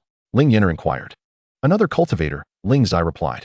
"Which location shall we visit first?" "Let us proceed in order. We shall first go to the city lord's residence," Ling Yan'er suggested. "Indeed. The first missing cultivator is the city lord's favored youngest son, which is why the city lord has decreed that no one may leave the city. And he is willing to offer 1,000 high-grade spirit stones and a Yuan Ing-tier magical artifact to uncover the demonic cultivator." The 3 of them entered the city lord's residence by virtue of their task credentials, guided by the guards to the location where the young master had vanished. The guard led them to a remarkably exquisite courtyard, stating, "The young master disappeared from this very courtyard." Ling Yan'er checked her phone and confirmed that there were no yellow light spots indicative of clues here. "This is not the location," she asserted. The guard was astonished. "How can that be? Everyone last saw the young master right here." Ling Yan'er zoomed in on the map of the city lord's residence, observing light spots located 2 courtyards away, momentarily unable to discern whether the guard was lying or genuinely unaware of where the child had vanished. Ling Yan'er inquired, "I possess a unique tracking method that can reveal the young master's last known location. May we be permitted to proceed?" Ling Zai and Dongfang Zichu regarded Ling Yan'er, and after a moment of hesitation, the guard said, "Please wait in this courtyard while I seek the city lord's permission." "Very well, go ahead." Ling Yan'er waved her hand and seated herself at the stone table in the courtyard. She surveyed the meticulously crafted courtyard. The stone table was just the right height for her, clearly indicative of a child's residence. Ling Zai and Dongfang Zichu found places to sit as well. Approximately 15 minutes later, the guard returned, accompanied by an imposing middle-aged man who approached briskly. "Do you have evidence that Yan'er did not disappear from this courtyard?" the middle-aged man demanded urgently. Ling Yan'er replied, "If you allow us the freedom to move about, I can take you to find evidence. After all, demonic energy is the most conspicuous form of evidence." "Very well, lead the way," the middle-aged man acquiesced. As Ling Yan'er rose and approached the doorway, she checked her phone for direction and headed straight for the courtyard illuminated by light spots. This courtyard, in proximity to the street, was noticeably less refined than the previous one, yet still possessed a simple elegance, clearly an uninhabited space. The group followed Ling Yan'er into the courtyard, where she tapped on the 4 light spots within. 2 of them revealed wisps of demonic energy, one in the center of the courtyard and one near the wall by the street. Although it was unclear whether the energy indicated an entrance or exit, it provided a clear directional guide. The remaining 2 spots were a jade pendant and a pearl. Before Ling Yan'er could collect them, she saw the middle-aged man pick up the jade pendant and pearl from the ground, exclaiming, "These belong to Yan'er." He then pointed toward the dissipating demonic energy and said, Based on the demonic energy, this should belong to a Yuan Ingtier demonic cultivator. I wonder if you can directly trace the cultivator's whereabouts. Ling Yan'er shook her head. Not yet. Investigating the physical site is merely a preliminary task. Once that is complete, the boss will surely reveal itself. Whether it emerges abruptly or she has to seek it out herself, the boss will ultimately be found. After all, this is a quest to vanquish demons, not a riddle to solve. Upon hearing Ling Yan'er's mention of the critical keywords, it became apparent that she indeed knew how to locate the demonic cultivator. The middle-aged man exclaimed with fervor, "What further conditions do you require? I am determined to reduce that demon cultivator to ashes. How dare he lay hands on the son of Song Mingxing? I will go to any lengths to ensure that this demon meets a gruesome end." Ling Yan'er glanced at her phone, which still displayed no notifications, and remarked, "I heard that another victim was reported missing yesterday. I would like to investigate that first." "Very well, I shall accompany you," Song Mingxing replied. "The child who went missing yesterday is my nephew, much like my own Qian'er, who also vanished from our home." Ling Yan'er followed Song Mingxing to his brother's residence, where they found the family engaged in lunch. Upon seeing Song Mingxing and the three accompanying him, they expressed surprise and inquired, "Mingxing, you've come. Have you eaten? Would you like to join us?" Despite having been in tears moments before, he and his wife greeted them warmly upon their arrival. "Let us postpone the meal. I brought them to inspect the location where Cici disappeared," Song Mingxing stated. Chapter 86. Pursuit of demonic energy. Ling Yan'er and the others trailed Song Mingxing to a quaint courtyard, which was already bustling with people. As Song Mingxing approached, those familiar with him came forward to offer greetings. "Song City Lord." He nodded in acknowledgement. "Su Daoyu, Zhou Daoyu. What brings you here, City Lord?" Su Qiran inquired. "I came to see if there are any clues here," Song Mingxing replied. "Have you discovered anything?" Su Qiran shook his head, like the previous locations. "There is nothing unusual here." Song Mingxing turned to Ling Yan'er and the others. Ling Yan'er, engrossed in her phone, failed to notice him, while Ling Zai, upon noticing, merely nodded at Song Mingxing and nudged Ling Yan'er. "What is it?" she asked as she looked up. Ling Zai, momentarily speechless, then asked, "Is this the place where he last went missing?" Ling Yan'er affirmed, "Yes, why do you ask?"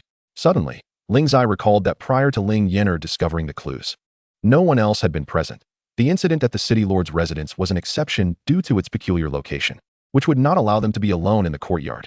Ling Zai remained silent, shaking his head. Song Mingxing, perhaps sensing something, merely cast a glance at the three before continuing to engage in conversation with others. Indeed, like the earlier locations, no traces were left behind. The two cultivators chosen were merely children who had just begun their journeys. The child from the city lord's residence was 6 years old, while this family's child was 7, both at the first level of Qi cultivation. Ling Yan'er observed the distinct 5 light points here compared to the previous sites. Indeed, as the game progressed, the clues became more plentiful. Though she was eager to uncover the clues associated with the light points, she understood that a group of nascent soul cultivators differed significantly from a single nascent soul. Clicking on the light points would yield nothing for her, as the findings would be distributed among the group. Perhaps having perceived Ling Yan'er's intentions, Song Mingxing soon led everyone away from the courtyard.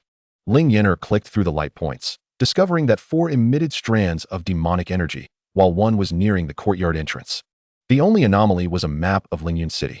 Dongfang Zichu picked up the map, puzzled, and said, "Why is there a map?" Regardless of whether it belonged to a demon cultivator or a kidnapped child, it seemed improbable that either would carry a map of Lingyun City. Even if they did, it wouldn't easily fall from their possession. After all, unlike the previous items, a pouch, pearls, and a jade pendant, all of which were personal belongings that could be dropped during a struggle, a map was different. Ling Yan'er held the map and commented, "But you see, this map serves as a clue for us." "A clue for what?" Dongfang Zichu inquired, passing the map to Ling Zai. As the map left Dongfang Zichu's grasp, it transformed from a card size back to its normal dimensions in Ling Zai's hands. Ling Yan'er mused, "I cannot say for certain yet." Suddenly, she noticed another light point appearing on the path outside the courtyard. Stepping out, she saw Song Mingxing returning. "Have you made any new discoveries?" he asked. Ling Yan'er approached the light point and tapped her phone, stating, "This is it." Instantly, a strand of demonic energy manifested at the light point, prompting Song Mingxing to furrow his brow. "This is the path we just traversed." Ling Yan'er observed the newly appeared light point around the corner, intrigued. "Has the tracking route already manifested so quickly? I thought the game would allow us a week to complete the task." Ling Zai emerged and asked, "What tracking route?" Ling Yan'er moved to the corner and declared, "There's demonic energy here." After tapping her phone, she saw a strand of demonic energy appear, while the previous one dissipated. Following Ling Yan'er, and having witnessed the demonic energies at the courtyard entrance, along the path, and at the corner, Dongfang Zichu began to comprehend what Ling Yan'er meant by the tracking route. He expressed his surprise, saying, "Are you suggesting that following this demonic energy will lead us to that demon cultivator?" "If all goes as anticipated, yes," Ling Yan'er replied.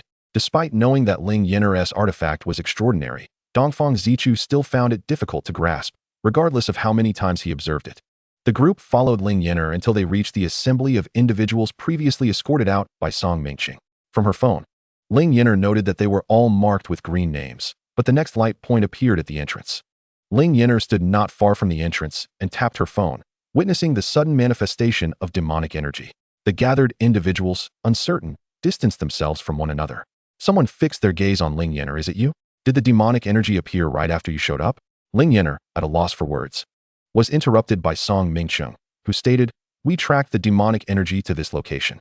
City Lord Song, Su Charan, who had previously conversed with Song Mingqing, interjected, "What is the meaning of this? Did you know there was a demon cultivator among us, which is why you gathered us here?" Could Song Mingqing admit to knowing nothing? He refrained from answering Su Charan and instead stated, "I possess a formation that can detect demonic energy. For everyone's safety, please sequentially input your spiritual energy into the formation." With that, Song Mingqing produced a formation plate from his storage ring, which was adorned with carvings of the Tai Chi symbol and two yin-yang fish. To demonstrate, Song Mingqing was the first to input a strand of spiritual energy into the formation plate, which the white fish promptly consumed. He then handed the plate to Ling Yan'er, who hesitated before saying, "Actually, I'm just an ordinary person with no spiritual power." She then passed the plate to Dongfang Zichu, who confirmed that his spiritual energy was also consumed by the white fish. After handing the plate to Ling Zai, Ling Yan'er quietly asked, "Aren't you from the demon race? Why does the white fish respond to you?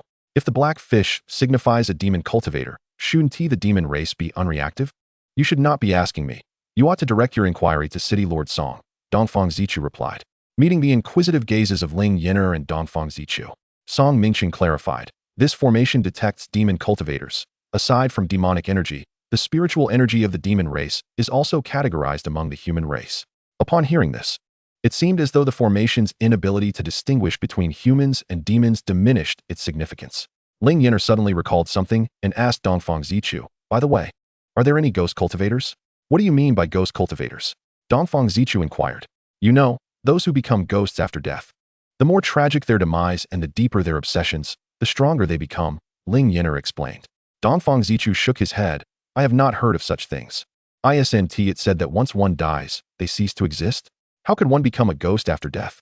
That implies there is no reincarnation or cycle of 6 realms." Ling Yan'er replied, "If there were reincarnation, why would we cultivators pursue the Tao? Why not simply await our next life?" Ling Zai added. Chapter 87. The initial appearance of the demon cultivator. As Ling Yan'er and her companions engaged in casual conversation, the array disc had already verified the spiritual power of a dozen individuals. However, the person who was supposed to take over the array disc remained motionless. Those around him stepped back, weapons drawn, as they realized that someone could track demonic energy. A man clad in black cast a sidelong glance at Ling Yan'er and her group, remarking, "I underestimated you all. You are not like this bunch of useless fools. After following them for a day, you have discovered nothing of value."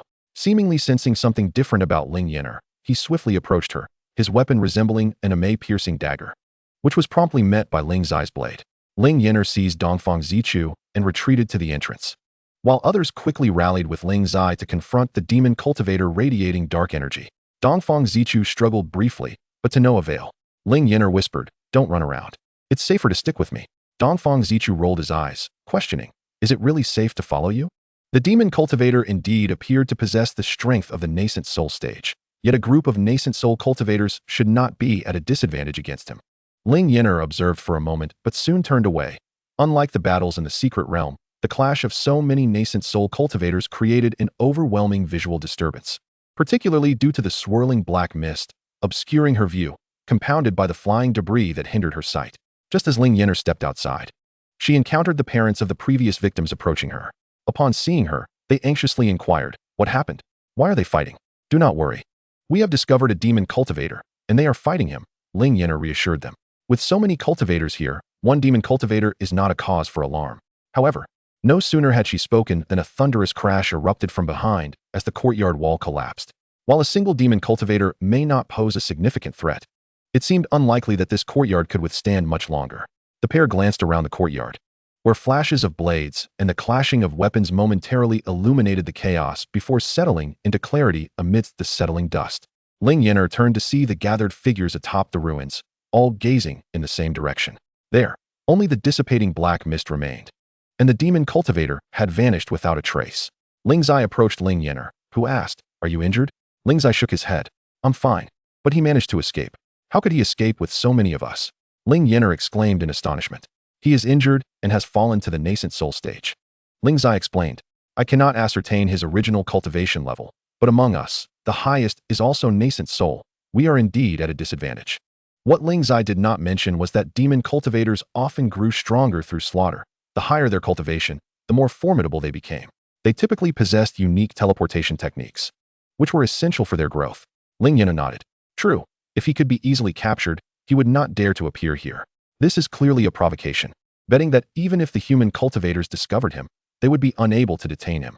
Ling Zai asked, "Where to from here?" Ling Yan'er placed a hand on her stomach. "Let us eat first. I'm hungry." Song Mingqing approached and said, "Allow me to treat you to a meal." Ling Yan'er regarded him with mild curiosity. Was this city lord truly so approachable? Nevertheless, she accepted without hesitation, responding, "All right." Song Mingqing led Ling Yan'er and her companions to a private room in a restaurant. After they had finished their meal, he inquired, "How did you discover that demonic energy?" As fellow nascent soul cultivators, it seemed implausible for him not to sense the demon cultivator's aura, especially considering that the jade pendant and pearl left at the site of Qian'er's disappearance were undeniably hers. Given the cautious nature of demon cultivators, it was improbable that they would leave behind such conspicuous evidence. He had used his divine sense to scan the area multiple times, and he was certain that nothing had been there before Ling Yan'er arrived. Ling Yan'er could only shake her head. "If you're asking for the principle behind it, I certainly wouldn't know. The only thing I can tell you is that I rely on this specialized artifact." Song Mingqing understood that Ling Yan'er was referring to her phone. After all, she always clicked on it before the appearance of those demonic energies and items. However, he refrained from pressing her further on the matter and instead asked, "Did you find anything else in CCS courtyard?" Ling Zai retrieved a map from his storage ring. "Apart from demonic energy, there's only this." Song Mingqing took the map, glanced at it, and frowned. "Why is this a map of Lingyun City?" Ling Yan'er leaned in for a look. Where else could a map of Lingyun City come from, if not from Lingyun City? Ling Yan'er furrowed her brow. The appearance of this map was unsettling. If only one person had gone missing for a day, how could the task's deadline be set for a week? To put it bluntly, even if 30 people went missing over a month, it wouldn't be a significant number for a city. But granting only a week indicated that a resolution was imperative within that time frame, or the consequences would be dire. Drawing from her experiences with novels, television, and games, she spoke amidst the silence of the others. "I have a hypothesis. The map suggests that the demon cultivator's goal is not merely a few individuals, but rather to set up an array, one of a city-destroying level." This assertion left Song Mingqing somewhat incredulous. How could you arrive at such a conclusion? A citywide massacre cannot be accomplished by a single demon cultivator, and I have not heard of any such array. "It's merely a hypothesis," Ling Yan'er replied. She took the map from Song Mingqing's hands, locating the positions of the previously abducted children, discovering they were spread out in the south and north. While they had arrived from the northwest corner today, pointing to the opposite corner on the base map, she said to Ling Zai, "Let us go here. I have a strong feeling that the demon cultivator will definitely come this way. What if he doesn't go there?" Song Mingqing retorted, somewhat irked. He felt conflicted, torn between believing Ling Yan'er and fearing the implications of a citywide massacre. Ling Yan'er gave him a curious glance. "If he doesn't go, then we'll find a nearby place to stay and wait. If there are new victims tomorrow, we will know where he has gone." Song Mingqing was momentarily taken aback by Ling Yan'er's retort. He felt a surge of frustration, stood up, took a few steps, and paused as he noticed Ling Yan'er still seated. Taking a deep breath, he said, "Why aren't you moving? I want to see how plausible your hypothesis is." Ling Yan'er exchanged glances with Dongfang Zichu, then silently mouthed, "Why does he want to follow us?" Dongfang Zichu shook his head, indicating his lack of understanding. Chapter 88, Su Hongxiao. Though puzzled by Song Mingqing's desire to accompany them, Ling Yan'er did not decline. By the time they reached their destination, it was quite late. As they neared the vicinity, Ling Yan'er pulled out her phone and noticed a red name. The name belonged to the demon cultivator. Just as she was about to speak, Ling Zai and Song Mingqing had already taken flight, and within moments, the sounds of combat erupted. The screen of her phone displayed a clear view of 3 figures locked in battle. Dongfang Zichu ascended slightly to observe the direction of the fight, then descended to inform Ling Yan'er, "It's indeed that demon cultivator. You accurately predicted his movements. How did you deduce that?" Ling Yan'er revealed the Lingyun city map she had previously stored away. Look at the positions of the abducted children. Do they not form a semblance of an array? He must be abducting children nearby to set up the formation. The first victim, Zhouya, and the last, Song Zishi, were positioned at 5 distinct points. Ling Yan'er suddenly recalled that it was said that Song Zishuan had vanished from his own courtyard. Yet the location displayed on her phone indicated that he had disappeared from another courtyard, which indeed bore traces of demonic energy. She began to contemplate whether, if it were a formation, Song Zishuan might have actually disappeared in that latter courtyard. However, after a moment's thought, she dismissed the idea, reasoning that if that were the case, there would be some trace left behind. The clash between Ling Zai, Song Mingqing, and the demonic cultivator quickly attracted the attention of the guard team and nearby cultivators. Ling Yan'er dared not approach too closely, maintaining a safe distance where she could observe the skirmish without being caught in the fray. As she watched the unfolding scene, a figure suddenly descended beside her, a strikingly beautiful woman clad in red, who seemed somewhat familiar. The woman then threw her arm around Ling Yan'er's shoulder and inquired, "What is your relationship with Ling Zai? Are you his daughter?" Ling Yan'er gasped, "Why do you say that?" The woman in red replied, "That Ice Prince usually ignores others. For him to protect you while being with you, he must be more than just a guardian if you aren't his daughter. Could I not be his beloved?" Ling Yan'er retorted indignantly, feeling that her identity had been unjustly diminished. The woman in red chuckled for a while before saying, "While you are indeed quite adorable, I doubt he would show any interest in an ordinary girl." Dongfang Zichu floated over from Ling Yan'er's side and remarked, "You both have truly forgotten, haven't you?" The woman in red noticed Dongfang Zichu and then scrutinized Ling Yan'er for a moment before exclaiming, "Are you the one from Caledonia?" She produced a work badge from her storage ring and glanced towards Ling Zai's direction. "So Ling Zai has gone to your academy?" Ling Yan'er finally recalled who she was. She had issued 3 work badges in the secret realm, one to Lin Siyuan, another to Zhao Huayu, and the only female badge belonged to the woman before her. Su Hongxiu. Su Hongxiu? Ling Yan'er tentatively called her name. "What brings you here?" "I saw you and Ling Zai walking this way from the adjacent street and decided to follow and greet you," Su Hongxiu replied. Then, still not ready to give up, she asked, "You truly are not Ling Zai's daughter? I recall you share the same surname." Ling Yan'er responded, somewhat exasperated, "I'm afraid you are mistaken. It is merely a coincidence that we share a surname." Just as Su Hongxiu was about to speak further, Ling Zai approached with a cold call of, "Su Hongxiu." It was evident he had overheard her earlier remarks. Su Hongxiu stepped back a couple of paces to hide behind Ling Yan'er. "I was merely joking. I certainly know you are as pure as the driven snow." Ling Yan'er turned her gaze back to the center of the battle, only to see the dark demonic energy gradually dissipating. "Has that demonic cultivator escaped?" she inquired. Dongfang Zichu, who was focused on the scene, replied, "Indeed. Demonic cultivators are notoriously difficult to kill or capture. Otherwise, the demon race would not have such a tarnished reputation among the human race. They not only commit misdeeds, but do so with remarkable elusiveness." "Is there a demonic cultivator in Lingyun City?" Su Hongxiu asked. Ling Zai turned to her. "You are unaware?" Su Hongxiu shook her head. "When did this happen? I haven't heard anything about it." Ling Zai looked at Ling Yan'er, who calculated and said, "At least 5 days ago." Su Hongxiu nodded in understanding. "I was refining a batch of pills a few days ago, and just emerged today. So you are all here to capture a demonic cultivator? How much is this demonic cultivator worth?" Ling Yan'er eagerly responded, "A full 1,000 top-grade spirit stones." "Such a sum." Su Hongxiu's eyes gleamed with excitement. "I imagine you must need some pills, so I shall reluctantly accompany you." "Thank you, but it isn't absolutely necessary," Ling Zai replied. "Suit yourself," he added. Just then, Song Mingqing approached Ling Yan'er, stating, "It appears your conjecture holds some merit. The day is drawing to a close.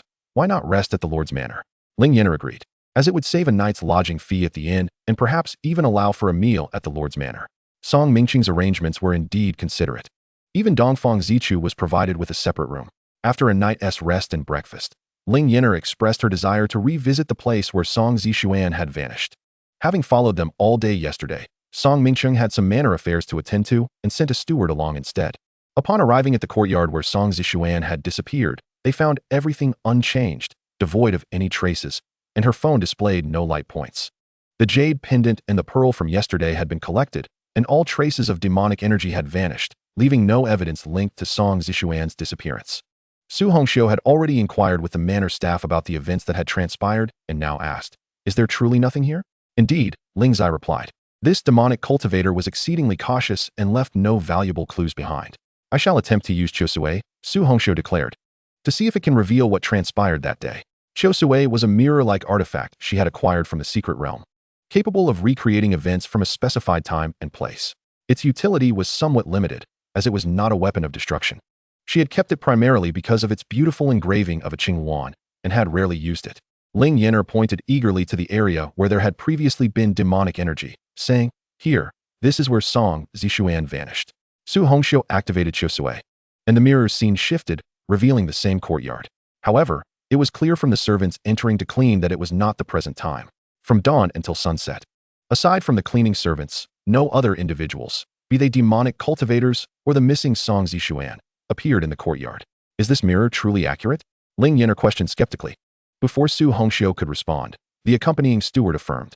The cleaning servant seen in the mirror was indeed responsible for this courtyard on the day of the young master's disappearance. Then why did we not see the demonic cultivator, or even the missing Song Zishuan? Ling Yan'er pressed. Yet Su Hongxiu showed no signs of disappointment. She reassured the clearly disheartened Ling Yan'er. This is typical of demonic cultivators. It is exceedingly difficult to uncover their traces. Otherwise, the Lord would not have spent so many spirit stones in vain. His willingness to expend such resources indicates that the demonic cultivator is indeed worth the price. Moreover, every time they pursued a demonic cultivator, a certain amount of spirit stones was involved. Aside from the requirement that the team leader must be at the nascent soul stage and have completed at least 50 missions, a rather stringent condition, everything else was quite accommodating. Ling's eye cast a glance at Ling Yan'er, which is why he found it remarkable that her artifact could detect the demonic energy left by cultivators and hidden things. It was precisely because he recognized the unusual nature of such artifacts that Song Mingsheng had taken the trouble to clear other cultivators from Song Zishuan's courtyard to assist Ling Yan'er. With a sigh, Ling Yan'er wandered around the courtyard one last time, reluctantly admitting that there was indeed nothing left behind that should not be there. There were no hidden corners suitable for concealing someone, and due to the courtyard's limited size, it would have been nearly impossible to set up a formation. Disappointed, Ling Yan'er returned to the resting courtyard, where Ling's eye retrieved the task acceptance voucher and read the information aloud. No one has gone missing yesterday. The good news is that no one is missing. The bad news is that we have no idea where to search for clues today. At this moment, Song Mingsheng entered the room, evidently aware of Ling Yan'er's fruitless search in the courtyard where Song Zishuan had vanished. He did not appear disheartened, for he had already employed his spiritual sense to thoroughly inspect the premises multiple times the previous day, ensuring that no corner had been overlooked. Upon entering, he inquired of Ling Yan'er, "Are you aware of where the demon cultivator might appear today?" Ling Yan'er shook her head, expressing her lack of leads for the day. Surely the demon cultivator wouldn't return to the same location as yesterday? Song Mingsheng pressed further. Do you know what formation he employed? Ling Zai and Su Hongxiu turned their gazes towards Ling Yan'er, only to witness her astonishment. Can you not see that I possess no cultivation? How could I possibly know about formations? She retorted. Even if he had set one before me, I wouldn't be able to recognize it. Yet you made such astute guesses about his movements yesterday, Song Mingsheng remarked. Ling Yan'er spread a map across the table, indicating the locations of the victims' disappearances. Observe. These positions correlate perfectly. The city lord's mansion lies at the center, and here is where Song Zishi vanished the day before. I surmise that he might appear at this location, which is relatively opposite to Song Zishi's. After laying out her reasoning, she shrugged her shoulders. With so many locations remaining, how could I possibly predict where he would go first today? Song Mingsheng pondered thoughtfully. So, it follows that he could revisit any of these remaining points, including yesterday's. Ling Yan'er nodded in agreement. Indeed, thus I cannot ascertain his intentions. The previous location has been exposed, so he may very well avoid it. But who knows? He might choose to act contrarily. Then let us assign personnel to all these locations. No matter which direction he takes, he shall not elude us, Song Mingsheng declared. Before departing to instruct the guards of the city lord's mansion to monitor each potential area, signaling with flares upon spotting the demon cultivator, to which he would respond immediately. Once arrangements were complete, he invited Ling Yan'er and her companions to join him at the star-picking platform of the city lord's mansion.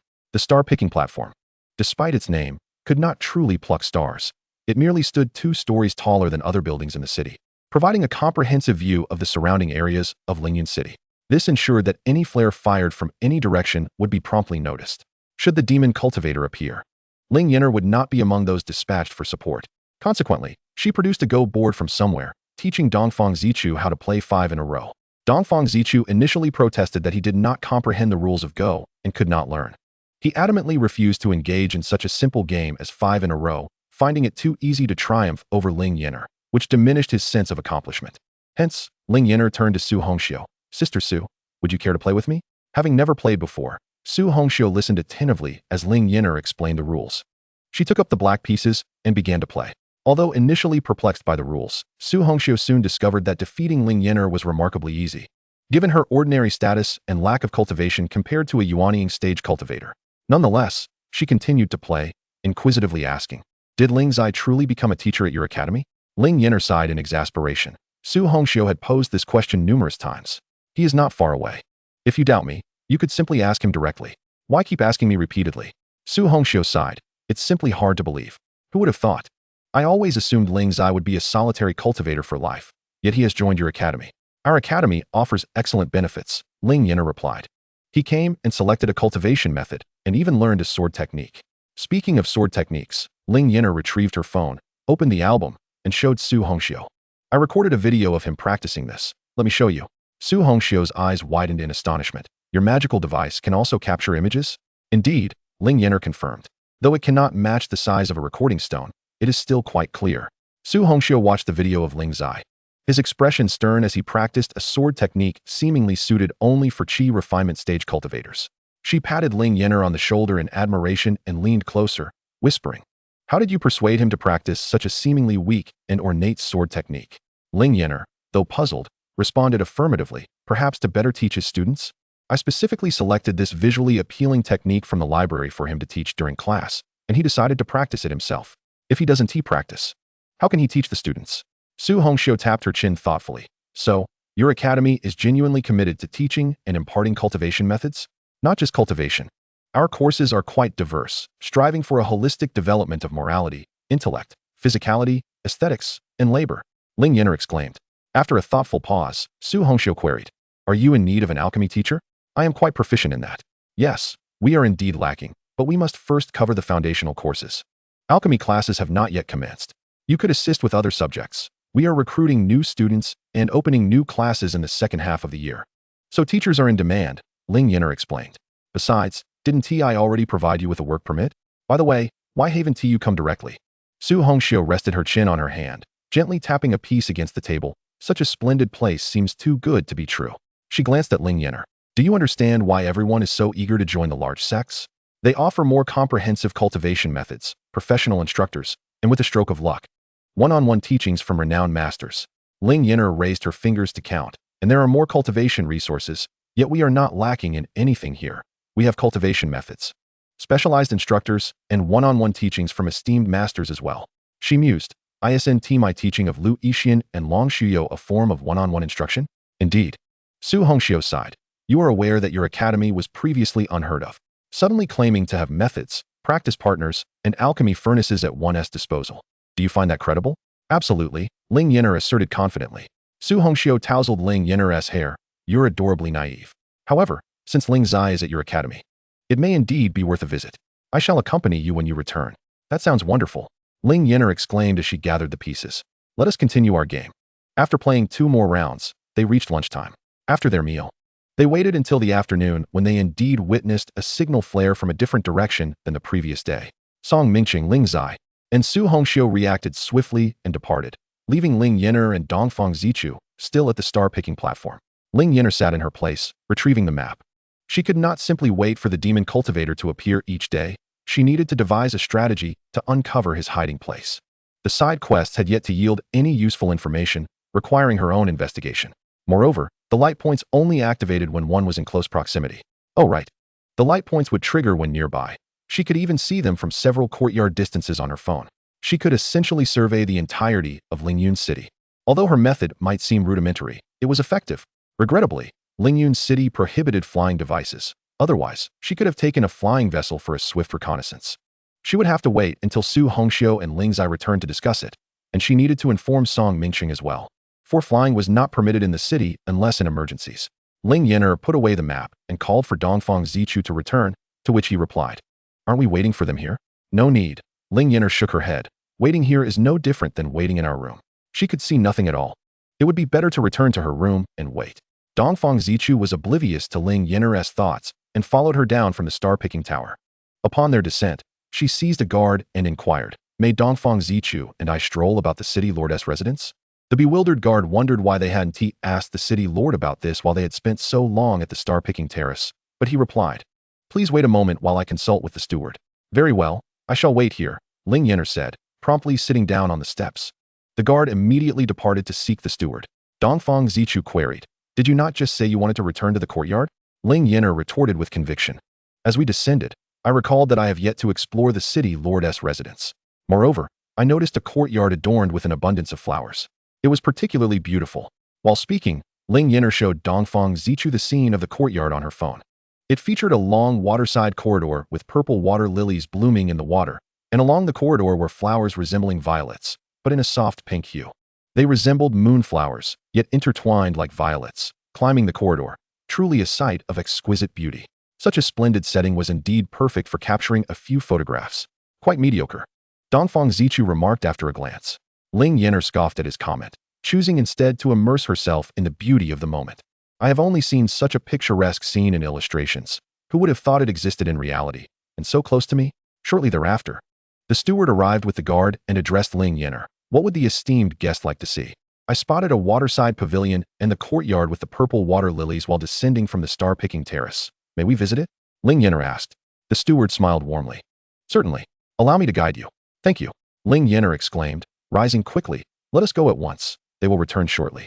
Once they do, I would feel embarrassed to explore alone. I wish to complete this side quest and return to school." During her time at school, she had yearned to venture out. Now, having been out for only a few days, she longed to return. Perhaps it was because this outing was different from her previous journey to the secret realm.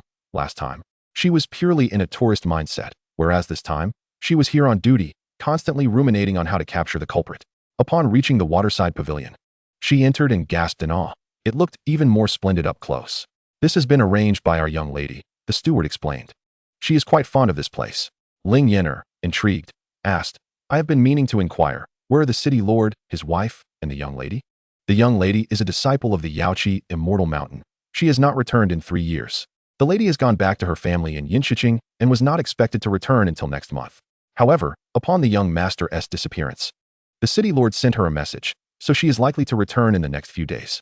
As he mentioned the young master, the stewardess' perpetual smile faded slightly. "I apologize." Ling Yan'er felt a twinge of guilt.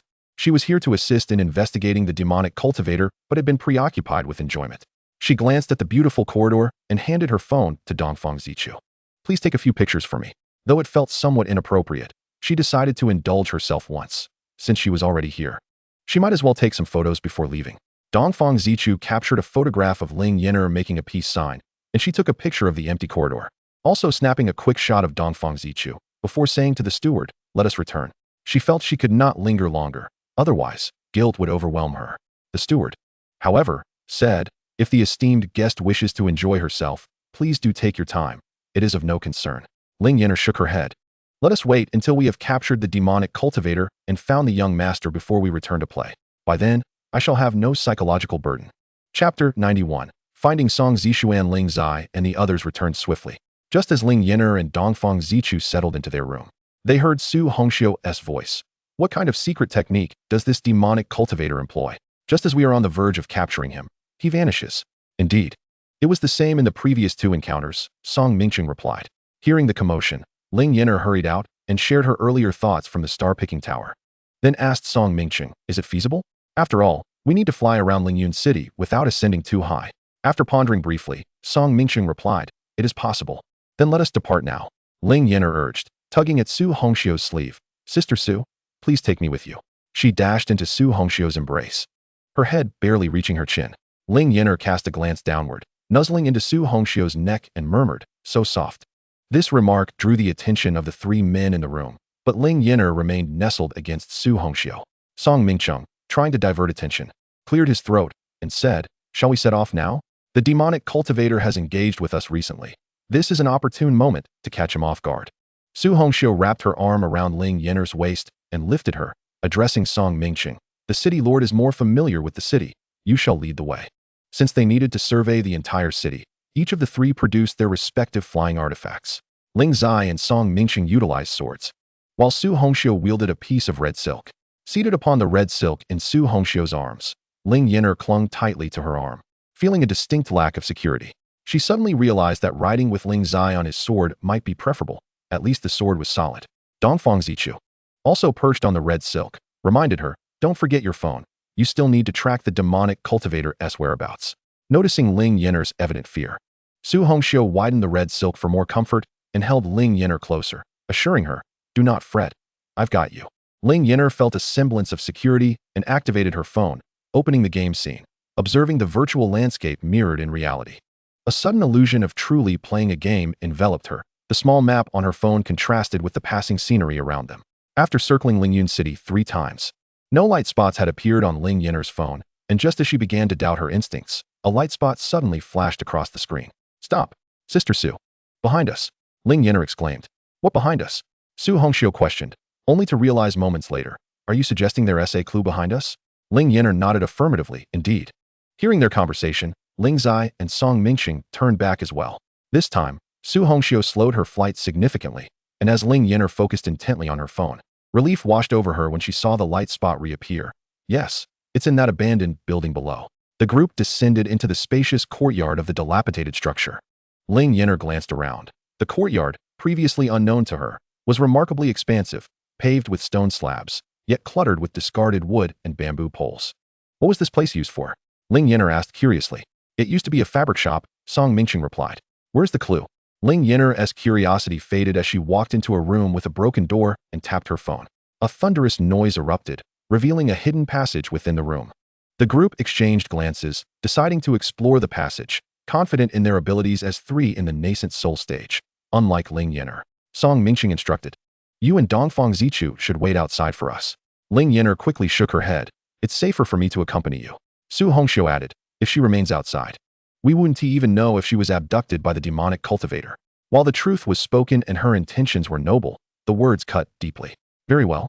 Take care of yourself," Song Mingxing declared as he produced a luminous pearl from his storage ring, emitting a soft, ethereal light, and led the way. Su Hongxiu grasped Ling Yan'er's hand, guiding her to walk second, while she followed closely in third, leaving Ling Zai to bring up the rear. This secret passage was indeed rather narrow, accommodating only a single person at a time. Ling Yan'er switched on her phone's flashlight to illuminate the path ahead. It was evident that she was somewhat anxious, and Dongfang Zichu placed a reassuring hand on her shoulder. After traversing for approximately half an hour, they finally arrived at a space comparable in size to the courtyard they had previously encountered at the fabric shop. This area was adorned with an array of formations emanating a gentle green glow. As Ling Yan'er examined the formation, she noticed Song Mingxing hastening towards a dark figure, Qian'er. As they approached, the figure was revealed to be a child, clad in garments similar to those of Song Mingxing, yet stained with dark brown blood. However, the faint rise and fall of his chest indicated he was still alive. Song Mingxing scooped him up, administering a medicinal pill, and after scanning for injuries with his spiritual sense, found nothing. He intended to leave with Song Zishuan, but paused upon noticing the formation. "We must destroy this formation." "Indeed," Ling Yan'er concurred, "but we must be cautious not to collapse this place. I fear being buried alive." Before she could finish, a 10-meter deep pit suddenly opened beneath the formation, leaving nothing intact. Observing the chasm separating her from Song Mingxing, Ling Yan'er rushed into Su Hongxiu's embrace, who let out a hearty laugh and lifted her into the air. Upon exiting the secret passage, Song Mingxing stated, "I will return to the city lord's residence briefly. You may proceed." With that, he soared into the distance, and the very house they had just exited crumbled into ruins. Ling Yan'er, startled by the resounding crash, instinctively patted her chest. Some appeared composed, yet internally, they were anything but. Su Hongxiu patted Ling Yan'er's head. "Let us continue. Can we have something to eat first?" "I am famished," Ling Yan'er lamented, rubbing her stomach. "Just a couple of buns will suffice." The 3 who had long since abstained from food had indeed overlooked this detail. "You all go ahead. I will fetch the buns," Ling Zai offered. Su Hongxiu cradled Ling Yan'er once more upon the crimson silks. This time, Ling Yan'er felt less apprehensive, having grown accustomed to it. Although the silks beneath her felt soft and somewhat insecure, she at least understood that she would not be in danger. Shortly thereafter, Ling Zai returned with 2 buns, handing them to Ling Yan'er, who munched away while engrossed in her phone, fully unperturbed, as she was accustomed to eating and playing simultaneously. Chapter 92, The Formation. Just after Ling Yan'er finished her meal, Song Mingxing caught up. "Any findings?" Su Hongxiu shook her head. "Nothing yet." They circled around the city for quite some time, eventually entering a secret passage through a secluded courtyard behind a rockery.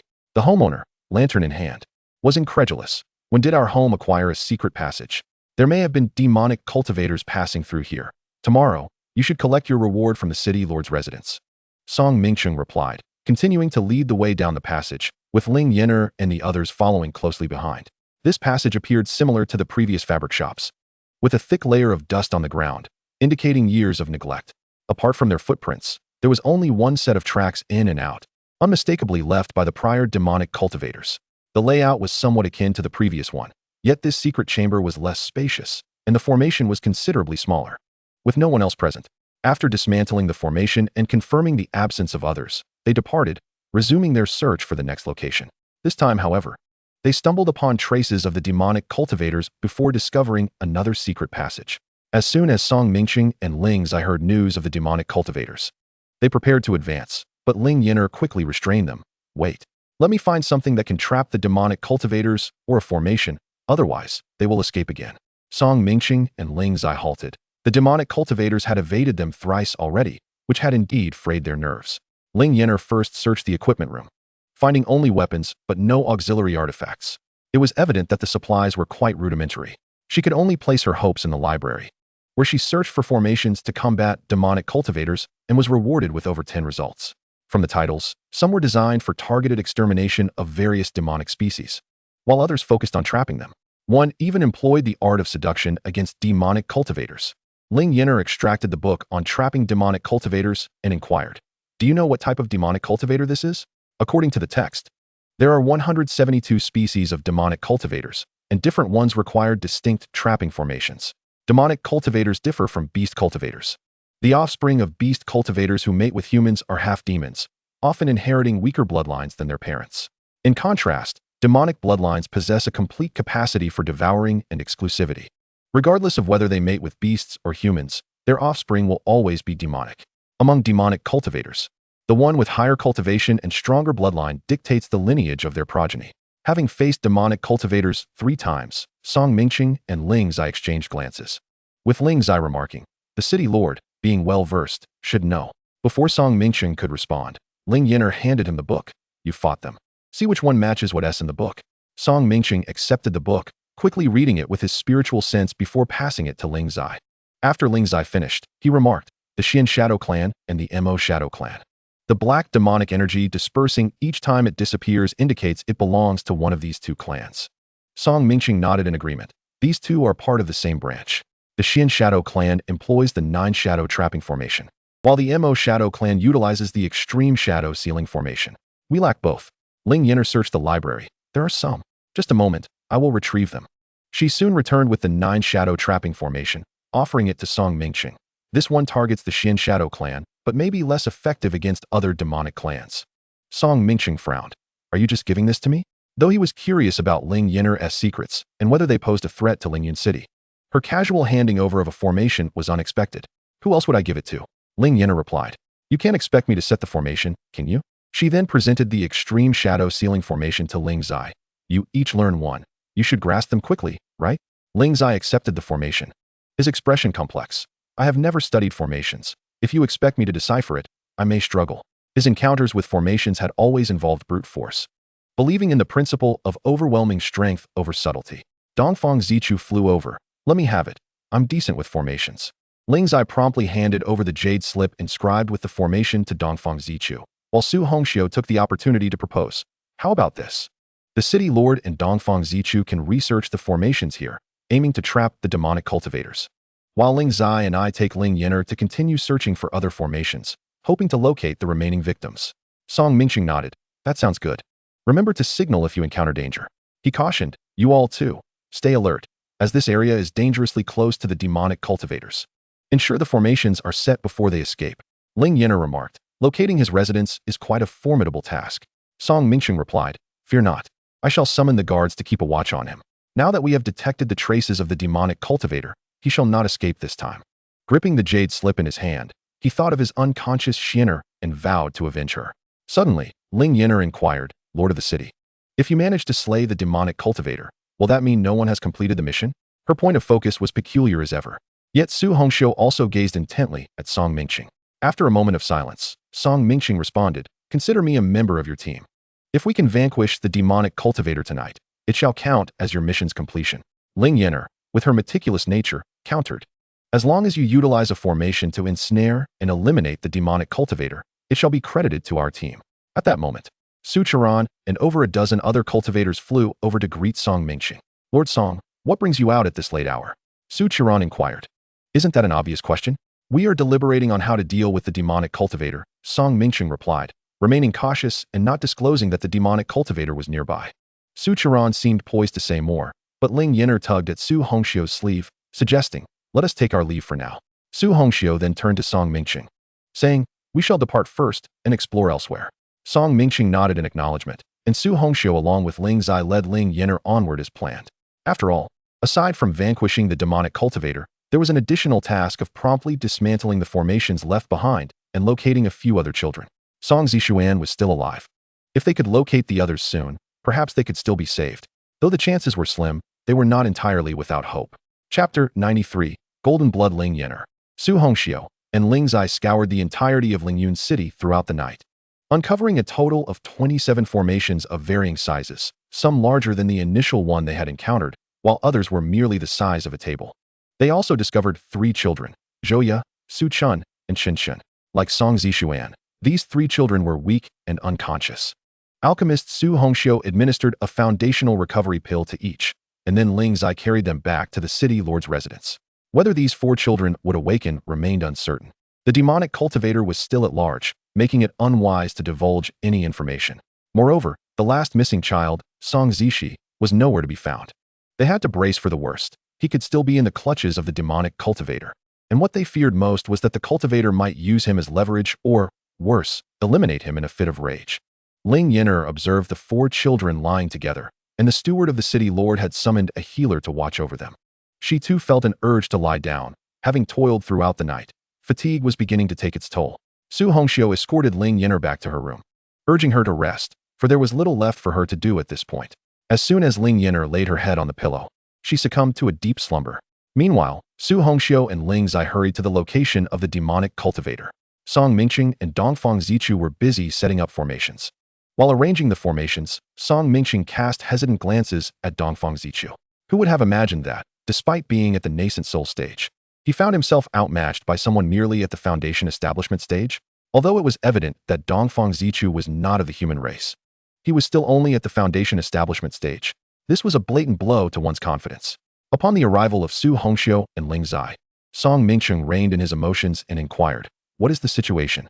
Aside from Song Zishi, we have located the other children. They are alive, though their condition is precarious. Especially the 3 who are mere mortals. I am uncertain if they can endure, Su Hongxiu replied. We have discovered 27 formations, though we are unsure when the demonic cultivator began to set them up. How are your formations coming along?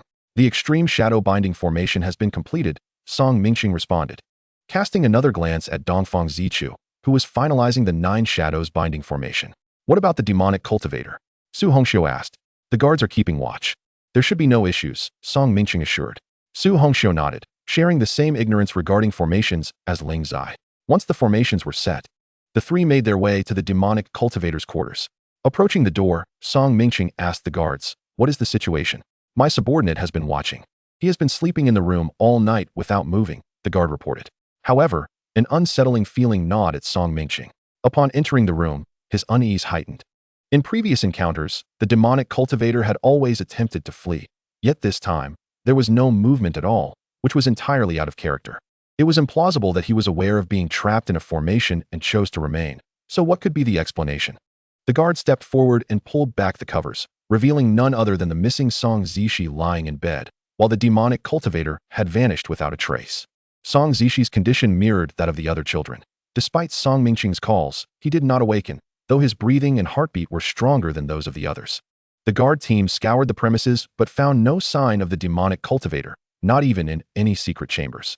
The cultivator had quietly slipped away, leaving behind an illusion that led them to believe Song Zishi was he. Song Mingqing lifted Song Zishi, stating, it seems the demonic cultivator has long since departed. We must return to the city lord's residence. When Ling Yan'er awoke, it was already afternoon, and she had been roused by hunger, having missed both breakfast and lunch. Upon awakening, she noticed the dust covering her, realizing she had slept in a bed that was now quite soiled. In her fatigue, she had been oblivious to it. After washing up, she emerged to find the maidservants bringing food while diligently removing the soiled linens from her room for washing. After her meal, Ling Yan'er stepped outside to find Ling Zai and Su Hongxiu sitting in the courtyard in a daze, with even Dongfang Zichu looking lost among them. What is the matter with you all? Ling Yan'er asked. Were you unable to slay the demonic cultivator? Su Hongxiu nodded. When did the demonic cultivator vanish? Song Mingqing had summoned the guards to keep a watch on him immediately. Oh, the demonic cultivator made his escape when our rivals approached with their team, Ling Yan'er explained. 3 nascent soul cultivators were coming from a distance. Sensing them, he likely gambled on us merely passing by. But then another 4 or 5 nascent souls arrived along with a dozen golden core cultivators. He would have to be quite foolish not to flee.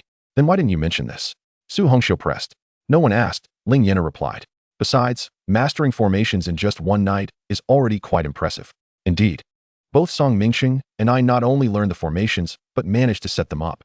When we eagerly opened the door to the demonic cultivator's room, we found not him, but only Song Zishi. Dongfang Zichu lamented.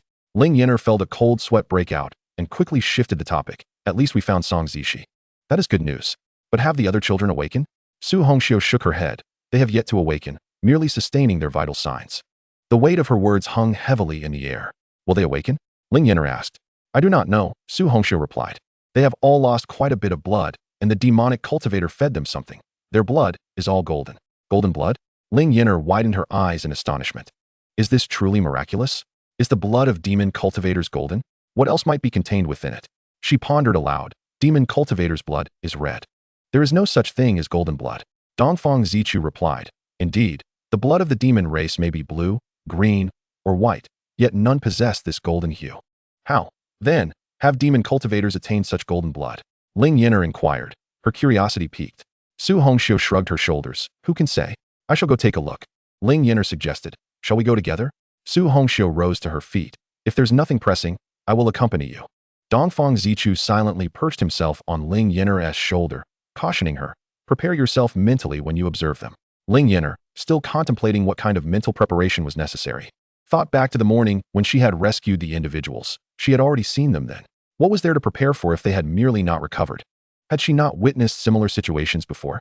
Chapter 94. The Disappearance of the Divine Race. When Ling Yan'er finally approached to take a look, she comprehended the reason for the mental preparation. 5 children bore luminous golden patterns on their faces and exposed hands, the distribution revealing that they were, in fact, blood vessels. Ling Yan'er was genuinely taken aback. What is happening here? When did they come to exhibit this state? Dongfang Zichu remarked, I told you to be prepared.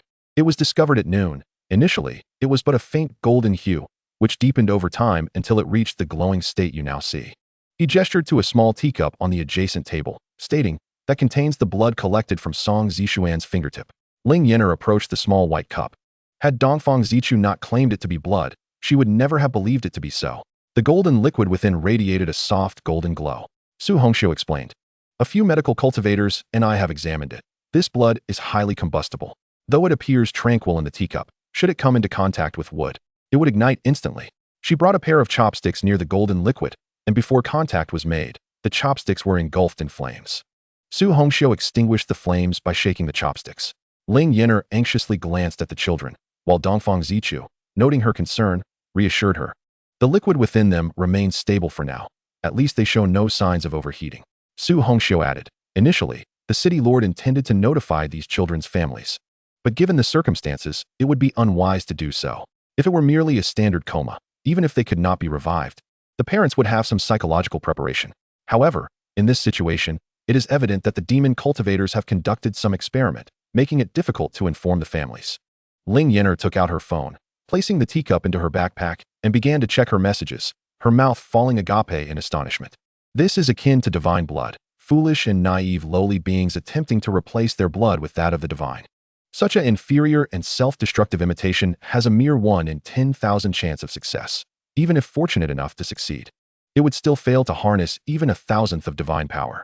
Ling Yan'er retrieved the teacup once more, the liquid within continuing to flow serenely.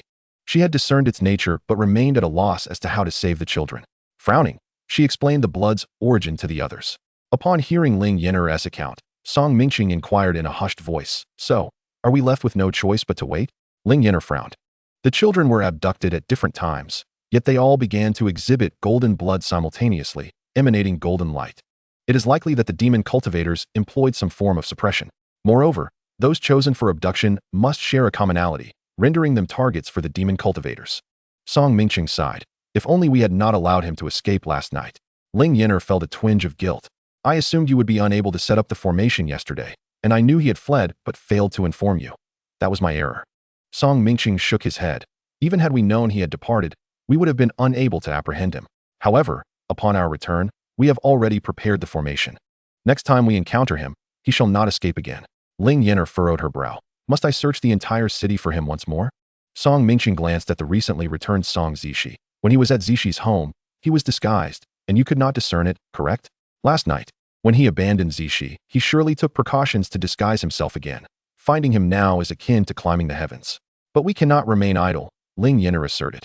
I have a method to force him to reveal himself, Song Mingqing replied. After bringing back these children, I studied their commonalities. Both Qian'er and Zishi possess unique physiques.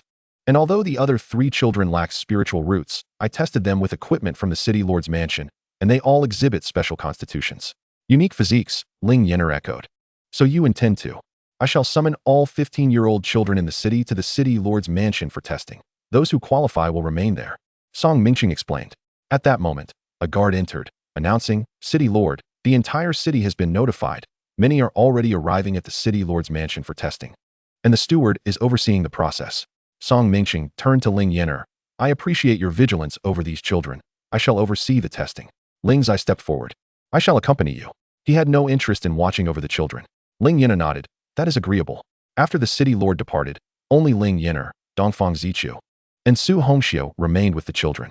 Ling Yan'er inquired, were there not supposed to be more medical cultivators? Where are they? Perhaps they have returned to study. Su Hongxiu replied nonchalantly. How did you recognize the divine blood? Ling Yan'er chuckled. Would a discerning master divulge the methods of their craft? Su Hongxiu settled beside Song Zishi's bed. You are a discerning master? I could be, Ling Yan'er responded. She lowered her head, typing away on her phone, searching for information on divine blood within the archives. To her dismay, there were no results. However, 2 tomes on the divine emerged, which she retrieved, handing one to Dongfang Zichu while she perused the other. The texts recounted ancient legends, detailing how, in primordial times, foreign races tore through space, wreaking havoc across the continent, prompting the gods to rise and confront them. However, they were outnumbered and suffered heavy casualties. As the final deity prepared to fall, he cursed the heavens, only to be slain by the celestial forces, his golden blood cascading down, nourishing the world and revitalizing the spiritual essence. His blood became a natural bane to the foreign races, causing all those drenched in it to vanish. Yet, he was the last of the gods. And though the foreign races suffered greatly, they did not vanish entirely. The remaining populace cast their gaze upon the celestial race, who were venerated and subsequently slaughtered in the moment of their ascension, their blood flowing freely. The blood of the celestial race also held power over the foreign races, albeit inferior to that of the gods. Driven by moral imperatives, one after another, the celestial beings fell, and in the end, the foreign races disappeared. But so too did the gods and celestial beings. Once the practitioners of the cultivation realm ascended, they ceased to have any connection with this world. Upon completing the thin volume, Ling Yan'er felt a chill run down her spine. The darkness of humanity was vividly manifested here, and these individuals, under the pretense of noble sacrifice for the sake of the world, engaged in acts that sacrificed others to achieve their own salvation. Chapter 95. I disagree. Ling Yan'er digested the information she had just encountered, placing the book back into her backpack. She then turned to Dongfang Zichu, who had finished his reading earlier, and inquired, What was your book about? Dongfang Zichu shook his head, replying, It merely recounts some ancient legends and methods of attaining divinity. Ling Yan'er's eyes brightened as she pointed to a few children nearby, exclaiming, They possess the blood of false gods within them. If they could become divine, wouldn't that solve everything? Dongfang Zichu countered, Achieving divinity is no trivial matter. It either requires a physique suited for godhood, which they evidently lack, or exceptional cultivation. The most accomplished among them, Song Zishuan, has only reached the 2nd level of qi training. Alternatively, one must possess divine wisdom or virtue. Even with these attributes, luck plays a crucial role. When he mentioned luck, he cast a knowing glance at the children, implying that if they were indeed fortunate, they would not have fallen into the hands of demonic cultivators. Ling Yan'er insisted. They lie on the very threshold of divinity with the blood of false gods coursing through their veins. We must devise a plan. What sort of plan? Dongfang Zichu asked. Each requirement for divinity demands a protracted period of time. They may not even awaken. How can they fulfill any of these conditions? Ling Yan'er gazed at the children and replied, We cannot remain idle. Inspired by a television drama she had once watched, she exclaimed, What if we establish a temple for them in a mortal village? We could create golden statues and seek divine status. Dongfang Zichu flipped through the pages of his book, confirming that such an idea was not mentioned therein. He questioned, What whimsical notion is this? Is this method truly viable? If it were that simple to attain divinity, the world would be overrun with gods. Those seeking divinity are often driven by the desire for strength, while these children merely wish to survive. Their motivations differ fundamentally. Ling Yan'er argued passionately. Let us erect a golden statue of a land deity for them and consecrate 5 locations. Should they awaken, they could perform good deeds in gratitude. After all, this type of divinity is sustained by faith. Without belief, it will vanish. A great god encompasses the world, while a lesser god protects a locality. It is entirely reasonable. Ling Yan'er continued, let the city lord invest in this endeavor. If it succeeds, it could save their lives. If it fails, it costs us nothing. Su Hongxiu, who had been quietly listening, interjected, but doesn't this bind their fate to that village? If the village were to harbor ill intentions in the future, would they not face a life and death crisis? That is indeed a valid concern, Ling Yan'er conceded. The trio lapsed into silence, and after a considerable pause, Ling Yan'er proposed, yet, there exist ways to circumvent this. Who says a single land can only have one deity? They will eventually embark on their own paths of cultivation. Having multiple guardians for various locales is quite reasonable. Thus, if any area harbors dissent and denies their divine status, they can simply flee. It would not be a bad strategy, she continued. You have your clever plans, and I have my means to traverse walls. The success of such schemes depends on who acts faster. Su Hongxiu was taken aback, surprised by this perspective, while Ling Yan'er asserted confidently. Look at the expansive territories held by major sects. Thus, it is entirely reasonable for a deity to preside over multiple regions. Reluctantly, Su Hongxiu raised her thumb in approval, saying, you make a compelling point. I shall discuss your idea with Lord Song. She felt compelled to act promptly, believing that among the 3 of them, she was the swiftest. Not long after Su Hongxiu left, she returned with news, stating, Lord Song has agreed to your proposal, allowing Song Zishuan to become the deity of Lingyun City. He has instructed the steward to take care of the matter. What will Lingyun City protect? Ling Yan'er asked with curiosity. Su Hongxiu smiled slightly. He shall oversee wealth and fortune. The Lord believes that a land deity does not quite fit the identity of a young master. Ling Yan'er was momentarily speechless, muttering softly. Then the young master shall live in solitude. I shall not permit the god of wealth to love anyone but me. However, the 2 awake individuals with cultivation levels heard her clearly. Why not? Su Hongxiu inquired. What if he falls for someone and bestows all his wealth upon them? Ling Yan'er lamented. The mere thought of it is suffocating. Su Hongxiu found Ling Yan'er's reasoning sound and replied, wait a moment, I shall go out again. Dongfang Zichu, bewildered, remarked, he is only a few years old. Are you 2 worrying too much about his future marital prospects? Such matters must be nipped in the bud. Su Hongxiu asserted. If he falls in love later, it will be too late. Ling Yan'er nodded in agreement. Exactly. As Dongfang Zichu remained speechless, Su Hongxiu dashed out again to find Song Mingxing. Soon after, she returned, her expression one of disbelief. The Lord agrees with our proposal and finds it quite reasonable. He stated that if the young master never marries, he will protect the Lord's estate for a lifetime. Those present, including the guards and steward, were all convinced by his words. Su Hongxiu felt as though she had struck a pillow, realizing she might have unwittingly woven a wedding garment for another. Yet she could not express her frustrations, since it was she who approached Song Mingxing. Frustration brewed within Su Hongxiu, yet there was little she could do. Ling Yan'er felt a tinge of annoyance, while Dongfang Zichu failed to comprehend their concern. Why are you 2 so troubled by something so uncertain? Whether he can awaken or become the so-called god of wealth is still up for debate. Ling Yan'er glanced at Dongfang Zichu, saying, you don't understand. Dongfang Zichu queried. Should you be worried? He protects Lingyun City, and you don't even reside there. His favoritism towards the Lord's estate has no bearing on you. Have you profited from him? If you manage your school well, perhaps he will even attend classes there. Ling Yan'er's eyes lit up as she patted her chest, exclaiming, you're right. He is not the god of wealth for my school. Whom he favors has nothing to do with me. You are clever. Su Hongxiu nodded in agreement. Indeed, I shall accompany you to the school, and since I don't reside in Lingyun City, it concerns me little. Dongfang Zichu worried for their intellect, pondering whether the crux of the matter was not whether Song Zishuan could awaken or become the so-called god of wealth. Focusing on trivialities was futile. He asked Su Hongxiu, how long can you protect them? Su Hongxiu held up a finger, about a month. If the medical cultivators are skilled, they may last longer.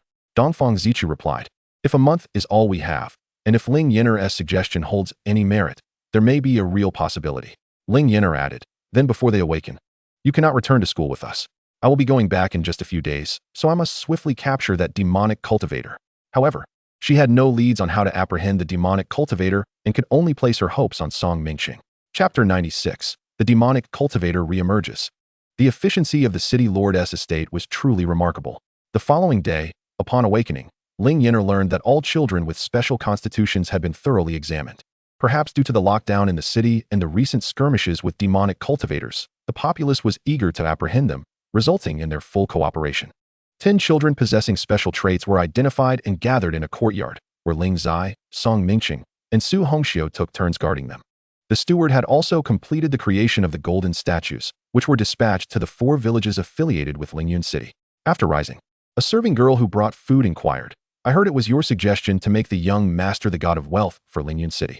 Will he truly bless us with prosperity?"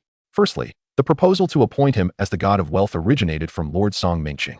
Secondly, the god of wealth had never conferred blessings upon her, and she was uncertain of its veracity. Yet, in this world where science held no sway and mysticism prevailed, Ling Yan'er earnestly replied, "Sincerity begets spirit.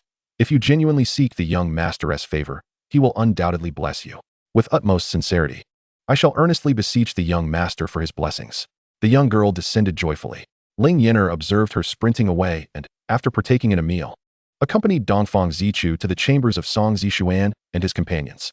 Their condition had stabilized. Although they had yet to awaken, there had been no further deterioration.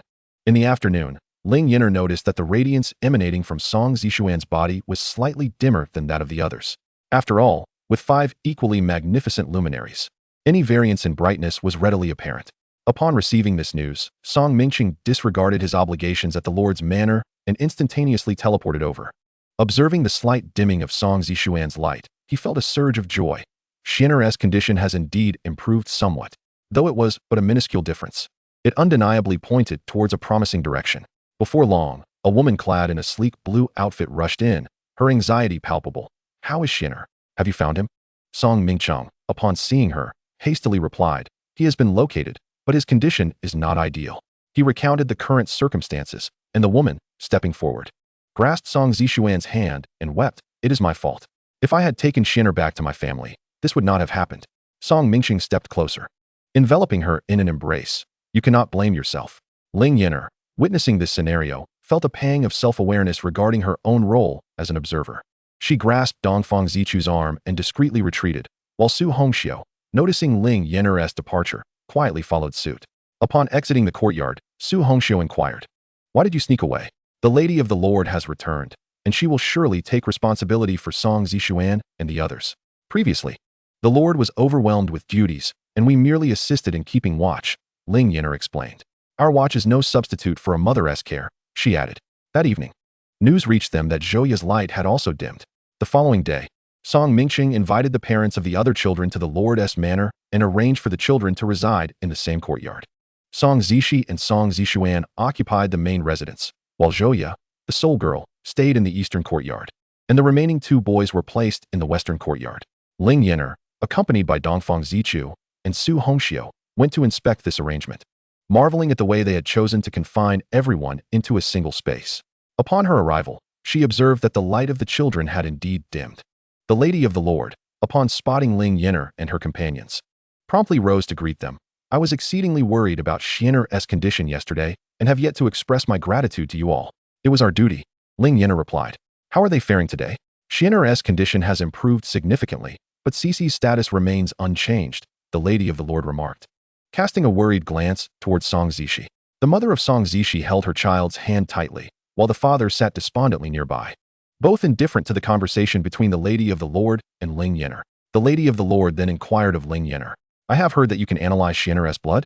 Ling Yan'er nodded, but before she could respond, the Lady of the Lord produced a small vessel in one hand and a dagger in the other, gently pricking Song Zishuan's fingertip to collect a drop of golden blood, which she then handed to Ling Yan'er. Just as Ling Yan'er received it, the Lady of the Lord repeated the process with a drop of Song Zishi's blood, stating, "Examine whether there are any differences in their blood."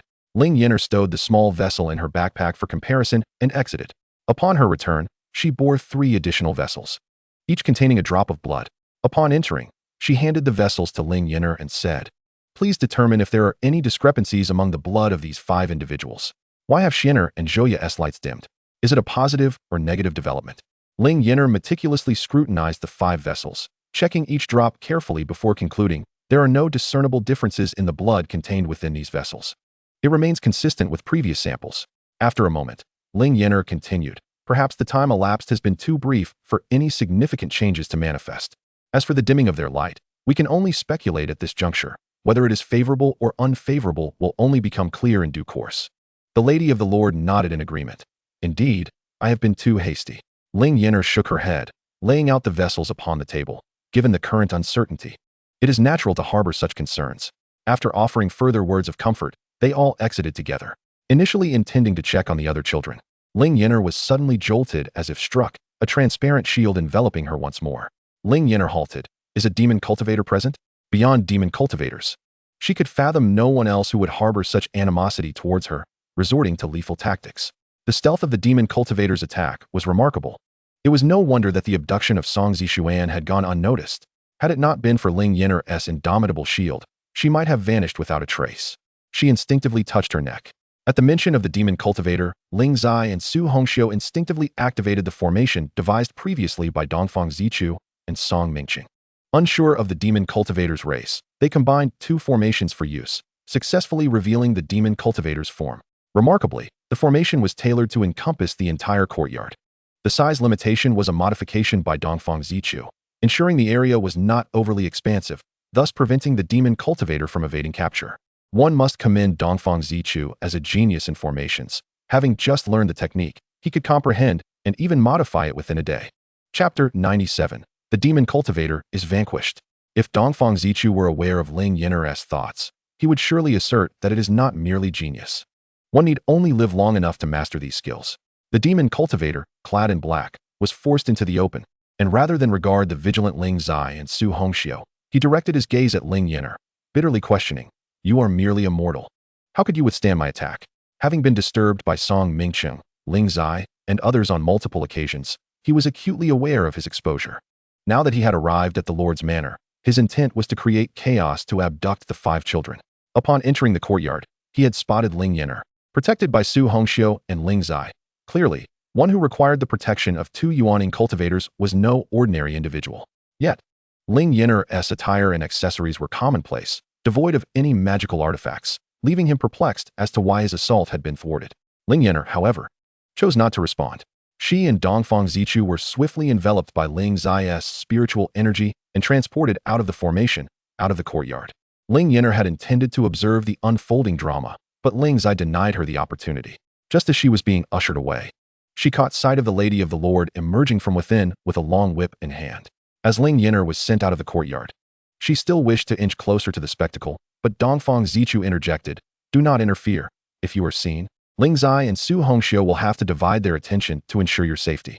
The 2 formations, it was uncertain which was effective, but both served solely to confine the demon cultivator within their bounds, providing no other utility. "They cannot harm me," Ling Yan'er retorted. "They are unaware of that."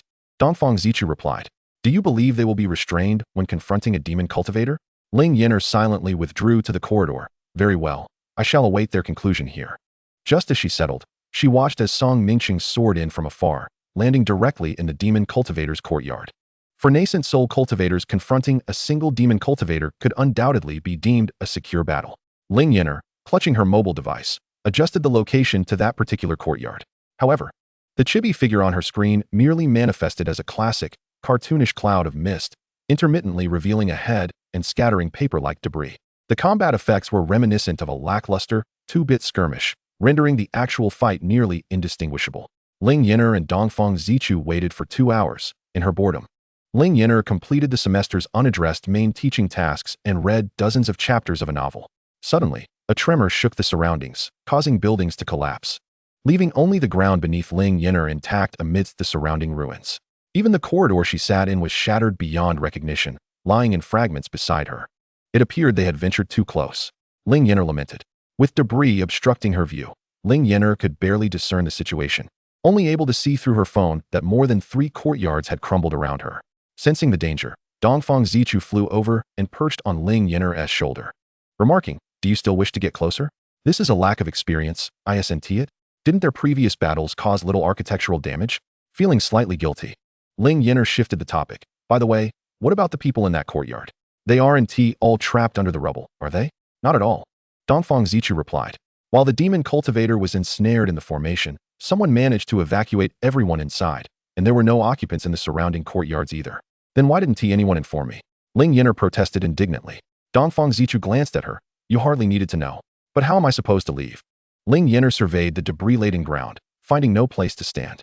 Let them finish their fight, Dongfang Zichu suggested. They'll lend a hand afterward. They're nearly done.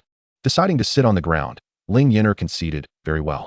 Dongfang Zichu's assertion about the impending conclusion proved accurate, as not long after, Su Hongxiu and Ling Zai emerged, with a red silk binding Ling Yan'er and whisking her outside. Seeing the disheveled appearance of Su Hongxiu and Ling Zai, both bloodied and in tattered robes, Ling Yan'er anxiously inquired, How are you both? Are you injured badly? Su Hongxiu waved her hand dismissively. It's not too serious. Don't worry, we've endured worse injuries before. Noticing Su Hongxiu's reluctance to elaborate, Ling Yan'er turned to Ling Zai, who merely averted his gaze. Just then, a notification chimed on her phone, indicating the completion of her task. She had been allotted 7 days, and she accomplished it on the 6th day, albeit without exerting any effort to slay the demon cultivator herself. Nevertheless, the demon's demise still counted towards her achievement. Following the task's completion, a countdown timer of 2 additional hours appeared, urging Ling Yan'er to return to school. She sighed, realizing there was no escaping this deadline, and informed the others. We must return to school in 2 hours. Well, it's not like it applies to all of you. This restriction is solely for me. Ling Zai nodded. All right. I'll inform the city lord. Upon learning that Ling Yan'er and her companions were leaving, Song Mingqing hurriedly approached with his wife. Why not stay a few more days? Qian'er and the others have yet to awaken, and we're uncertain if your methods will prove effective. He privately hoped Ling Yan'er would linger a while longer. Despite her lack of cultivation, her displayed abilities often made him overlook this fact. Ling Yan'er, too, was concerned about their fate. But her return to school was beyond her control. She replied, I wish I could know if they will recover. But I have a school to manage and cannot be away for too long. My original purpose in coming here was to eradicate demons and uphold justice. Now that the demon has been vanquished, I must return. May I ask where your school is located? Song Mingqing inquired. Is it at Qingshan Academy? Ling Yan'er shook her head. Our institution is called Caledonia, distinct from Qingshan Academy. Caledonia? Song Mingqing pondered before asking. Is Lu Yixian from the Lu family attending your school? The Lu family was a prominent lineage in Lingyun City, with a legacy spanning a millennium. Rumors circulated about the young master of the Lu family attending such an obscure academy, drawing derision from many. Initially, several families attempted to enroll there. But upon discovering the curriculum comprised merely basic techniques and the identification of spiritual herbs and beasts, interest waned. Ling Yan'er nodded, indeed. At that moment, the steward entered, bearing a tray with 2 storage bags. Song Mingqing handed one of the bags to Ling Yan'er, stating, This contains the promised 1,000 high-grade spiritual stones. He then offered her another bag. This holds a treasured artifact from the nascent soul stage. You may choose one to take with you. Ling Yan'er grasped the bag of spiritual stones but handed the weapon bag to Ling Zai, saying, Select a weapon for yourself. Su Hongxiu's need for one is certainly lesser. Ling Zai accepted without hesitation, retrieving a long blade before returning the storage bag to Song Mingqing. Ling Yan'er presented 2 wooden tokens to Song Mingqing, explaining, This token, inscribed with our school's name, serves as a one-time teleportation array. If you wish to visit our school, simply hold the token and recite our school's name to be transported. The other token functions like a communication talisman. If the others awaken, you can contact me through it. Song Mingqing accepted the tokens, understood. Feeling a bit shy, Ling Yan'er then asked, May I depart from the city lord's estate directly via flying boat? She truly wished to avoid the bumpy carriage ride to the city gate before boarding a flying vessel. With the demon now vanquished, Lingyun City should have returned to its usual regulations, including the prohibition of aerial travel. Naturally, Song Mingqing readily consented, leading Ling Yan'er to decline the suggestion of visiting the children again. After bidding farewell, she boarded the flying boat. Once aboard, Ling Yan'er retrieved the storage bag and requested Dongfang Zichu's assistance in opening it. Although she could manage it herself, doing so would necessitate placing it in her backpack, pressing and holding it, and if all went well, the contents would be directly credited to her balance. Dongfang Zichu opened his storage ring and retrieved a pile of spirit stones. Ling Yan'er counted out 200, dividing them into 5 heaps, 1 heap for Ling Zai, another for Su Hongxiu, and 1 for Dongfang Zichu. After showing Dongfang Zichu, she took 1 from the 200 and handed it to him, claiming the remainder as her own, saying, Don't say I didn't share with you. Dongfang Zichu held a rhombus-shaped, high-quality spirit stone that was nearly 1/3 his length.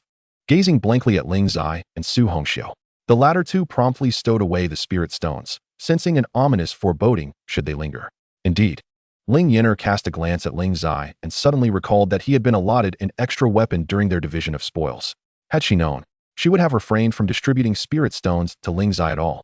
Reluctantly, she counted out an additional 50 high-quality spirit stones for Su Hongxiu, saying, Ling Zai received an extra dagger, so I'm giving you a bit more spirit stones as compensation. This was an unexpected windfall, and Su Hongxiu eagerly accepted the spirit stones. Dongfang Zichu looked at Ling Yan'er with a melancholic expression. What about me? Ling Yan'er replied. Observing Dongfang Zichu struggling to hold on to a spirit stone, look at you. You can hardly manage one spirit stone, so don't think about getting more. For reasons unknown, the spirit stone in Dongfang Zichu's grasp did not shrink to a more manageable size like other items in the academy. Furthermore, he lacked any spatial storage. Yet he was resolute in not relinquishing the spirit stone to Ling Yan'er, clutching it tightly as he returned to the school. Ling Zai and Su Hongxiu held no objections to Ling Yan'er's distribution of spirit stones, fully aware that while they fought against the demonic cultivators, it was Dongfang Zichu who had deciphered the array and Ling Yan'er who had uncovered the clues. Combating the demonic cultivators would not have been so straightforward without their assistance. Upon the flying vessel's return to the school, the countdown concluded just in time. Ling Yan'er leapt off the vessel and immediately dashed to the cafeteria, feeling an overwhelming nostalgia for the meals there after her time at the city lord's mansion. The dishes prepared by the mansion's cooks lacked any spiciness. Initially, she found it novel, but after several days, she deeply missed the cafeteria's chili. On Saturdays, with no classes, the school felt vast. With a portion of students congregating at the Demon Suppression Tower, a few visiting the library, others in their dormitories, while the remaining students occupied the playground and cafeteria. Shortly after Ling Yan'er burst into the cafeteria, Lu Yixian approached, inquiring, How was Lingyun City? How did you know we went to Lingyun City?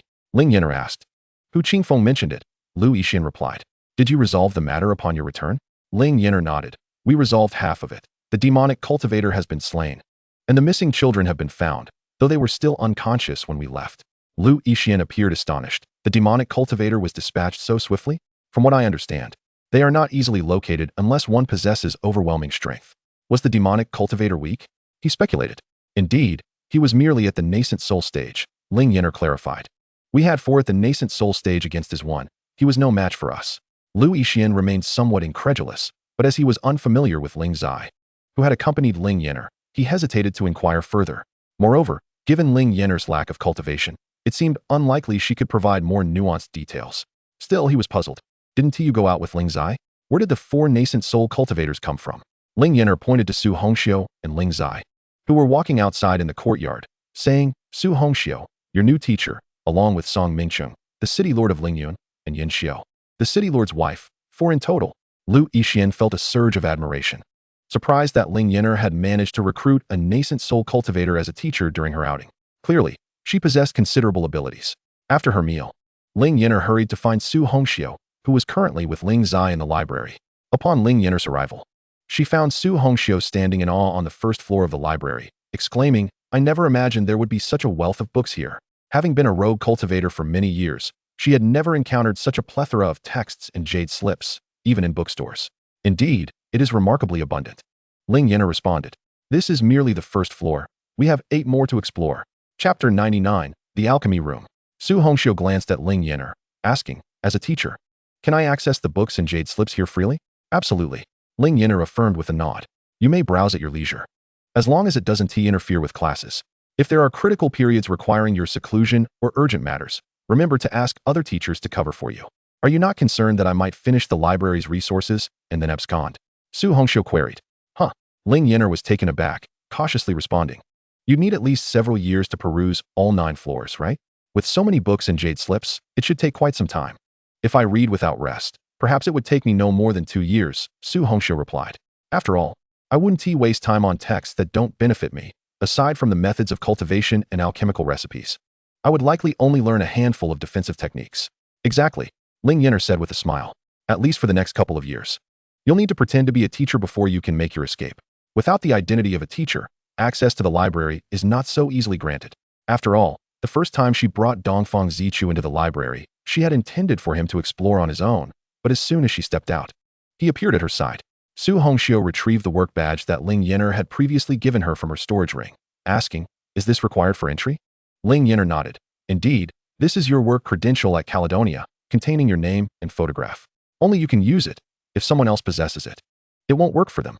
Although Su Hongxiu had requested this from Ling Yan'er, she had never examined it before.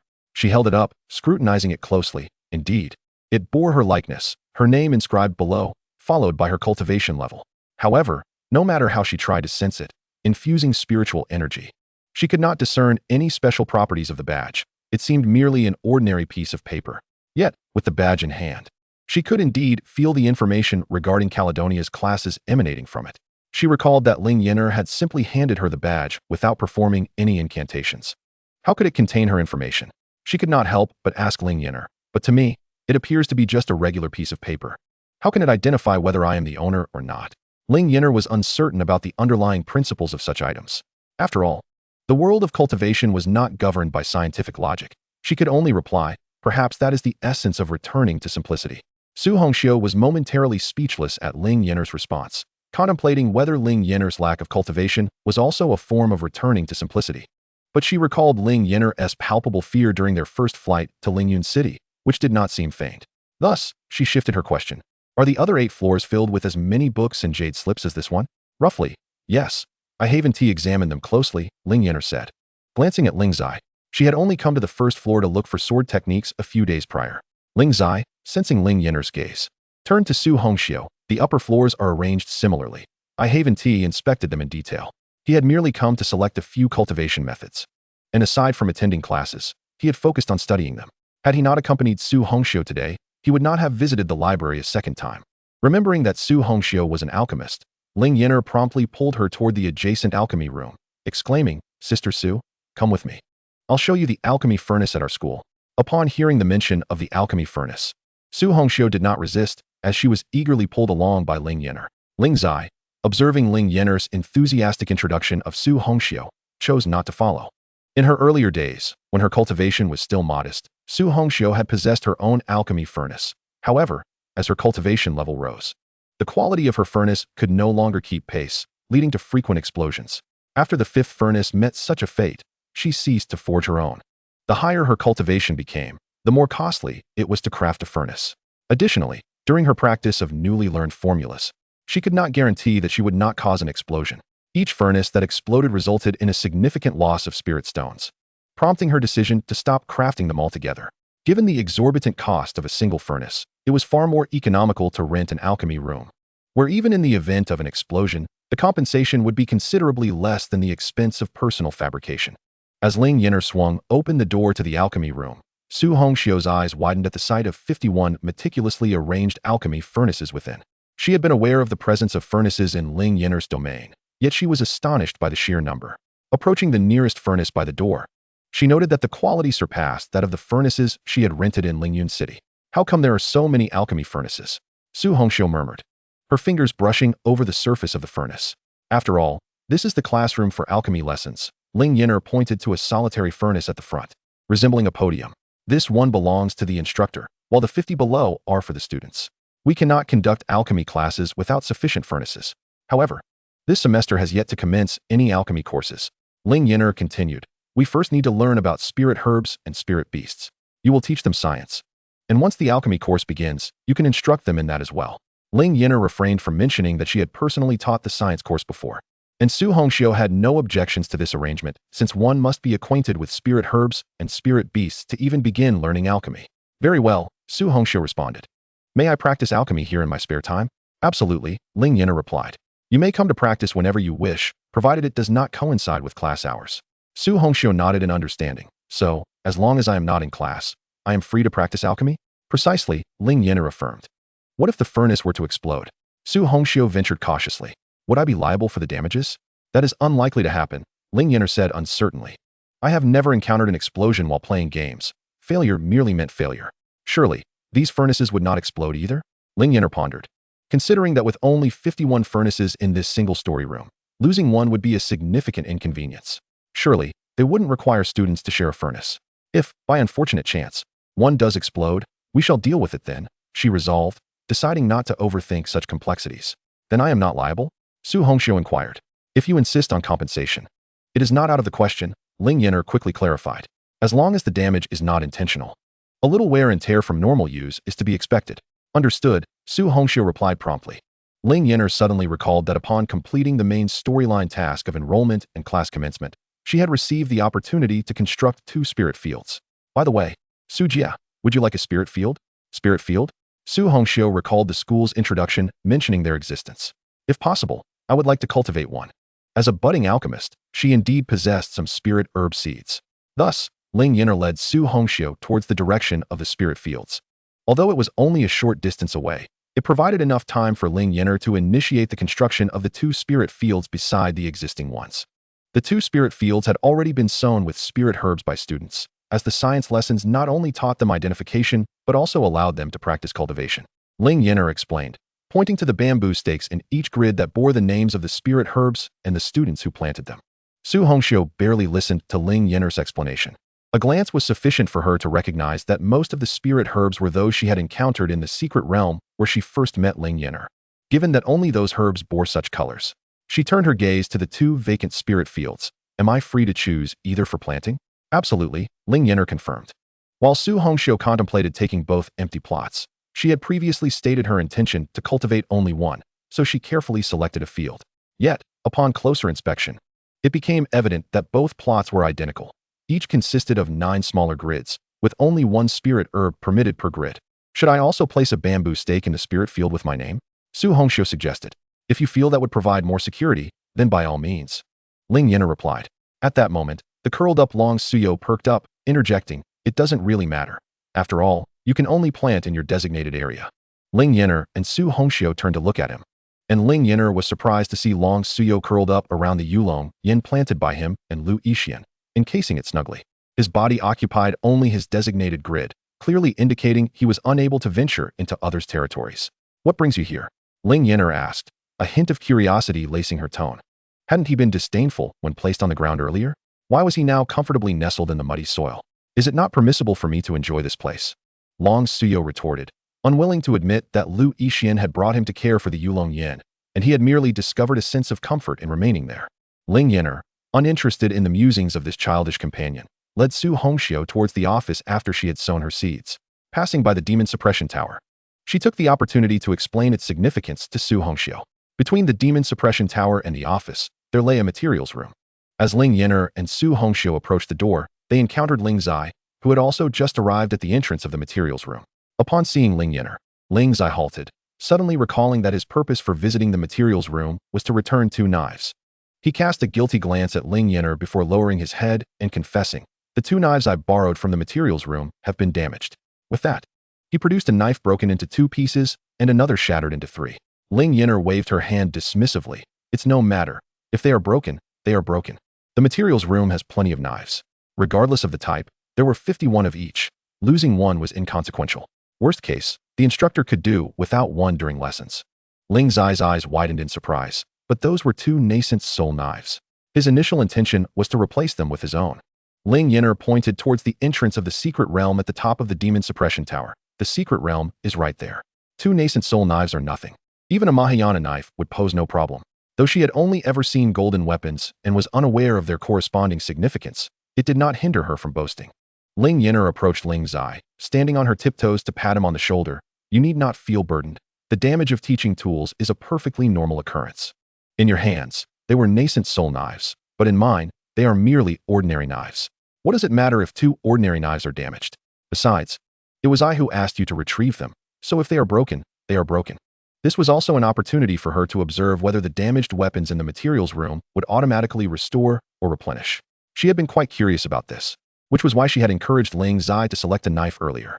Ling Yan'er took the damaged sword and stored it in her game backpack. Then addressed Ling Zai. I do not possess any elixirs, but the spiritual spring in the classroom has some restorative properties. You may immerse yourself in it. Should you feel hesitant to visit the classroom on the 1st floor, you can certainly try the one on the 2nd floor.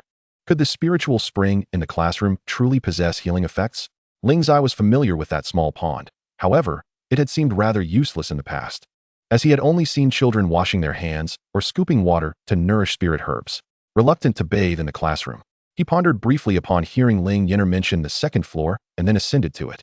Ling Yan'er escorted Su Hongxiu into the office and suddenly recalled that, although she had provided a work badge, she had yet to assign Su Hongxiu a position. With a few taps on her phone, She arranged a teaching role for Su Hongxiu and gestured towards the newly placed desk, saying, "This will be your office desk." She proceeded to introduce the other desks. The first belonged to her, the second to Hua Qingfeng. The one behind hers filled with plush toys was Dongfang Zichu's. Next to it was Ling Zai's, and the desk behind Dongfang Zichu's belonged to Lan Lian, with Su Hongxiu's desk adjacent to his. There was also enough space behind for 2 additional desks. On Su Hongxiu's desk, a science textbook appeared, and Ling Yan'er retrieved the class schedule from Dongfang Zichu's desk and handed it to Su Hongxiu, explaining, "This is the class schedule. The daily class timings are arranged according to this. The class bell will ring to signal the beginning and end of each session. Today is Saturday, and tomorrow is Sunday, so there will be no classes for the next 2 days. Classes will resume next Monday for 5 consecutive days. 5 days of classes followed by 2 days off." Su Hongxiu inquired. "Indeed. The science class is noted here.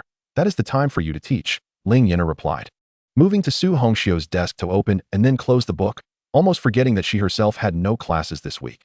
"On Monday, you should ask Lan Lian or Hua Qingfeng where the lessons have reached," she added. "You can continue from there." Su Hongxiu nodded, understood. Ling Yan'er, who had attentively introduced everything, indeed exhibited a hint of a principal's demeanor. Chapter 100. Tuition is tuition. After detailing the courses and schedule, Ling Yan'er accompanied Su Hongxiu to the second floor to find a classroom, where she encouraged Su Hongxiu to enter the spiritual pool. Su Hongxiu complied, closing her eyes as she initially thought to express that it had no effect. Ling Yan'er activated healing for both Su Hongxiu and Ling Zai on her phone. Noting a mere 15-minute countdown, their injuries were indeed less severe compared to Hua Qingfeng's earlier. Ling Yan'er had noticed both of them bore a light injury buff while on the flying boat, prompting her to consider the spiritual spring. And it was proven to be effective. Given that both had sustained injuries while assisting her with a side quest, she decided not to charge them any spirit stones this time.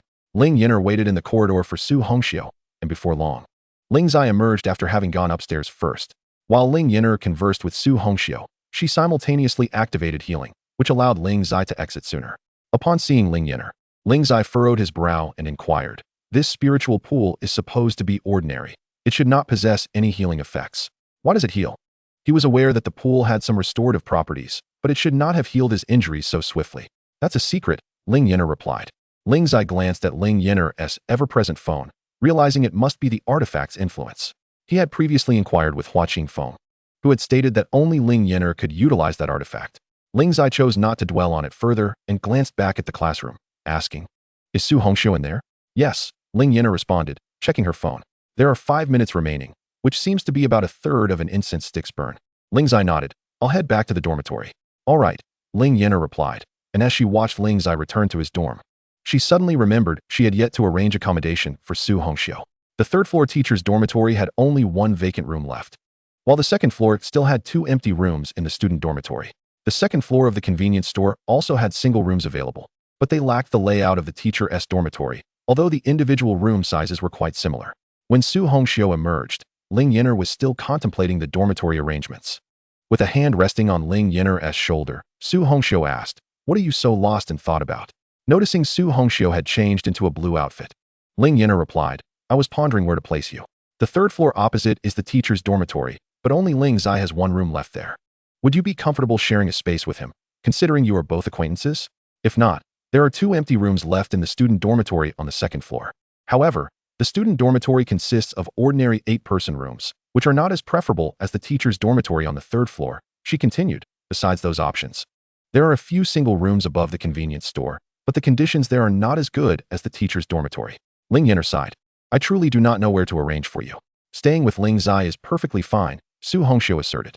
"After all, I am a teacher as well. I should reside in the teacher's dormitory.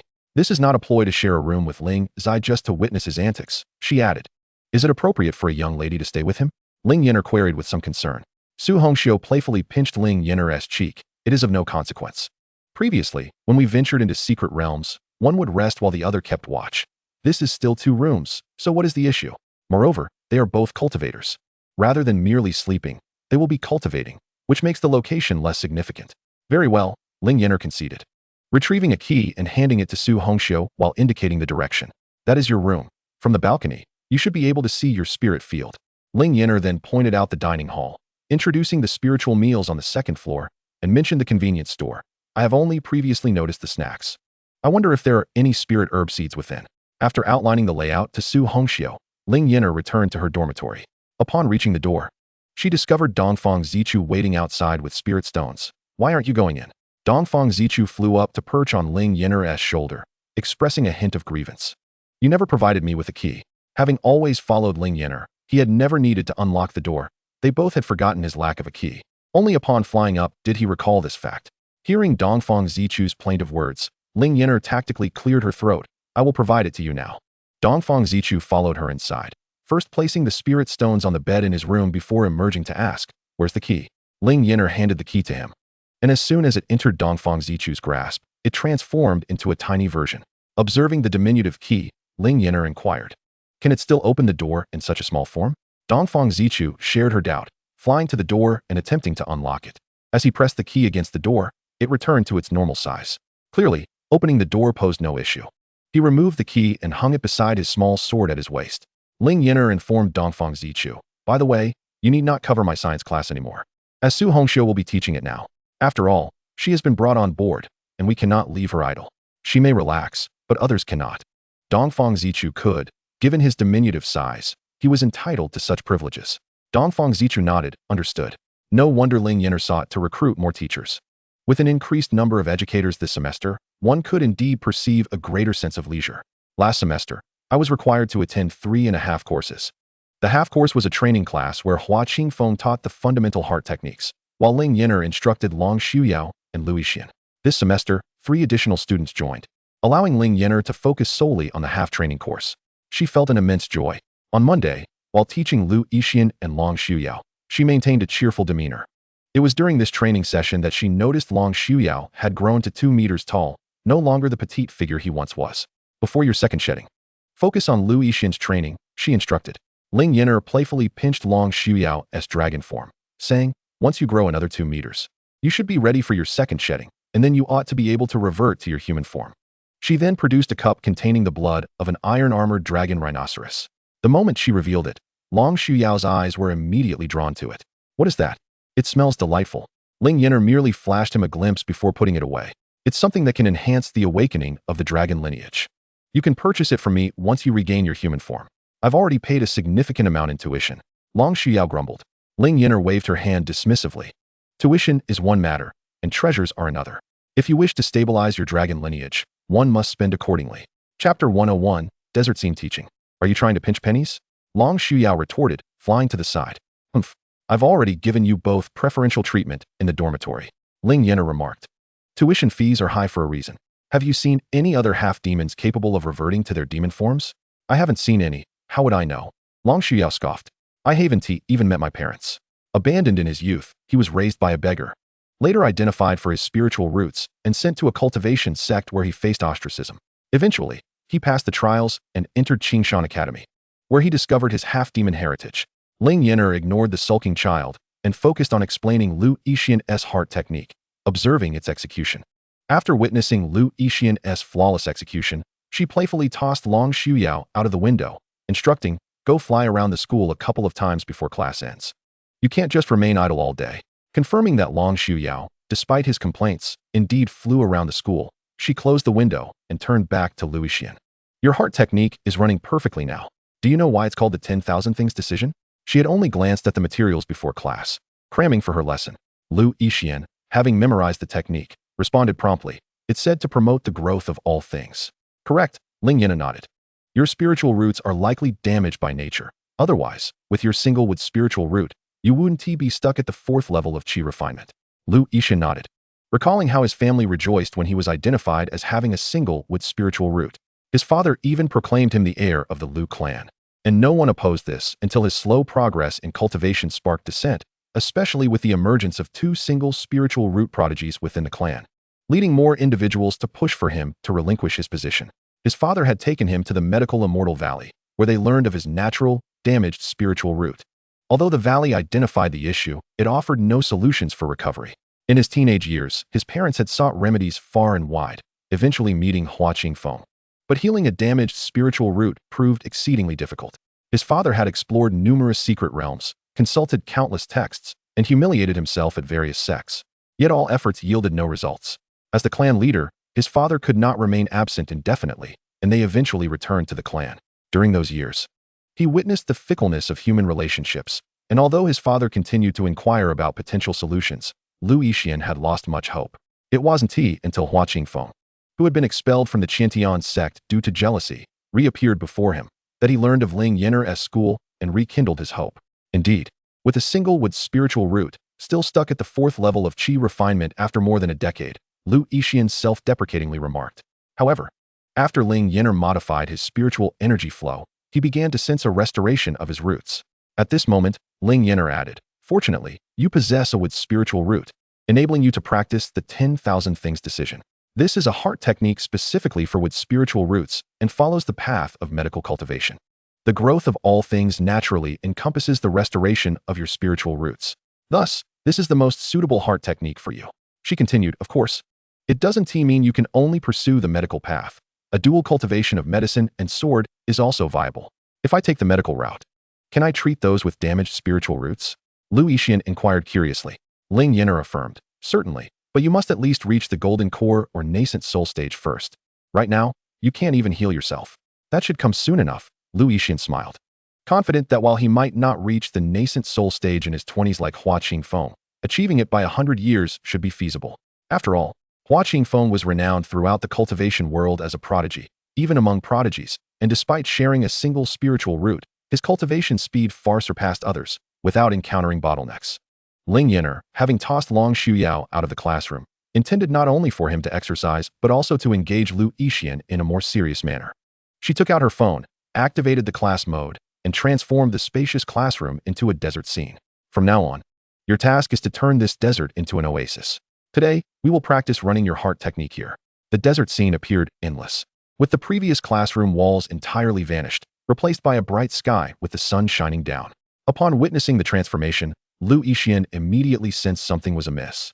The previously abundant spiritual energy in the classroom had dwindled to almost nothing. He felt the sluggishness in his spiritual energy flow and asked Ling Yan'er with difficulty, "Isn't the 10,000 things decision meant for medical cultivation? Even if this is an illusion, it feels too real. The heat of the desert scene is unmitigated. However, its description is about the growth of all things," he added. Ling Yan'er replied confidently, "Indeed, you must first learn to promote the growth of all things." "Is that so?" Lu Yixian found it hard to believe. Yet, Ling Yan'er assured him, "I am the teacher. Can a teacher be mistaken? Rest assured, this is undoubtedly a form of training. There are seeds hidden within this desert. Find a way to make them sprout and grow." Lu Yixian felt it was an impossible task, but Ling Yan'er encouraged him. "Recall the heart technique incantation and run your technique in this desert, dispersing your spiritual energy." Although Lu Yixian was skeptical, Ling Yan'er's unwavering confidence compelled him to comply. However, attempting to execute his heart technique in such a spiritually barren place proved to be a formidable challenge.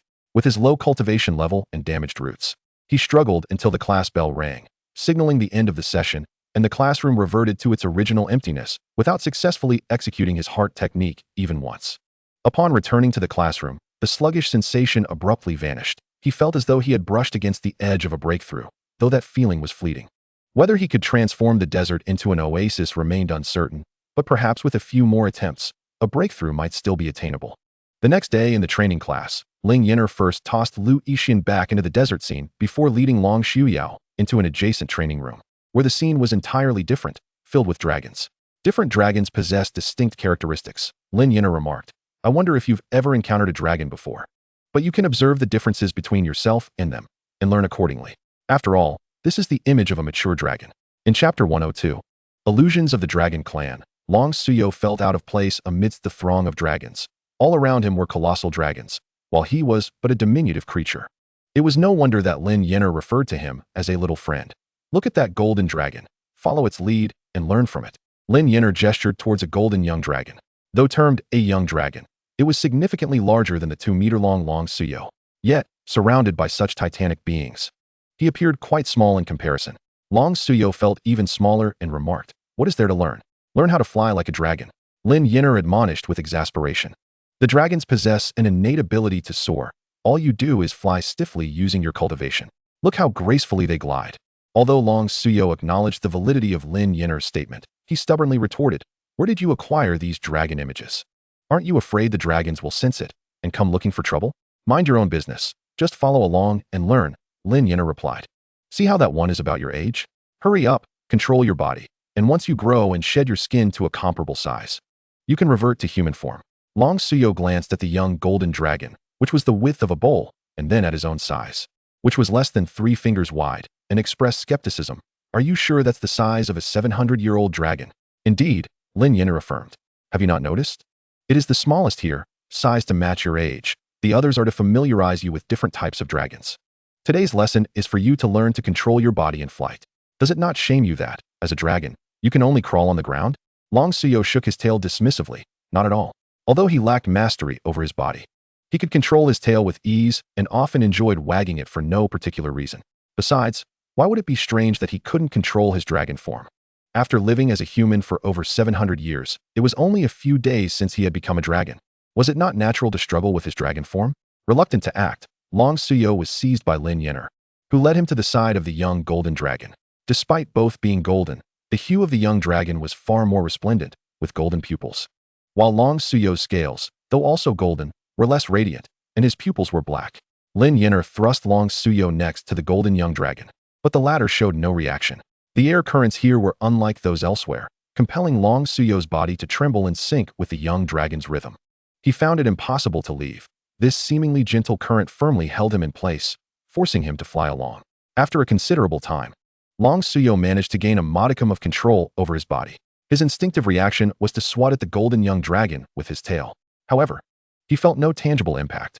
Turning his head, he struck again, causing ripples to spread, dispersing the illusion momentarily before it reformed.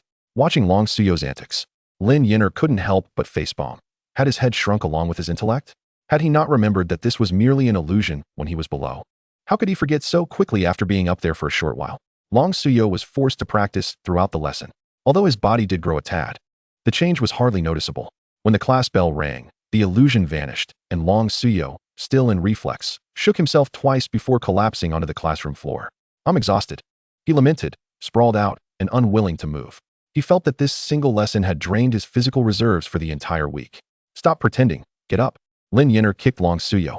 You're already at the nascent soul stage. This amount of exercise doesn't even count as a warm-up. What are you complaining about?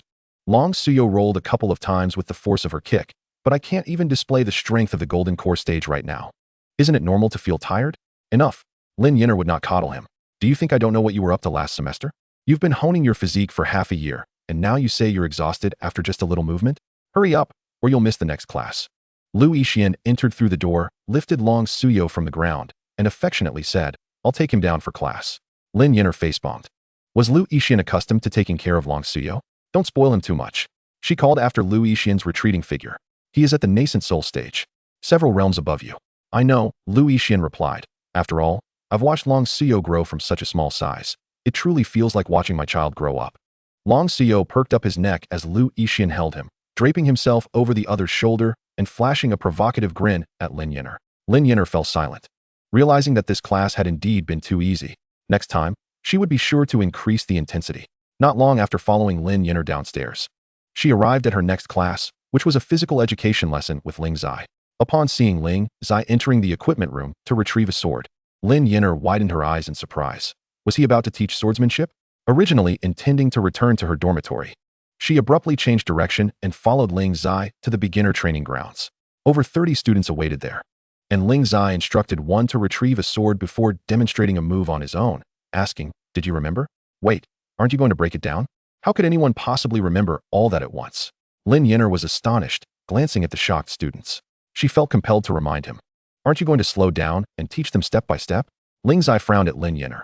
I thought I was going slowly enough. Do I need to teach them one move at a time? Ling Yan'er nodded. They're just beginning. You must teach them slowly, one step at a time. Ling Zai said nothing but picked up the sword again. However, from his actions, Ling Yan'er discerned 2 words, troublesome. No wonder it was said that sword cultivators relied on their understanding. Merely demonstrating one's own learning indeed required a degree of insight. Without innate talent, one could hardly master it in a single attempt. Though Ling Zai found it bothersome, he was remarkably serious while teaching swordsmanship. He decided to teach only the first move and then let them practice on their own. Watching the students awkwardly attempt the moves, Ling Yan'er felt there was little to admire. The most precise swordplay was demonstrated only by Ling Feng, who truly lived up to his reputation as the crystal ball certified sincere sword heart. Ling Zai also recognized Ling Feng's talent and called out, Ling Feng, come forward and lead them in practice. Then he corrected the movements of those who were particularly inept. In Chapter 103, the first sword practice. Had it not been for Ling Yan'er observing nearby, Ling Zai would have been too lazy even to correct the mistakes of those lacking sword talent. They would learn little even if they struggled. However, that student named Ling Feng seemed to have some understanding of the sword path, despite it being their first practice. He executed all the movements with remarkable precision. Throughout the lesson, they repeatedly practiced that initial move. Because Ling Zai and Ling Yan'er were watching, the children dared not complain of fatigue or say they wanted to stop. They held swords for the entirety of the class. Of course, their reluctance to voice their discomfort stemmed from their awareness that the sword techniques taught here were the only opportunity for most of them, especially the several rogue cultivators. To learn, they had no choice but to muster their spirits and study earnestly. A group of students, some at the first and second levels of Qi refinement, and others yet to enter the Qi refinement stage, found themselves unable to grip their swords as the bell rang, causing them to clatter to the ground in a cacophony. Indeed, the essence of physical education lies in movement, whether it be sprinting from the demon suppression tower or wielding swords until their hands grew weary. Only the more accomplished practitioners, Lu Yixian, Su Mingyue, and Ling Feng, remained unfazed, while Long Suyo, who still retained his dragon form, shirked any practice altogether. The reason for Long Suyo's reluctance to revert to human form lay in the fact that in his draconic state, he only needed to attend the most beneficial cultivation classes, while for other subjects, his mere presence sufficed. Who could say whether he was truly attentive? After all, he was a dragon. All right, class dismissed, Ling Zai declared, effortlessly collecting the scattered swords and returning them to the equipment room. Ling Yan'er observed Ling Zai's lesson, remaining seated at the chessboard, propping her chin as she gazed towards the training grounds. Indeed, watching others engage in learning proved to be quite engaging, especially since it was not her own lesson. As Ling Yan'er drifted in her thoughts, Su Yu and Bai Mengyu approached, hand in hand. Su Yu inquired, "Teacher, may we practice the sword techniques we've learned after class?" Ling Yan'er recalled that these two girls had been brought in as independent cultivators. Of course, she replied, "If you lack swords at home, practicing with bamboo or wooden swords is entirely acceptable. The techniques taught at school can be practiced without the need to avoid others. Ideally, you should perform in front of an audience, demonstrating that the school imparts genuine skills, enticing them to join our classes." "Great. Thank you, teacher," Su Yu exclaimed, elated to have received the answer she desired, and she happily led Bai Mengyu back to the classroom. Once the two children departed, Dongfang Zichu floated over from the library to question Ling Yan'er. Most of them lack talent in swordsmanship. Even if they study the techniques, their achievements will be limited. "Why do you insist on teaching them?" Ling Yan'er responded. "It is well known that true geniuses are few. The majority must exert greater effort to keep pace with them. We cannot dismiss learning simply because one lacks talent. Moreover," she added, lowering her gaze, "the school is responsible for imparting knowledge. Whether or not one chooses to learn, or how far they advance, is beyond the teacher's control. Even those without innate talent can achieve mastery through diligence, while those who are gifted yet neglect their studies will fade into obscurity. As long as one is willing to put in the effort, even without talent, they can acquire skills for self-defense. Why concern oneself with the level of achievement? As for those with talent, their path is even more assured. Whether in cultivation, learning sword techniques, or alchemy, it all serves the purpose of improving one's quality of life and attaining a higher level of cultivation." Ling Yan'er had previously wondered why the younger students did not exhibit unruly behavior, but after a brief excursion into the secret realm, she understood. The cultivation world is a harsh reality. Despite their youth, they had already grasped the world's cruelty. Dongfang Zichu cast a glance at Ling Yan'er. "Were you diligent in your studies during your own school days?" "Ah, my friend, that question crosses a boundary. We are not close enough for such inquiries." Ling Yan'er feigned ignorance. "Well, since there are no classes today, I shall visit the convenience store to acquire some snacks and see what other items they offer, as I have yet to explore it thoroughly." Though Dongfang Zichu did not receive a direct answer from Ling Yan'er, her avoidance had spoken volumes. If she had indeed been a diligent student, she would not have shied away from the question. Following her, Dongfang Zichu accompanied her to the convenience store. When Xianxiaaudiobooks first arrived, Ling Yan'er had perceived her as a swordswoman, certainly not the drunken debauchee described in the introductions. However, she was mistaken. While Xianxiaaudiobooks had initially refrained from excessive drinking, she soon became inseparable from her wine jug, exuding the scent of alcohol even while seated at the counter. Remaining inebriated for at least 20 hours out of the day, she had even forsaken the sword she had brought upon her arrival, embodying the very essence of drunken revelry. Ling Yan'er worried that one day Xianxiaaudiobooks might succumb to alcohol poisoning, yet curiously, her status card consistently indicated she was in good health. Upon entering the convenience store, Ling Yan'er found it devoid of other patrons, save for Xianxiaaudiobooks, who lounged atop the cash register, glancing at Ling Yan'er and Dongfang Zichu before returning to her drink. Ling Yan'er discovered her favorite snacks were scarcely picked by anyone other than herself, and the store resembled more of a large supermarket than a mere convenience store. After perusing the aisles, she noted the absence of fresh vegetables, though an abundance of fruits and spiritual herbs was available, albeit of modest quality, as inferred from their prices. Ling Yan'er surveyed the shelves of spiritual herbs, deeming them of little use to her, and thus bypassing them. Selling spiritual herbs seemed less advantageous than selling vegetables. Despite her own surplus, however, Zhao Tian on the second floor was in dire need, and she had not ventured to the second-floor cafeteria in quite some time. Although Zhao Tian's culinary skills were commendable, she had grown weary of the meat-heavy offerings and longed for some spiritual vegetables. Everyday necessities were adequately stocked, and the toys were notably robust, primarily consisting of various wooden swords, bamboo swords, and wooden knives.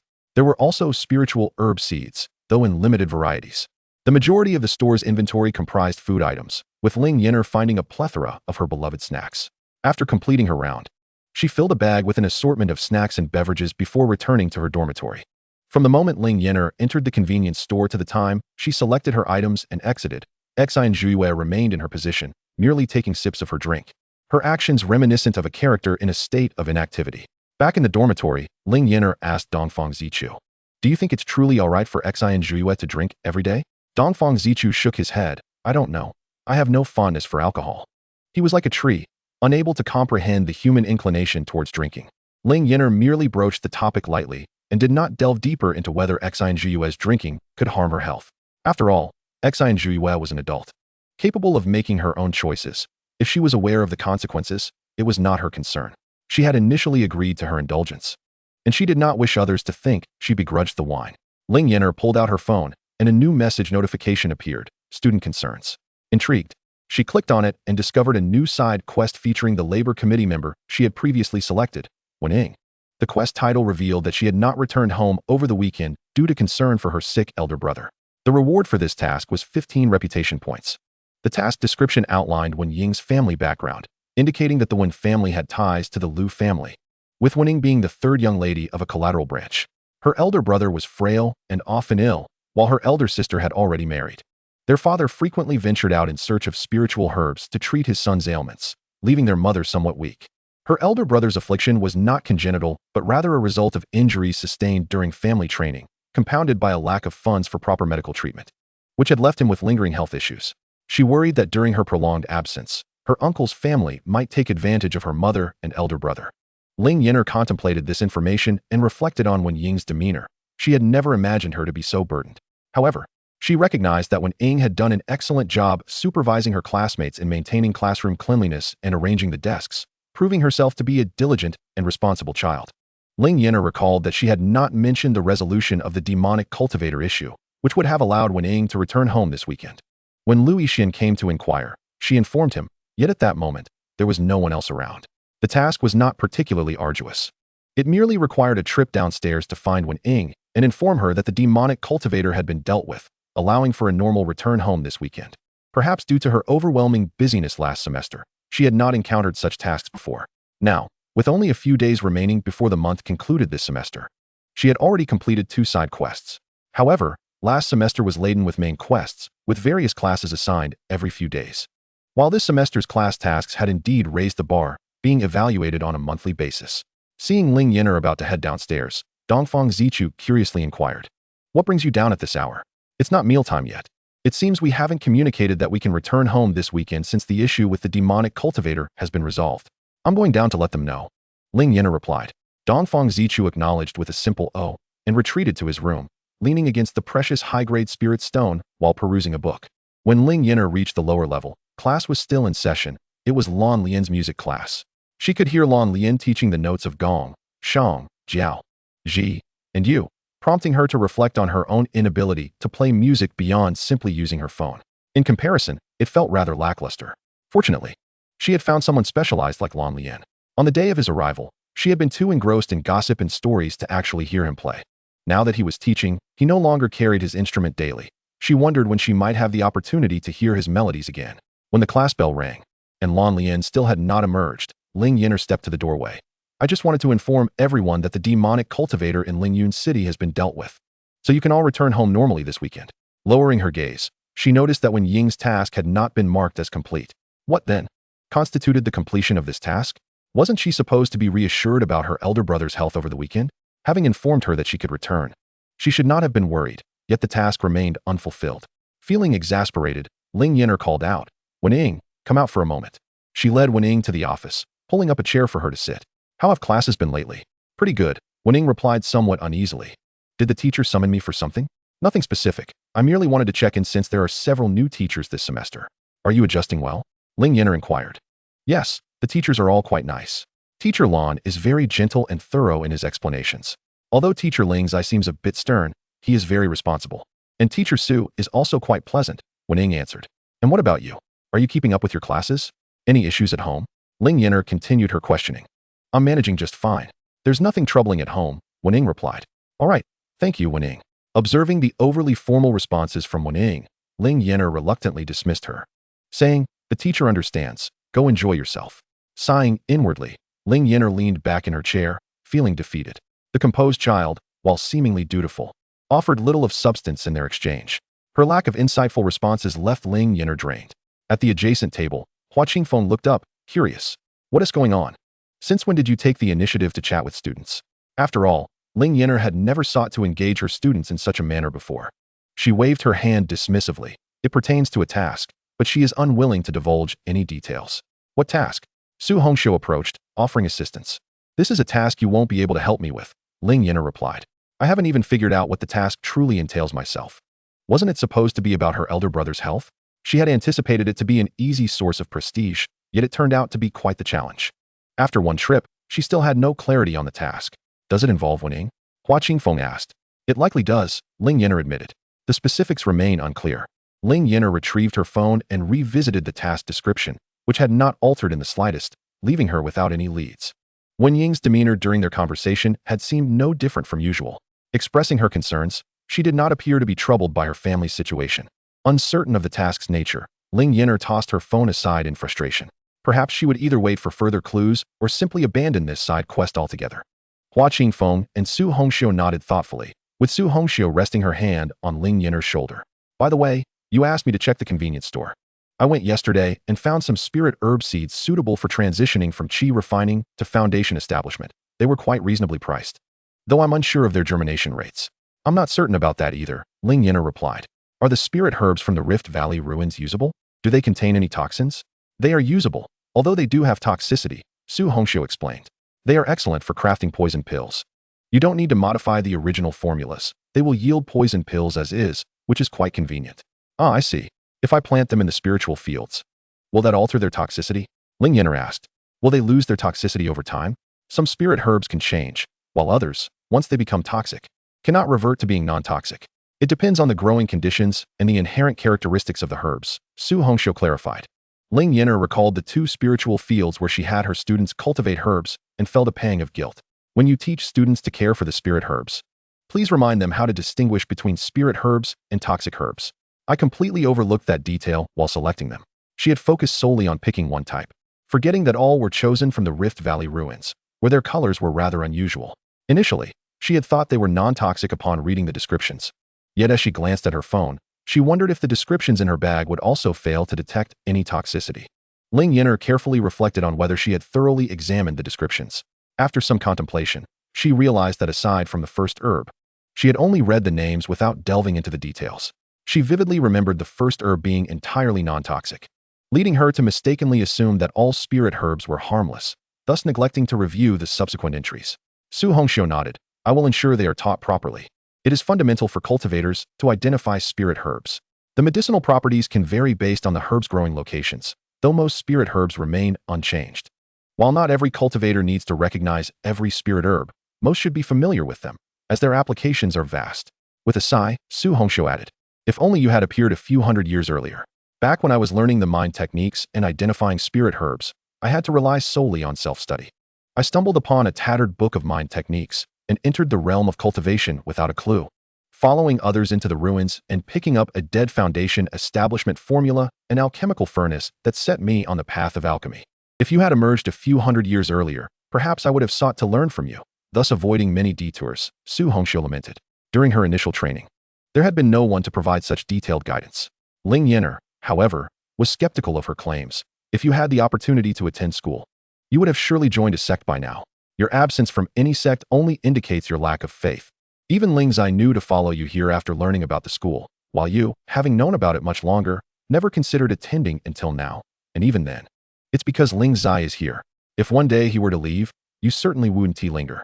Despite Su Hongxiu's current camaraderie with Ling Yan'er, the latter remained aware that it was merely her nature. However, observing Ling Zai, it seemed as though he might have intentions to remain at the school long-term. Although it is evident that Ling Zai is not particularly accustomed to teaching students, he is making an effort to adapt and silently complies with Ling Yan'er's arrangements.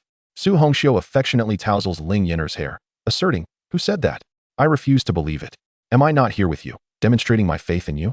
Ling Yan'er, however, is unaware that even among other sects, unless one is a direct disciple, such detailed guidance is seldom provided. Nonetheless, the textbooks Ling Yan'er offers are undeniably simplistic, leaving her with little room for laziness.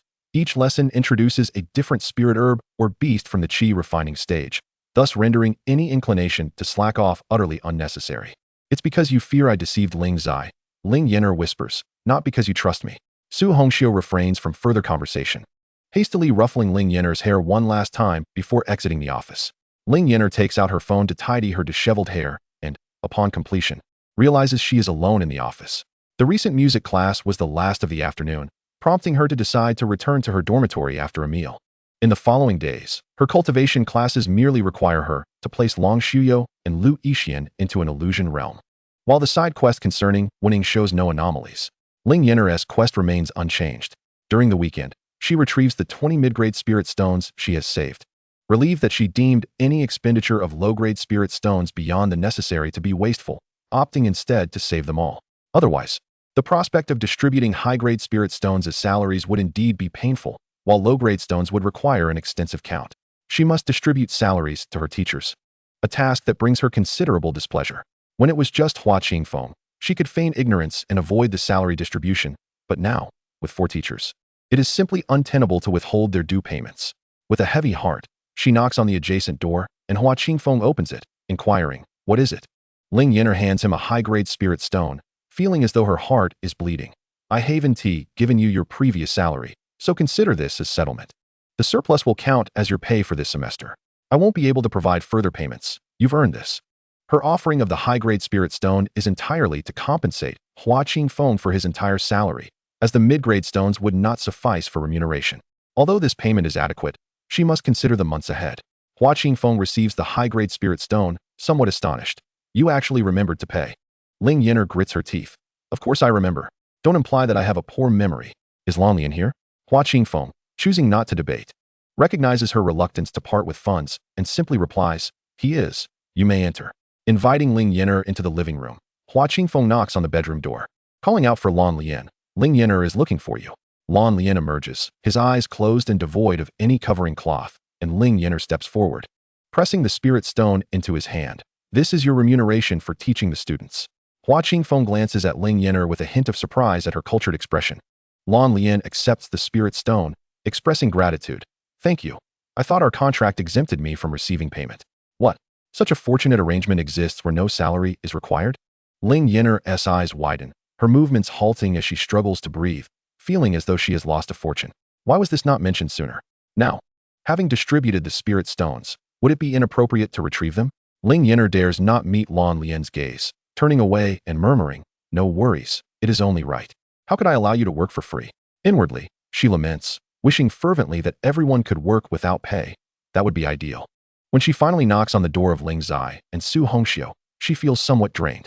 Ling Zai answers, and she presents the last 10 mid-grade spirit stones, stating, "This is your payment for teaching last month."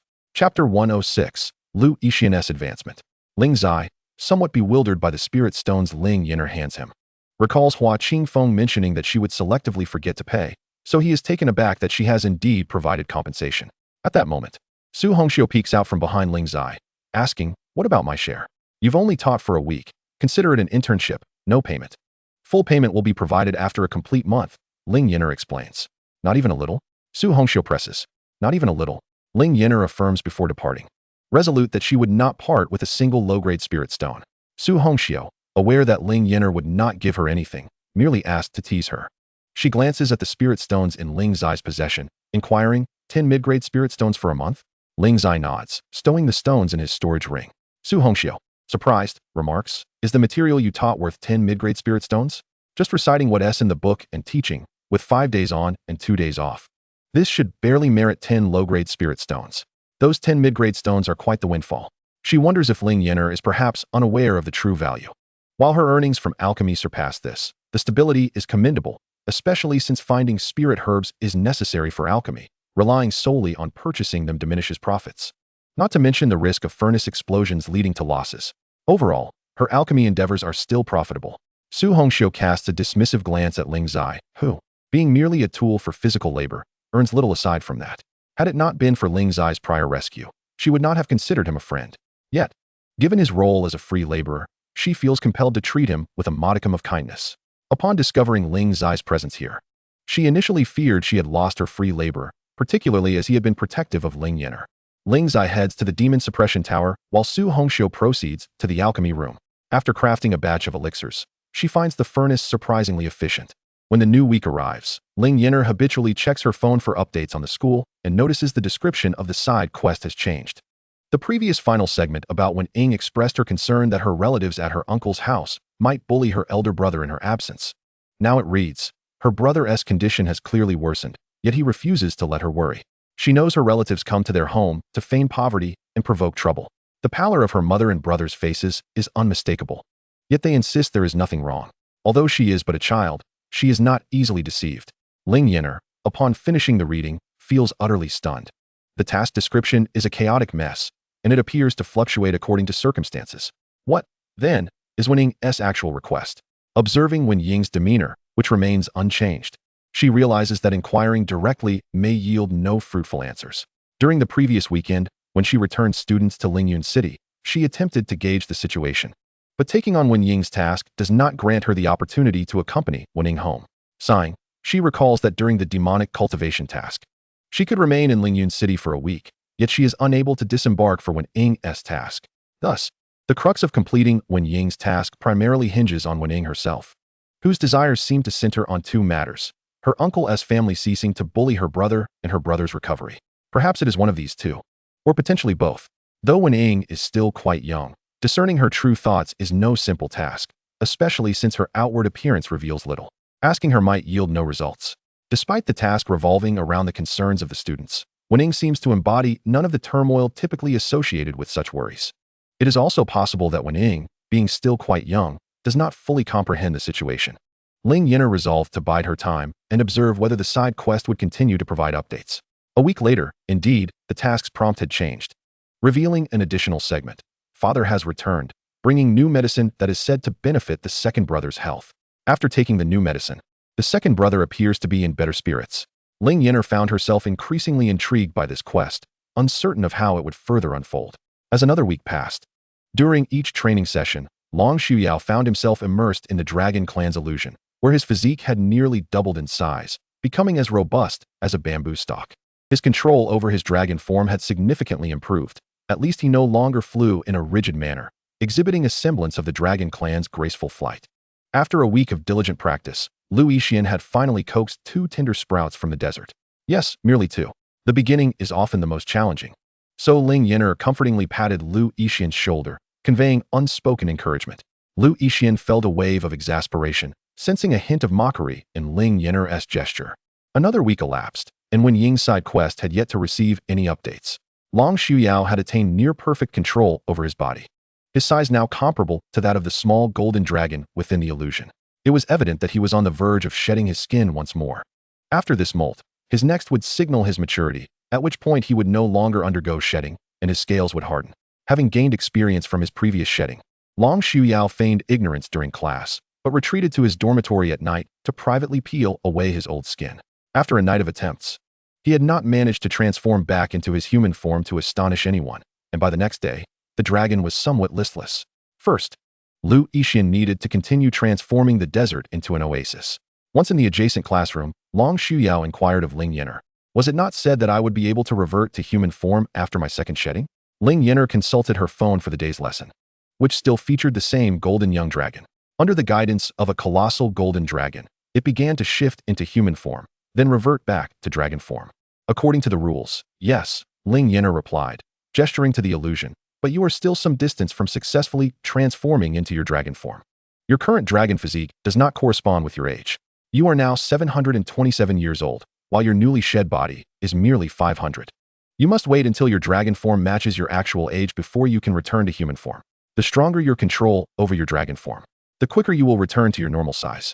If you become complacent, the reversion to human form will be further delayed. Once that time arrives, you will be able to shift between dragon and human forms with the same ease as an ordinary dragon. Ling Yan'er observed Long Xiuyao, who hovered in midair. Motionless, I believe you are quite eager to revert to human form, are you not? Under Ling Yan'er's penetrating gaze, Long Xiuyao, with a sense of propriety, responded, indeed. I am particularly eager. This was the truth. He was certainly more accustomed to his human form. Despite the advantages of being a dragon, he still longed to return to human form, as the limitations of his dragon body were quite significant.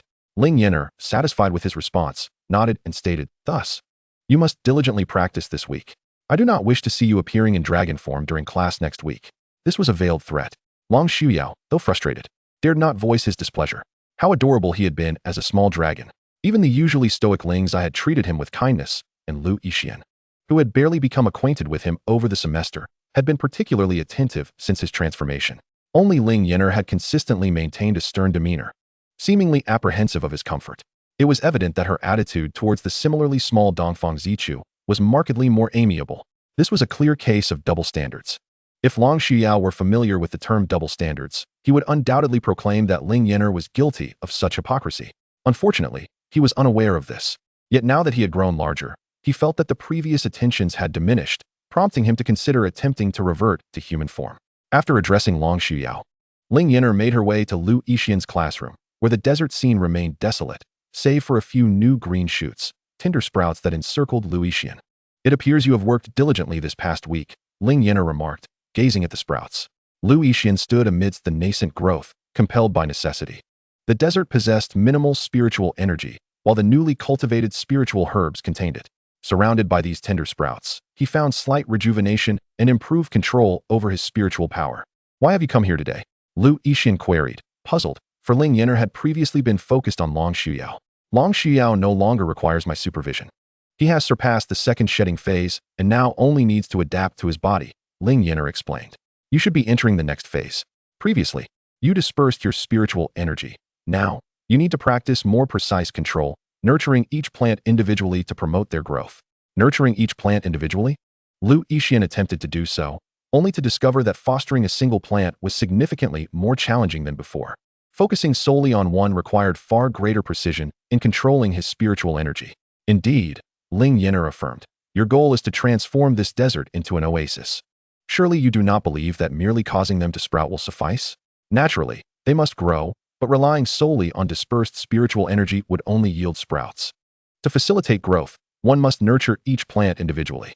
As Lu Yixian surveyed the seemingly endless desert expanse, he could not help but ask, when will I be able to turn the entire desert into an oasis?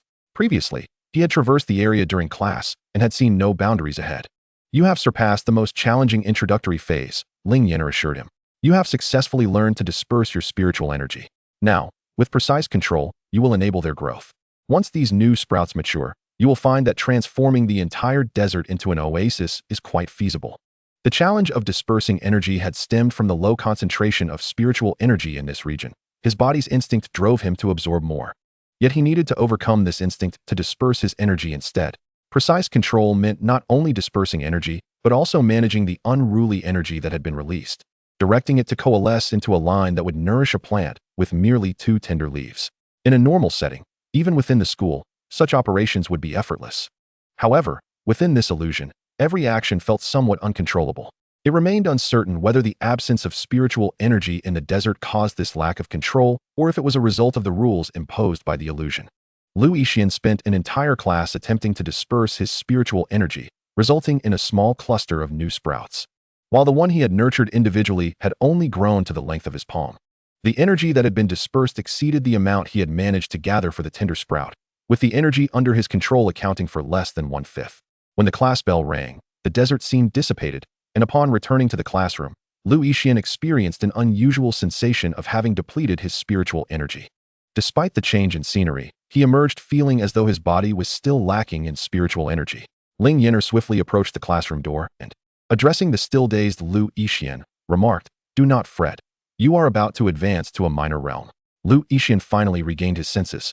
Realizing that his body indeed lacked spiritual energy, it was no mere illusion. A genuine surge of spiritual power was coursing into him, heralding his imminent advancement. He had not anticipated such rapid progress. While he had previously experienced a fleeting sense of impending promotion, he could distinctly sense that it was not the case then. Dragon Suyo, having soared out of the classroom, was astonished by Ling Yan'er's words as he approached the doorway of Lu Yixian's classroom. "So, you merely instructed him once, and he is already advancing? Is promotion truly this simple?" He had assumed Lu Yixian was merely hindered by his spiritual roots. Ling Yan'er replied, "Moreover, advancement is not as straightforward as it seems.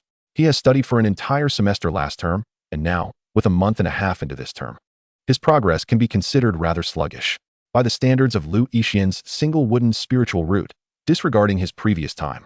Even the duration since entering the academy had rendered his advancement to a minor realm of qi cultivation quite slow." Unaware of Lu Yixian's spiritual root condition, Dragon Suyo believed Lu Yixian's roots were subpar. He wished to stay and observe, but Ling Yan'er dragged him downstairs, exclaiming, "What are you staring at? What's so remarkable about a minor advancement in qi cultivation? You have another class starting soon. Hurry along. I must assist Lu Yixian in his protective formation. He requires someone to safeguard him during his advancement." Dragon Suyo protested. "It is perfectly safe in the classroom. There is no need for protection," Ling Yan'er retorted mercilessly. "What kind of protection does one need for a minor advancement in qi cultivation?" She led Dragon Suyo downstairs and informed the upcoming class's instructor, Hua Qingfeng, that Lu Yixian was currently advancing and might miss the afternoon's lesson. Hua Qingfeng expressed understanding, having noticed that since Lan Lian took over the cultivation class, over 30 students had already entered the qi cultivation stage. Lu family's Lu Lingyi was indeed a prodigy with a heavenly spiritual root, now at the second layer of qi cultivation. However, Hua Qingfeng pondered how many years he had spent cultivating, having entered the path on his own, and thus had little experience in guiding others to enter qi cultivation. It was Lan Lian who effortlessly taught the heart techniques and music. Ling Yan'er felt particularly regretful for not being able to view Lan Lian's character information, wondering if he had previously had disciples, which would explain his proficiency. After the afternoon class concluded, Lu Yixian successfully completed his advancement, stepping into the 5th layer of qi cultivation. Chapter 107. The parent-teacher meeting. Upon opening his eyes after the promotion, Lu Yixian noted that although he had absorbed a considerable amount of spiritual energy, the concentration of spiritual energy within the classroom seemed unchanged. Exiting the classroom, he found the spiritual atmosphere remained the same as before, showing no signs of diminished concentration around him. In the Lu household, when someone advanced, the spiritual energy concentration around the advancement room typically decreased for a period. Initially, he thought the diminished energy he observed in the children entering qi cultivation was merely due to their lower energy requirements. Lu Yixian briefly contemplated the matter before dismissing it, reasoning that the peculiarities of this school were numerous, and this instance was just another addition to the list. During the weekend, Dragon Suyo successfully transformed back into his human form, only to be inundated by a mountain of homework accumulated over the past month. His delightful weekend was overshadowed by assignments from Hua Qingfeng, Ling Zai, and Lan Lian. Fortunately, Ling Yan'er did not assign homework during science classes, so Su Hongxiu followed suit. However, Lan Lian's music class had begun to assign homework, and it seemed he had unearthed a piano from the equipment room, requiring them not only to complete written assignments, but also to learn to play the instrument. Ling Yan'er found the prospect terrifying. Appearances could be deceiving, as some individuals who seemed gentle were merely putting on a facade. Once the highest cultivator in the school, Dragon Suyo felt no panic at the time, but now, with Hua Qingfeng having advanced to the nascent soul stage, Ling Zai at the pinnacle of the nascent soul stage, and Su Hongxiu in the mid-nascent soul stage, he felt weak, pitiful, and helpless, forced to tackle his homework. He even attempted to persuade Ling Zai that since he had reached the nascent soul stage, he no longer needed to study the sword techniques meant for the qi cultivation stage, but was met with refusal. On Monday, when Wenying returned to school, her burdened demeanor was palpable. Ling Yan'er opened her task and discovered an additional segment. "My father deceived others. The new medicine is not for treating my second brother. He actually wishes for my second brother to disappear. Does he also view him as a burden? My parents quarreled. My second brother has ceased taking his medication.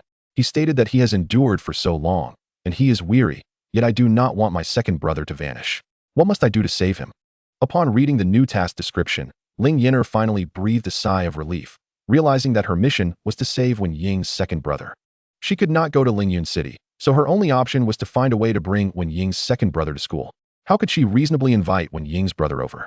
Ling Yan'er pondered for a moment, and then her eyes lit up. She had yet to hold a parent-teacher meeting after all this time. She could use the parent-teacher meeting as an excuse to summon all the students' parents to the school. If Wen Ying did not invite her brother, she would find another way. Having received a task, but being prohibited from going to Lingyun City suggested that it was meant to facilitate Wen Ying's brother's arrival at the school, right? Ling Yan'er thought uncertainly. Otherwise, how could she complete her mission? She had created the conditions, and it would be unreasonable for Wen Ying's brother not to come. Whatever. It was decided. The parent-teacher meeting would be held next Monday. She would take a gamble on it. Determined, Ling Yan'er seized Dongfang Zichu, who was reading, and headed down to the office. Inside, Lan Lian, Ling Zai, and Su Hongxiu were present, while Hua Qingfeng was occupied with class. Everyone was diligently immersed in their work during office hours. Ling Zai was studying heart techniques. Su Hongxiu was reviewing alchemical formulas, while Lan Lian seemed to be doing nothing at all. Ling Yan'er, aside from meals and cultivation classes, mostly remained in the dormitory, whereas Dongfang Zichu occasionally visited the library to read. Upon seeing Ling Yan'er bring him to the office, Dongfang Zichu asked, "You have no classes this morning. What brings you to the office?" "Of course, I have official business to discuss. The new semester is already halfway through. It is time for us to hold a parent-teacher meeting," Ling Yan'er declared. "Don't make it sound like you only play all day. I am serious about managing the school." "What is a parent-teacher meeting?" Su Hongxiu inquired. "A parent-teacher meeting is an event where we invite the parents of the students to the school for a meeting," Ling Yan'er explained. The parents of the students include their fathers, mothers, brothers, sisters, uncles, aunts, grandparents, and so forth. Each student is to invite one parent to the school, where the teachers will inform them of their child's progress over the past year. Exceptional students will be praised, while those who are not as outstanding will be encouraged to receive guidance from their parents. Mischievous students will be scolded harshly, shaming their parents. Oh, it seems we do not currently have any mischievous students. Dragon Suyo had been the most unruly, yet he only displayed indifference towards subjects outside of cultivation classes and did not resort to bullying other students due to his cultivation status. Everyone was genuinely obedient and well-behaved. Ling Yan'er had watched numerous campus bullying dramas to accumulate experience and brainstormed various strategies for handling bullying should it arise, but despite the students having their own small groups, they coexisted peacefully, each engrossed in their own activities, leaving her no opportunity to intervene. "My science class seems to have little to discuss," Su Hongxiu remarked. "Moreover, I did not teach them before. That was your class, so shouldn't you address it?" Su Hongxiu glanced at Ling Yan'er, who remained unfazed. "It does not matter if you are unfamiliar with their academic performance, as I have prepared a midterm exam paper that we can administer in the next couple of days," Ling Yan'er stated. "The exam papers are already placed in the library. Whatever subjects you taught, we will go to the library to retrieve the papers and supervise the exam." Supervising means distributing the papers and allowing the students to complete their assignments. As they have only been studying for less than a year, the examination is quite straightforward, consisting merely of multiple choice, true or false, and fill-in-the-blank questions, with no reading comprehension involved. It is exceedingly simple. Your role as invigilators is merely to ensure they do not consult their books, pass notes, or engage in conversation. Once the exams are concluded, the results can be relayed to the parents accordingly. Ling Yan'er turned to Ling Zai and said, "For physical education, you may have them each demonstrate their sword techniques. You can grade them based on their performance." "Agreed," Ling Zai nodded, adding that there was no need for a thorough rehearsal. Assessing them based on their usual performance would suffice. As for art and music classes, there will be no examinations for the time being. Ling Yan'er informed Lan Lian. "I will conduct separate assessments for Lu Yixian and Long Shuyao in their cultivation classes, as I have been their instructor." "Very well," Lan Lian inquired. "Will you also be receiving their parents?" "No need for that." Ling Yan'er waved her hand dismissively. "I will hand over their graded papers to you after I finish marking them." "No problem," Lan Lian replied, understanding that Ling Yan'er wanted to ensure fairness. Even though the classes were conducted separately, it was essential not to appear overly discriminatory, despite the reality of the situation. Just as Ling Yan'er finished talking to Lan Lian, Hua Qingfeng entered the room after class. Upon seeing him, Ling Yan'er remarked, "Hua Qingfeng, class is over. I have decided to hold a parent-teacher meeting for the students and schedule a midterm exam for the day after tomorrow. You are aware of the invigilation process." "What prompted this sudden decision to hold a parent-teacher meeting?" Hua Qingfeng asked, puzzled. Would Ling Yan'er openly admit it was to fulfill a task? Certainly not. She fabricated a rather grandiose excuse, stating, "It is to provide parents with insight into their children's academic progress and to showcase our school." Our establishment is exceptional, with numerous vacant classrooms, and this is an excellent opportunity to attract more enrollments. Hua Qingfeng regarded her with skepticism. If you say so, how can you doubt me? Ling Yan'er lamented. Many parents have never visited our school and lack confidence in our institution. A parent-teacher meeting is a splendid opportunity for them to familiarize themselves with our environment. Just think about it. Although Ling Yan'er had some valid points, Hua Qingfeng remained unconvinced. Ignoring his skepticism, Ling Yan'er turned to ask, "Who is next for class?" "It's me," Su Hongxiu replied. "What's the matter?" "Sister Hongxiu, please notify everyone about the parent-teacher meeting before class begins," Ling Yan'er requested. After all, most children possessed communication talisman paper, and informing them early would allow them to notify their parents in advance. "When will this parent-teacher meeting take place?" Su Hongxiu inquired. Ling Yan'er checked her phone for the time conversion chart and replied, "Next Monday at the hour of Wei." Having been in this place for over 6 months, she still struggled to adapt to the local custom of telling time in the 12 earthly branches, needing to consult her phone each time for confirmation. The only 2 times she remembered were Z, midnight, and Wu, noon, as they were rather distinctive. Z marked the start at midnight, while Wu represented noon, which was easy to recall. "All right," Su Hongxiu agreed. After Su Hongxiu left for class, the diligent Hua Qingfeng asked Ling Yan'er what preparations were necessary for the parent-teacher meeting before allowing her to leave. A week passed in the blink of an eye. And surprisingly, Long Shuyao stayed at school over the weekend.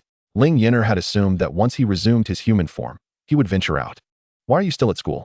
she inquired, astonished, as she spotted Long Shuyao wandering about the playground. He pointed to Ling Feng and Ling Yu, who seldom returned home, and replied, "If they can stay over the weekend, why can't I?" Ling Feng and Ling Yu often remained at school, and Ling Yan'er had previously inquired. Ling Yu explained that their parents had both passed away, and their inheritance had been divided among their grandfather and uncle, leaving the 2 brothers with nothing more than a dilapidated room that was drafty and leaky, far inferior to the school dormitory. They had come to school using the spirit stones Ling Feng had saved. Although it seemed they now exchanged their spirit stones for weapons and clothing from the demon suppression tower each month. "No one said you couldn't stay at school," Ling Yan'er remarked, feeling somewhat exasperated by her own inquiry. The thought of the demon suppression tower made her realize that Long Shuyao was indeed a formidable presence among a group of qi refinement cultivators. As he was a nascent soul cultivator, how had she agreed to this? Ling Yan'er pondered for a moment. Recalling that it was because there were so few candidates at the time, she had accepted anyone who applied.